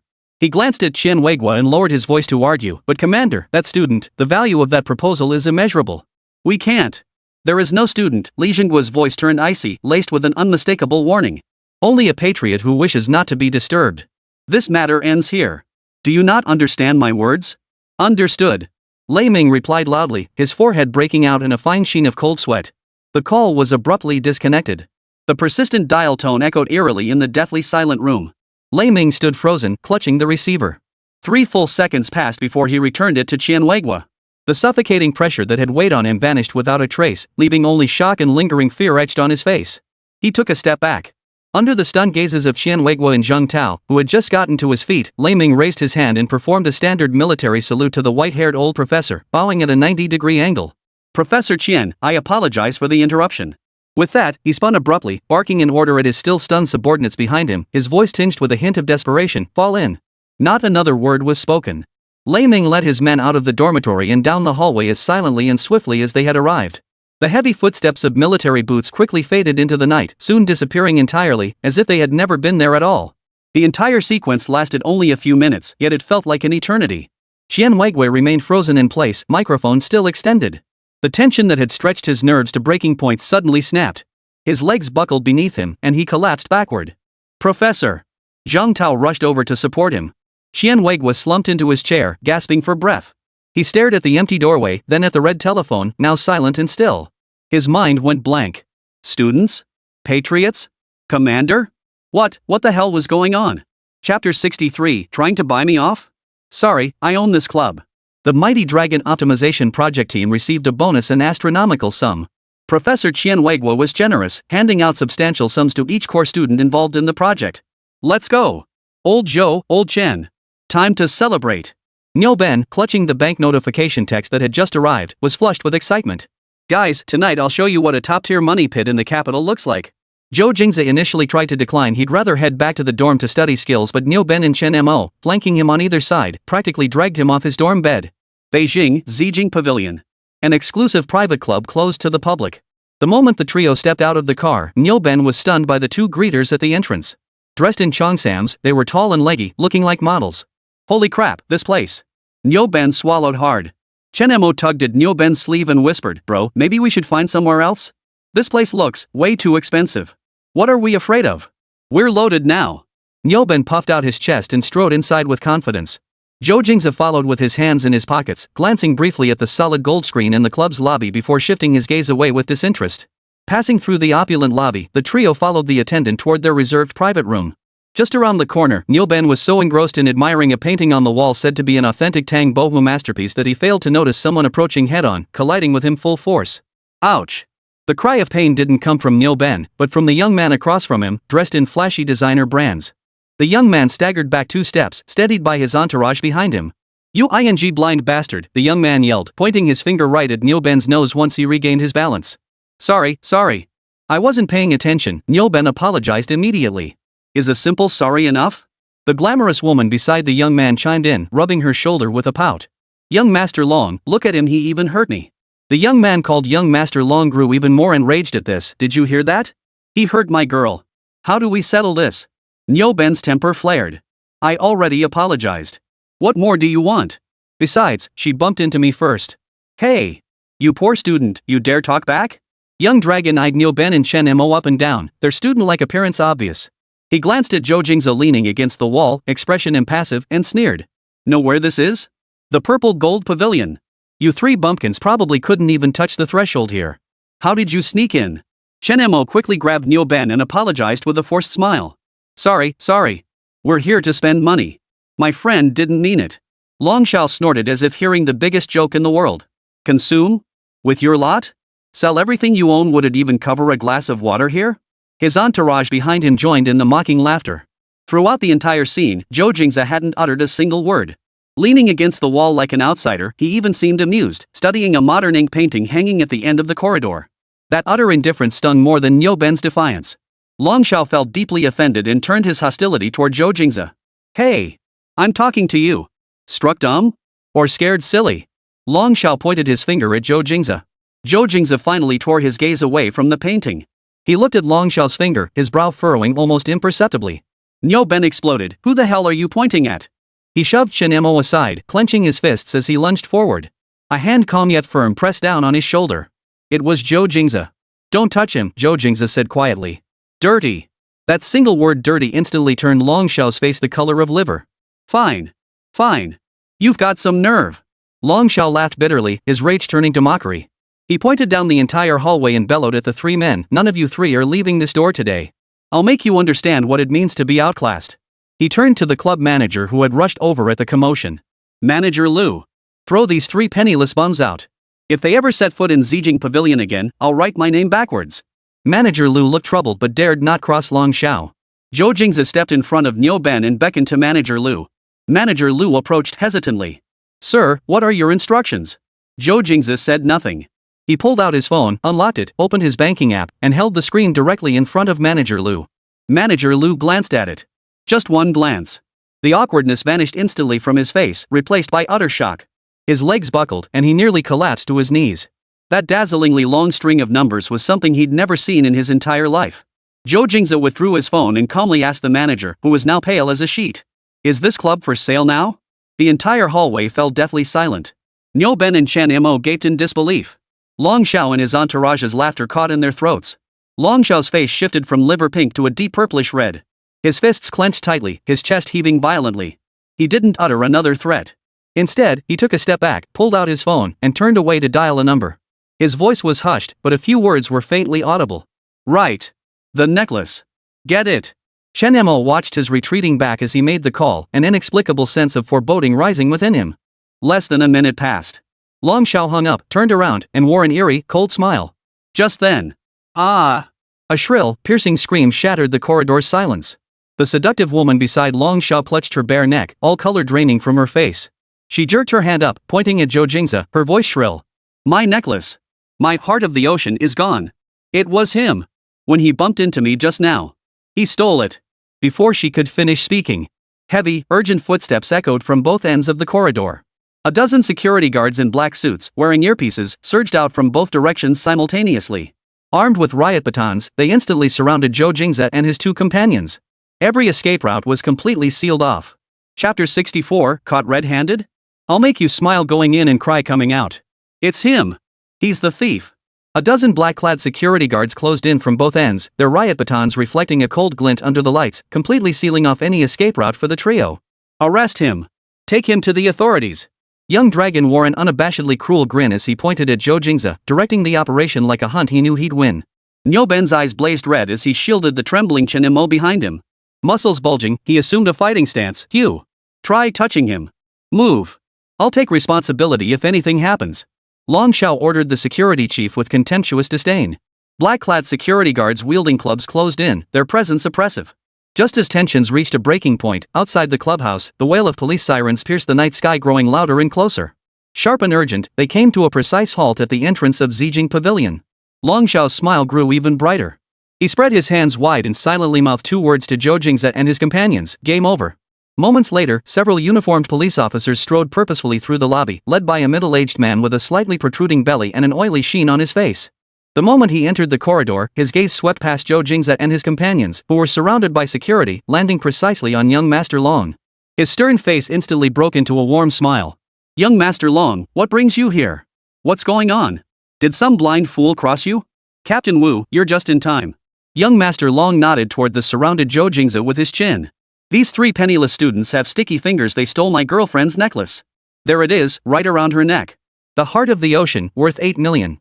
The man called Captain Wu's expression darkened as he finally turned his gaze toward Zhou Jingze. His eyes held undisguised disgust and impatience, as if he were looking at trash.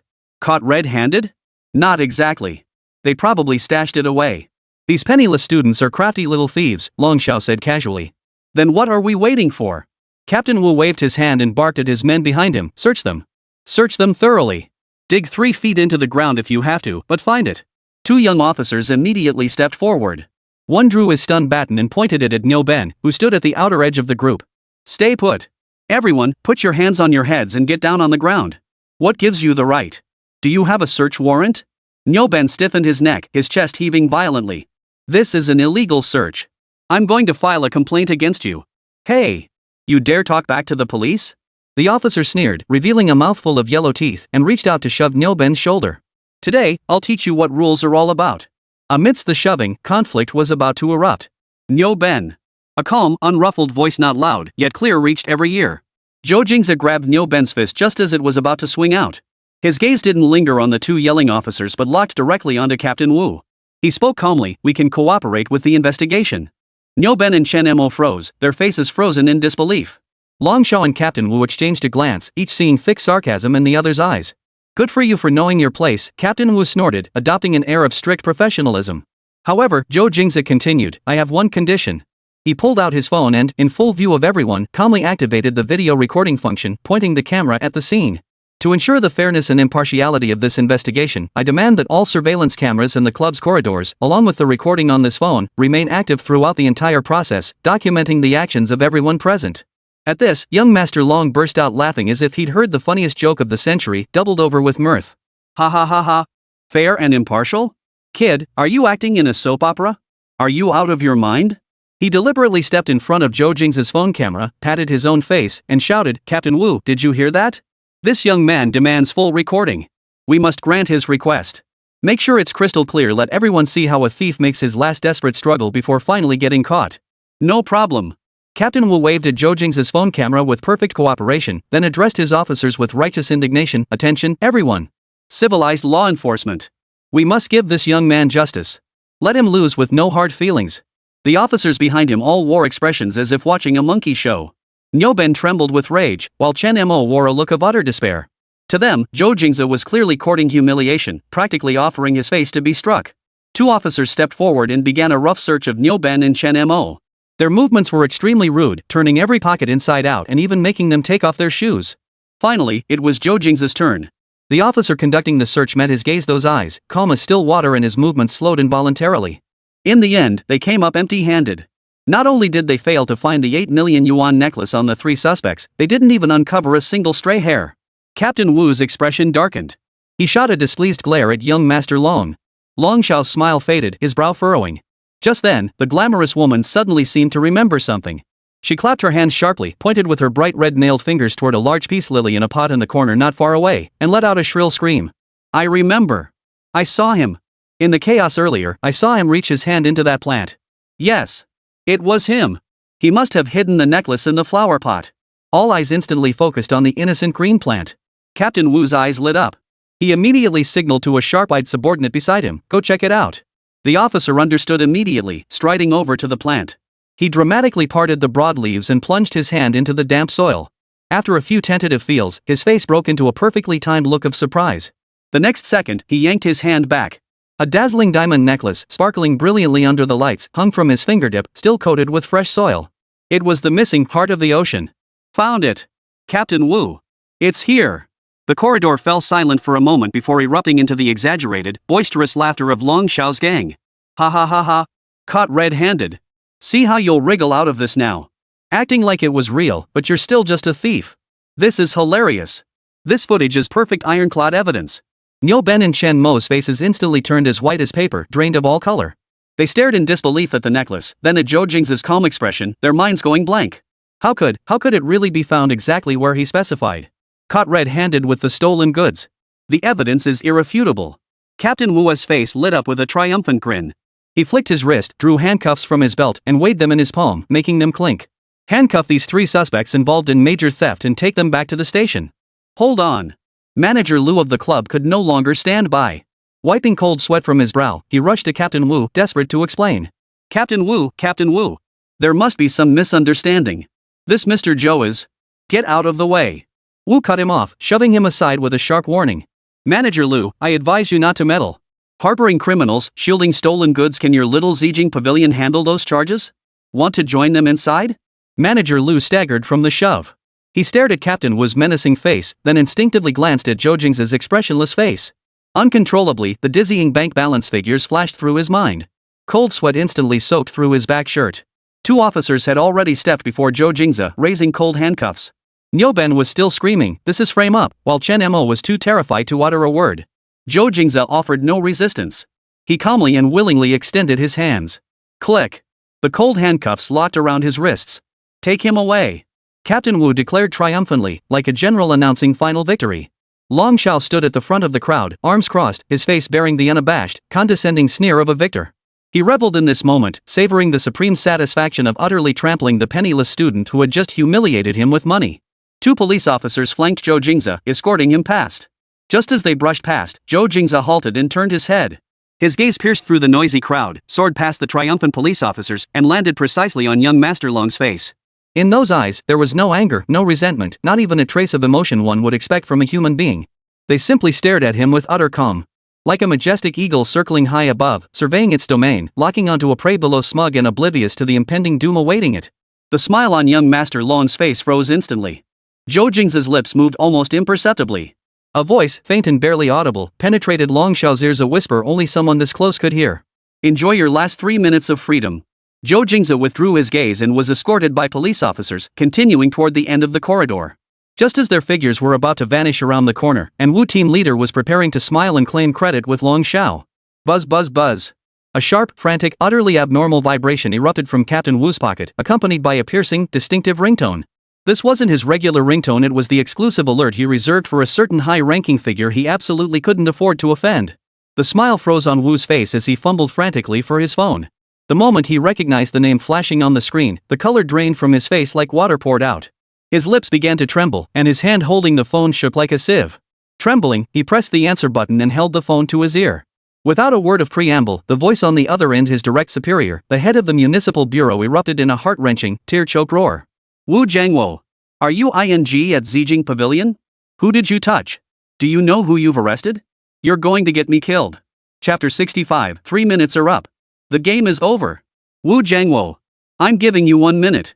If that gentleman has a single hair out of place within that minute, I'll skin you alive. Get down on your knees and apologize to me right now. Immediately. Beep, beep, beep. The phone was slammed down. Wu Jiangwo clutched the phone. The hand that had just been holding the handcuffs, swaggering with arrogance, now trembled like a leaf in the wind. He stiffly turned his head to look at the young man he had personally handcuffed. Zhou Jingze was staring back at him, his expression calm, as if watching the clumsy performance of a clown that had just ended. Thud. Wu Jiangwo's legs gave way, and he fell straight to his knees. His knees collided with the hard marble floor, producing a dull thud. The two young officers behind him dropped their stun batons with a clatter, their faces frozen in utter shock and terror. Wu Jiangwo's lips trembled, unable to form a single coherent word. Long Shao's smile froze on his face. He looked at Wu Jiangwo kneeling on the floor, then at Zhou Jingze's impassive expression, and an unprecedented wave of panic seized his throat. Captain Wu, what are you doing? Get up. It's just a poor student. Before he could finish, the corridor echoed once more with the rapid, synchronized footsteps approaching from both ends. This time, it wasn't the club's security. Over a dozen men in black combat uniforms, with the word inspector emblazoned on their chests, stormed in. Their movements were silent, yet they carried an aura of iron-blooded severity. The leader, sporting conspicuous insignia on his shoulder, had eyes as sharp as an eagle's. They marched straight to Wu Jiangwo. Municipal Inspectorate Headquarters. We've been ordered to take over this case. The lead inspector's voice was icy. Wu Jiangwo, hand over your service weapon and credentials. Two inspectors stepped forward. One deftly disarmed Wu Jiangwo of his service weapon, while the other seized his ID from hands trembling like sieve dust. The entire process unfolded with fluid precision, devoid of any hint of tension. Captain, the situation here. The inspector raised a hand, cutting off his subordinate's report. His gaze swept across the room, finally settling on Zhou Jingze and the phone in his hand. Sir, he said politely, yet his tone carried an unquestionable authority, the footage on your phone is crucial evidence in this case. Please hand it over to us for safekeeping. He then turned to the club manager, clear this floor. We'll be borrowing your manager's office. On what grounds? Long Shao finally snapped out of his shock, bellowing with feigned bravado. Do you know who I am? My father is Long Tianhua. How dare you touch me? The inspector didn't even glance at him, instead barking orders to his team, secure all non-essential personnel on the scene including him. Two inspectors immediately stepped forward, one on each side, seizing Long Xiao's arms. Let go of me. You're asking for trouble. Long Xiao struggled violently. One officer swiftly twisted his arms behind his back with precise, forceful movements, causing the young master to wince in pain. Take him away. Inside the manager's office, two surveillance feeds played simultaneously on the massive LCD screen. One captured the club hallway, the other came from Zhou Jingze's phone. The footage played in sync, their angles complementing each other. Everyone held their breath, watching how Wu Jiangwo raged, how the police conducted a rough body search, and how that officer found the necklace in the flower pot. Stop. The inspector captain was about to draw conclusions. A calm voice interrupted. Pause. Zoom in on the curved reflection in the champagne ice bucket in the upper left corner. The speaker was Zhou Jingze. Everyone froze, including the inspector. Following Zhou Jingze's direction, he looked at the ice bucket in the corner, which appeared only as a blurry reflection in the surveillance footage. Zoom in.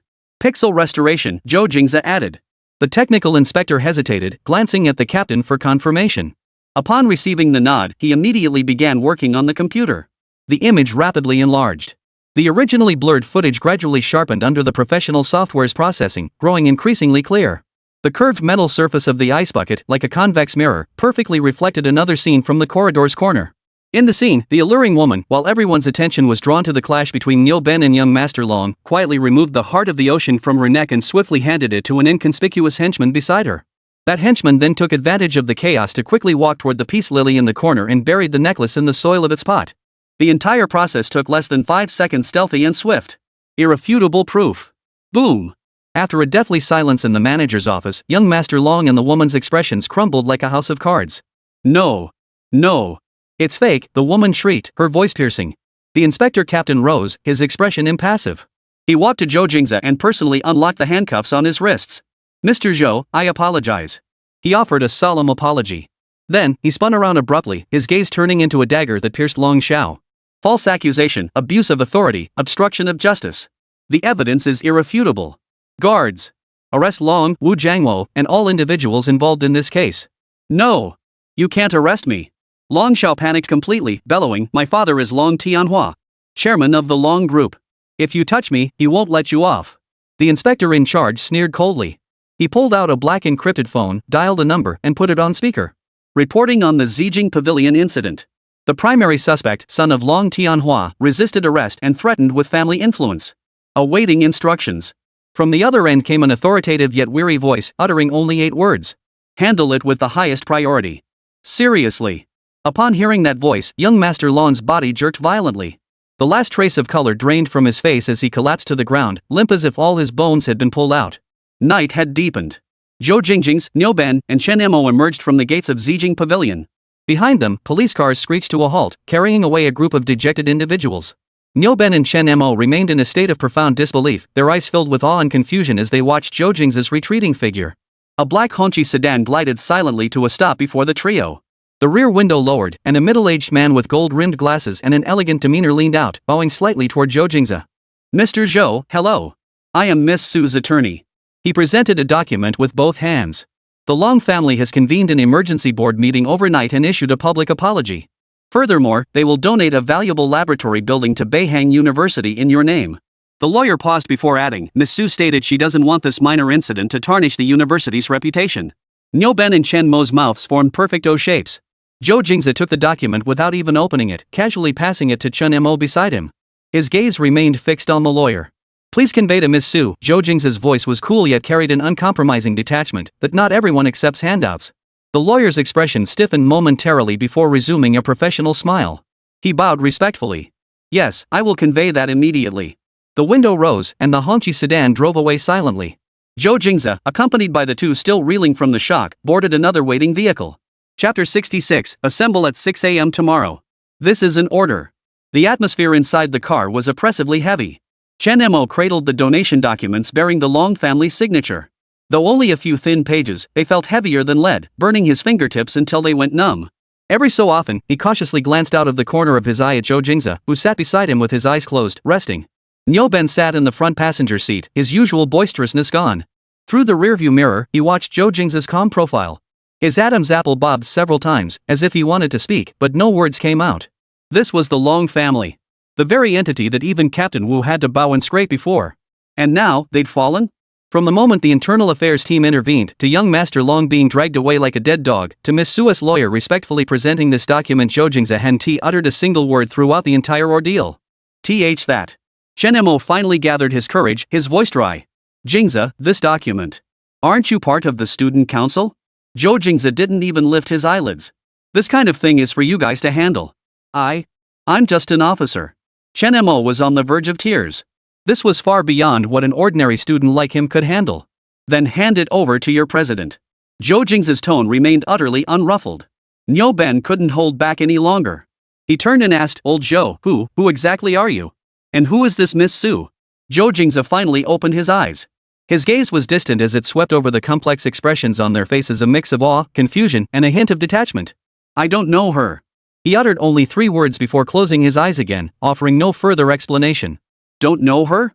Niu Ben and Chen Mo exchanged glances, each seeing the bitterness in the other's eyes. A friend powerful enough to make the Long family bow overnight, to mobilize the municipal bureau's inspection team with lightning speed? That was a level they dared not even imagine. The car journey back to Beihang University was silent. The moment the 3 entered the dormitory building, they sensed something was off. In the hallway, small groups of students huddled together, whispering.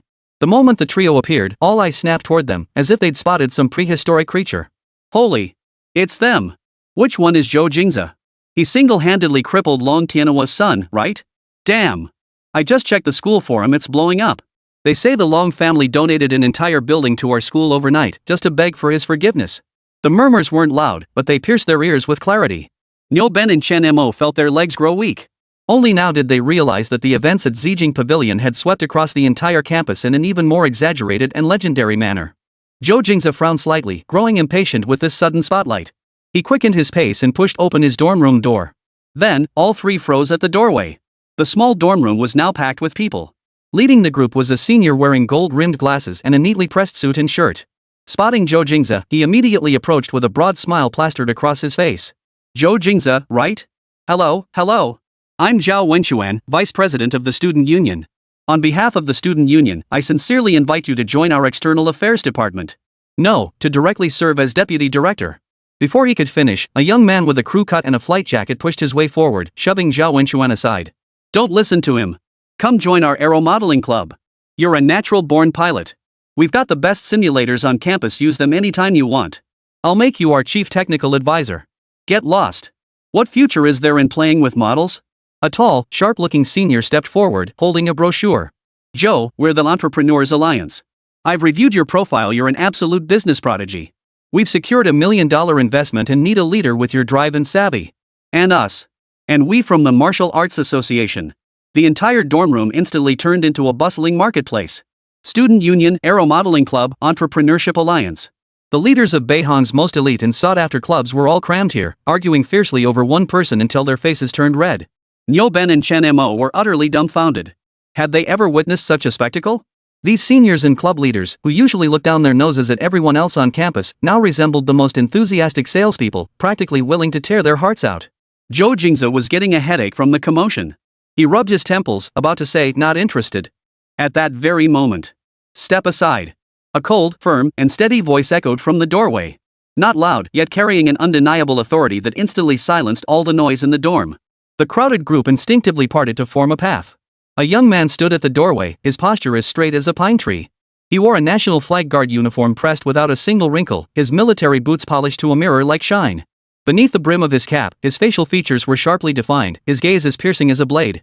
He didn't push his way in like the others, simply standing there, he radiated an aura so powerful it seemed to lower the temperature in the entire dormitory.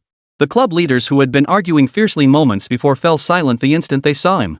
The newcomer was none other than Qin Feng, captain of the Flag Guard and a senior national defense cadet.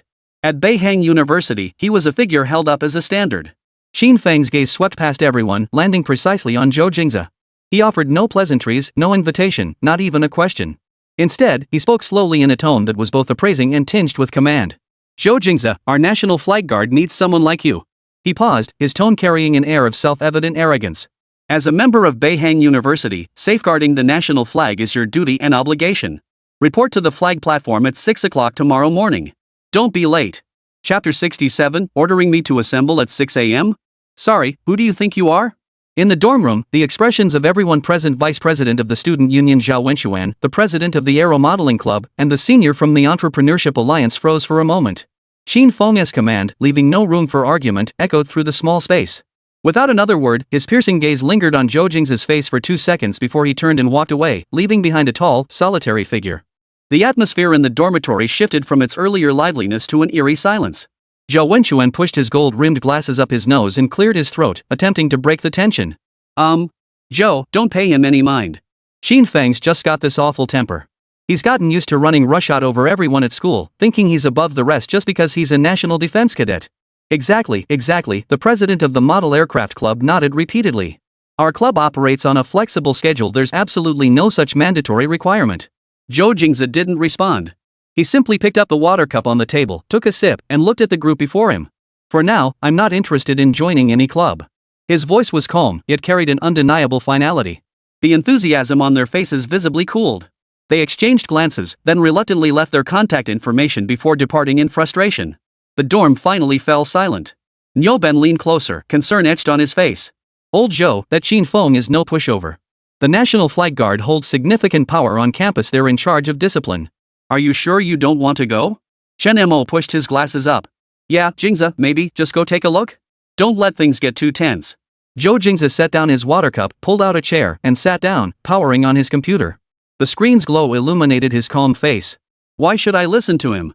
The next day, 5:50 a.m. At the flag platform of Beihang University, the dawnlight was faint. Qin Feng led the entire flag guard team, already lined up and standing at attention. Each member stood like a drawn sword, posture rigid, expressions solemn. The morning breeze swept past, yet their uniforms remained perfectly still. Time ticked by second. At exactly 6 a.m., the campus broadcast system filled the air with melodious music. Qin Feng's gaze fixed on the main road leading to the dormitory area. No one appeared. At 6:10, students began to gather for their morning exercises. As they passed the flag platform, they instinctively slowed their pace, casting respectful glances at the imposing guard squad. Qin Feng's jawline began to tense. At 6:30, the peak of morning exercise passed, and the crowd on the field gradually thinned. The sun had risen, its golden glow bathing Qin Feng's expressionless face, yet failing to illuminate the growing darkness in his eyes. Zhou Jingze hadn't come.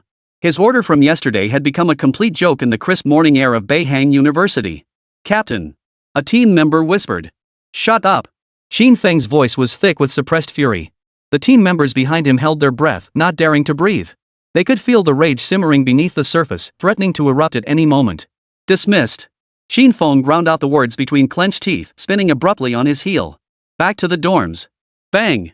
The dormitory door was kicked open from the outside. The deafening sounds silenced the entire hallway. Nyoben and Chen Mo jumped up from their chairs in fright. At the doorway, Qin Feng stood with 7 or 8 teammates, their faces grim as they blocked the entire doorway. Inside the dorm, however, the scene was one of leisurely calm. Zhou Jingze sat calmly at the table, leisurely eating his breakfast of fried dough stick and a bowl of soy milk. He didn't even lift an eyelid at the uninvited guests at the door. As if they were merely an unfortunate gust of wind that had blown in. Zhou Jingze. Qin Feng's voice sounded like it had been fished out of an ice cellar. Did you ignore what I said yesterday? The 2 teammates behind him stepped forward, reaching out to grab Zhou Jingze's shoulders. What are you doing?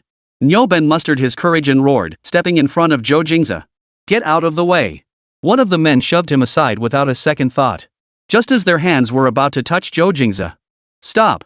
A sharp female voice rang out from the hallway entrance. The senior from the Entrepreneurship Alliance, accompanied by 7 or 8 club officers, rushed over breathlessly and blocked the dormitory doorway. Qin Feng. What do you think you're doing? Taking the law into your own hands in the dorm? The senior stood with her hands on her hips, meeting Qin Feng's gaze without flinching. Qin Feng's movements froze, his brow furrowing. Su Man, this is none of your business. How is it none of my business? Su Man sneered coldly. Zhou is a key figure under observation by our Entrepreneurship Alliance. If you lay a finger on him, you're declaring war on our entire alliance. No sooner had she finished speaking. And the Aero Modeling Club. The club president pushed through the crowd, clutching a massive aero modeling box that now served as a shield across his chest. Qin Feng, Zhou is our club's designated chief technical advisor. Touching him means tarnishing our club's reputation. Immediately after, Zhou Jingze, the vice president of the student union, pushed through the crowd, followed by a group of student union executives. Zhou Jingze adjusted his glasses and spoke deliberately, his voice carrying undeniable authority. Captain Qin Feng, the flag guard is responsible for upholding the school's discipline and standards, not for coercing individual students. Whether Zhou Jingze joins your team is his personal choice. What kind of behavior is this, kicking down doors and dragging people away? Abuse of authority. I will report this incident truthfully to the school youth league committee. The three groups, along with the staff members they brought, instantly blocked the small dormitory doorway, leaving no room to move. The originally aggressive flag guard found themselves surrounded by this sudden surge of reinforcements. Students from other dorms along the corridor peered out, pointing and whispering. Xin Feng's face instantly turned the color of liver. His iron fist and authority, which he prided himself on, were utterly shattered in that moment, exposed before everyone's eyes. The very person he had intended to educate through discipline had, in the blink of an eye, become the cherished treasure jointly protected by the school's most elite clubs. You! Xin Feng's finger trembled with rage as he pointed at them. Zhao Wenchuan stepped forward, placing himself between Zhou Jingze and Qin Feng. His tone was calm yet carried an undeniable weight. Captain Qin, please leave. Don't disrupt the normal lives of other students. Qin Feng stared at Zhao Wenchuan, then scanned the protective gazes behind him. He knew he couldn't touch Zhou Jingze today. His angular face flushed alternately crimson and ashen before all his fury coalesced into a hollow threat. Zhou Jingze, you just wait. With that, he flung his hand out sharply. Let's go. The group that had arrived with such bravado now retreated like a flock of defeated roosters, slinking away in disgrace. At the dorm entrance, Zhao Wenchuan, Su Man, the RC club president, and others all breathed a sigh of relief. They turned to look at the center of the incident. Zhou Jingze finally finished his last bite of fried dough stick. He picked up a tissue, wiped the corners of his mouth, then stood up. His gaze swept calmly over the seniors who had come to stand up for him. Thanks, he said. But I don't need it.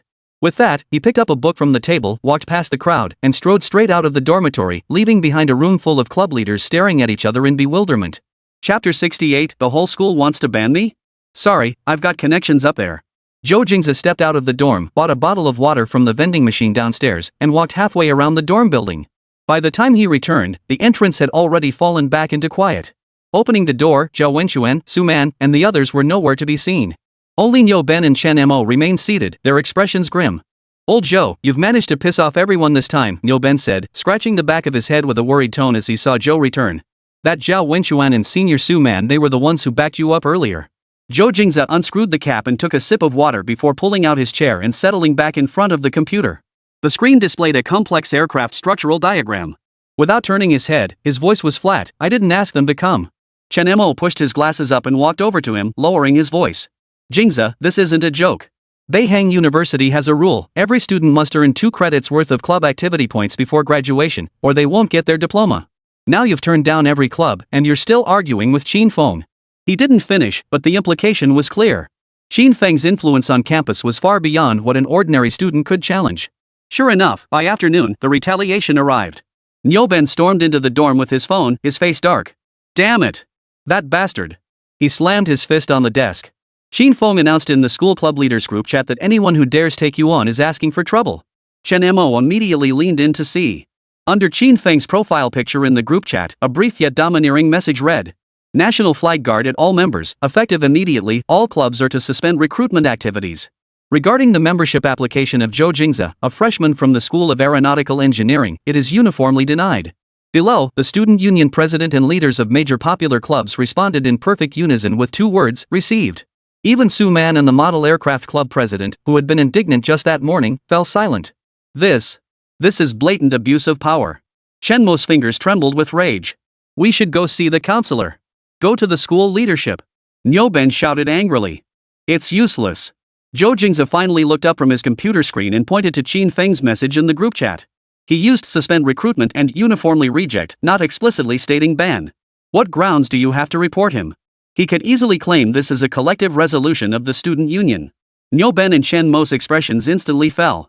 Only then did they realize the other side was playing a transparent game. What do we do? Just stand by and watch?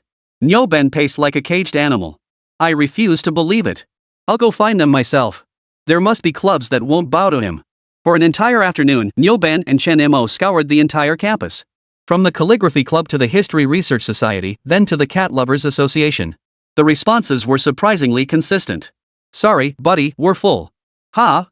Zhou Jingze? Our club's too small to accommodate such a big fish. Please don't put us in a tough spot, we still need to apply for next semester's activity funding. By the time the two dragged their weary bodies back to the dorm, night had fallen. The dorm door stood open, and someone was waiting inside. Zhao Wenchuan, vice president of the student union.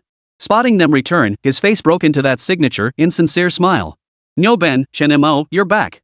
He adjusted his gold-rimmed glasses and turned his gaze to Zhou Jingze, who remained seated at his computer. "Mr. Zhou, I've come today to offer you one more chance." He cleared his throat, adopting a solemn, earnest posture. "I've spoken with Captain Qin. He's not unreasonable. Young people having a bit of pride is normal. But you need to understand what the rules are." Zhao Wenquan paced a few steps, as if surveying the world. "Now, the entire school knows you've been rejected by every club. If this continues, forget about standing out, you'll struggle to even graduate. This is a massive blow to your future prospects." He stopped in front of Zhou Jingze, leaning in slightly. "Here's the deal. Since we're from the same college, I'll help you one last time. Write a sincere self-criticism. Recite it tomorrow morning in front of the flag guard. I guarantee Captain Qin won't hold it against you.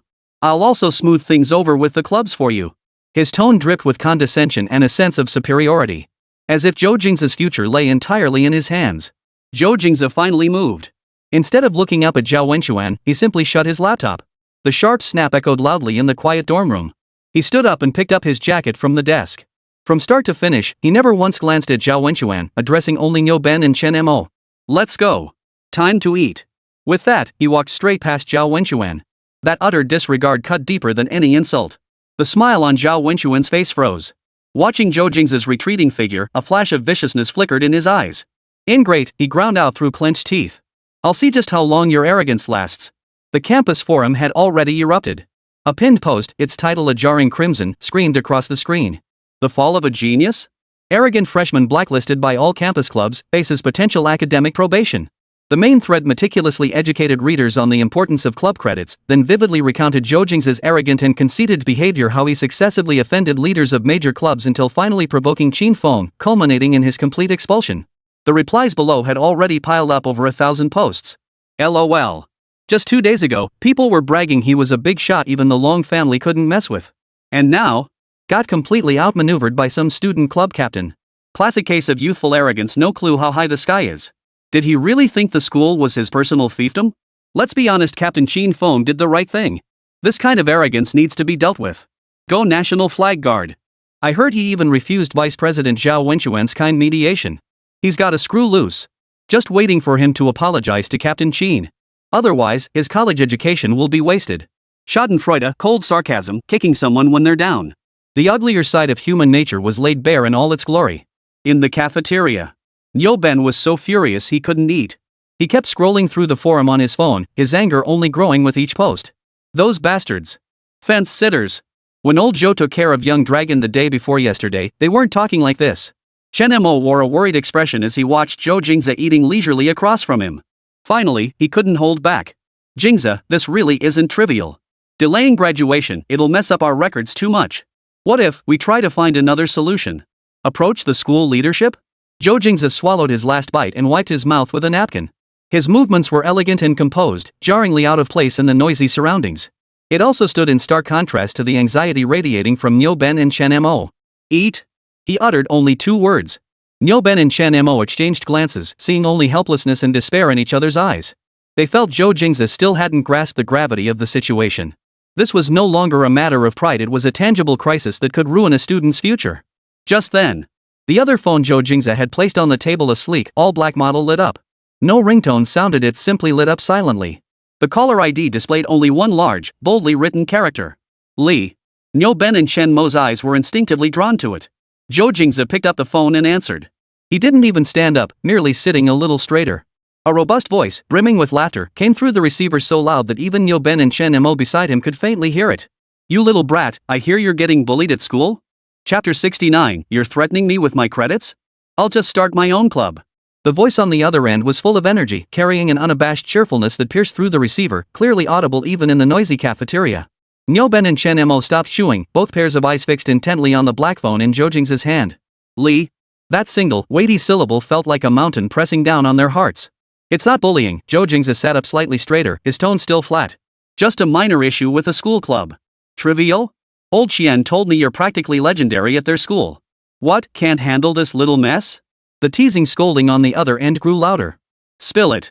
What really happened? Did some blind fool try to choke you?" Zhou Jingze glanced at Niu Ben and Chen Mo, who were fidgeting restlessly across from him, and stated concisely, "We need club credits to graduate, but now we can't join any clubs." Silence hung heavy on the line for 2 seconds. Then came the sound of a fist slamming down on the table, followed by a loud curse. "What a load of crap! They're holding your credits hostage? They've got the nerve." Commander Lee's voice crackled with fury. "Short on credits, huh? Fine. I'll set one up for you. It'll be under the Air Force Political Department. You'll be the president." Niu Ben and Chen Mo's mouths formed perfect OS.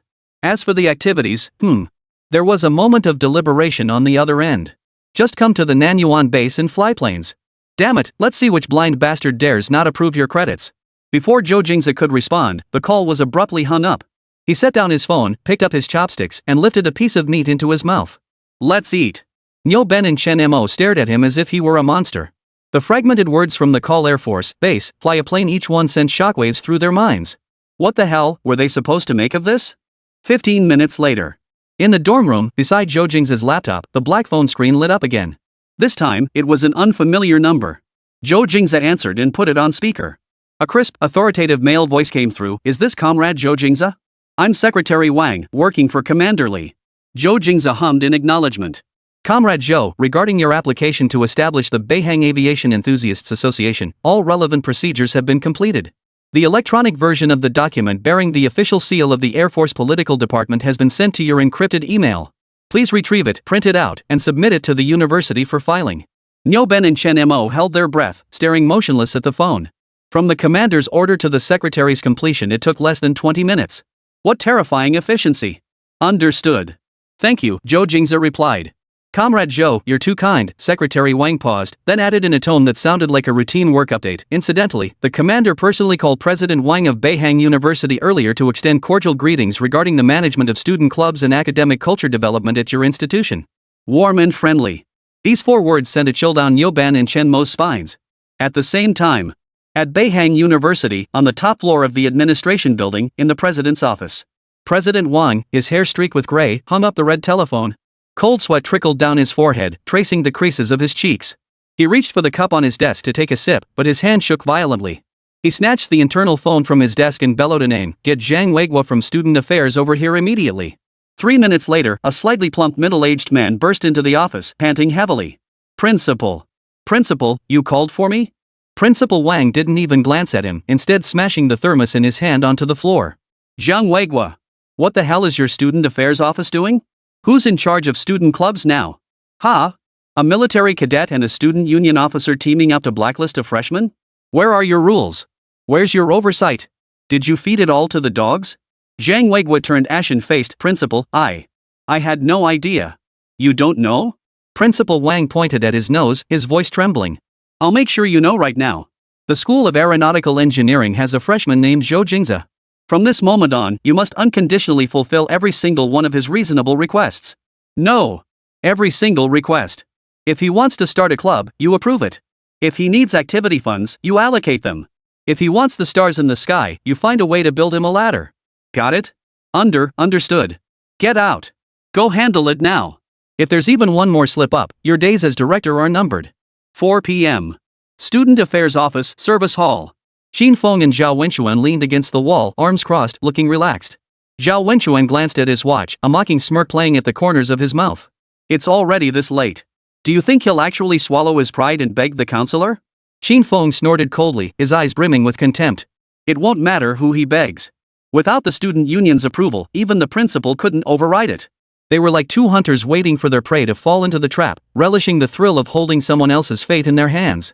Just then, a figure entered through the lobby doors. It was Zhou Jingze. Behind him followed Niu Ben and Chen Mo, both tense yet excited. Xin Feng and Zhao Wenchuan immediately stood at attention, their faces wearing expressions of eager anticipation. "Here he comes." Zhou Jingze didn't glance at them once, walking straight to the service counter. He placed a freshly printed A4 sheet, still warm to the touch, on the countertop. The clerk inside glanced at it and replied in a businesslike tone, "Student, the application period for new clubs has already closed, and your paperwork also." "Let me see." Before the clerk could finish, a voice boomed from behind him. Zhang Weiguo, Director of Student Affairs, burst out of the inner office like a whirlwind, shoving the clerk aside. His face beaming, he picked up the thin application form with both hands, as if cradling an imperial edict. Zhao Wenchuan stepped forward, about to sneer. "Director Zhang, isn't this against the rules? Establishing a club requires an advisor and 50 signatures. This. His voice trailed off abruptly. For he clearly saw, at the very bottom of the application form, in the section for the sponsoring unit, a line of text boldly stated, Political Department of the Dragon Nation Air Force. Beside it was a large, bright red circular seal, the kind he'd only ever seen on television. Zhang Weiguo's hands were trembling. He looked up at Zhou Jingze, whose chubby face was stretched into a smile so wide it seemed ready to burst into flowers. Zhou. Welcome. A warm welcome. His voice grew slightly shrill with excitement. Boeing Aviation Enthusiasts Association. What a name. Ambitious. Visionary. He grabbed the official seal beside him, not even glancing at the rest of the application form. Aiming squarely at the approved section, he slammed the seal down with all his might, making a loud thud. Your club application is approved on the spot. Effective immediately. President Zhou, what are your instructions regarding activity venues, office equipment, and startup funds? Chapter 70, You Talk Rules? Sorry, my rules reach the heavens. Instructions?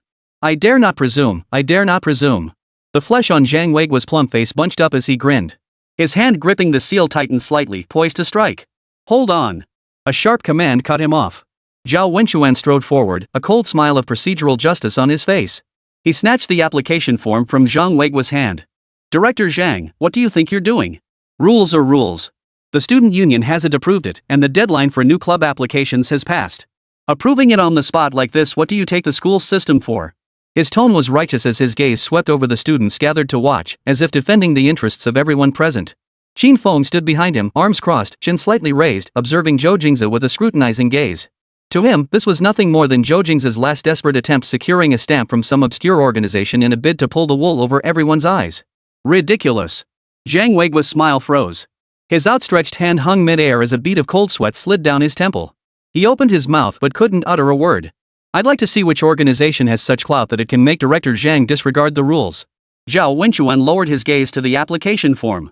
His gaze swept over the name Boeing Aviation Enthusiasts Association with a hint of contempt. Then, his eyes landed on the bottom section, the supervising organization field. The next second, every expression on Zhao Wenchuan's face froze instantly. The paper trembled in his hand, rustling softly. He raised his other hand, his fingers trembling as they pointed at the line of text.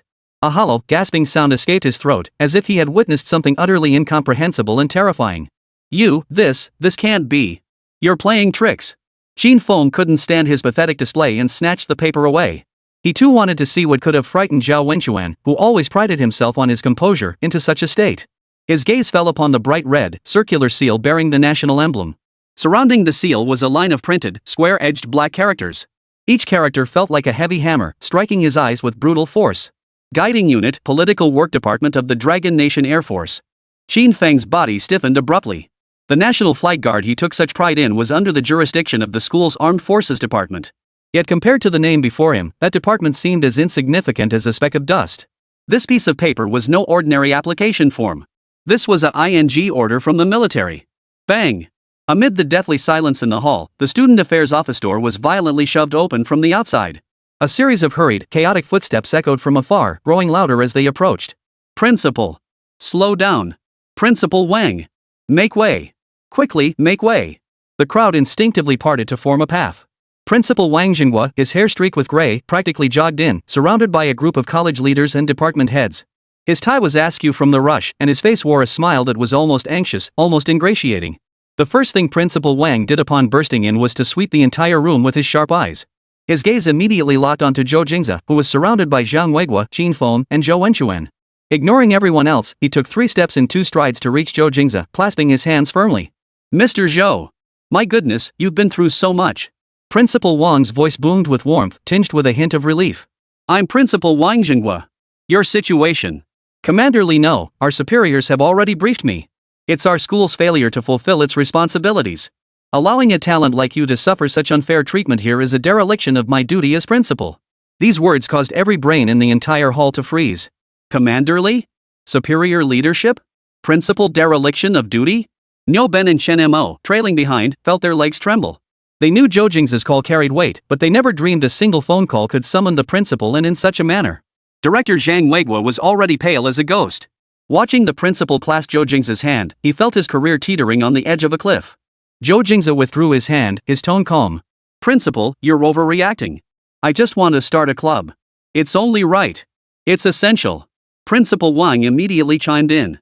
He turned, his gaze sharp as lightning, sweeping toward Zhang Weiguo beside him. Zhang Weiguo. Present. Zhang Weiguo snapped to attention, legs together. Zhou's Beihang Aviation Enthusiasts Association is hereby approved for immediate establishment. Furthermore, it is specially designated as our university's Star Club of the Year. You will be allocated the finest activity space. The latest office equipment will be provided. As startup funding, 500,000 yuan will be drawn from my personal presidential fund. If that proves insufficient, more will be added. President Wang issued this series of commands without a moment's hesitation. Yes. Yes. I'll handle it immediately. Zhang Weiguo nodded vigorously. Only after handling this matter did President Wang's gaze finally settle on Qin Feng and Zhao Wenchuan, who remained frozen in place. The smile vanished from his face in an instant. Replacing it was a bone-chilling coldness and profound disappointment. He didn't utter a single word.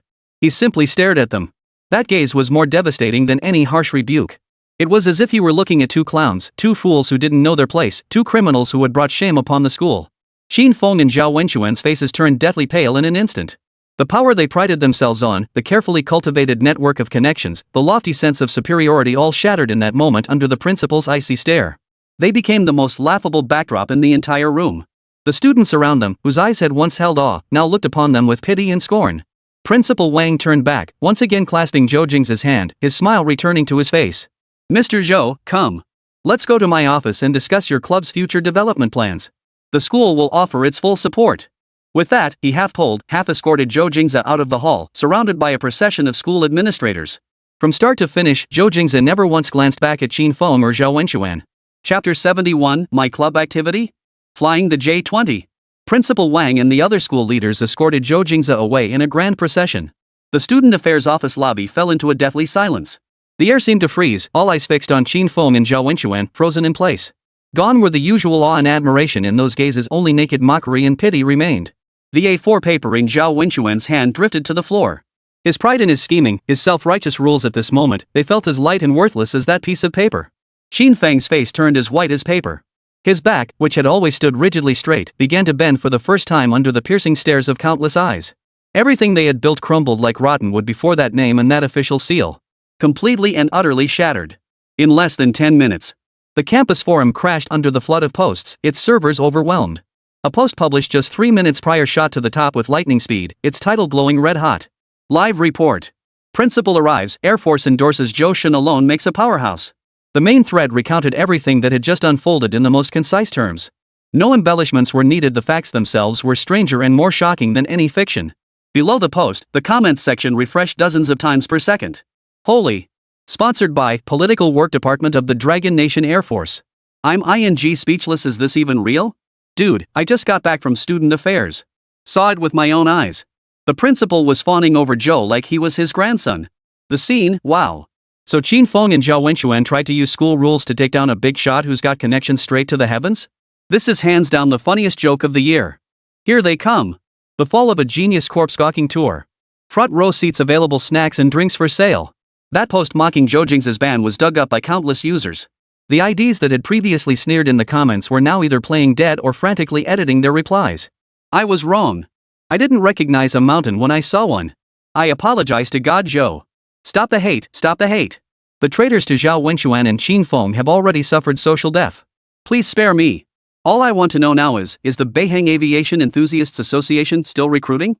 Begging to join. Back in the dorm, Niu Ben and Chen Mo's phones hadn't stopped buzzing since they returned. They were flooded with friend requests and private messages from club leaders. Niu Ben, this is the roller skating club. What happened before was all a misunderstanding. Our club always welcomes Zhou's participation. Junior Chen Mo, this is the guitar club. Could you please tell Zhou that we'd love to arrange a club exchange event with him? Niu Ben didn't even glance at them, simply marking them all as read without reply. He tossed his phone onto the desk, watching Zhou Jingze browse recruitment poster templates on his computer, still floating on cloud 9. Old Zhou, it's just like that? MHM. Zhou Jingze replied without looking up. Secretary Wang mentioned that the commander even called the principal? Chen Mo asked cautiously. Yeah, exchanged cordial greetings, Zhou Jingze repeated Secretary Wang's words offhandedly. Niu Ben and Chen Mo exchanged glances, both shuddering simultaneously. The kind of cordial and friendly exchange that scared the principal that badly must have involved using the phone cord as a whip. The next day was club recruitment day. The central plaza was a bustling battlefield of competing clubs, filled with the clamor of voices. But at the very center, in the most conspicuous spot, an utterly bizarre scene unfolded. A single table, 2 chairs, and a simple banner stretched behind them, Boeing Aviation Enthusiasts Association. Nothing else. Yet, before this Spartan, almost shabby booth, a line stretched endlessly out of sight. The line stretched from one end of the plaza, winding around several corners, all the way to the library entrance at the other end. It seemed as though the entire student body of Boeing University had converged here. Nyoben and Chen Mo sat behind the table, holding several registration forms, their hands trembling. Next. Nyoben shouted until his voice cracked. A bespectacled boy squeezed forward, his face plastered with flattery. Hello, senior. My name is Li Ming. I scored 600 on CET4, my GPA is 3.8, and I'm skilled at organizing events. Please, let me join. Next. A girl in a tracksuit slammed a stack of certificates onto the table. Senior. I won the women's 3,000 meter at our school's athletic meet. Great stamina. I'm definitely a promising candidate for pilot. Among the crowd, several individuals who had been the loudest critics on the forum earlier now mingled in the line, tiptoeing to peer forward, their faces etched with anxiety and desperation. Just as the scene threatened to spiral out of control, the crowd suddenly fell silent and parted automatically. Zhou Jingze stepped forward. Behind him followed 2 military personnel in Air Force uniforms, standing tall and straight. One of them held a large picture frame covered in red cloth. All eyes in the venue instantly focused on them. Zhou Jingze walked to the stall without speaking, merely nodding to the 2 soldiers. One of the soldiers stepped forward and swiftly placed the frame onto the stand behind the stall. Then, under the gaze of the crowd, he tore off the red cloth. Boom! An uncontrollable gasp erupted from the crowd. It was a poster. A visually stunning poster. Against a deep blue sky backdrop, a sleek, all-black fighter jet steeped in sci-fi aesthetics burst through the clouds in a sky-splitting pose. Its sleek lines, its fierce presence, the bright red August 1st military emblem on its fuselage. J-20, the fierce dragon. The nation's ultimate weapon. Everyone held their breath. Zhou Jingze picked up a small megaphone from the table. His voice, though not loud, carried clearly across the entire square. Boeing Aviation Enthusiasts Association, our inaugural club activity. He pointed to the poster behind him and calmly announced the details. This weekend, we're heading to Nanyuan Air Force Base. Activities include a tour and a flight experience. Flight experience. Those 4 words exploded like a bomb among the crowd. But Zhou Jingze hadn't finished speaking. After the event concludes, an assessment will be conducted. Those who demonstrate exceptional performance will subsequently have the opportunity to work with actual fighter jets. He paused, his gaze sweeping over the flushed faces of the excited participants, before finally uttering the 2 most crucial words. 10 spots. The entire plaza fell into a deathly silence that lasted 3 full seconds. Then, a thunderous roar erupted, shaking the heavens. Chapter 72, Rejecting the Campus Goddess? My club? You're not good enough. The heat wave of club recruitment day had yet to dissipate. Early the next morning, a bold, red-lettered disciplinary notice appeared on the Boeing University campus bulletin board. Disciplinary decision regarding Qin Feng and Zhao Wenxuan's abuse of authority and malicious suppression of ordinary clubs. The notice was concise and stern in its wording. Qin Feng and Zhao Wenxuan are stripped of all positions. They receive a major disciplinary warning and are publicly criticized throughout the university. They are disqualified from all annual commendations and scholarship eligibility. This single notice, like a tombstone, sealed the fate of 2 names that once commanded respect at Boeing University. Yesterday on campus, their authority was merely swept away. Today, they were utterly nailed to the pillar of shame in Boeing's history. The campus forums erupted once more. Here it comes. The official coup de grace, the most devastating blow. Ah, so satisfying. Look at you trying to act cool, now you're just looking like fools. Heard Qin Feng didn't leave his dorm all day. Zhao Wenxuan kept his head down the whole time in class like a rat crossing the street. Serves them right. Right now, I only care about one thing: is Joshin's club still recruiting today? At the Central Plaza, the booth for the Boeing Aviation Enthusiasts Association was even more packed than yesterday. Yesterday was curiosity and awe. Today, it was pure fervor and adoration. Nyoben and Shen Mo were nearly exhausted from the non-stop work, their voices hoarse from shouting. The pile of registration forms before them had grown into a small mountain. We can't keep this up, Joe. At this rate, we're not recruiting 10 people, we'll end up recruiting an entire division. Nyoben gulped down a large mouthful of water. Zhou Jingze leaned back in his chair, seemingly unfazed by the spectacle before him, merely scribbling something on a piece of paper. Just then, the crowded throng suddenly stirred. Like the parting of the Red Sea, it automatically split to the sides, clearing a path. Everyone craned their necks, straining to see the end of the passage. A figure approached. Cool and composed, tall and slender. She wore a white shirt and black trousers, her hair cut short and sharp, a folder clutched in her arms. She wore no makeup, her face bare, yet it was exquisitely crafted like God's finest masterpiece. Especially those eyes bright, focused, as if containing the stars and the universe. Zhou Jingze. It's Senior Sue. What brings her here? She's our school's research goddess. I heard she's already a doctoral student working on a national key project under Professor Qianweigua. The crowd erupted in excitement. Zhou Jingze, a legend at Beihang University. She wasn't some campus beauty riding on looks, she was a legend forged by intellect and credentials that crushed all competition. While Qin Feng was still basking in the glory of his student union president title, Zhou Jingze's name had already appeared in top-tier international academic journals. Could such a figure really be at a club recruitment event? Amidst a sea of stunned, bewildered, and admiring gazes, Zhou Jingze walked straight to Zhou Jingze's booth. She halted, her gaze locking precisely on Zhou Jingze. Her gaze carried scrutiny, examination, and a hint of urgency she herself hadn't noticed. She placed the folder in her arms on the table and slid it toward Zhou Jingze. "Hello, I'd like to join your club." Her voice, like her demeanor, was crisp and cool, devoid of any unnecessary words. Nyoben and Chen Mo were both stunned. This was Zhou Jingze. In the flesh. Nyoben instinctively reached for the application form, but his hand was halted mid-air by Zhou Jingze's palm. Zhou Jingze didn't even glance down at the resume that was bound to be exceptionally impressive. He lifted his eyes, calmly meeting Zhou Jingze's gaze, and asked a single question. "Why do you want to join?" Zhou Jingze seemed fully prepared, her response flawless. "My major is aerodynamics, and I have conducted in-depth research on aircraft themselves. I believe theory must be combined with practice. Joining the flight club will allow me to gain a more intuitive understanding of my research." A perfect answer, flawless. The surrounding students nodded in agreement. Truly, the academic genius's reasoning for joining was impressive. However, Zhou Jingze merely shook his head slightly. He pushed the folder back, untouched. "Sorry," he said. "We won't be accepting it." The entire square fell instantly silent. Everyone thought they'd heard wrong. Nyoben's mouth gaped wide enough to swallow an egg. Chen Mo's pen clattered to the floor. He refused Zhou Jingze? Zhou Jingze froze too, her usually still eyes showing a clear flicker of emotion for the first time. She furrowed her exquisite brows. "Reason? Reason?" Zhou Jingze leaned forward slightly, his gaze sharp as a blade, piercing through hearts. "You have no interest in flying. You only have interest in me." He paused, enunciating each word slowly. His voice wasn't loud, yet it reached every ear with crystal clarity. "Or rather, you're interested in the person behind me. This club welcomes only pure passion. We have no place for investigators with ulterior motives." Boom! The crowd erupted in chaos. The revelation was staggering. Zhou Jingze actually accused the goddess Zhou Jingze of ulterior motives? Moreover, this exchange sounded straight out of a spy thriller. For the first time, Zhou Jingze's expression shifted. She stared into Zhou Jingze's calm yet seemingly all-seeing eyes, her heart suddenly pounding wildly for no apparent reason. That fleeting silhouette in the lab, so swift the surveillance couldn't capture it, slowly merged with the youth before her. She wanted to defend herself, but found any words utterly futile in this moment. Zhou Jingze no longer paid her any mind. He stood up, grabbed the megaphone, and addressed the entire square. "I know you all want to join, to see the J-20, to experience flight. But spots are limited. We're only recruiting the most suitable candidates." He pointed to the massive J-20 poster behind him. "So, before you fill out the form, answer one question." The entire crowd held their breath, ears pricked. They expected aviation knowledge or physical fitness requirements. But Zhou Jingze's question caught everyone off guard. "How many clouds are reflected in the glass canopy of the J-20 fighter jet on this poster?"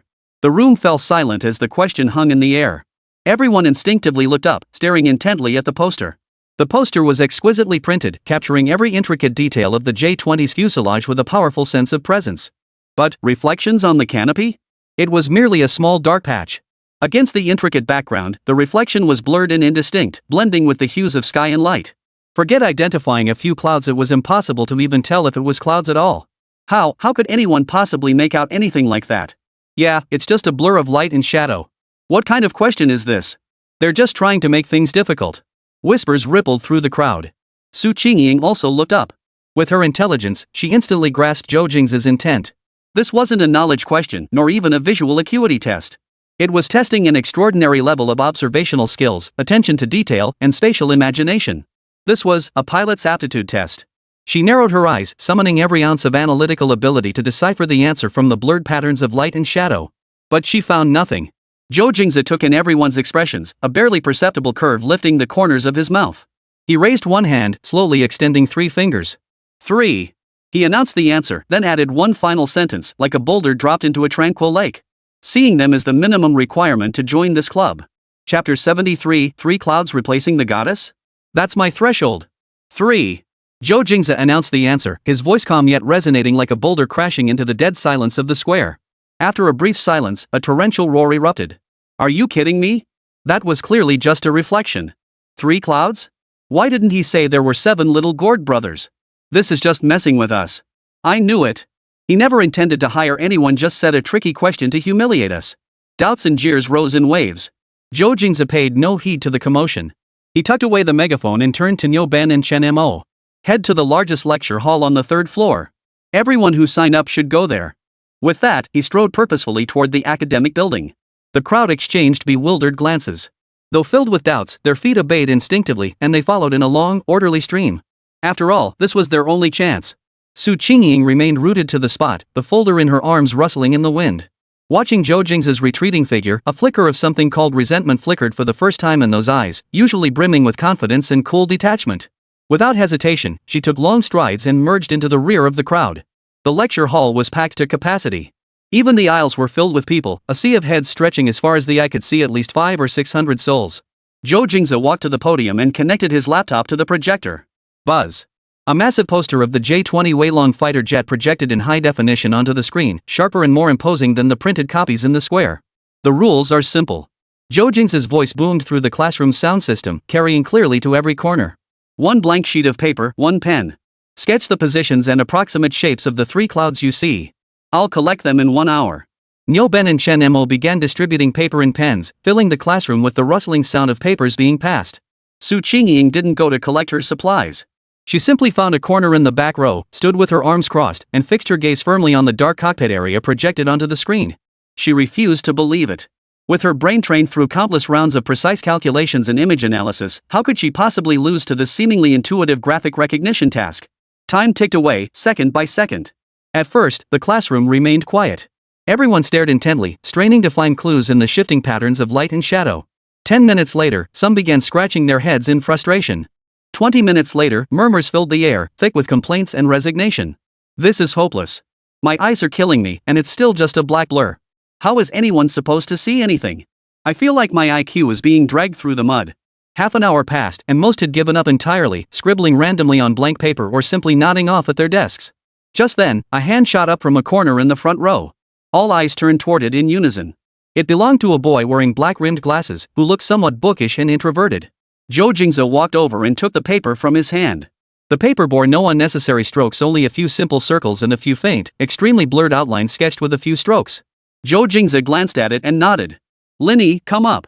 The entire classroom erupted in a murmur. The boy named Linny, under the gaze of hundreds of astonished eyes, nervously walked up to the podium. First one. Zhou Jingze placed Linny's answer sheet on the lectern, then looked out at the audience. 9 spots remain. Those words struck like a shot of adrenaline, instantly injecting new life into the crowd on the verge of giving up. He really can tell. This wasn't a joke. The remaining candidates immediately straightened their backs, their eyes once again fixed intently on the screen, as if they could burn through it. Niu Ben and Chen Mo were sweating buckets. Did you see that? The left side, isn't it a bit white? Niu Ben whispered, pointing at the screen. White my ass. That's just light reflection. The spot in the bottom right corner looks more like it. Chen Mo retorted. You know, Jack. Your angle's off, it's a visual distortion. You're the one with the error. Your whole family has errors. The two nearly came to blows, their heads practically pressed together as they pointed and gestured at the screen. Amidst the bickering, Niu Ben followed Chen Mo's finger and, combining it with the light spots he observed, something clicked in his mind. Wait, if I connect these 2 points and add the edge of that brightest area up there. Both abruptly fell silent, exchanging glances. Ecstasy flashed in each other's eyes. They grabbed pens and frantically sketched on paper, then rushed to the front of the classroom together, slamming 2 sheets down in front of Zhou Jingze. Zhou Jingze picked up the sheets. Though the diagrams were rough, their positions and relationships were entirely accurate. He nodded. Niu Ben, Chen Mo. Come up here. Yay! Niu Ben pumped his fist excitedly. The two stood behind Linny. Time continued to pass. The 4th, 5th, 6th. Each time Zhou Jingze called out a name, the crowd below the stage stirred with a murmur, the tension growing thicker. Finally, when the 9th member stepped onto the stage, only a few minutes remained in the classroom. Only 1 spot remained. All those who hadn't given up yet felt suffocating pressure. Su Qingying, standing at the back of the classroom, held herself perfectly straight, but the fingers clutching her folder had turned slightly white from the tight grip. Fine beads of sweat glistened on her temples. For the past hour, she had drawn upon every ounce of her knowledge from optical principles to image algorithms attempting to deconstruct the patch of light and shadow in her mind. But it was useless. In her vision, it remained a blurred patch of color, a chaotic mix of noise and halos. She looked at the 9 students at the front of the classroom, each with a different expression but all with the same gleam of excitement in their eyes, then at Zhou Jingze announcing the results. An unprecedented wave of frustration washed over her. Time's up. Zhou Jingze's voice rang out, signaling the end of the assessment. 10th person, Zhao Xiaofei. A lanky boy who looked like he'd just pulled an all-nighter at an internet cafe yawned as he walked up to the podium. With that, all 10 spots were filled. On the podium stood 10 individuals whose backgrounds, demeanors, and appearances could not have been more different. Below the podium, hundreds of disheartened, dejected faces of the unsuccessful candidates stared back. Zhou Jingze offered no explanation or consolation to the rejected candidates. He simply turned to face the crowd below and declared, "The assessment is over. You may leave." Cold and decisive. Then, he turned to the 10 new members standing in a row behind him, their bodies trembling slightly with excitement. The lazy, casual aura from a moment before abruptly tightened. Those calm eyes now gleamed with a sharpness like a sword drawn from its scabbard. "Assemble at the school gate at 5 o'clock sharp tomorrow morning." His voice wasn't loud, yet it carried an almost commanding authority that made the 10 new members instinctively straighten their backs. "Equipment will be provided by the base. All you need to bring is yourselves." His gaze swept over each of them. 1 second late, and you're out. With that, Zhou Jingze didn't spare another glance at anyone. He strode straight off the podium, passed through the stunned crowd, and walked out of the classroom. He left behind 10 trembling recruits, overcome with excitement and nerves, and an entire classroom filled with shock and bewilderment.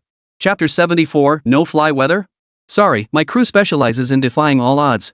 At exactly 5 in the morning, the gates of Beihang University stood tightly shut, shrouded in ink-black night. 10 young figures stood rigidly in the crisp morning breeze, like a row of poplar trees awaiting inspection. The air was thick with uncontrollable excitement and tension.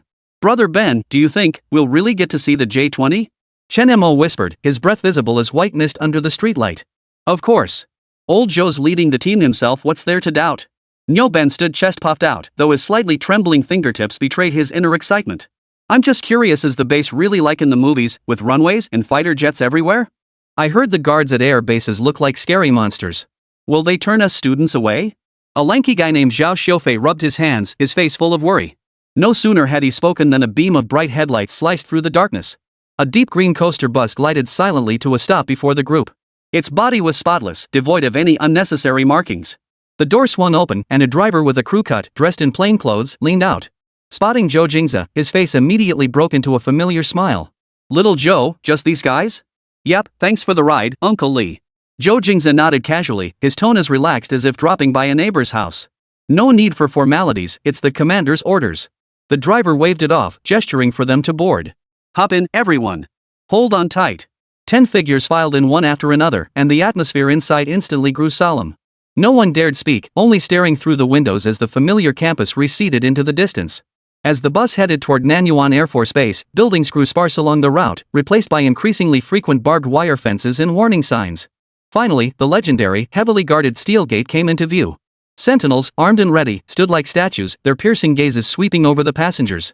Everyone inside the bus instinctively held their breath. However, when the sentry's gaze fell upon the license plate beneath the bus's windshield beginning with the character 4 his stern expression abruptly shifted.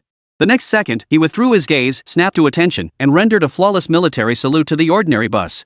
The heavy electric doors slid silently open to either side. Without hesitation, the bus drove straight in. The 10 students inside witnessed the scene clearly through the clean windows. Zhao Xiaofei's mouth formed an O, while Ben and Chen Mo clenched their fists tightly, hearts pounding like drums in their chests. In that instant, their understanding of Zhou Jingze's background was elevated to a new, awe-inspiring level. The bus came to a stop in front of a massive hangar. As they stepped out, a sharp, aviation fuel-laced air hit them. A middle-aged officer in a dark blue flight suit stood waiting. Bear-like in stature with a sun-darkened face, his lieutenant colonel insignia gleamed on his shoulders in the morning light. His gaze swept over the 10 students like a searchlight, scrutinizing them with an air of superior disdain. "My name is Li Hu. I'm your instructor for today," he announced in a voice as coarse as sandpaper. "I'm here because orders came down from above. But let me make one thing clear, this is the cradle of the Dragon Nation Air Force, not your club activity room." He strode to the front and slammed a thick flight manual onto an iron table beside him with a loud thud, sending a cloud of dust into the air. "Every pilot who walks out of here is an elite forged from their own weight in gold, a monster forged from a 90% failure rate. Put away that schoolyard playhouse mentality. It's not welcome here." His gaze deliberately skipped over Zhou Jingze, as if the man didn't exist. Follow me. Li Hu turned and led the group deeper into the hangar. The students, expecting to catch a glimpse of the nation's prized aircraft, craned their necks in anticipation. Instead, Li Hu led them through a side door. Beyond the door lay a brightly lit, high-tech hall. No aircraft in sight, only rows of precision-engineered flight simulators. This is your War Eagle 4 today. Li Hu tapped the shell of one simulator, his mocking tone unmistakable. Each unit costs 8 figures. It can simulate every airport globally and any extreme weather condition. For many ace pilots, their first lesson here is learning what it means to crash. He strode to the central control console and began typing rapidly on the keyboard. The main screen in the hall lit up, displaying a first-person view of a commercial airliner cockpit. Today's exercise is straightforward, Li Hu's voice carried a hint of amusement. Execute a standard landing in a commercial airliner during thunderstorms with crosswinds. On the screen, wind speed and airflow parameters instantly surged into the terrifying red zone.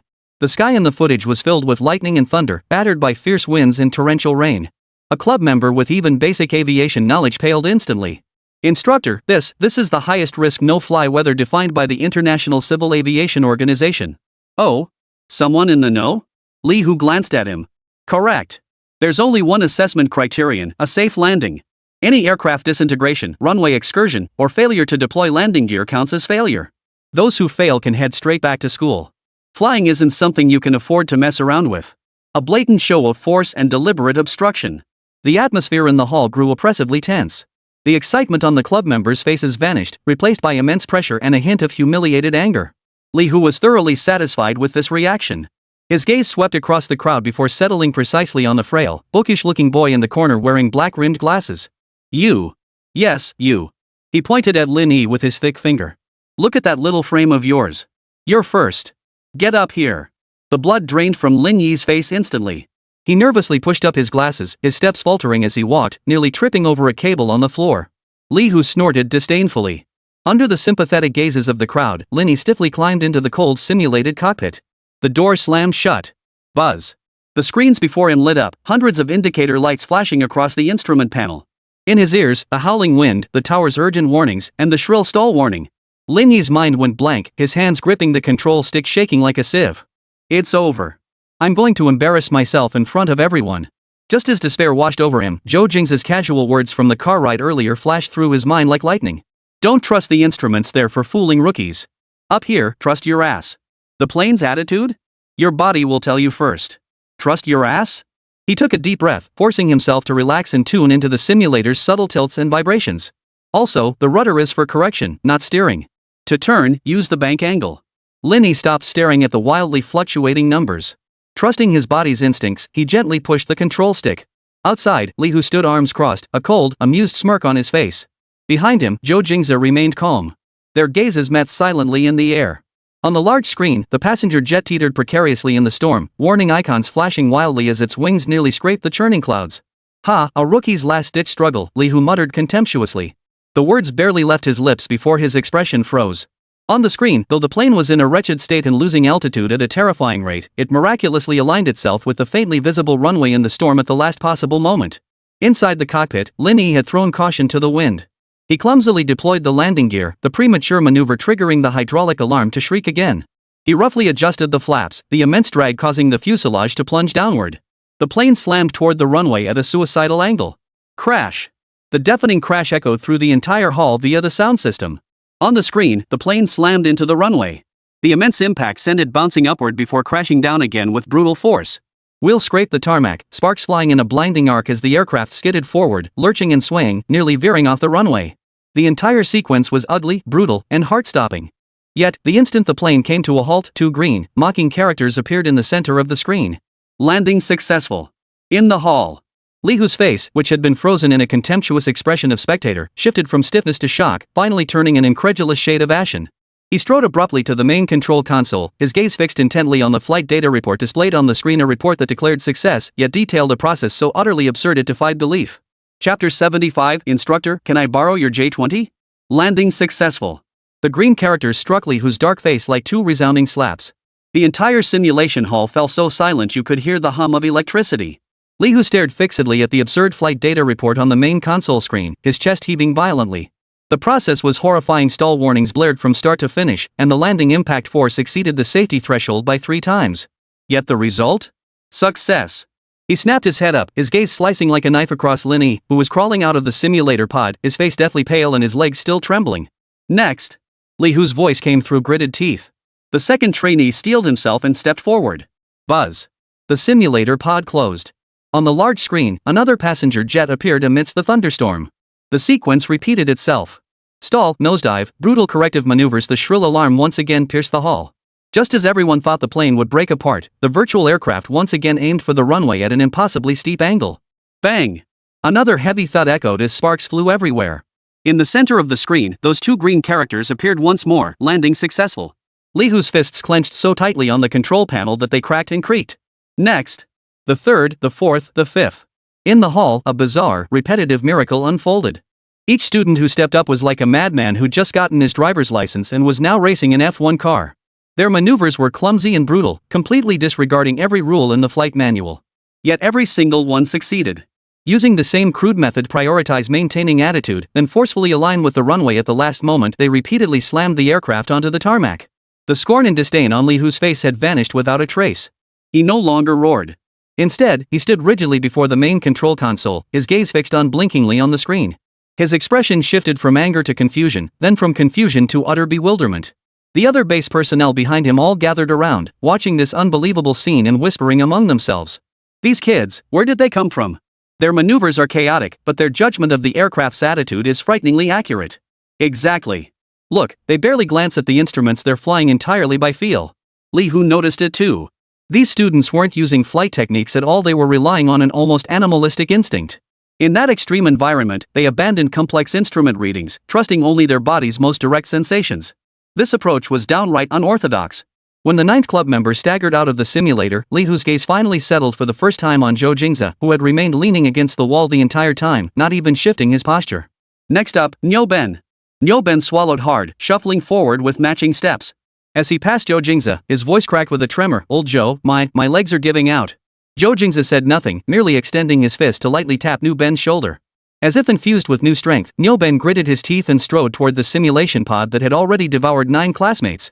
This time, the process was even more harrowing. Niu Ben clearly lacked the balance of Lin Yi and the others. Less than a minute after the plane entered the thunderstorm zone, it tilted severely to one side. On the screen, the wing was nearly cutting toward the ground at a 90-degree angle. We're done for. Chen Mo cried out. Everyone's hearts leapt into their throats. Even Li Hu instinctively leaned forward, ready to declare the test a failure. Just then, a furious roar echoed through the simulator cabin, amplified by the speakers. Get back here, you bastard. On the large screen, the doomed aircraft executed a maneuver incomprehensible to any pilot. Its control stick was violently pushed all the way back. This was a suicidal maneuver that would instantly plunge the aircraft into a deeper stall. Yet, harnessing that instantaneous reaction force, Niu Ben forcibly yanked the aircraft's attitude back from the brink of death using the opposite rudder. Like an enraged bull, the aircraft twisted into an ugly knot mid-air before lurching awkwardly toward the runway. Boom! A thunderous crash louder than any before. The screen went black, then lit up again. Beneath the green landing successful text, a line of small print appeared, 92% airframe damage, structure nearing disintegration. Niu Ben crawled out of the simulator cabin in a daze, plopping down onto the floor and gasping for breath. But he had succeeded. All 10 had passed. Li Hu stood there, silent. The entire hall fell deathly quiet. 10 minutes earlier, he had intended to use this test to humiliate these arrogant students.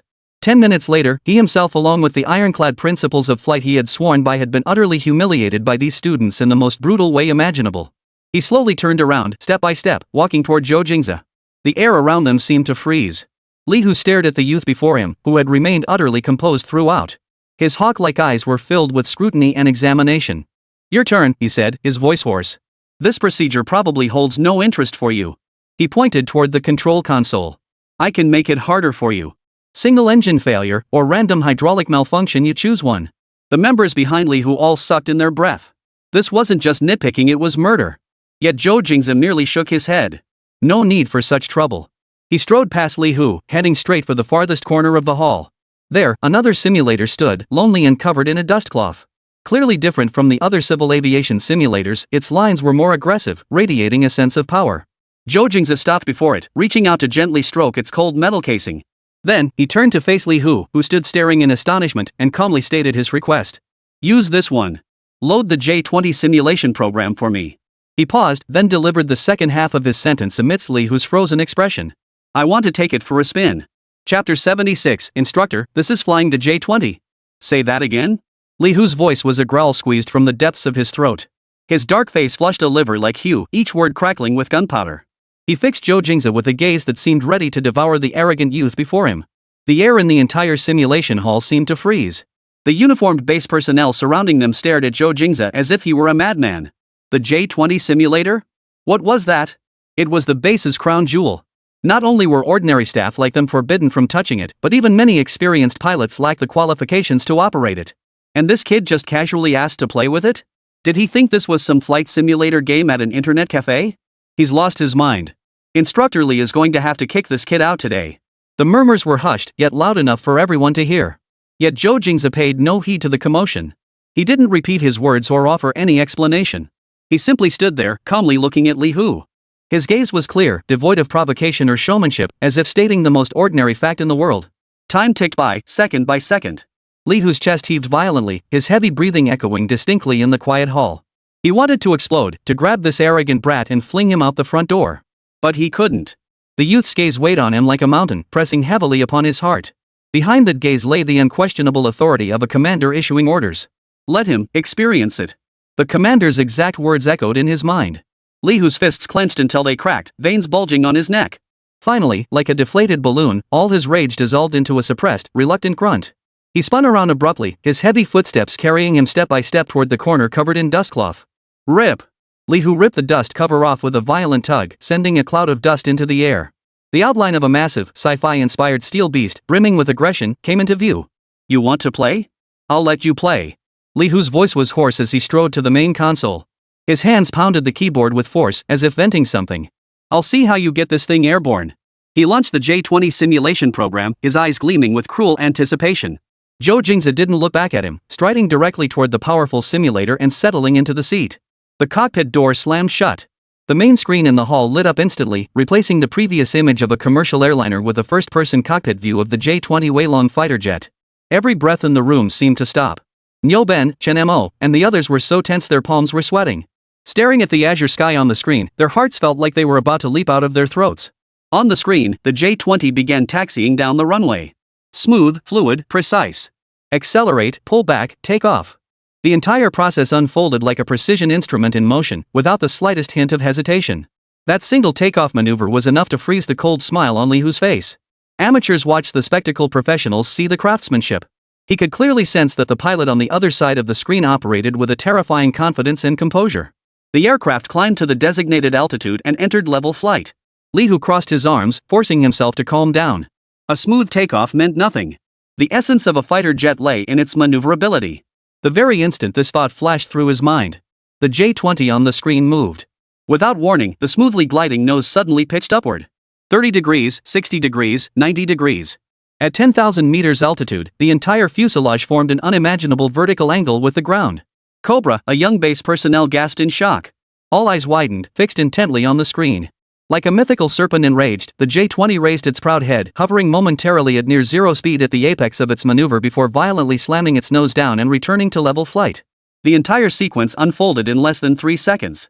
Smooth as flowing clouds, executed in one fluid motion. Li Hu's arms, clasped across his chest, dropped unconsciously. His mouth hung slightly open, his mind a blank. This couldn't be possible. The Cobra maneuver was the signature move of Soviet-designed fighters, demanding extremely stringent aerodynamic requirements. While the J-20 could theoretically perform it, the demands on the pilot were astronomical. The slightest misstep meant certain destruction. Yet the man on the screen, he executed it as effortlessly as drinking water. Yet this was merely the beginning. Without pause after executing the Cobra maneuver, the J-20 traced an eerie arc through the sky.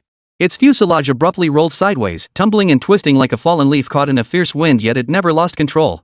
Leaf drift, someone shouted again. Immediately after, the aircraft performed one defiant maneuver after another, like a drunken dancer defying the laws of physics. At times it resembled a high-speed drill, piercing the sky. At others, it seemed to have lost all power, swinging back and forth like a pendulum. A bear maneuver. The Corbett maneuver. Maneuvers that existed only in aerial combat theory and legend were executed effortlessly by Zhou Jingze, seamlessly woven into a breathtakingly beautiful aerial dance of death. The hall fell deathly silent. Everyone stood frozen in place, staring dumbstruck at the silver dragon dancing wildly across the screen. Nyoben, Chen Mo, and the others had long forgotten to breathe. They finally understood that the unorthodox techniques Zhou Jingze had taught them before were nothing but superficial scratches compared to his true prowess. Their club president wasn't human, he was a god. Li Hu's body trembled slightly. His gaze had shifted from initial contempt to shock, then to a vacant stare, and finally crystallized into a fervor bordering on religious devotion. Madman, he's a madman. He muttered, his feet moving forward uncontrollably, drawn closer to the screen. No. He's not flying a plane, he's painting in the sky. Finally, it stopped. The J-20 on the screen concluded its magnificent display and began its return flight. It aligned with the runway, lowered its landing gear, and descended. Every maneuver returned to textbook precision, yet now, no one dared view it as mere student practice. Under everyone's gaze, the J-20 touched down on the runway as gently as a feather. The two rear wheels touched down first, followed by the nose wheel. Not a single jolt or wobble. Landing successful. Green text flashed across the screen before it dimmed. The simulation pod's door slowly opened. Zhou Jingze emerged from inside, his expression unchanged from when he entered, calm and composed, as if he had merely stepped out to buy a bottle of water from the supermarket. He walked through the dead silent crowd, step by step, until he stood before Li Hu, who had completely frozen in place. Chapter 77, he wasn't just experiencing it, he taught the entire base a lesson. Li Hu's Adam's apple bobbed violently. Staring at the youth before him, his lips moved, yet not a single word escaped. Past? He didn't answer. Under everyone's gaze, Li Hu abruptly turned and walked stiffly to the main control console, picking up the red internal communication phone. His hands trembled, and it took several attempts before he successfully dialed the number. The call connected. Li Hu stood ramrod straight, like a soldier facing inspection, yet his voice trembled uncontrollably. Reporting to command. The experiential mission completed. He paused, as if gathering his thoughts, but in the end, all the complex descriptions boiled down to 5 words. He is a monster. Silence hung on the line for a moment, followed by what sounded like a faint chuckle before the call abruptly ended. Li Hu lowered the phone and exhaled a long breath, as if all his strength had been drained. He turned back toward Zhou Jingze. The defiant hostility from before had vanished without a trace, replaced by a complex mix of awe, fear, and a hint of fervor. Attention, everyone! Li Hu's voice regained its booming volume, though the oppressive edge had vanished. Get your gear ready. We're heading back to campus. He walked up to Zhou Jingze, stood at attention, and saluted with military precision. Comrade Zhou Jingze, the vehicle is ready. I'll escort you out. This sudden shift in attitude left Nyoben, Chen Mo, and the others wide-eyed in astonishment. The atmosphere on the military bus back was eerie. All 10 sat stiffly upright, not daring to breathe a word. Their gazes drifted, deliberately or otherwise, toward the window seat in the back row.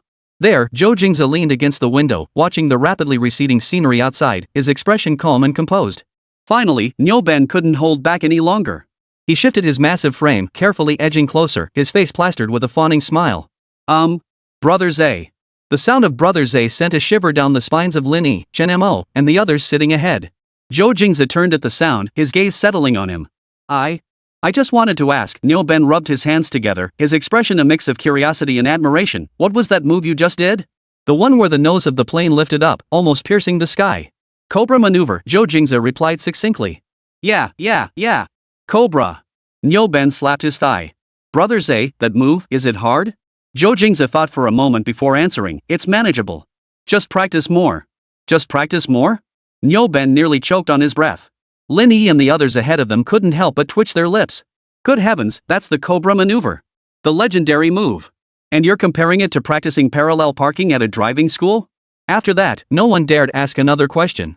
As they watched Zhou Jingze's retreating figure, their eyes held not just admiration, but a deep, reverential awe.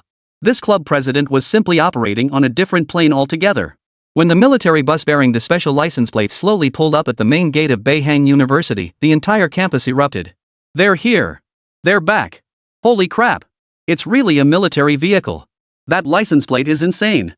Word had somehow leaked ahead of time, and the entrance was already packed tight with students who'd rushed over upon hearing the news.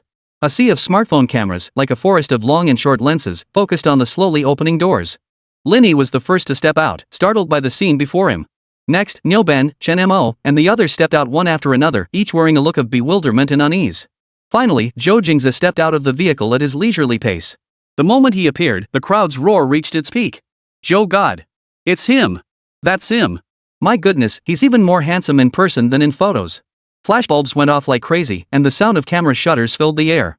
Meanwhile, Boeing University's campus forum had completely exploded. A bold, red-highlighted post surged to the top. Live broadcast, Zhou Shun returns, escorted by military bigwigs, the most impressive arrival in BUAA history. Below, posts sprouted like mushrooms after rain. Conspiracy theory: is Zhou Jingze's true identity actually China's secretly trained 5th-generation pilot? Swooning girls thread: sisters, do we even stand a chance with a national treasure boyfriend like this? Zhou Jingze seemed oblivious to the surrounding commotion. Hands in his pockets, he pushed through the frenzied crowd, heading straight for the dormitory building. His club members, like the most loyal guards, followed closely behind him. In a quiet corner on the periphery of the crowd, Su Qingying stood with her arms crossed, watching Zhou Jingze surrounded by the crowd, her delicate brows slightly furrowed. Dressed in an exquisite dress, her cool demeanor stood out starkly against the frenzied students around her. As Beihang University's undisputed goddess, she was always the center of attention. Qingying, look, this is crazy. Her best friend beside her shook her arm excitedly. Everyone says he flew the J-20 at the Nanyuan base today. Is that even real? Just grandstanding, Su Qingying replied with a hint of disdain.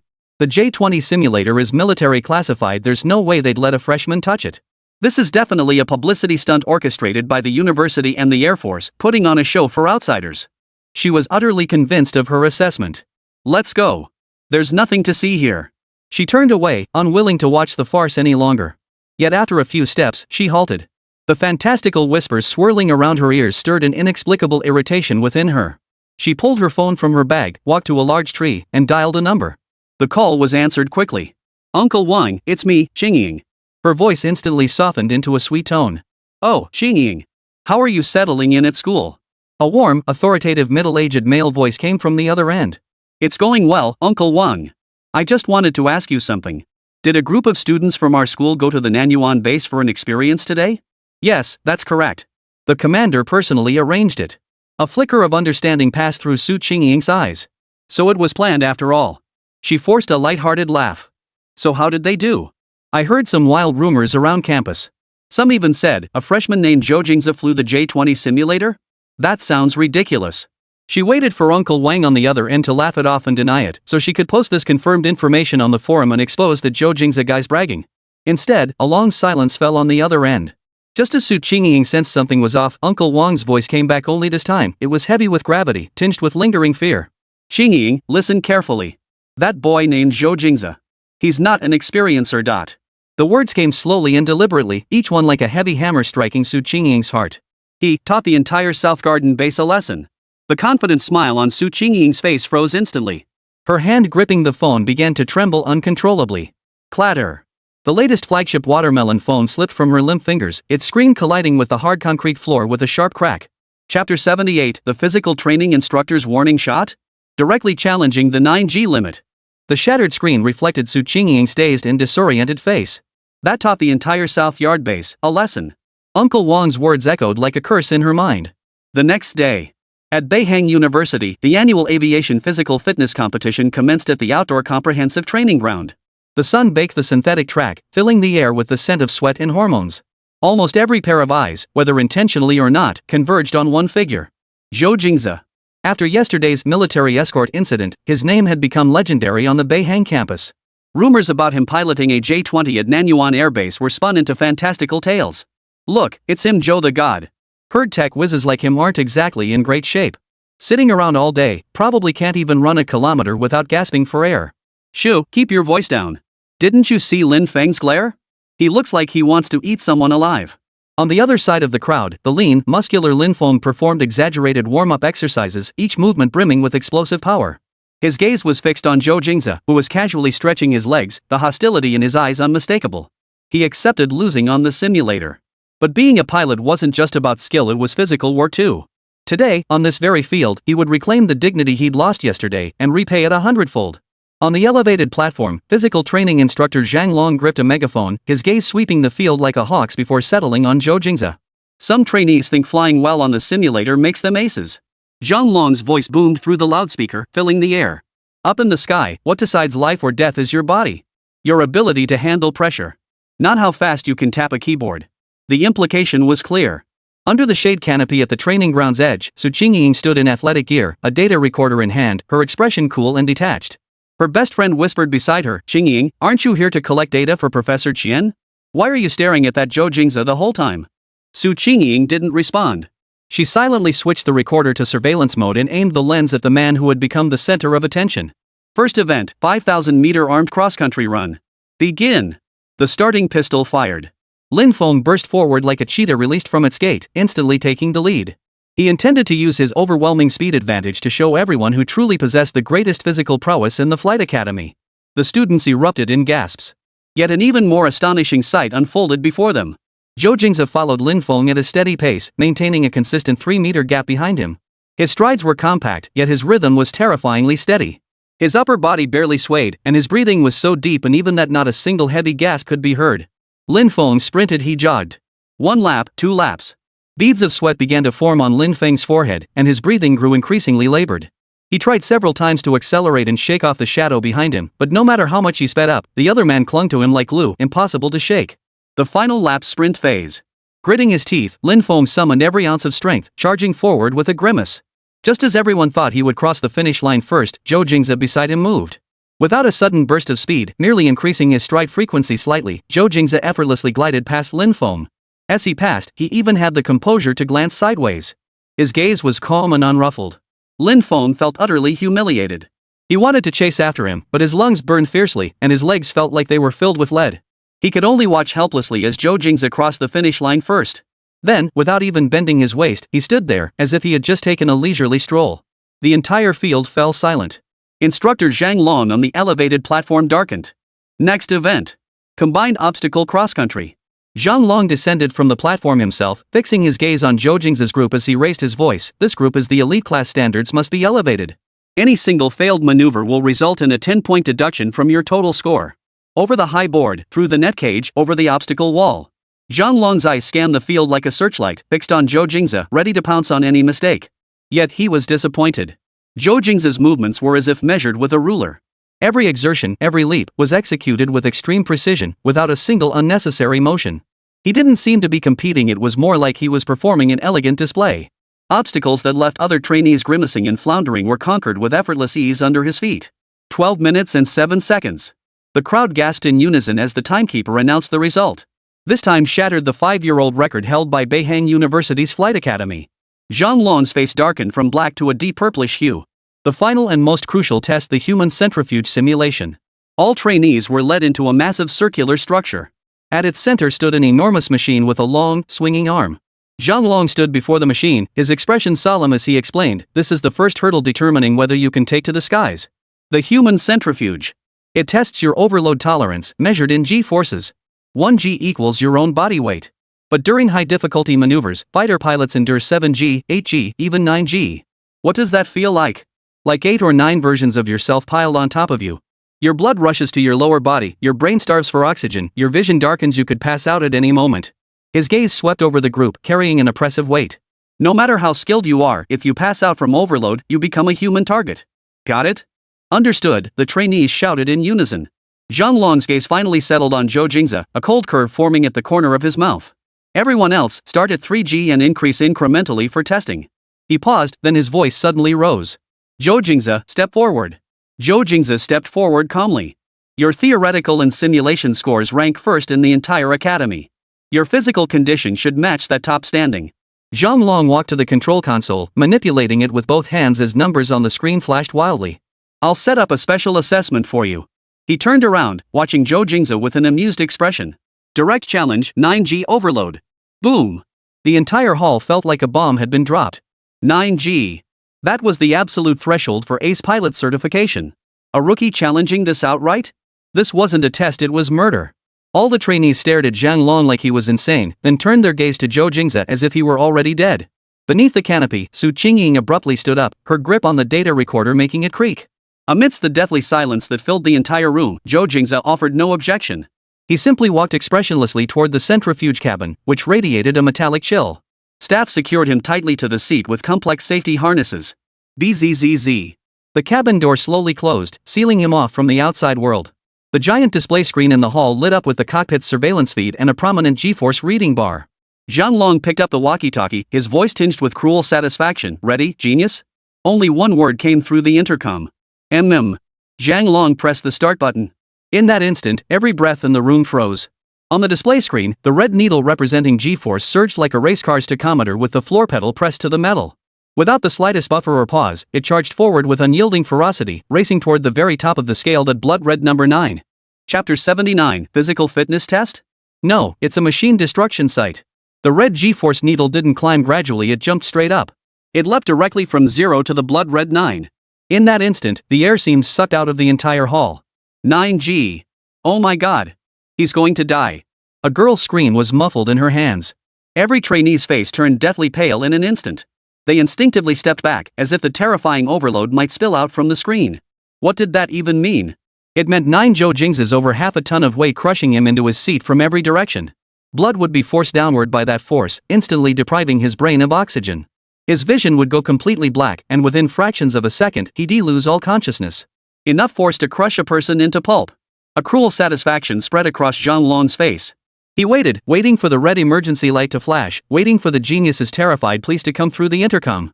But 1 second passed, then 2, then 3. Nothing happened. Every pair of eyes was fixed on the massive central surveillance screen. On the screen, Zhou Jingze sat quietly in his cockpit seat. His face showed no distortion from immense pressure. His eyes remained focused, undistracted by cerebral hypoxia. He even leisurely rolled his eyes, surveying the cockpit's intricate instrument panel. His expression didn't suggest enduring 9 times the force of gravity. It looked more like he was sitting on his own sofa, pondering what to have for dinner. Is the machine malfunctioning? A trainee asked, voice trembling. Impossible. Look at the G-force reading, it's 9G. Then, how come he's completely fine? Beneath the canopy, Su Qingying clenched the data recorder in her hand. Her eyes locked onto the vital signs curves on the screen. Heart rate, 75. Blood pressure, 120/80. A perfect straight line. From the moment the centrifuge started until now, this line hadn't shown even the slightest fluctuation. Her fingertips began to grow cold. This couldn't be possible. It defied every principle of physiology she had ever learned. Under 9G overload, the human heart should be pumping blood at maximum capacity, with the heart rate skyrocketing above 200. That was the normal reaction. Yet this line was as flat as a dead person's electrocardiogram. Su Qingying instinctively tapped the screen with her finger, thinking the equipment had frozen. The numbers on the screen flickered once, then settled back into that terrifyingly steady value. Her hand gripping the recorder began to tremble uncontrollably. At that very moment, a crisp system alert sounded audible only to Zhou Jingze himself. Ding! Host detected in high G environment. G-force immunity has been automatically activated. For him, that force capable of tearing a human body apart now felt like nothing more than a gentle breeze brushing against his cheek. At the control console, the satisfaction on Zhang Long's face froze, replaced by a thick sense of disbelief. He grabbed the intercom, pressed the talk button, and croaked hoarsely, Zhou Jingze. Report your physical status. In the hall, everyone held their breath. Seconds later, a calm, even slightly lazy male voice came through the intercom. The voice, amplified through the speaker, carried clearly to every corner of the hall. Instructor, can you crank up the machine's speed a bit more? It's a bit slow. Boom. If the previous calm had been shocking, this statement was like a bomb dropped into a pot of boiling oil. The entire hall erupted instantly. Did I hear that right? He thinks it's too slow? He's lost his mind. He's absolutely insane. Nyoben, Lin-Yi, and the others gaped, utterly speechless at the turn of events. Zhang Long's face turned a deep, liver-like shade of red in an instant. Slow? This was an insult. A blatant insult. He felt like everyone in the room was staring at him like he was a joke. Fine. Very well. Zhang Long ground out the words through clenched teeth, his eyes bloodshot. You want speed? I'll give you speed. He spun around violently, slamming both hands down on the control console and shoving aside his assistant who tried to step forward to stop him. Grasping the main control lever, he ignored the red-marked danger zone and thrust forward with every ounce of strength. Bzzzzzzzzz. The centrifuge screeched unbearably under the strain, the entire hall's floor trembling in response. The G-force reading on the screen, having already surpassed 9, continued to climb wildly upward. 9.5 G. 10 G. Warning. Warning. Overload exceeding safety threshold. Warning. Structural integrity approaching critical limits. The shrill electronic alarm pierced the entire hall, red warning lights flashing wildly, illuminating every terrified face. Instructor. Stop now. The machine will disintegrate. The assistant screamed, lunging forward to grab him. Get out of the way. Zhang Long flung him aside, his eyes fixed on Zhou Jingze's image on the screen like a madman. He roared, I'll be damned if my machine falls apart before you turn into a bloody pulp. 10.5 G. 11 G. These were lethal values even the Air Force's most advanced centrifuges dared not attempt. On the screen, facing this terrifying force capable of instantly disintegrating any ace pilot, Zhou Jingze merely shifted slightly. He lifted his eyelids, glanced at the frantically flashing warning lights, and then slowly closed his eyes. As if the lights were too bright, he seemed ready for a brief nap. This final gesture became the last straw that shattered Zhang Long's sanity. He let out a beastly roar, using the full weight of his body to slam the control stick all the way down. In that instant, time seemed to freeze. A sharp crack echoed through the air. Not from the machine itself, but from the console. The alloy control lever snapped clean in two under his brutal force. Then, boom! A deafening explosion. In the center of the hall, the massive monitoring screen's G-force gauge flickered wildly before exploding violently. Countless shards of glass flew everywhere, accompanied by sparks of electricity. The centrifuge's massive arm spun wildly out of control, like an enraged steel beast, emitting a death rattle as it accelerated into a chaotic, erratic whirl. The entire world was filled only with the shrill wail of alarms and the terrified screams of the trainees. Zhang Long slumped before the now scraped control console, staring blankly at the runaway steel monster, his face ashen. Chapter 80, Report, Instructor, your machine broke first. The entire hall floor shook violently. Fluorescent lights on the ceiling flickered wildly as overload protection kicked in, their strobing beams slicing across every face contorted with terror. Quick! Cut the main power. No good. The main circuit's blown. The control panel isn't responding. Pull the manual brake lever. Quick! Several staff members scrambled toward the red brake mechanism in the corner, but the heavy alloy gate remained stubbornly immobile despite their combined strength. The centrifuge's arm had become a gray blur too fast for the naked eye to follow, its whirlwind whipping everyone's clothes into a fluttering frenzy. Zhang Long collapsed before the wrecked control console, eyes vacant, muttering over and over, "It's over. It's over. It's killing people."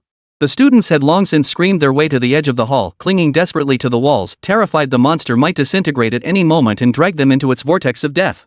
Everyone knew the occupant of the cockpit was gone. In that rotation powerful enough to tear steel apart, a human body would be instantly crushed into a blur of flesh and blood. Under the canopy at the training ground's edge, only Zhou Jingze remained rooted to the spot. The gale whipped her long hair wildly, yet her gaze remained fixed on the small portable data recorder in her hand. The main monitor had exploded, but this independent recorder still functioned. On the screen, the G-force curve had already breached the red warning threshold of 10G and was still climbing at a frantic angle. 11G. 11.5G. 12G. Below it, the two curves representing heart rate and blood pressure remained as calm as a still lake. Heart rate, 75. Blood pressure, 120/80. Beep. Beep. Beep. The monitor suddenly emitted a shrill alarm. A bright red warning window popped up on the screen, data anomaly. Target physiological signs severely mismatch current environmental parameters. Determined to be sensor malfunction or data error. Data error? Zhou Jingze stared at the two life curves, smoother and more perfect than any textbook illustration, a chill running from the soles of her feet straight to the crown of her head. It wasn't the data that was wrong. This person is fundamentally flawed. He simply didn't conform to the physiological model of a human being. Clang! A deafening roar of metal straining to its limit erupted, then abruptly ceased. The massive arm spun several more revolutions under inertia before finally grinding to a halt with a series of teeth-grinding squeaks. The entire world fell silent in an instant. A deathly silence.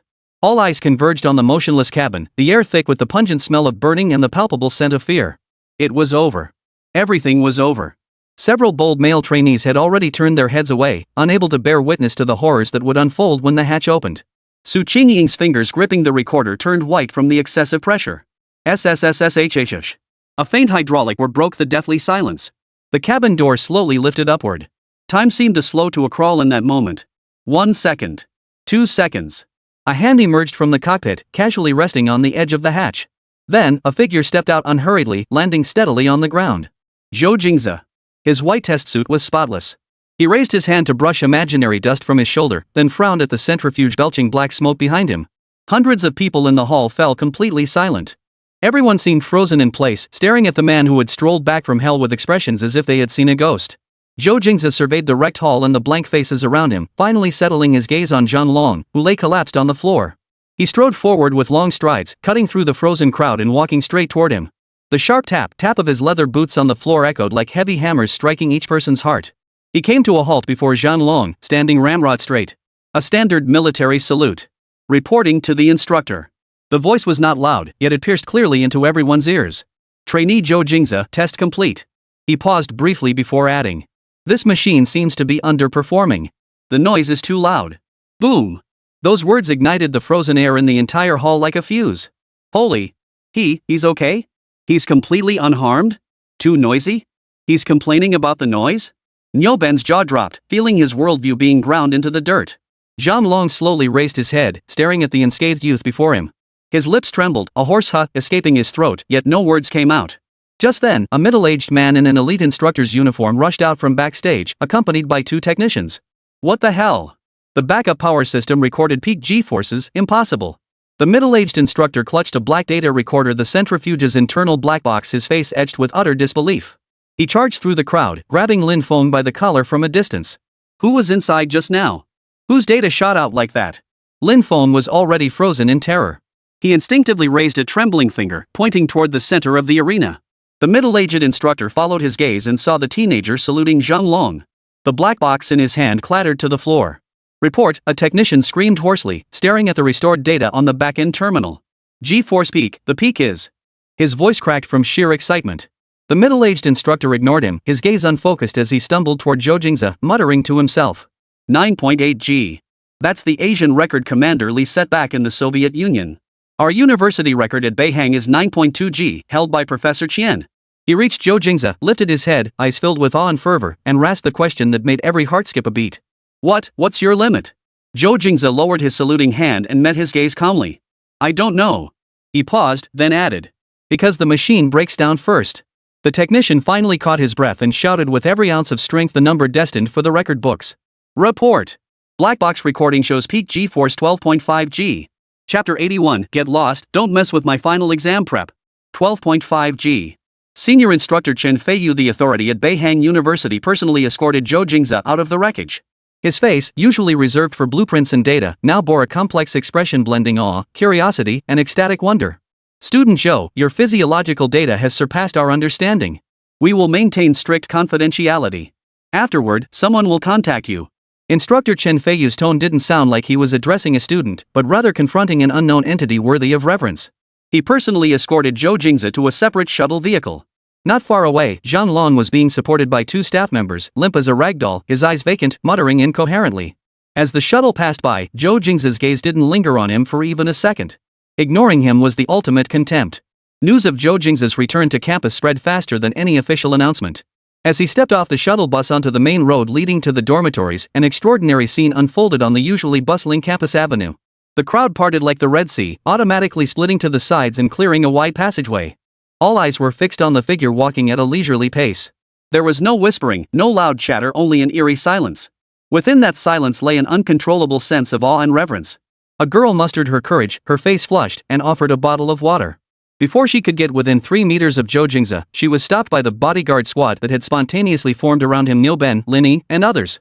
Sis, classmate, Brothers A just finished training and needs to rest, Niuben declared, chest puffed out and expression stern. Zhou Jingze seemed oblivious to the commotion. Hands tucked into his pockets, he strode straight toward the library. To him, the so-called physical fitness test had been less strenuous than rolling over in his dorm bed. Inside the library, the silence was so profound you could hear pages turning. Zhou Jingze found a window seat, pulled a copy of Principles and Construction of Aircraft Engines from the shelf, and began reading with rapt attention. The knowledge imparted by the system was inculcated, but revisiting it through books offered fresh insights. After an unknown amount of time, a faint aroma of coffee drifted over. A steaming latte, held by a slender, pale hand, was gently placed on his desk. Zhou Jingze looked up. Su Qingying stood beside the table, dressed in a simple white dress with her long hair cascading over her shoulders. Her face bore no unnecessary expression, and those eyes, usually sharp and analytical, now fixed on him without blinking. It's on me, she said, pulling out the chair opposite him and sitting down.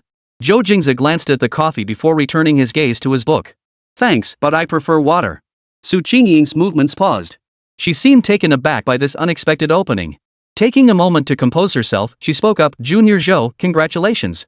I've reviewed your physical fitness test results. She paused, carefully choosing her words. I'm curious, how did you train your body? It defies the principles of human physiology. Zhou Jingze finally closed the thick technical book with a soft click. Leaning back in his chair, he looked at the woman before him, widely regarded as Beihang University's goddess, and calmly uttered 3 words. It's natural. Su Qingying's eyebrow twitched almost imperceptibly. This answer, more than any elaborate explanation, left no room for rebuttal.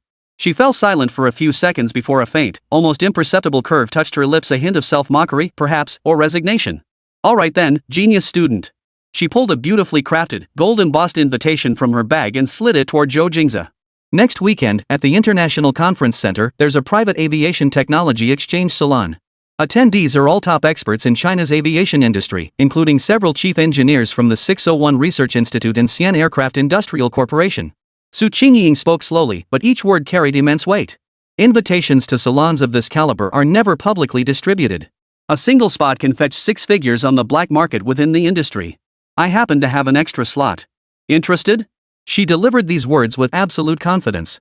She didn't believe any Beihang University student could resist such an offer. It was a stepping stone into the elite echelons of China's aviation industry, an opportunity countless people dreamed of. By offering this invitation, she was both acknowledging Zhou Jingze's extraordinary abilities and extending a gesture of goodwill. Yet Zhou Jingze merely glanced at the gold-embossed invitation, showing no interest in even picking it up. A salon, he asked. Yes, Su Qingying nodded, waiting for his ecstatic reaction. No time. 2 words spoken lightly, yet they landed like 2 heavy punches, knocking down all the follow-up explanations Su Qingying had prepared. For the first time, her expression visibly froze. Why, she blurted out instinctively. Zhou Jingze picked up the book Principles and Construction of Aircraft Engines again, tapping the title on the cover with his finger, his expression utterly serious. Final exams are coming up. I'm afraid of failing. In the library corner, light streamed through the glass window, casting a soft glow across his focused profile. Su Qingying watched him, watching the basic textbook in his hands, the kind only freshmen would pore over, then recalled his utterly nonchalant expression while enduring 12.5 G overload in the centrifuge. An unprecedented sense of absurdity washed over her, shattering the composure she had always prided herself on. She stood up, said nothing, picked up the now slightly lukewarm coffee, and turned to leave. For the first time, her retreating figure appeared somewhat disheveled. On the opposite side of the third-floor library, a pair of eyes had witnessed the entire scene through the gaps between bookshelves. Wang Hao, a senior in the aircraft manufacturing department at Beihang University. His father was an executive at a subsidiary of the Dragon Nation Aviation Industry Group. He had always been Su Qingying's most ardent suitor. He witnessed Su Qingying proactively serving coffee to a freshman. He saw her hand over that salon invitation, one he himself had long coveted. And finally, he watched her leave in disarray after being rejected. The flames of jealousy burned fiercely within his chest. A freshman? What gave her the right? Just because of that stunt she pulled during the physical fitness test? That was nothing but a cheap trick to grab attention. Wang Hao pulled out his phone, walked to an empty stairwell, and dialed a number. When the call connected, he lowered his voice, his tone dark. Hello, it's me. Look up someone for me, a freshman at Beihang University. Right, Zhou Jingze. Dig up everything on him: family background, social connections, every detail from childhood to present. Get it all. Chapter 82, pretending to be broke in a ride-hailing car? The rich kid follows him right away. The arrival of finals week acted like a catalyst, turning the air on the Beihang campus tense and anxious. Wang Hao sat in a private booth at an upscale coffee shop, his fingers tapping the tabletop impatiently. Across from him, a man wearing gold-rimmed glasses slid a manila envelope toward him. Young Master Wang, here's what you requested. Wang Hao snatched it, impatiently tearing open the seal and pulling out the documents inside. But the next second, his movements froze. On the paper, aside from the public information Zhou Jingze, male, 18 years old, freshman at Beihang University's Flight Academy, the rest of the page was blank. Family background, access denied, unable to probe. Social connections, access denied, unable to retrieve. Growth history, access denied, unable to retrieve. A row of bright red seals stung Wang Hao's eyes. This is all you could find? Wang Hao slammed the file onto the desk, his voice icy. The man in the gold-rimmed glasses scrambled to his feet, beads of sweat forming on his forehead. Young Master Wang, please calm down. We've pulled every connection we have and investigated everything possible, but this man's records, it's as if they're shielded by an invisible wall. This level of encryption, I've only seen it on the files of certain special individuals. Strangely, Wang Hao's rage subsided upon hearing these words. He picked up the blank report again, his eyes flickering with a sickening excitement. Insufficient access? An ordinary freshman requiring this level of secrecy? This only proved that all his suspicions were correct. This Zhou Jingze was definitely putting on an act. There must be a colossal secret behind him. The final exam hall, aviation engine structures. The atmosphere was oppressive, even the rustling of exam papers sounded unusually clear. This was widely regarded as Beihang's toughest nut to crack, consistently topping the list for failure rates. Zhou Jingze. He didn't even draft answers. After receiving the exam, he merely scanned it once before beginning to write. His posture was relaxed, leaning back in his chair with his wrists resting on the desk. The pen tip glided across the paper without pause, as if he were silently reciting an essay he knew by heart. The entire exam hall was filled with the sound of scratching heads and pulling at ears, yet at his desk, it was quiet as if he existed in a separate dimension. 20 minutes. While everyone else was still struggling with the complex model and the first major question, Zhou Jingze put down his pen. He picked up his exam paper, reviewed it from start to finish, and then, amidst the deathly silence of the room, stood up. Swish! Hundreds of eyes instantly focused on him. The proctor was a gray-haired professor, an authority in this field. He looked up, frowning at the student who intended to hand in early. Student, aren't you going to review it again? There are still 2.5 hours left. I'm done reviewing it. Zhou Jingze walked to the front of the classroom and placed the paper face down on the desk. The old professor picked up the paper with a hint of displeasure. After just a glance, his hand paused abruptly mid-motion as he adjusted his glasses. The paper was immaculately neat, the handwriting sharp and precise. More importantly, the derivation processes and structural analyses tasks that would give even doctoral students headaches were rendered under his pen with clarity, conciseness, and even an almost unbelievable beauty. The old professor's hand trembled uncontrollably. He snapped his head up, staring at the figure already at the doorway. His mouth opened, but not a single word came out. At the back of the exam hall, Zhou Jingze, wearing an exam supervisor armband, was walking slowly when her steps suddenly halted. She watched the figure who had handed in the paper and walked straight out, then glanced down at the neatly stacked exam papers on the lectern. Finally, her gaze returned to the students still scratching their heads and furiously scribbling away inside the exam hall. An overwhelming sense of absurdity washed over her. I'm afraid of failing. The words from that day echoed in her ears once more. Facing this starkly contrasting scene, an indescribably complex emotion flickered across her usually impassive face for the very first time. Ding-ling-ling. The bell signaling the end of the exam finally rang. The entire campus erupted from its oppressive silence, unleashing a thunderous roar of celebration. We're free! Food! Drinks! All-nighter! Nyoben and Linny, along with their friends, charged toward the dormitory building like caged tigers released, precisely intercepting Zhou Jingze as he stepped out. Brothers A! The exam's over. Come on. We're treating you to the best restaurant in Yanjing. Order whatever you want. Nyoben enthusiastically reached out to put his arm around Zhou's shoulder. No thanks. Zhou Jingze sidestepped him. I've got a flight to catch. Huh? That fast? Nyoben froze. Going home? Yeah. Zhou Jingze's reply was short and to the point. He slung the black backpack he'd used since the start of semester over his shoulder, waved a quick farewell, and strode straight toward the campus gates. His retreating figure was solitary and decisive. A stark contrast to the jubilant crowd of students behind him. Outside the Beihang University gates, a black Porsche Cayenne sat parked by the roadside like a beast lying in wait. Wang Hao sat in the driver's seat, an unlit cigar dangling from his lips, his gaze fixed intently on the entrance. Finally, the figure appeared. Zhou Jingze emerged alone. A cruel curve lifted at the corner of Wang Hao's mouth. He watched as Zhou Jingze ignored the line of taxis waiting for passengers by the roadside, instead stepping aside and pulling out his phone. A few minutes later, an ordinary white domestic sedan with unremarkable license plates pulled up in front of him. A ride-hailing car. The window rolled down. Zhou Jingze said something, then pulled open the rear door and climbed inside. Watching the cheap ride-hailing car merge into the traffic, the expression on Wang Hao's face was priceless. He laughed. The low chuckle sounded eerily menacing within the enclosed cabin. Keep pretending, keep pretending. Taking a ride-hailing car home? Playing the part all the way, huh? I'll be damned if I don't see what tricks you've got up your sleeve, you little pretending to be broke. Wang Hao flung his cigar out the window and revved the engine. The Porsche growled low, like a predatory cheetah, silently tailing the white sedan as they merged onto the airport expressway. Chapter 83, Privilege? Sorry, but in the face of the rules, you're nothing but a joke. The white domestic sedan came to a smooth stop at the departure level of Terminal 3 at the international airport. Zhou Jingze pulled open the door, paid the fare, and shouldered his black backpack, the same one he'd used since the start of the semester, before stepping into the bustling departure hall.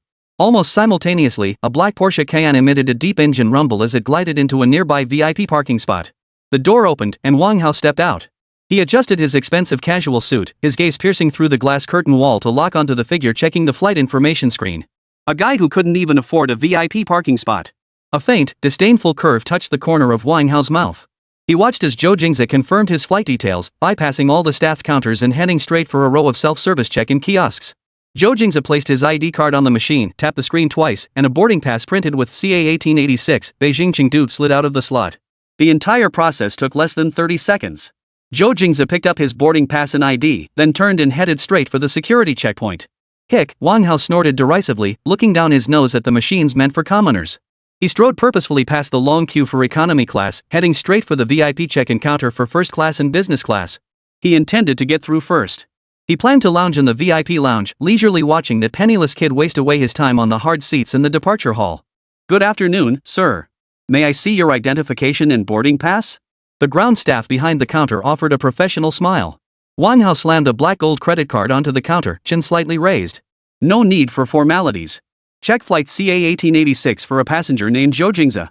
See which seat he's assigned. The agent's smile remained unchanged. I'm sorry, sir, but we are not authorized to disclose other passengers' private information. Privacy? Wang Hao snorted as if hearing a joke. Do you know what this card represents? I'm your airline's top-tier member. I'm terribly sorry, but rules are rules. Fine. Wang Hao's patience snapped. Then issue me a ticket for CA 1886. Now. Immediately. First class. The agent checked and shook her head apologetically. I'm sorry, sir, but both first class and economy are fully booked on this flight. Then add one for me. Price is no issue.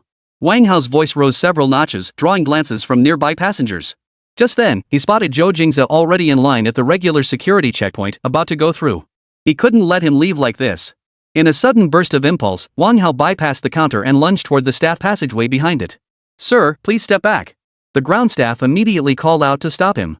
A tall airport security guard stepped forward, extending his arm to block Wang Hao's path, his tone stern. Sir, please comply with public order and step back behind the yellow line.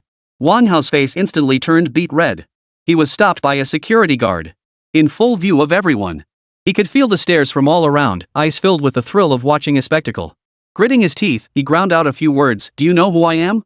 The security guard remained expressionless, already raising his walkie-talkie. Command center, passenger disturbance at Island C in T3 departures. Requesting backup. Seeing the security guard's unflinching stance, Wang Hao knew that continuing the scene would only make him look more ridiculous. He shot the guard a vicious glare before retreating behind the yellow line. Then, humiliated, he walked to the end of the seemingly endless economy class queue. By the time he finally reached the counter, Zhou Jingze had already vanished behind the security checkpoint. Give me a ticket for CA 1886. Wang Hao slammed his ID card on the counter, his voice strained with suppressed anger. The ground staff behind the counter processed his request, then delivered the standard response. I'm sorry, sir, flight CA 1886 is fully booked. We cannot issue a ticket. I said money isn't an issue. Wang Hao growled in a lowered voice. Double. Triple. Name your price. Sir, this isn't about money. There genuinely are no seats left. The agent's face wore an expression of helplessness. Bull. Wang Hao exploded. He snatched his phone, walked to the side, and dialed a number. The moment the call connected, his roar echoed throughout the entire counter area. Manager Lee. It's me. Wang Hao. I don't care what you're doing. I need a ticket on flight CA 1886 to Chengdu right now. Yes. This very minute. Fully booked? I don't give a damn if it's fully booked. Tell me who booked it all up. Get your boss down here to talk to me. My dad? Don't try to intimidate me with my father. Mark my words, if I don't get on this flight today, you won't be coming to work tomorrow. His voice was loud and shrill, drawing the attention of half the departure hall. His furious, tantrum-throwing demeanor resembled nothing so much as a giant baby throwing a fit on the floor because he couldn't have his candy.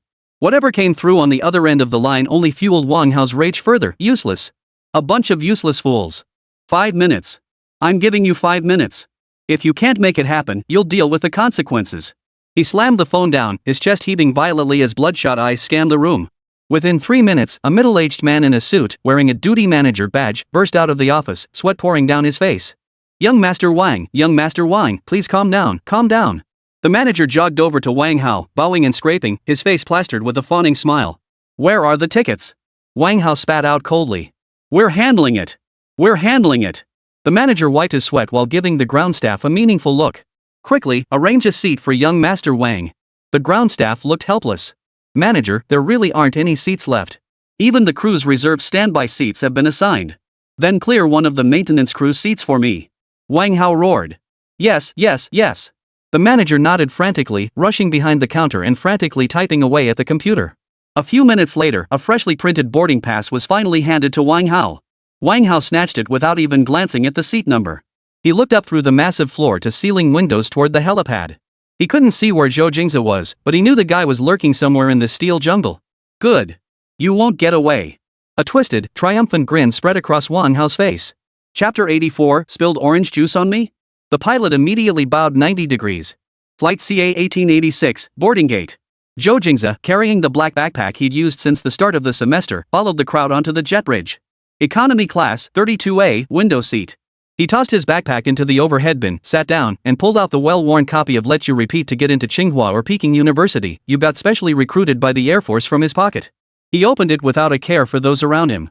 Surrounding him was the post-exam clamor of college students and the laughter of families on vacation. All of this was isolated from him. His world contained only the intricate structural diagrams and combustion chamber energy conversion formulas on the pages. Excuse me. A deliberately hushed yet still arrogant voice echoed down the aisle. A shadow blocked the light from Zhou Jingze's reading. Wang stood beside his seat, dressed in designer casual wear, the expensive watch on his wrist glinting under the cabin lights. He towered over him, his gaze sweeping like a spotlight over the figure buried in the book. Acting. Still putting on airs. He'd see just how long this poor kid, who'd gotten lucky once and made a splash, could keep up the act.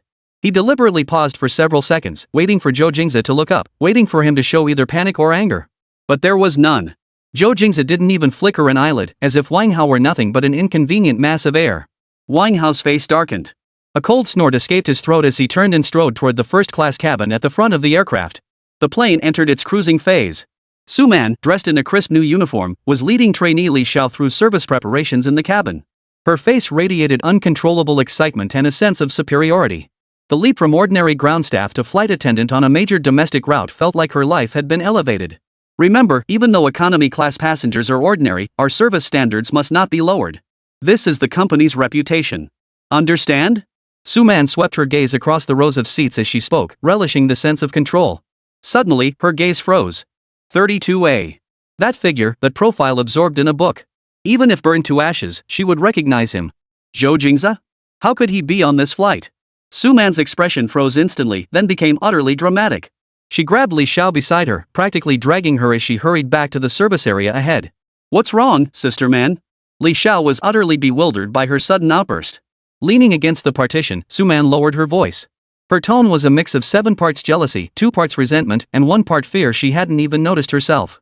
Did you see the guy in 32A? The one by the window? Yeah, I saw him. He's been reading the whole time, looks pretty engrossed. Intently? Su Man scoffed, as if hearing the biggest joke in the world. It's just a stunt to attract attention. He's my ex-boyfriend. Li Xiao's eyes widened instantly, brimming with curiosity. I dumped him, Su Man quickly added, as if eager to justify herself. A bookworm who only knows how to study. He's nothing but a lucky break. Li Xiao's face twisted in confusion. Sis man, I heard, he's the hero from the MU-5735 incident? The whole company's buzzing about him, saying he's a once-in-a-century genius, that even the Air Force commander personally went to his school to recruit him. And they say they want to use you to get closer to him. Genius? Su Man's laughter turned shrill. Silly girl, you just don't get it. He saved a plane once thanks to luck and now thinks he's a god? I know him better than you do. That guy is arrogant to the core, full of himself. I couldn't stand his fake superiority act, that's why we broke up.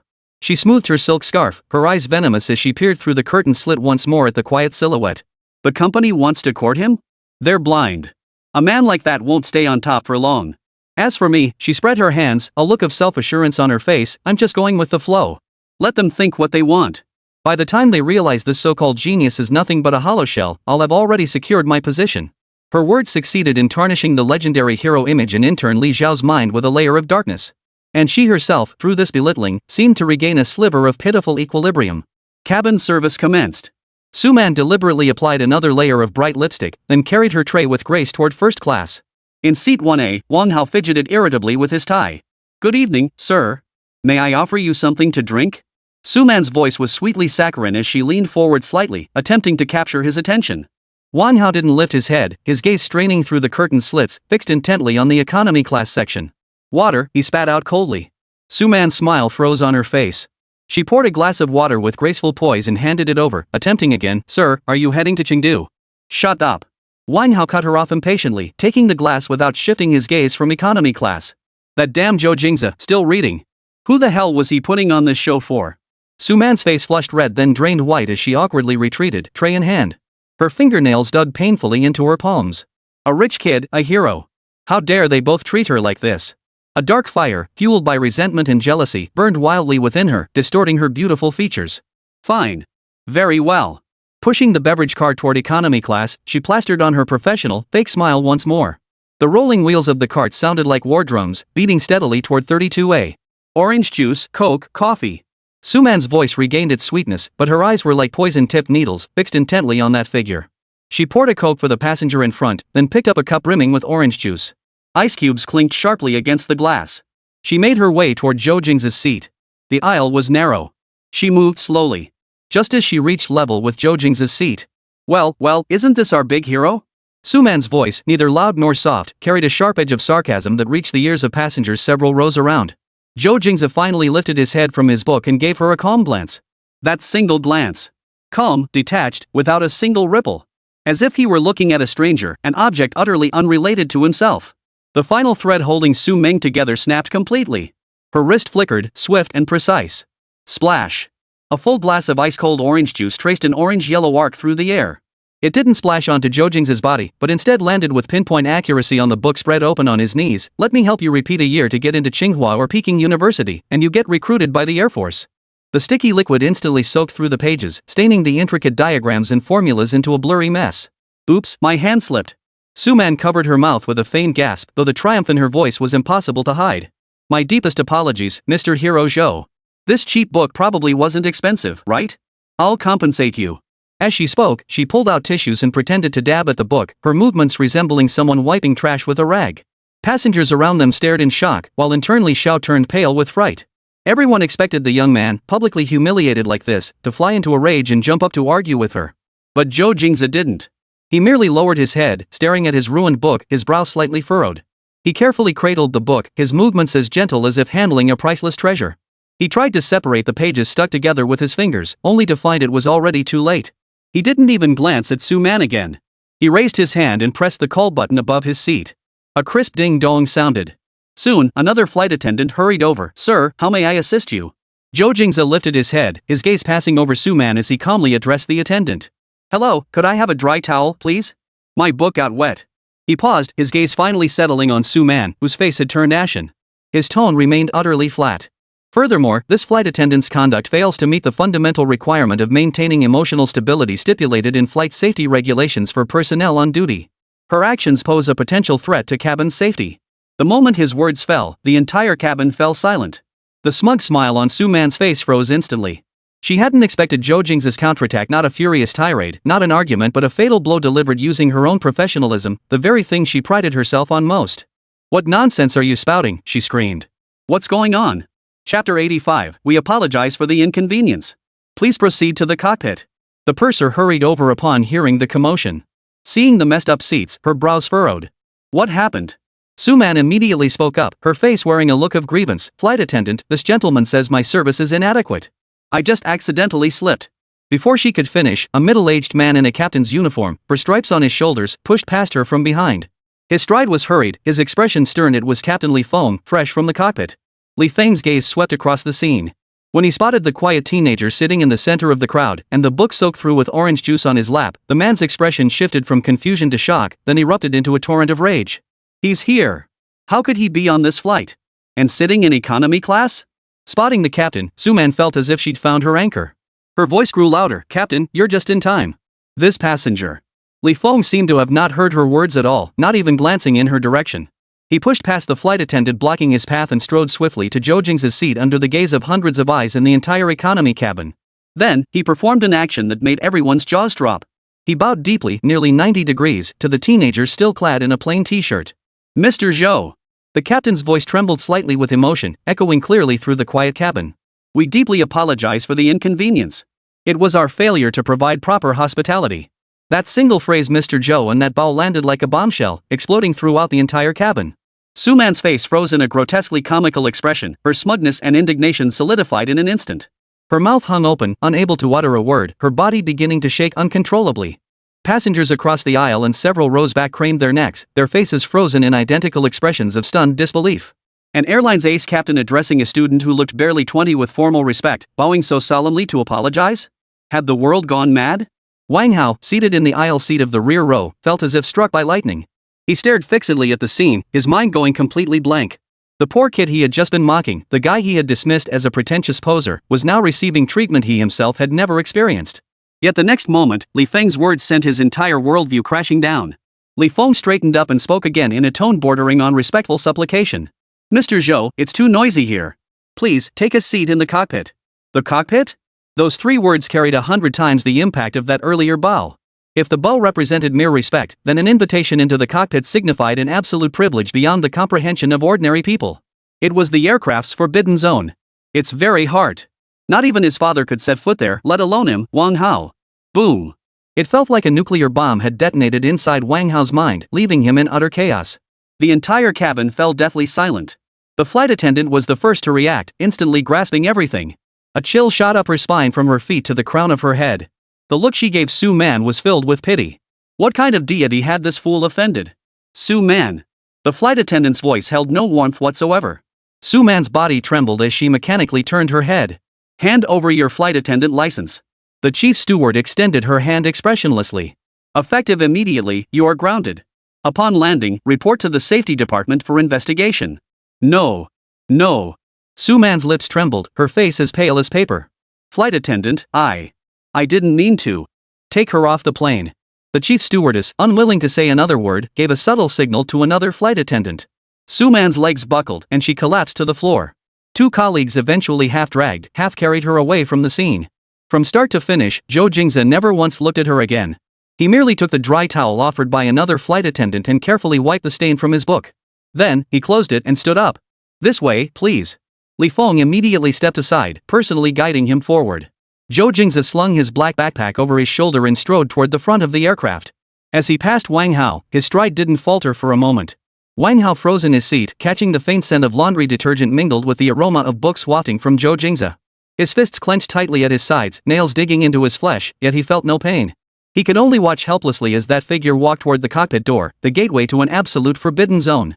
That figure grew infinitely larger in his eyes, as if striding toward a world he could never reach. Click! The cockpit door opened behind Zhou Jingze and swiftly closed again. That door became a chasm, severing the two worlds completely. Wang Hao slumped lifelessly in his seat, unresponsive even as flight attendants approached to clean the stain. The suppressed murmurs of surrounding passengers pierced his ears like countless needles. Oh my god! He just walked straight into the cockpit. Isn't that reserved only for pilots? Who the hell is he? So impressive, even the captain was bowing and scraping to him. Suddenly, a faint voice broke the silence, tinged with the excitement of sudden realization. I think I remember. That ghost flight MU-5735 last time.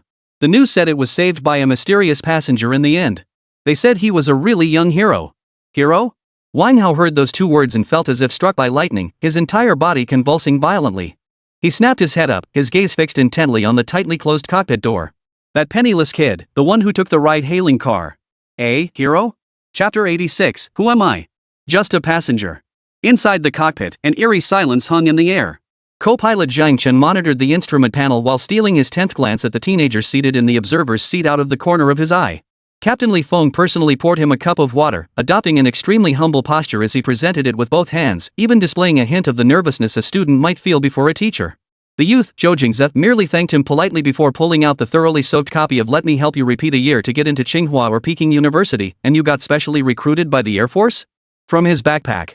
He accepted the dry towel handed by the flight attendant, spread it over his lap, and then, page by page, carefully dabbed at the orange juice stains between the pages. His movements were focused and gentle, as if the book were not a specialized textbook worth a few dozen yuan, but some priceless, one-of-a-kind masterpiece. The entire cockpit was filled only with the faint rustling of pages turning and the steady hum of engines at high altitude. This eerie harmony was shattered by a deafening crash. Thud! A dull thud echoed from the right side of the fuselage, jolting the entire aircraft as if struck by an invisible giant's fist. Inside the cockpit, the main warning light instantly illuminated, emitting a piercing shriek. Bright red fault codes flashed frantically across the ECAM display, like a deathly incantation. Engine 2 stall. First Officer Zhang Chen's voice cracked instantly, tinged with a sharp edge of disbelief. Li Feng's body shot up as if propelled by springs. His hands instinctively gripped the control column, his eyes fixed on the attitude indicator. The aircraft began violently shaking, its nose pitching downward uncontrollably. The numbers on the altimeter plummeted at a rate of dozens of meters per second. Inside the cabin, passengers who had been engrossed in gossip about the young hero entering the cockpit were suddenly thrown upward by the sudden weightlessness. Ah! Screams, cries, the shattering of cups and plates, and the clanging of overhead bins opening collided into a cacophony, transforming the entire cabin into an instant hell on earth. Wang Hao's face, which had just regained its color, turned as white as the cabin wall paint in an instant. A tremendous force slammed him against the window, and sheer terror gripped his heart so tightly he couldn't even scream. His hands flailed wildly in the air as he tried to grasp something, finally digging into the leather armrest of his seat. His body shook like a sieve, and all that came out was a series of gasps, leaving him utterly exposed. The cockpit was the very eye of the storm. Execute the Engine 2 mid-flight restart checklist. Li Feng's voice remained steady, but the bulging veins on his temples betrayed the terror raging within. Yes. In the passenger seat, Zhang Chen's hands flew across the control panel. Beads of sweat the size of peas dotted his forehead as he rapidly recited the procedure steps, trying to fight off his fear with the routine. Fuel pump on. Ignition selector, auto. N2 unchanged. EGT not rising. Li Feng stared at the instrument panel and shouted. Restart failed. Li Feng clenched his jaw. One more time. Stay calm. Don't panic. The aircraft shook violently, like a giant bird with broken wings in a storm, plummeting irrevocably toward the abyss. Still failed. Captain, we're losing altitude too fast. We've dropped 3,000 feet. Zhang Chen's voice was already breaking. This standard procedure, written in the manual and hailed as the pilot's last line of defense, now felt like a worthless piece of paper. Just as the tension in the cockpit reached a freezing point, and Li Feng prepared to contact ground control to issue the highest level Mayday distress signal, a voice, calm and devoid of emotion, rang out clearly in both their ears. Stop executing the checklist. Li Feng and Zhang Chen both jolted, whipping their heads around. Zhou Jingze had set down his book at some point.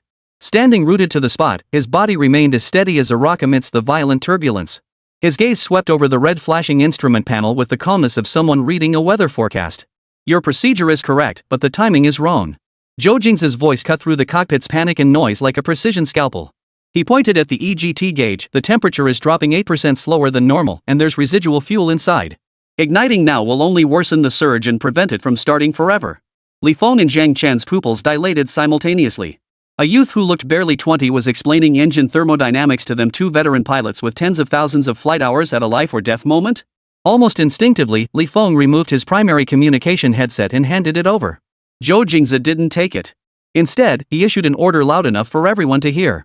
His tone wasn't one of consultation, but of command. Maintain airspeed at 340 knots. Engage APU bleed air.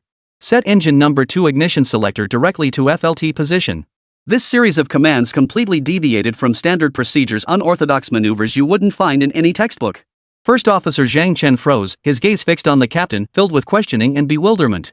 If something went wrong, their licenses would be revoked. Li Feng hesitated not a moment. Fixing his gaze on Zhou Jingze's impassive eyes, he ground out 3 words through clenched teeth: do as he says. In that moment, his trust in this youth overrode over a decade of flying experience and the weight of thick regulation manuals. Faced with absolute authority, muscle memory overrode rational thought. Zhang Chen moved like a marionette, instinctively and precisely executing every command Zhou Jingze issued. His fingers flew across the control panel, rapidly tapping and pressing buttons. As he drew a deep breath and forcefully flipped the number 2 engine ignition selector from auto to FLT. Boom, brrrr. A deep, powerful roar erupted from the right side of the fuselage. The relentless turbulence abruptly ceased. The shrill alarm vanished instantly. On the display, the red warning lights turned green, signaling normal operation. As if gently cradled by an invisible giant hand, the aircraft abruptly halted its descent and resumed a steady flight path. Dead silence fell over the cockpit. Only the steady hum of the 2 engines humming smoothly sounded like heavenly music. First Officer Zhang Chen slumped back in his seat, gasping for breath, his entire body drenched in cold sweat. He stared at the restored parameters on the instrument panel, then turned to look at the steady clouds outside the window, his mind blank. Seconds later, as if suddenly remembering something, he grabbed the microphone, his voice trembling violently with emotion. Excuse me. Are you the safety inspector sent by the administration? Or a test pilot from Airbus headquarters? Zhou Jingze's expression remained unchanged. He simply sat back in the observer's seat, picked up the damp book, grabbed a dry towel, and resumed his unfinished task. Without lifting his head, his voice remained as calm as ever. Passenger. He paused, as if recalling something, and casually added. After speaking, he carefully turned to a new page, continuing to blot the water stains with the towel. It seemed as though the heart-stopping race against death had been nothing more than a minor interruption to his book-drying routine. Zhang Chen stood frozen in place, struck dumb as if by lightning.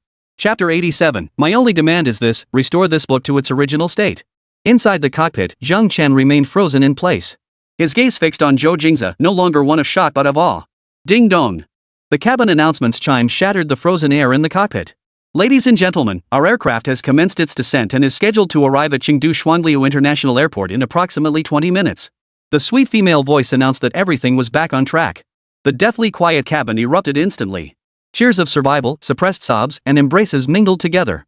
Winehouse slumped in his first-class leather seat, his fingertips still trembling from lingering fear. Though surrounded by the clamor, his gaze was fixed like a nail driven through the crowd, staring intently at the closed cockpit door. Hero? That poor kid who took ride shares, a hero? 2 starkly contrasting images tore and collided violently in his mind, threatening to shatter his sanity. The altimeter's numbers steadily descended as the aircraft pierced through the clouds. The dazzling lights of Chengdu below, once blurred, grew sharp and distinct. The heavy mechanical clank of the landing gear retracting snapped Wanhao's soul back into his body from the chaos. He instinctively glanced out the window. The aircraft glided smoothly along the runway, following the guidelines. In the distance, beside the VIP boarding area, a convoy of black Audi S6LS stood in solemn formation, their headlights flashing. At the front of the convoy, a row of middle-aged men in dark suits craned their necks, anxiously scanning the sky toward their approaching aircraft. Wang Hao recognized the slightly overweight man at the front. Zhang Wanli, general manager of Rongqing Airlines branch. A man who could never stand tall in front of his father, his face perpetually plastered with a smile. This familiar scene, orchestrated for him, acted like a shot of adrenaline, instantly dispelling all fear and confusion from Wang Hao's heart.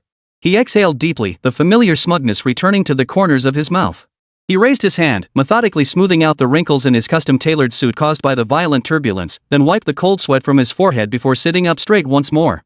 The scene was quite something. It seemed his family had already learned of the plane incident. Good. His gaze swept once more toward the cockpit door, still firmly shut. So what if you saved the plane? You're still just a penniless kid who can't even afford first class. In a moment, he would make Zhou Jingze witness firsthand what world he could never reach, what true power and influence truly look like. The plane came to a smooth stop beside the jet bridge. Ding! The seatbelt indicator lights went out. The command to open the cabin door was given. Wang Hao was the first to spring from his seat. He intended to be the first to exit the cabin, the first to receive the greetings from that group of people. Then, like a magnanimous monarch, he would turn to the young man emerging from the cockpit and say, "This time, thank you." The flight attendant stood at the door. Seeing him, her expression grew complex, yet she politely stepped aside as protocol dictated. Wang Hao stood at the doorway, poised to step out. He had even rehearsed his first words to Zhang Wanli, "Mr. Zhang, it's no big deal. No need to be so nervous." One foot had just touched the boarding bridge. The scene he had imagined Zhang Wanli leading a crowd of sycophants bowing and scraping toward him did not materialize. Instead, Zhang Wanli led his group of executives like a dark whirlwind, rushing in from the other end of the jet bridge. They didn't pause at the cabin door for even a fraction of a second. They didn't even glance at Wang Hao, simply pushing past him. The gust of wind they created ruffled his carefully styled hair. Wang Hao's foot, halfway out, froze awkwardly mid-air. The haughty expression on his face froze completely. Like a rusty robot, he turned step by step, watching the group of company executives stride through the entire first-class cabin. Ignoring all the dignitaries who had risen to their feet, they charged purposefully toward the economy class section. At that very moment, the cockpit door opened. Captain Li Feng and First Officer Zhang Chen emerged, flanking the doorway. Instead of returning to the cabin, they stood like two door gods, respectfully positioned beside the entrance. Their bodies leaned forward slightly, adopting a welcoming posture. Then, Zhou Jingze emerged from the cockpit. He still carried that black backpack, one hand cradling the orange juice-soaked, soggy book. Every passenger's gaze instantly focused on him. At that moment, Zhang Wanli and his group rushed to the cockpit door. Upon seeing Zhou Jingze, their footsteps abruptly halted. Zhang Wanli, leading the group, even instinctively gave his tie a quick, sharp tug. "Mr. Zhou!" Li Feng's voice rang out at just the right moment. He stepped forward proactively to make the introductions. "This is Mr. Zhang Wanli, the general manager of our Rongqing branch." Zhang Wanli stepped forward, his face bearing not the obsequiousness he'd shown toward Wang Hao's father, but a complex expression blending lingering fear, excitement, and profound respect.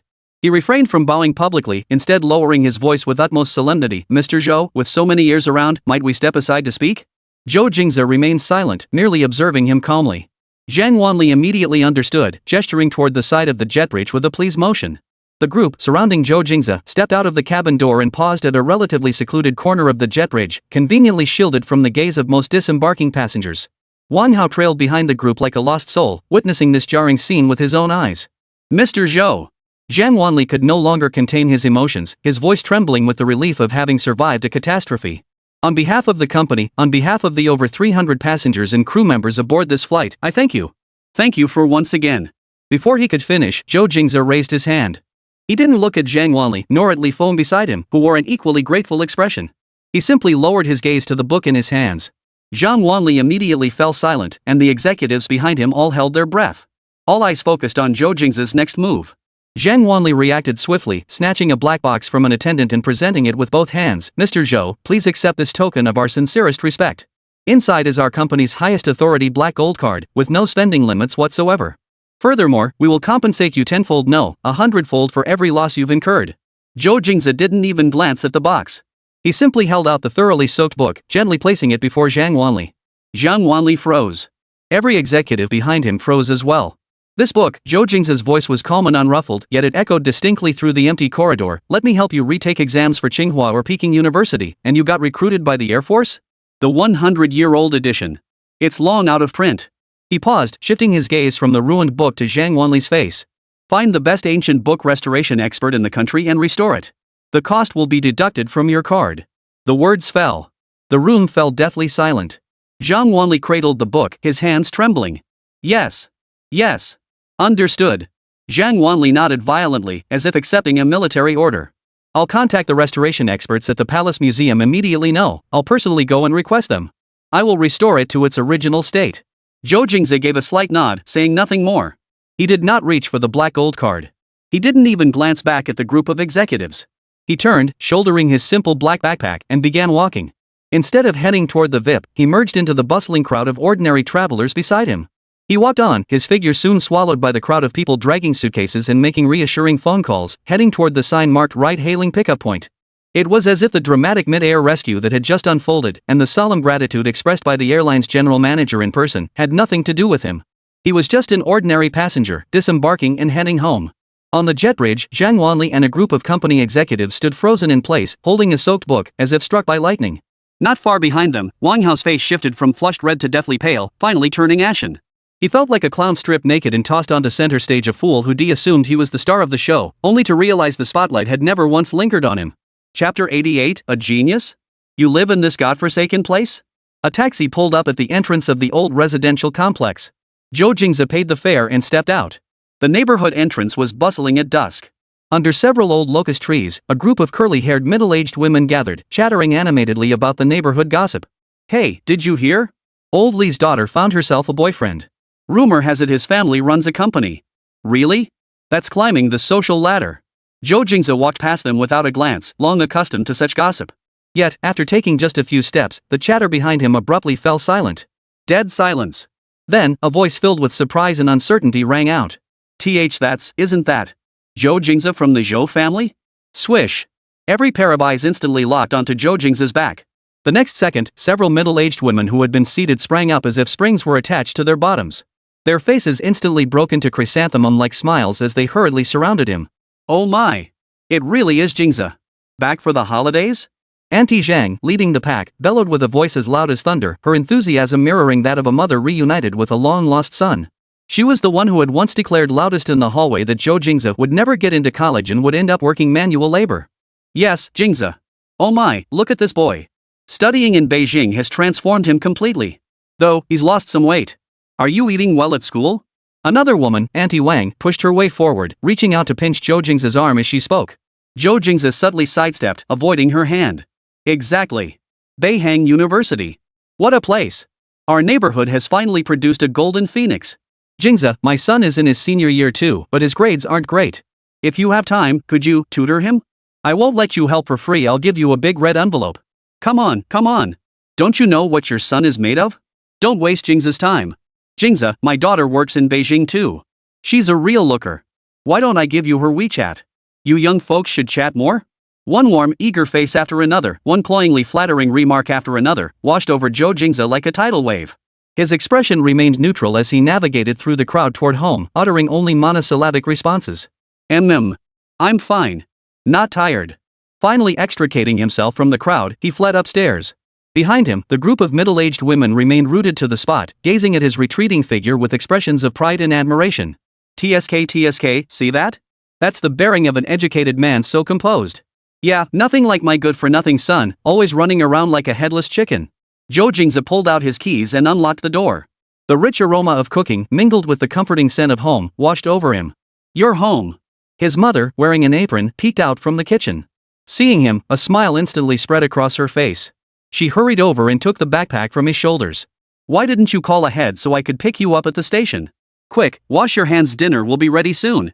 In the living room, his father, Zhou Jingze, sat on the sofa wearing reading glasses. He held a clean soft cloth, carefully wiping a picture frame hanging in the most prominent spot on the wall. Inside that frame was neither a family portrait nor a landscape painting. Instead, it held a bright red letter of acceptance, its gold-embossed school crest gleaming. Hearing the door open, Zhou Jingze snapped his head up. Seeing it was Zhou Jingze, his movements paused. He cleared his throat, trying to mask his excitement with a neutral tone. Ah, you're back. He set down the cloth, stood up, and looked his son over from head to toe. The look in his eyes was no longer one of disappointment at his son's failure to live up to expectations, but a complex mix of pride, satisfaction, and a hint of cautiousness, a mix he himself hadn't even noticed. School, settling in okay, he finally managed to ask after a long pause. It's okay, Zhou Jingze replied, walking into the bathroom. Soon, a lavish dinner spread graced the table. Braised fish, sweet and sour spare ribs, cola chicken wings, all Zhou Jingze's old favorites. At the table, his mother kept piling food onto his plate, murmuring, "Eat more. Look how thin you are. You must not be eating properly out there." Father Zhou Jingze held his wine glass, took a sip, his cheeks flushed slightly. He awkwardly picked up a piece of spare ribs with his chopsticks and placed it in Zhou Jingze's bowl. When you fly, is it like piloting an airplane? He carefully chose his words, wanting to discuss his son's profession but unsure how to begin. Yeah. Zhou Jingze nodded, chewing on a rib. So, is it like driving a car? Just, with a different steering wheel?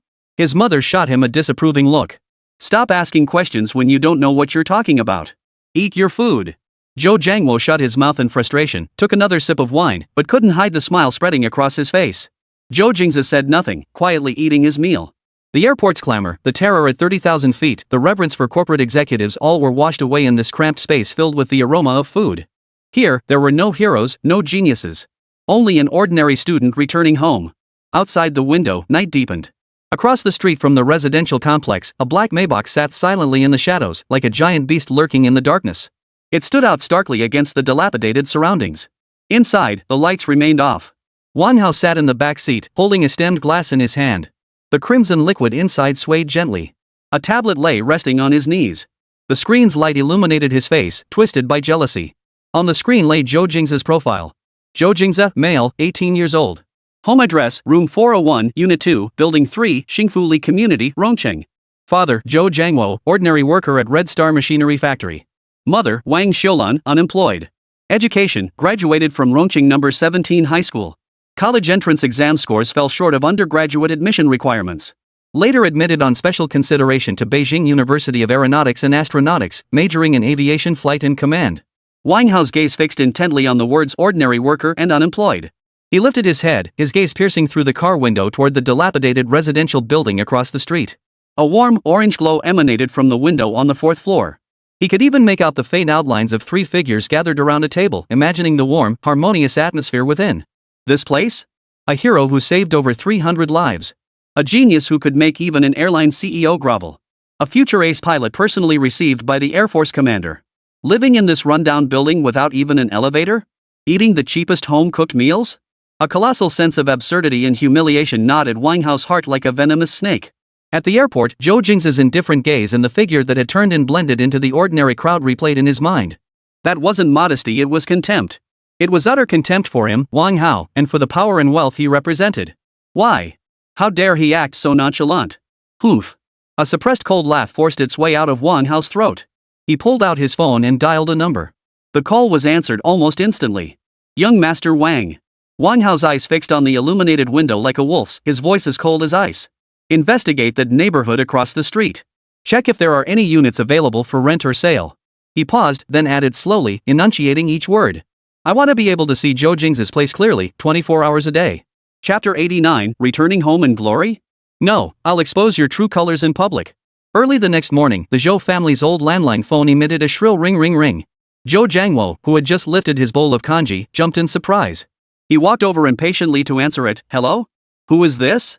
On the other end came a voice he'd only heard at school assemblies, enthusiastic bordering on obsequious. Oh my. Is this Mr. Zhou Jingze, father of student Zhou Jingze? Hello. I'm Principal Liu from Rongqing No. 17 High School. Zhou Jingze's hand holding the receiver froze, his back instinctively straightening. Principal Liu? Hello. What can I do for you? His heart skipped a beat. His first thought was whether his son had gotten into trouble at school again, and now the school was coming to settle the score. Yes. It's wonderful news. Principal Liu's voice carried a laugh, rising several decibels. You see, Mr. Zhou, our school's opening ceremony is approaching soon. The school has decided to invite Zhou Jingze, as our most outstanding alumnus representative this year, to return and give a speech to our younger students. He'll share his learning experiences and insights on success. What? Zhou Jingze's mind went blank, his whole body numb with shock. Outstanding alumnus? Speech? His son, the one who used to get called to the principal's office every other day and consistently brought home the worst report cards? Yes. Jingze is the pride of our school. It's been years since Rongqing produced a student who got into Beihang University, let alone into the flagship program of flight and air traffic control. This is an honor for our entire school. Mr. Zhou, you absolutely must have Jingze grace us with his presence. Holding the phone, Zhou Jingze gaped for a moment before finding his voice, his face flushed with excitement. Honored. Honored. He will definitely attend. Principal Lu, rest assured. He absolutely must be there. After hanging up, Zhou Jingze stood frozen in place, still holding the receiver as if in a dream. Wang Xiulan approached. Who was that? So early in the morning. Principal Lu from number 17 high school. Zhou Jingze slapped his thigh hard, his voice trembling. He invited Jingze back to the school to give a speech at the opening ceremony as an outstanding alumnus. Boom! This news sent shockwaves through the humble parents, filling them with awe and pride even greater than when they received the acceptance letter. What kind of place was that? It was the place they'd wanted to crawl into a hole every time they'd visited over the past few years. The place where they'd huddle in a corner during parent-teacher conferences, listening to other parents boast and teachers single out their son for criticism. Now, their son would stand on that highest podium and address the entire school. Quick! Quick, go wake Jingze! Wang Xiulan urged her husband excitedly. No, we must buy our son some presentable new clothes. A speech is a major event he can't dress too casually. When Zhou Jingze was roused, his face still bore the weariness of sleep. After listening to his parents' excited, overlapping explanations, he merely yawned. A speech? He couldn't care less. Rather than sharing some success story with a bunch of kids, he'd much rather go back to sleep or quietly sort through the cutting-edge technology he'd acquired from the system. Jingze, this is a chance to bring honor to our family. Your father has never been this celebrated in his entire life. Zhou Jingze looked at his son, his eyes filled with earnest pleading and hope. Zhou Jingze glanced at his father's suddenly graying temples and his mother's unmistakable smile lines at the corners of her eyes. Finally, he nodded. He'd treat it as a mission to make his parents happy. On the day of the opening ceremony, a taxi pulled up at the imposing entrance of Rongqing number 17 high school. The moment Zhou Jingze stepped out, Principal Lu, who had been waiting at the entrance, greeted him like he'd spotted a savior. His face beamed with warmth as he hurried over in 2 strides, extending both hands to grasp Zhou Jingze's firmly. Ah! Jingze! Welcome! Welcome our great hero and distinguished alumnus back home. Principal Lu stood with his back slightly bent, adopting an extremely deferential posture. Teachers and students passing by cast curious, envious, and probing glances. Amidst the crowd, a middle-aged female teacher wearing glasses and sporting a somewhat stiff expression reluctantly approached at Principal Lu's glance. It was Teacher Wang, Zhou Jingze's homeroom teacher from back in the day. Zhou Jingze. She tugged at the corners of her mouth, forcing a smile that looked worse than crying. Teacher Wang. Zhou Jingze's expression remained unchanged as he gave a polite nod. Just then, a sarcastic voice piped up from the side. Well, isn't this Mr. Academic Superstar? What a rare sight. So, you got lucky and snagged a spot at a top school? Now you're back to teach us how to ace exams while sleeping? Several boys in school uniforms, their airs clearly marking them as top students, approached. Leading the group was none other than Li Hao, the former class study representative. He had always boasted of being the school's top student, yet ended up only getting into an ordinary first-tier university. The underdog success of someone like Zhou Jingze, whom he had once dismissed as a poor student, filled him with resentment and jealousy. Li Hao's entourage joined in the mocking laughter. Principal Lu's expression darkened instantly, about to reprimand them.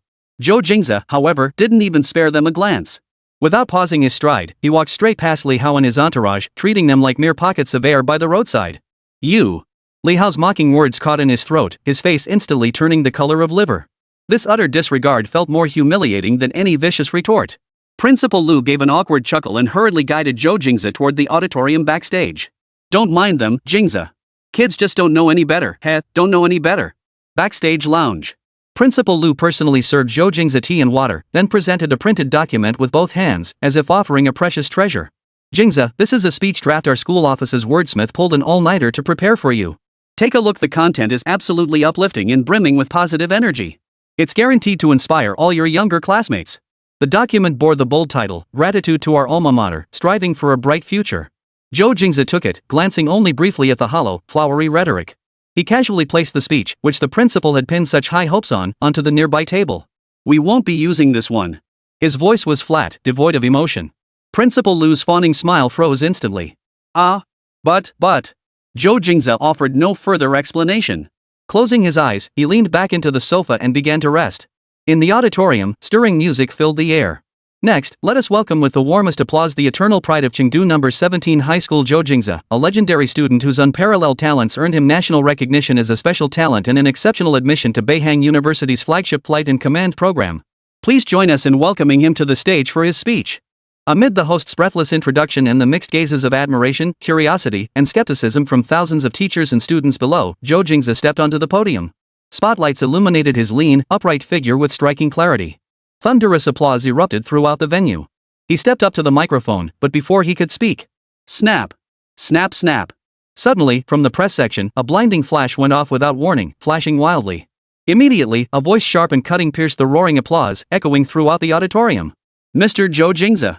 How dare you, someone whose college entrance exam scores didn't even meet the undergraduate cutoff, expect to be admitted to a top-tier institution like Boeing University through special consideration? The voice belonged to a bespectacled man wearing a raunching evening news press badge. Holding his camera high, he wore a malicious grin as he demanded, each word clear and deliberate.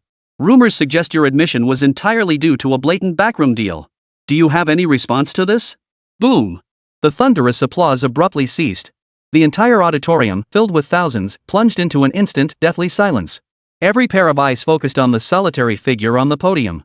Chapter 90, My Admission, Military Endorsement. You question the state? Boom! The thunderous applause abruptly ceased. The entire auditorium, filled with thousands of people, instantly fell into a deathly silence. The man who called himself a raunching evening news reporter held his camera aloft, his face bearing undisguised malice. Each word he uttered felt like a nail driven deep into the hall's silence. Backroom deal. Those 4 words crashed like a boulder into the tranquil lake. The principal's face on the podium turned ashen in an instant, beads of sweat instantly forming on his forehead. He abruptly stood up, snatched a microphone beside him, his voice cracking, "My fellow reporter. Please calm down. Today is the opening ceremony, Before he could finish, several more people rose from the back of the press section below the stage.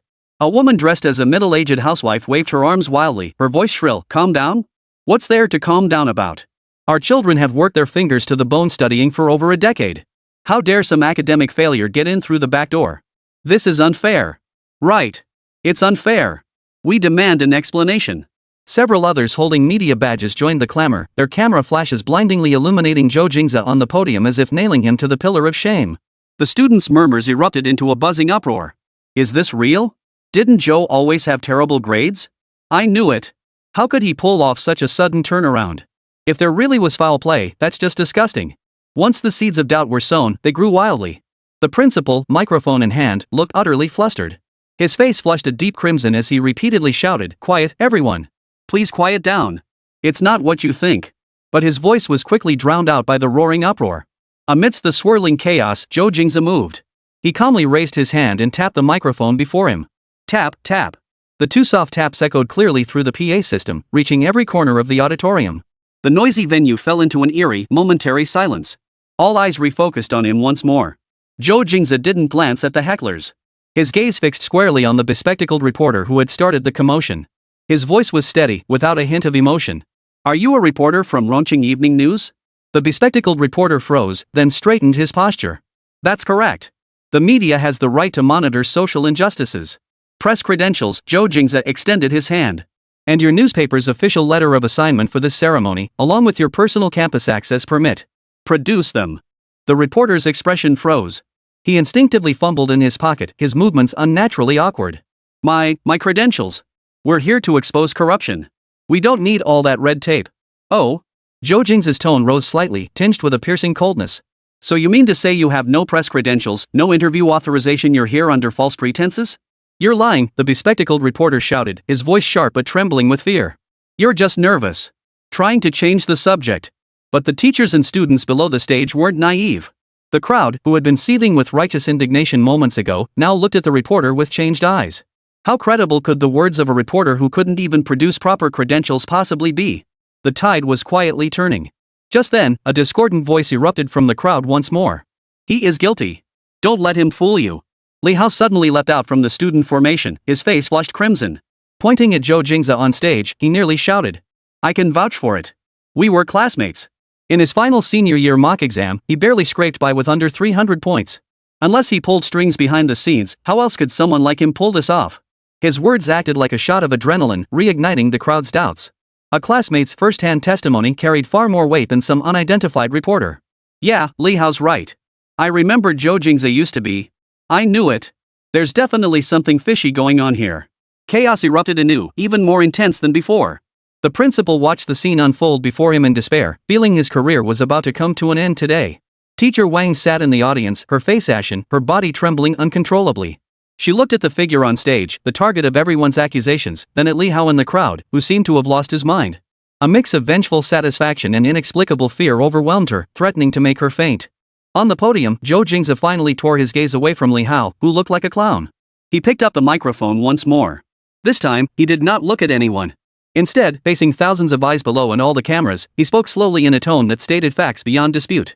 My admission was jointly reviewed by the National Security Department and the Air Force Command, and ultimately confirmed by the Beihang University Admissions Committee. The entire venue fell silent once more. Everyone was stunned by the sheer weight of that statement. State Security Department? Air Force Command? What on earth was going on? How could a university admission involve agencies of this caliber? Zhou Jingze paused, giving everyone a moment to process. Then, his voice, amplified through the microphone, became an invisible sledgehammer, striking each person's heart with brutal force. So, what you're questioning isn't me personally, but the nation's decision, the honor of the military. Now, who still wishes to question?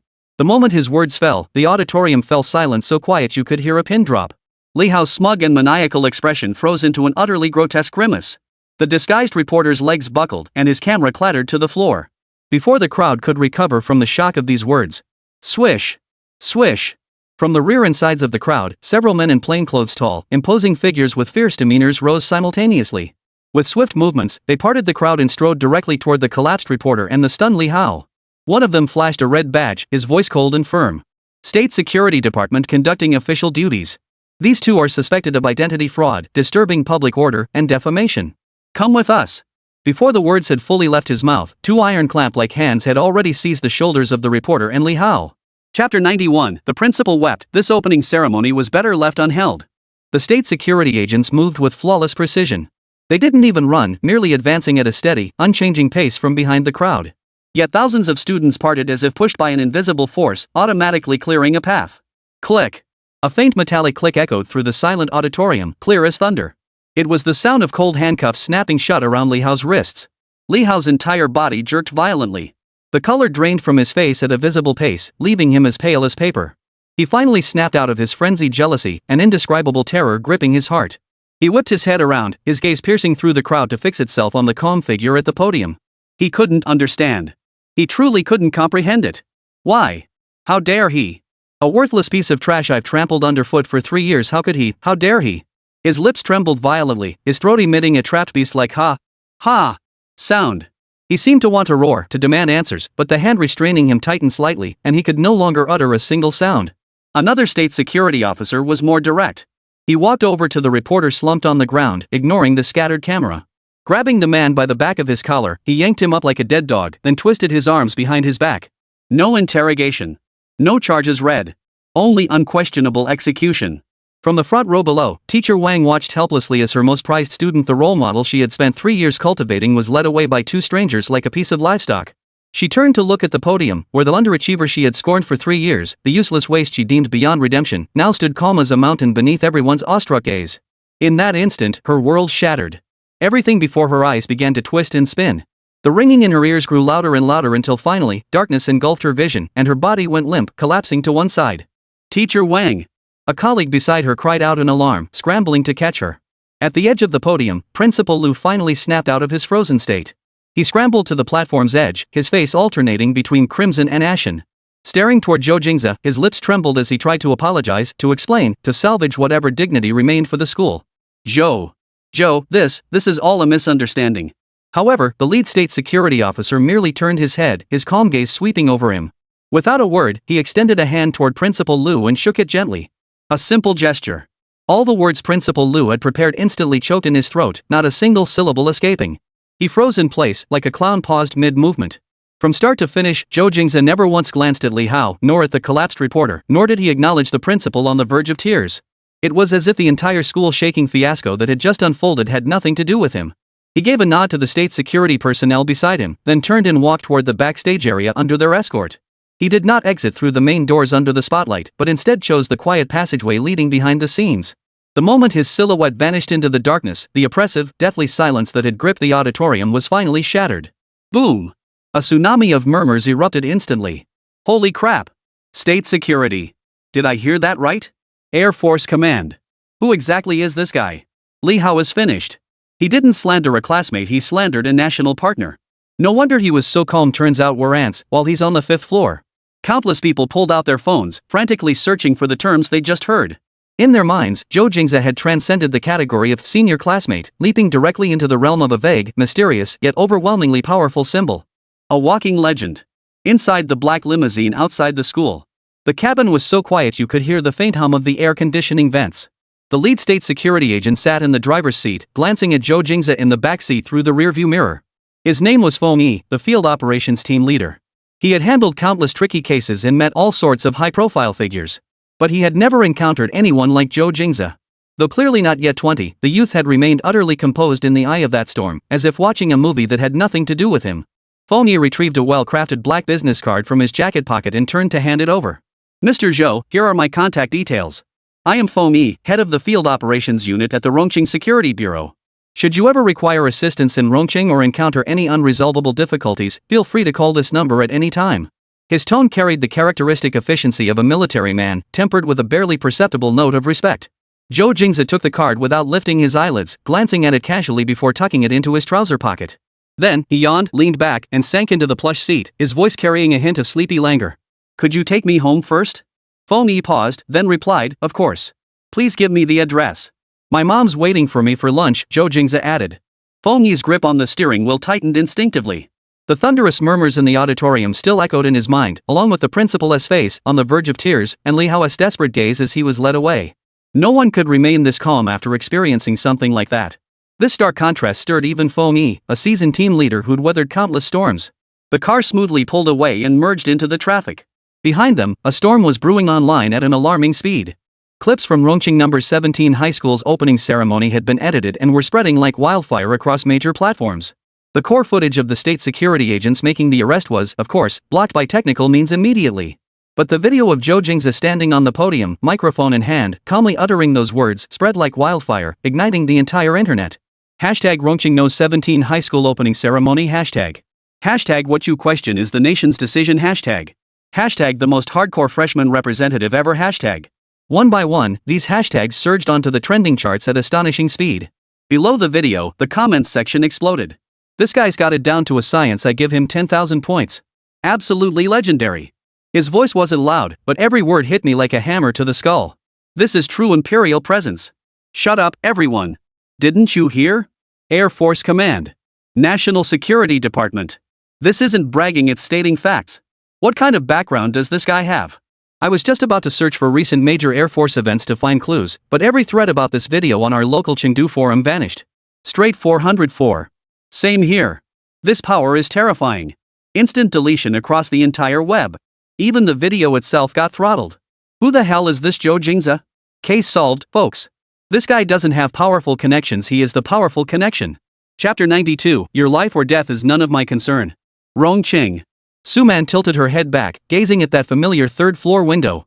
The faded curtains hung there, unchanged from before. Her cheap dress looked especially thin in the autumn breeze.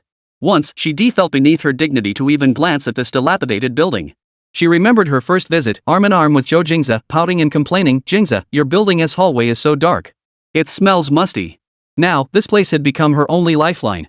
"Oh my, isn't this Xiao Su?" An elderly woman carrying a vegetable basket passed by, paused, and squinted at her. It was Aunt Li from the 4th floor. Suman stiffened, forcing a smile. "Auntie Li. It really is you." Aunt Li's voice suddenly rose, drawing the attention of several neighbors chatting nearby. "I thought I was seeing things. Didn't you become a flight attendant and break up with our Jingze? How come you have time to come back?" I came back to visit." Suman dug her fingernails into her palm. "See what?" Aunt Li pursed her lips, her voice dripping with the schadenfreude of someone who'd been there. "I hear our Jingze's made it big now. The country's fighting over him. You dumped him back then, and now you regret it, huh? TSK, girls, you can't be too short-sighted." A few stifled giggles echoed around them. Every gaze felt like needles piercing Suman's back. She felt her skin being peeled away layer by layer, burning with stinging pain. She could stand it no longer and practically fled into the hallway. A damp, musty air hit her face, that same stench she loathed. Gritting her teeth, she climbed the familiar staircase step by step. Thump, thump, thump. Her trembling hand knocked on the peeling security door. The door creaked open. Wang Xiulan, holding a spatula, saw the figure outside. Her expression shifted from confusion to shock, then froze into a layer of frost. What are you doing here? Wang Xiulan's voice was as cold as ice in winter. Auntie. Suman forced a smile that looked worse than crying, her voice hoarse. I'm here to see Jingze. Our humble home can't accommodate such a heavy burden. Wang Xiulan blocked the doorway, showing no intention of letting her in. Auntie, I was wrong. I truly was wrong. Suman grabbed the doorframe, tears spilling over. Please let me in. Let me speak to Jingze for just a moment. I beg you. Wang Xiulan sneered coldly, her gaze fixed on her. Now you know you're wrong? What about back then when you scorned our home for being too smoky, saying the smell would devalue your designer clothes? How was that not wrong? Suman's face paled. When you complained our stairwell had no lights, saying every visit felt like walking into a slum, wasn't that wrong of you? Each of Wang Xiulan's words felt like a stinging slap across Suman's face. When you told Jingze that being with a penniless student like him offered no future, how was that not wrong? Now that Jingze has made something of himself, you have the nerve to come crawling back? Wang Xiulan's eyes brimmed with contempt. Suman, the Zhou family may be poor, but we have our pride. Leave. You're not welcome here. With that, Wang Xiulan tightened her grip on the door handle, ready to slam it shut. No. Auntie. Suman had completely lost her mind, using her body to brace against the door. Just then, the inner door opened. Zhou Jingze stepped out. His gaze drifted casually toward the doorway, where he saw an unfamiliar, disheveled woman shoving his mother. His brow furrowed slightly as he turned to Wang Xiulan, a hint of irritation at the interruption visible on his face. Mom, is that the property management coming to collect the sanitation fee? His voice was low but reached Suman's ears clearly. Have her give them the door number. Don't get it wrong. Property management? Collecting sanitation fees? Suman's mind went blank with a buzzing sensation. He actually thought she was some door-to-door collector? This was 10,000 times more insulting than calling her a salesperson. Zhou Jingze. The shriek drained Suman of her last shred of dignity. She shoved Wang Xiulan aside and charged at Zhou Jingze like a crazed lioness. Look at me. Look clearly at who I am. I am Suman. Suman. Zhou Jingze took half a step back, dodging her flailing hand. He didn't look at her. He walked straight to the kitchen, opened the refrigerator, pulled out a bottle of ice water, unscrewed the cap, and drank it in one gulp. In the living room, only Suman's heart-wrenching cries echoed, mingled with the faint sound of Zhou Jingze swallowing as his Adam's apple bobbed. One was frantic, the other calm. The stark contrast made her look like a clown. It's all because of you. I got fired. The entire industry blacklisted me. My life is ruined. I'm waiting tables at a restaurant now, and my former colleagues saw me. They're all laughing at me. Do you know that? They're all laughing at me. Why are you so cruel? We dated for 2 years. Don't you have any regard for our past? Just one word from you, one word could save me. She wailed, lunging forward and clutching Zhou Jingze's arm, the one holding the water bottle he'd just set down, her nails digging deep into his skin. You're not leaving. You have to give me an explanation today. Zhou Jingze finally froze in his tracks. He lowered his head, his gaze settling on Suman for the first time, truly seeing her. No, not her body. It was her hand, veins bulging from the force of her grip clutching his arm with such ferocity. Your dismissal and industry-wide notification were voted on unanimously by the Airline Safety Committee. The process was compliant, the evidence irrefutable. It has nothing to do with me, Zhou Jingze. After speaking, he raised his other hand. He didn't jerk it away roughly, but calmly and firmly pried her fingers off his arm, one by one. Therefore, your career is the result of your own actions. With the last finger released, he stepped back, creating a safe distance between them. Don't come back. It's useless. He turned, picked up the keys from the entryway, and said to his stunned parents, Dad, Mom, I'm going out to buy something. Bang. The security door slammed shut. Suman froze in place, her body turning to ice. Wang Xiulan walked up to her, pointing toward the doorway. Her face was expressionless, but she ground out a single word through clenched teeth. Get out. Suman stumbled out of the building like a hollow shell. Not far away, inside a black Porsche 911. Wang Hao watched the figure retreating like a stray dog. He had long since uncovered Suman's predicament and had been waiting here for quite some time. Watching Suman's retreating back, he pulled out a brand new, untracked phone. With practiced ease, he inserted the SIM card and dialed the number he'd just obtained. The phone rang for an eternity before being answered, the line filled with stifled sobs. Wang Hao's voice sounded like a demon's whisper. Suman, is that you? Want revenge? Want Zhou Jingze to kneel before you and beg? I'm giving you a chance to reclaim everything you've lost and crush him beneath your feet.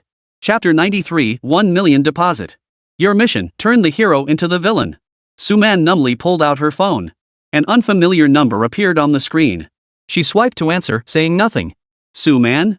A young man's voice came through the line, carrying an air of condescending composure. Suman's throat moved. Want to reclaim everything you've lost? Want Zhou Jingze to kneel before you, begging for mercy? Each word felt like a devil's bait. Her fingers tightened around the phone until they turned white. She glanced warily around. Who are you? Someone who can give you a chance, the man chuckled softly. Look to your left. Suman stiffened and turned her head. A piercing beam of light sliced through the twilight. A jet-black Porsche 911, like a stealthy panther, came to a silent halt at her feet. Click. The door rose upward slowly, revealing a futuristic cockpit bathed in warm ambient lighting. A scent blending premium leather and crisp cologne instantly banished the lingering fumes of exhaust and sewage from the surrounding area. The voice on the phone spoke again. Get in. We need to talk. Suman gazed at the wing-like door opening for her, then glanced down at her pilled dress and worn-out flats. She hesitated for only a second. Then she bent down and slid inside. The door slid shut with a soft click, sealing out the noisy world outside. Inside, it was so quiet she could hear her own heartbeat. Seated in the driver's seat was a young man in a tailored suit, his profile sharp and clean-cut. He didn't look at her, his gaze fixed straight ahead. This was Wang Hao. Wang Hao retrieved a sleek glass bottle of water from the center console, its label bearing the word Voss, and handed it to her without a second thought. Suman instinctively took it, the icy chill of the bottle sending a shiver through her fingertips. She had only ever seen this brand on menus at high-end restaurants, a single bottle costing more than several days' worth of her current meals. She couldn't unscrew the cap. Wang Hao didn't look at her. He simply reached out, took the bottle from her hand, and with a gentle twist of his wrist, pop, the cap came off. He handed the water back to her. Throughout the entire exchange, he didn't utter a single word. Yet this silent gesture carried more weight than any spoken words. Suman clutched the bottle, not taking a single sip. What do you want me to do? She finally broke the silence. Wang Hao finally turned his head, his gaze settling on her with the emotionless scrutiny of one appraising merchandise. I need to deal with Zhou Jingze. I can help you. Suman blurted out urgently, as if afraid he might kick her out of the car the next second. I've been talking to him for 2 years. I know him well. Wang Hao said nothing. He simply picked up his phone, tapped the screen a few times, then turned the display towards Suman. It was a bank transfer interface. The recipient field was blank. But the transfer amount field displayed a long string of zeros that made Suman's eyes hurt. 1 million. 1 million.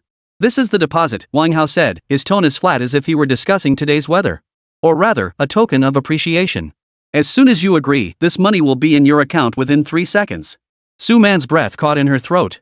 She stared fixedly at the number 1 million. With this money, she could immediately move out of that moldy rental, buy back her favorite handbag, dine at the most luxurious restaurants. What exactly do you want to do to him? Suman's voice trembled. Let me ask you this, what value do you hold? Wang Hao withdrew his phone and leaned back in his chair. Is your knowledge of him worth 1 million? What he likes to eat, what he hates to me, that's worthless. Suman's face drained of color. Yes, her so-called knowledge was nothing but trivial details. In a real confrontation, these things were utterly useless. Fear gripped her. She dreaded this chance slipping through her fingers. Her mind raced, desperately searching for the only bargaining chip she held, one that might still carry some weight. A secret she'd buried deep inside, one she hadn't even shared with the police. I know about the ghost flight, she nearly shouted, her voice sharp. Wang Hao paused in his movements. He looked at Suman, gesturing for her to continue. Suman clung to this lifeline, her words pouring out in a rush. Everyone thinks the captain saved the day, but that's not true. It was Zhou Jingze. He was on the plane too, just a passenger, but he stormed into the cockpit and flew the plane back. He's the real hero who saved over 300 lives. The authorities kept it under wraps. Only the crew and a handful of people know the truth. After speaking, she gasped for breath, nervously watching Wang Hao's reaction. This was her deepest secret, the only evidence proving her deep connection with Zhou Jingze. A long silence fell over the car. Wang Hao looked at Suman's flushed face, overcome with emotion. Suddenly, he smiled. It wasn't a happy smile, but the kind a cat gives after catching a mouse, toying with its prey. Very well, he said. This information is indeed worth 1 million. Suman's heart sank heavily, yet a surge of wild joy welled up inside her. But, Wang Hao shifted his tone, your use of it was far too crude. Suman froze. Wang Hao leaned forward, drawing close to her, his voice low and venomous like a snake hissing in her ear. Have you ever considered why the authorities kept it secret? Because he's still a student and the procedure isn't compliant? No. Wang Hao shook his head. Because a perfect hero makes the best target. If we tried to smear him directly, we'd just look like jealous fools. The public would rally to defend him. Suman looked at him, puzzled. So our first step isn't to destroy him. A mad gleam flickered in Wang Hao's eyes. It's to elevate him. You will step forward as his ex-girlfriend, a survivor of the ghost flight, and expose this buried truth to the entire internet. We will elevate Zhou Jingze into a young hero who single-handedly saved the world yet remains hidden from fame. We will make him bask in the adoration of the masses, placing him at the pinnacle of public opinion. Suman felt her mind go blank at his words. Why? Aren't we supposed to? Right. Wang Hao cut her off, enunciating each word deliberately. Once he becomes a god in everyone's eyes, we'll present the second piece of evidence. You'll tearfully confess to everyone that your conscience has awakened, revealing an even more terrifying truth: that so-called plane crash was an elaborate conspiracy orchestrated from start to finish by Zhou Jingze himself. All for fame, all to secure that special admission spot at Beihang University. He is no hero. He is a murderer. Chapter 95. I am a survivor. I will clear the name of the hero who is buried. Wang Hao's words churned Su Man's mind into a boiling pot of porridge. First deified, then destroyed. Staring at the man before her, a chill shot up her spine from tailbone to crown. He wasn't seeking revenge against Zhou Jingze, he intended to erase Zhou Jingze from society entirely, ensuring he could never rise again. Are you insane? Su Man's voice was dry, each word squeezed from her throat. Wang Hao leaned back in his chair, observing her with leisurely composure, as if admiring an intriguing work of art. No. This is art. He lifted his phone, its screen illuminating his handsome yet utterly cold face. What is Zhou Jingze now? A mysterious symbol shielded by the authorities. Attacking him directly is like smashing an egg against a fortress, utterly pointless. But what if we invite him out of that fortress? What if we place him under the brightest spotlight, where he'll bask in everyone's cheers and adoration? He paused, his tone tinged with the pleasure of absolute control. Then, every single stain on him will be magnified 10,000-fold. And what we'll give him isn't a stain, it'll be a bucket of filthy water deep enough to drown him. Su Man's body trembled. She recalled Zhou Jingze's calm face, the way he looked at her as if she were a bill collector. Hatred coiled around her heart like a vine, tightening relentlessly. Why should I believe you can pull this off? She demanded through gritted teeth. The entire internet is deleting his information. How could your influence possibly outweigh the state's? Wang Hao didn't answer. He simply pulled a tablet from the armrest compartment, unlocked it, opened a video window, and handed it to Su Man. The screen showed Su Man's cramped, musty 10-square-meter rental apartment. Several workers in uniforms were efficiently stuffing her cheap clothes and belongings into black trash bags, tossing them outside. Su Man's eyes widened. Wang Hao swiped his finger, switching to another live feed. In a lavishly decorated luxury apartment overlooking the city's nightscape, a butler in a suit respectfully placed a property deed and a set of car keys on a mirror-like coffee table. The deed clearly listed Su Man as the owner. Nod, and they're yours. Shake your head, and you get out now. By tomorrow morning, you'll vanish from this city along with that rental apartment. Wang Hao's tone was as flat as if he were discussing a trivial matter. Su Man stared fixedly at the property deed on the screen, her breathing becoming ragged. All her struggle, hesitation, and the last remnants of her conscience were utterly crushed in that moment. She lifted her head to meet Wang Hao's gaze, forcing two words through gritted teeth: I'll do it. A faint smile finally touched Wang Hao's lips. He tucked away the tablet, picked up his phone, and dialed a number. It's done. Bring the men over. 3 minutes later. A black Mercedes-Benz van pulled up silently beside the Porsche. The sliding door opened, and 3 people stepped out in succession. Leading the group was a middle-aged man with gold-rimmed glasses and a sharp demeanor. Behind him followed a woman with meticulous makeup carrying a silver makeup case, and a man with a blank expression holding a briefcase. The man in gold-rimmed glasses opened the door and bowed slightly toward Wang Hao inside. Young Master Wang. His gaze then shifted to Su Man, scrutinizing her as if appraising a product. He produced a stack of documents and handed them to her. Miss Su, I am your public relations consultant. You may address me as Teacher Lee. This is the tailored persona script and speaking notes we've prepared for you. Please familiarize yourself with them within the next half hour. Su Man took the thick stack of papers and flipped to the first page, her pupils instantly contracting. It detailed her new persona, a devoted penitent who, having harmed a hero through youthful ignorance, now resolves to clear her ex-boyfriend's name despite immense pressure. The script even specified the exact tone of her voice, where to pause, and precisely when tears should fall, every detail meticulously annotated. Miss Su's image requires a redesign, declared the woman carrying the makeup case, her voice carrying an unquestionable professionalism. Your current attire is too cheap, and your makeup too vulgar. It doesn't fit the pure penitent persona. We need to craft a beauty that's broken, fragile, yet resilient. Finally, the man with the briefcase placed a contract on Su Man's lap. Miss Su, I am your personal attorney. This contract ensures all your actions and statements during this event remain within the legal framework. Should any unforeseen circumstances arise in the future, we guarantee your complete protection. Su Man stared blankly at the 3 men, at the script and contract in her hands. Only then did she realize that Wang Hao hadn't approached her for a collaboration at all. She was his weapon, the first bullet he fired at Zhou Jingze. Half an hour later. Atop Rongqing's tallest building, a space converted into a professional live-stream studio. Su Man had changed into a simple white dress, her face adorned with a broken nude makeup look designed to evoke everyone's protective instincts. She sat before the camera, the dazzling nightscape of Rongqing unfolding behind her. Consultantly delivered final instructions through the miniature earpiece. Remember, you're not lying, you're stating a fact. You are the victim and the hero's guardian. Channel your emotions. Make everyone believe you. Suman gazed at the figure in the monitor, both familiar and unfamiliar, and took a deep breath. With a nod from the director, the livestream officially began. Simultaneously, a window forced to the top of every major social media platform, news website, and short video app homepage popped up. A scarlet, startling headline instantly captured every netizen's attention. I am a survivor of China Eastern Flight MU 5735. I will uncover the hidden truth about the buried hero, Zhou Jingze. The live feed cut to the scene. Suman's tear-streaked face, etched with grievance and resolve, appeared on tens of millions of screens. The live stream's online viewer count, starting from 0, began climbing at a terrifying, incomprehensible speed. 10,000. 100,000. 1 million. 500,000.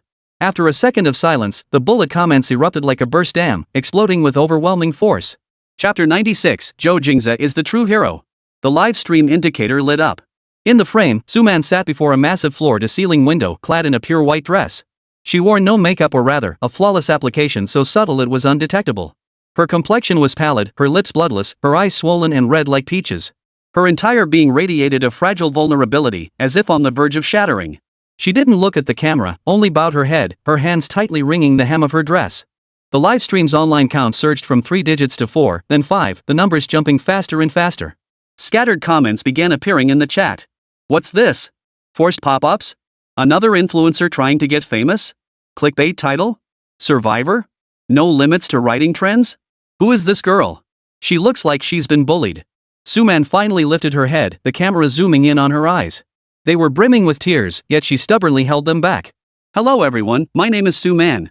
Her voice was hoarse, bearing traces of tears, each word spoken slowly and with deliberate force. I am one of the survivors from Eastern Airlines Flight MU 5735 several months ago. That single sentence caused the previously mocking comments to freeze for a moment. Today, I sit here not to seek sympathy, nor for fame. I simply wish to reveal a truth that has been hidden. To restore the honor of a hero who deserves to be remembered by all. She paused, as if gathering her courage. That day, shortly after takeoff, the plane encountered violent turbulence more terrifying than any air pocket we'd ever faced. The cabin lights went out completely, oxygen masks dropped, and everyone began screaming, crying, writing farewell notes. We all knew we were going to die. Her narration was calm, devoid of dramatic embellishment, yet the raw despair of a survivor seeped through the screen, reaching every viewer with piercing clarity. The number of viewers in the livestream surpassed 3 million. Just when everyone thought the plane would crash and everyone would perish, one person stood up from their seat. Tears finally streamed down Suman's cheeks. He unbuckled his seatbelt, ignoring the flight attendant's attempts to stop him. In the cabin, where weightlessness and hypergravity alternated, he struggled step by step toward the cockpit. I was sitting by the aisle at the time. I saw his back. It was the most resolute, most unwavering back I've ever seen in my life. The comments exploded. Is this real? How could this happen? Wait, I thought the official report said the crew handled it? Yeah, never heard of a passenger storming the cockpit. He wasn't part of the crew. Suman shook her head, tears streaming down her face. He was just a passenger, an ordinary person like us, who bought a ticket and boarded this flight. His name is Zhou Jingze. The moment that name left her lips, the livestream's online viewership skyrocketed past 10 million. Countless netizens who had been casually watching the drama were suddenly jolted awake by that familiar name. That's right, the very same high school student who recently faced nationwide scrutiny for allegedly securing a special admission spot at Boeing University. Zhou Jingze. Suman's voice rose, tinged with long-suppressed excitement and grievance. He rushed into the cockpit. No one knows what happened inside. All we felt was the plane stop its descent. After several maneuvers that nearly made our hearts leap out of our chests, the plane stabilized. It was him. A high school student, not even an adult yet, snatched over 300 lives back from the jaws of death at 30,000 feet. He's the real hero. But what happened afterward? His name wasn't in the official report. All the credit went to the captain. He was ordered to keep it secret, warned not to tell anyone. He saved everyone, yet he can't even claim his name. Suman's emotions erupted completely. She faced the camera, sobbing uncontrollably. I was his ex-girlfriend. I admit I was a jerk back then. I looked down on him for being poor, couldn't see his future, hurt him, and left him. I'm not here today to beg his forgiveness. I know I don't deserve it. I just can't stand it. I can't stand that a true hero, after saving the world, is misunderstood by the very world he saved, questioned by ignorant people, even insulted. He earned that special admission spot. He deserves it. He deserves it more than anyone else. Her words exploded like a bombshell across the entire internet. In that instant, the entire online discourse flipped completely. Holy crap! So that's the truth. I apologize for my previous comments. I'm sorry. Crying. This is what a young hero looks like. This is the backbone of our dragon nation. The authorities must explain. Why conceal the truth? Heroes shouldn't be buried. Hashtag justice for Zhou Jingze hashtag. Let's trend it. My heart goes out to the young lady. You're so brave to speak up and reveal the truth.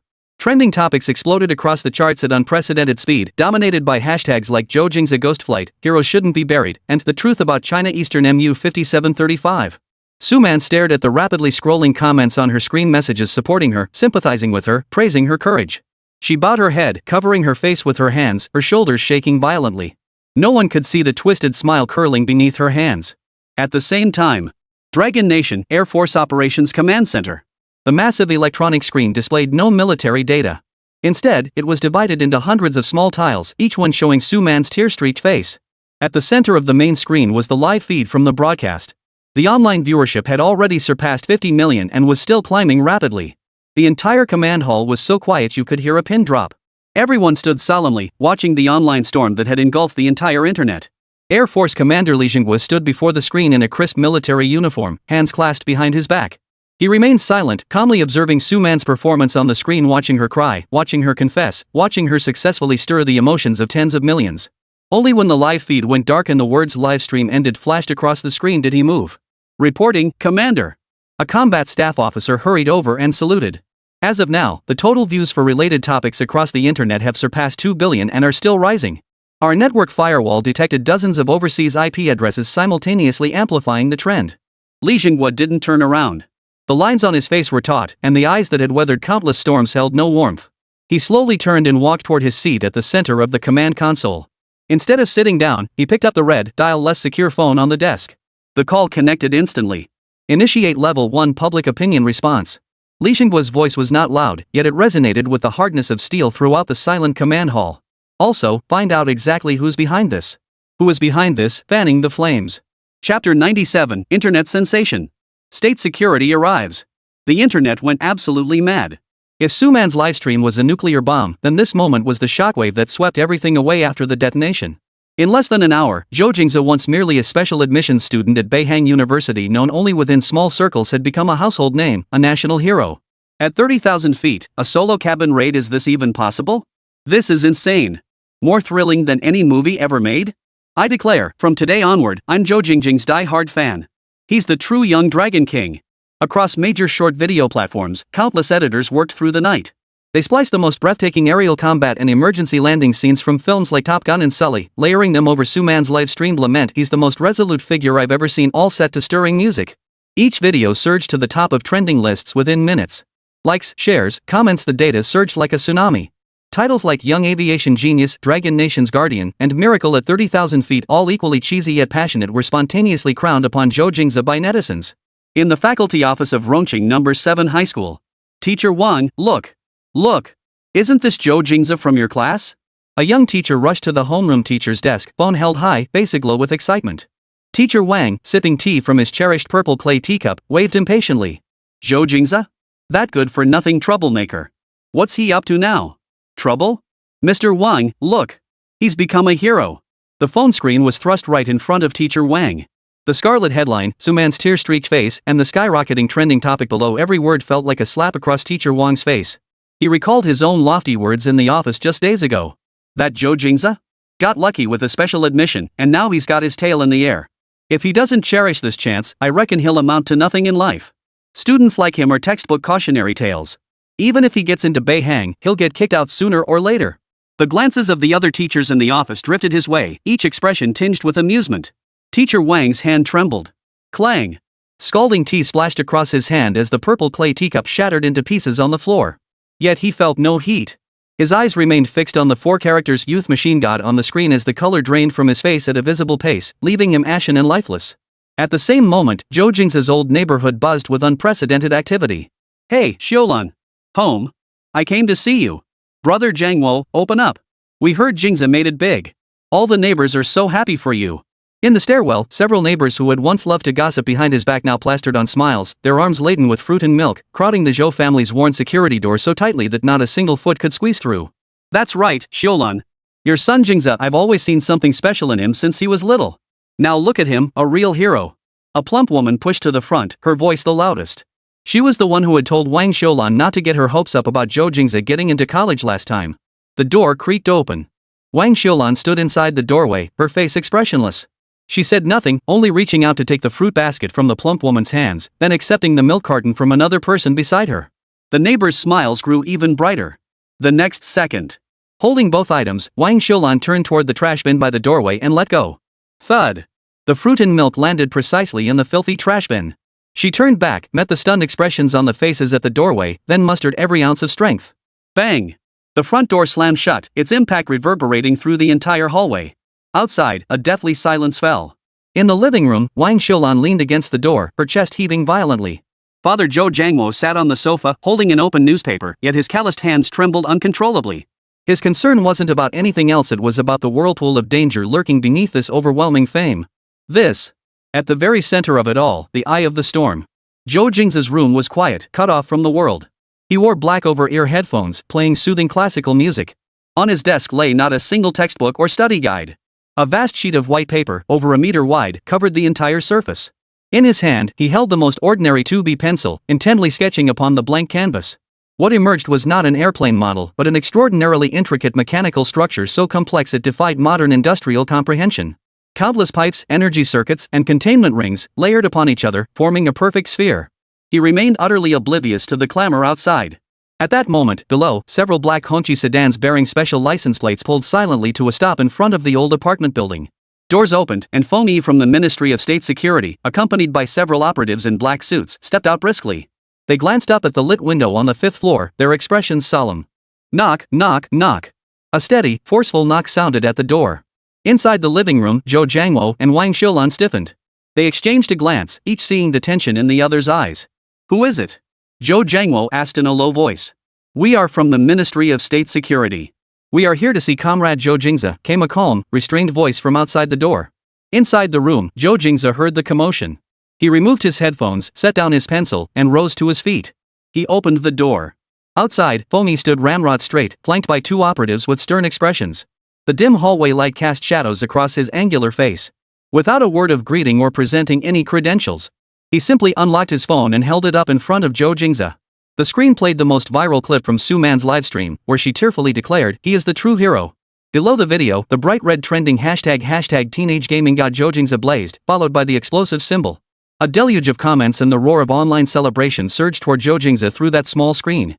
Zhou Jingze's gaze lingered on the screen for a full 2 seconds. Then, he slowly lifted his head and looked directly at Feng Yi. His face showed no shock, no confusion, and certainly no excitement at being deified. His voice was quiet but clear enough for everyone present to hear. Who did this? Chapter 98, 1 hour of online deification, 1 minute of falling from grace. Feng Yi looked at the youth before him. No panic befitting his age, no ecstasy or dread at being crushed by immense fame. A premeditated, organized public opinion attack. Feng Yi tucked away his phone, his voice low and each word carrying a metallic edge. Our cybersecurity department has detected dozens of overseas IP addresses working together to drive the hype. Their goal isn't to make you a hero. He paused, observing Zhou Jingze's reaction. Their goal is to propel you to the pinnacle, only to push you down to shatter you completely. In the living room, Zhou Jingze and Wang Xiulan's faces instantly drained of color. Zhou Jingze, however, seemed to be listening to something unrelated to himself. He even nodded. First elevate, then destroy a 2-stage rocket tactic, he uttered flatly, his tone as detached as if evaluating a math problem. The first stage fuel is spent. Time to ignite the second. The two operatives behind Feng Yi unconsciously tightened their grip on their equipment. This boy, who exactly was he? Facing the state security agents at his doorstep and the nationwide media storm, he showed no fear. Instead, he was calmly analyzing the enemy's attack strategy. Just then, a sharp alert vibration erupted from the phone in one of Feng Yi's subordinates' pockets. The young operative pulled out the phone, glanced at it, and his expression changed dramatically. He hurried over to Feng Yi and handed him the screen. Captain Feng, the second wave, is here. Almost simultaneously, every internet user across the entire network who had been passionately discussing the teenage tech genius saw their phone and computer screens once again forcibly taken over by a pop-up window. This time, the headline was even more blood-red and shocking than before. I was threatened by Zhou Jingze and forced to lie. He is the real devil. In the video, it was still Su Man's face. But this time, she was no longer the heartfelt confessor in a white dress with smudged makeup. She wore a tattered t-shirt, her hair disheveled, cheeks swollen, and a distinct bruise visible at the corner of her mouth. The backdrop behind her was no longer a city nightscape, but a cheap rental apartment turned upside down as if ransacked. I'm sorry. I'm so sorry to everyone. I lied. As soon as Su Man spoke, she broke down in tears, kneeling before the camera and banging her head against the ground. Everything I said in the live stream was a lie. Zhou Jingze forced me to say it all. He's no hero, he's a monster. After he secured that special admission spot at Beihang University, he came to me. He said he needed a heroic narrative to silence everyone. He threatened me if I didn't follow his script, he'd go after my family. The video cut to an audio clip. In the processed, choppy recording, a male voice 7 parts similar to Zhou Jingze's sounded coldly. Su Man, you're a smart woman, you know what to do. I don't want to make this public. Your parents are still back home, right? Boom. If the previous video was a boulder tossed into a lake, this one was a depth charge detonating across the entire ocean. He said he'd give me money to play along and then get out of Chengdu. I had no choice but to obey. But I never imagined it would blow up like this. I can't keep lying anymore. I can't let a fraudster, a scumbag who threatens his ex-girlfriend with despicable tactics, become a national hero in everyone's eyes. Su Man cried out to the camera, her voice torn with anguish. She pointed fiercely at the wound on her lip. Just now, his men came to warn me not to speak out. This is the proof. Please, save me. And please, see this liar for who he truly is. The video abruptly ended. The entire internet fell into a 3-second deathly silence. Then erupted an avalanche of fury 100-fold, 1,000-fold more intense than before. I've been ing played? I knew a high schooler couldn't possibly fly a plane. Turns out it was all a self-staged scam. Disgusting. Blackmailing his ex-girlfriend to fabricate a heroic persona? Does scum like this deserve to be called a hero? All those who edited videos and hailed him as the young flying god, does your face hurt?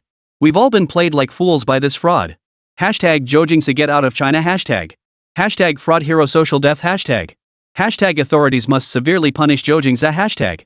From a hero adored by the nation to a fraud despised across the internet, it took just 1 minute. The very hands that lifted him onto a pedestal now wielded the sharpest blades, demanding his slow execution. Bang bang bang. Downstairs, the sound of feet kicking the security gate echoed, accompanied by unbearable curses. Zhou Jingze. You fraud. Get out here. Wang Xiulan. What a fine son you've raised. He's deceived the entire nation. Wang Xiulan staggered, nearly losing her footing. Zhou Jingze caught her, his weathered face flushed crimson. The next moment, Wang Xiulan shoved her husband away and dashed into the kitchen. When she emerged again, she held a solid wooden rolling pin in her hand. She charged to the doorway and yanked the door open. Who the hell dares insult my son again? Wang Xiulan bellowed, swinging the rolling pin with all her might at the stunned and contemptuous faces in the hallway. I'll fight them to the death. Zhou Jingze silently stepped forward, standing beside his wife like a wall, blocking all the stares directed at the apartment. In the living room, the eye of the storm. Foamy stared at the trending topic on his phone screen, now a deep crimson, beads of sweat forming on his forehead. The opponent's tactics were ruthless, each move interlocking seamlessly, leaving no time to react. He lifted his head to look at Zhou Jingze, who had stood there silently throughout. The teenager was bent over a vast sheet of white paper spread across his desk, its surface covered in intricate, mind-boggling lines and structures. He seemed oblivious to the torrent of abuse pouring in from the outside world. Comrade Zhou Jingze, Fengyi's voice was dry, the situation has completely spiraled out of control. We must immediately. Zhou Jingze lifted his head. His gaze shifted from the intricate blueprint to the screen of Fengyi's phone, where vicious comments eager to tear him apart scrolled by. His face remained utterly expressionless. These, he gestured toward the screen, his voice quiet yet clearly drowning out the clamor outside the window, are all just noise. Fengyi froze. Zhou Jingze turned his gaze toward him. Those calm eyes seemed to hold a sea of stars vaster than the night sky itself. Let's get down to business. Regarding flight MU-5735, you want to know the truth? I can tell you now.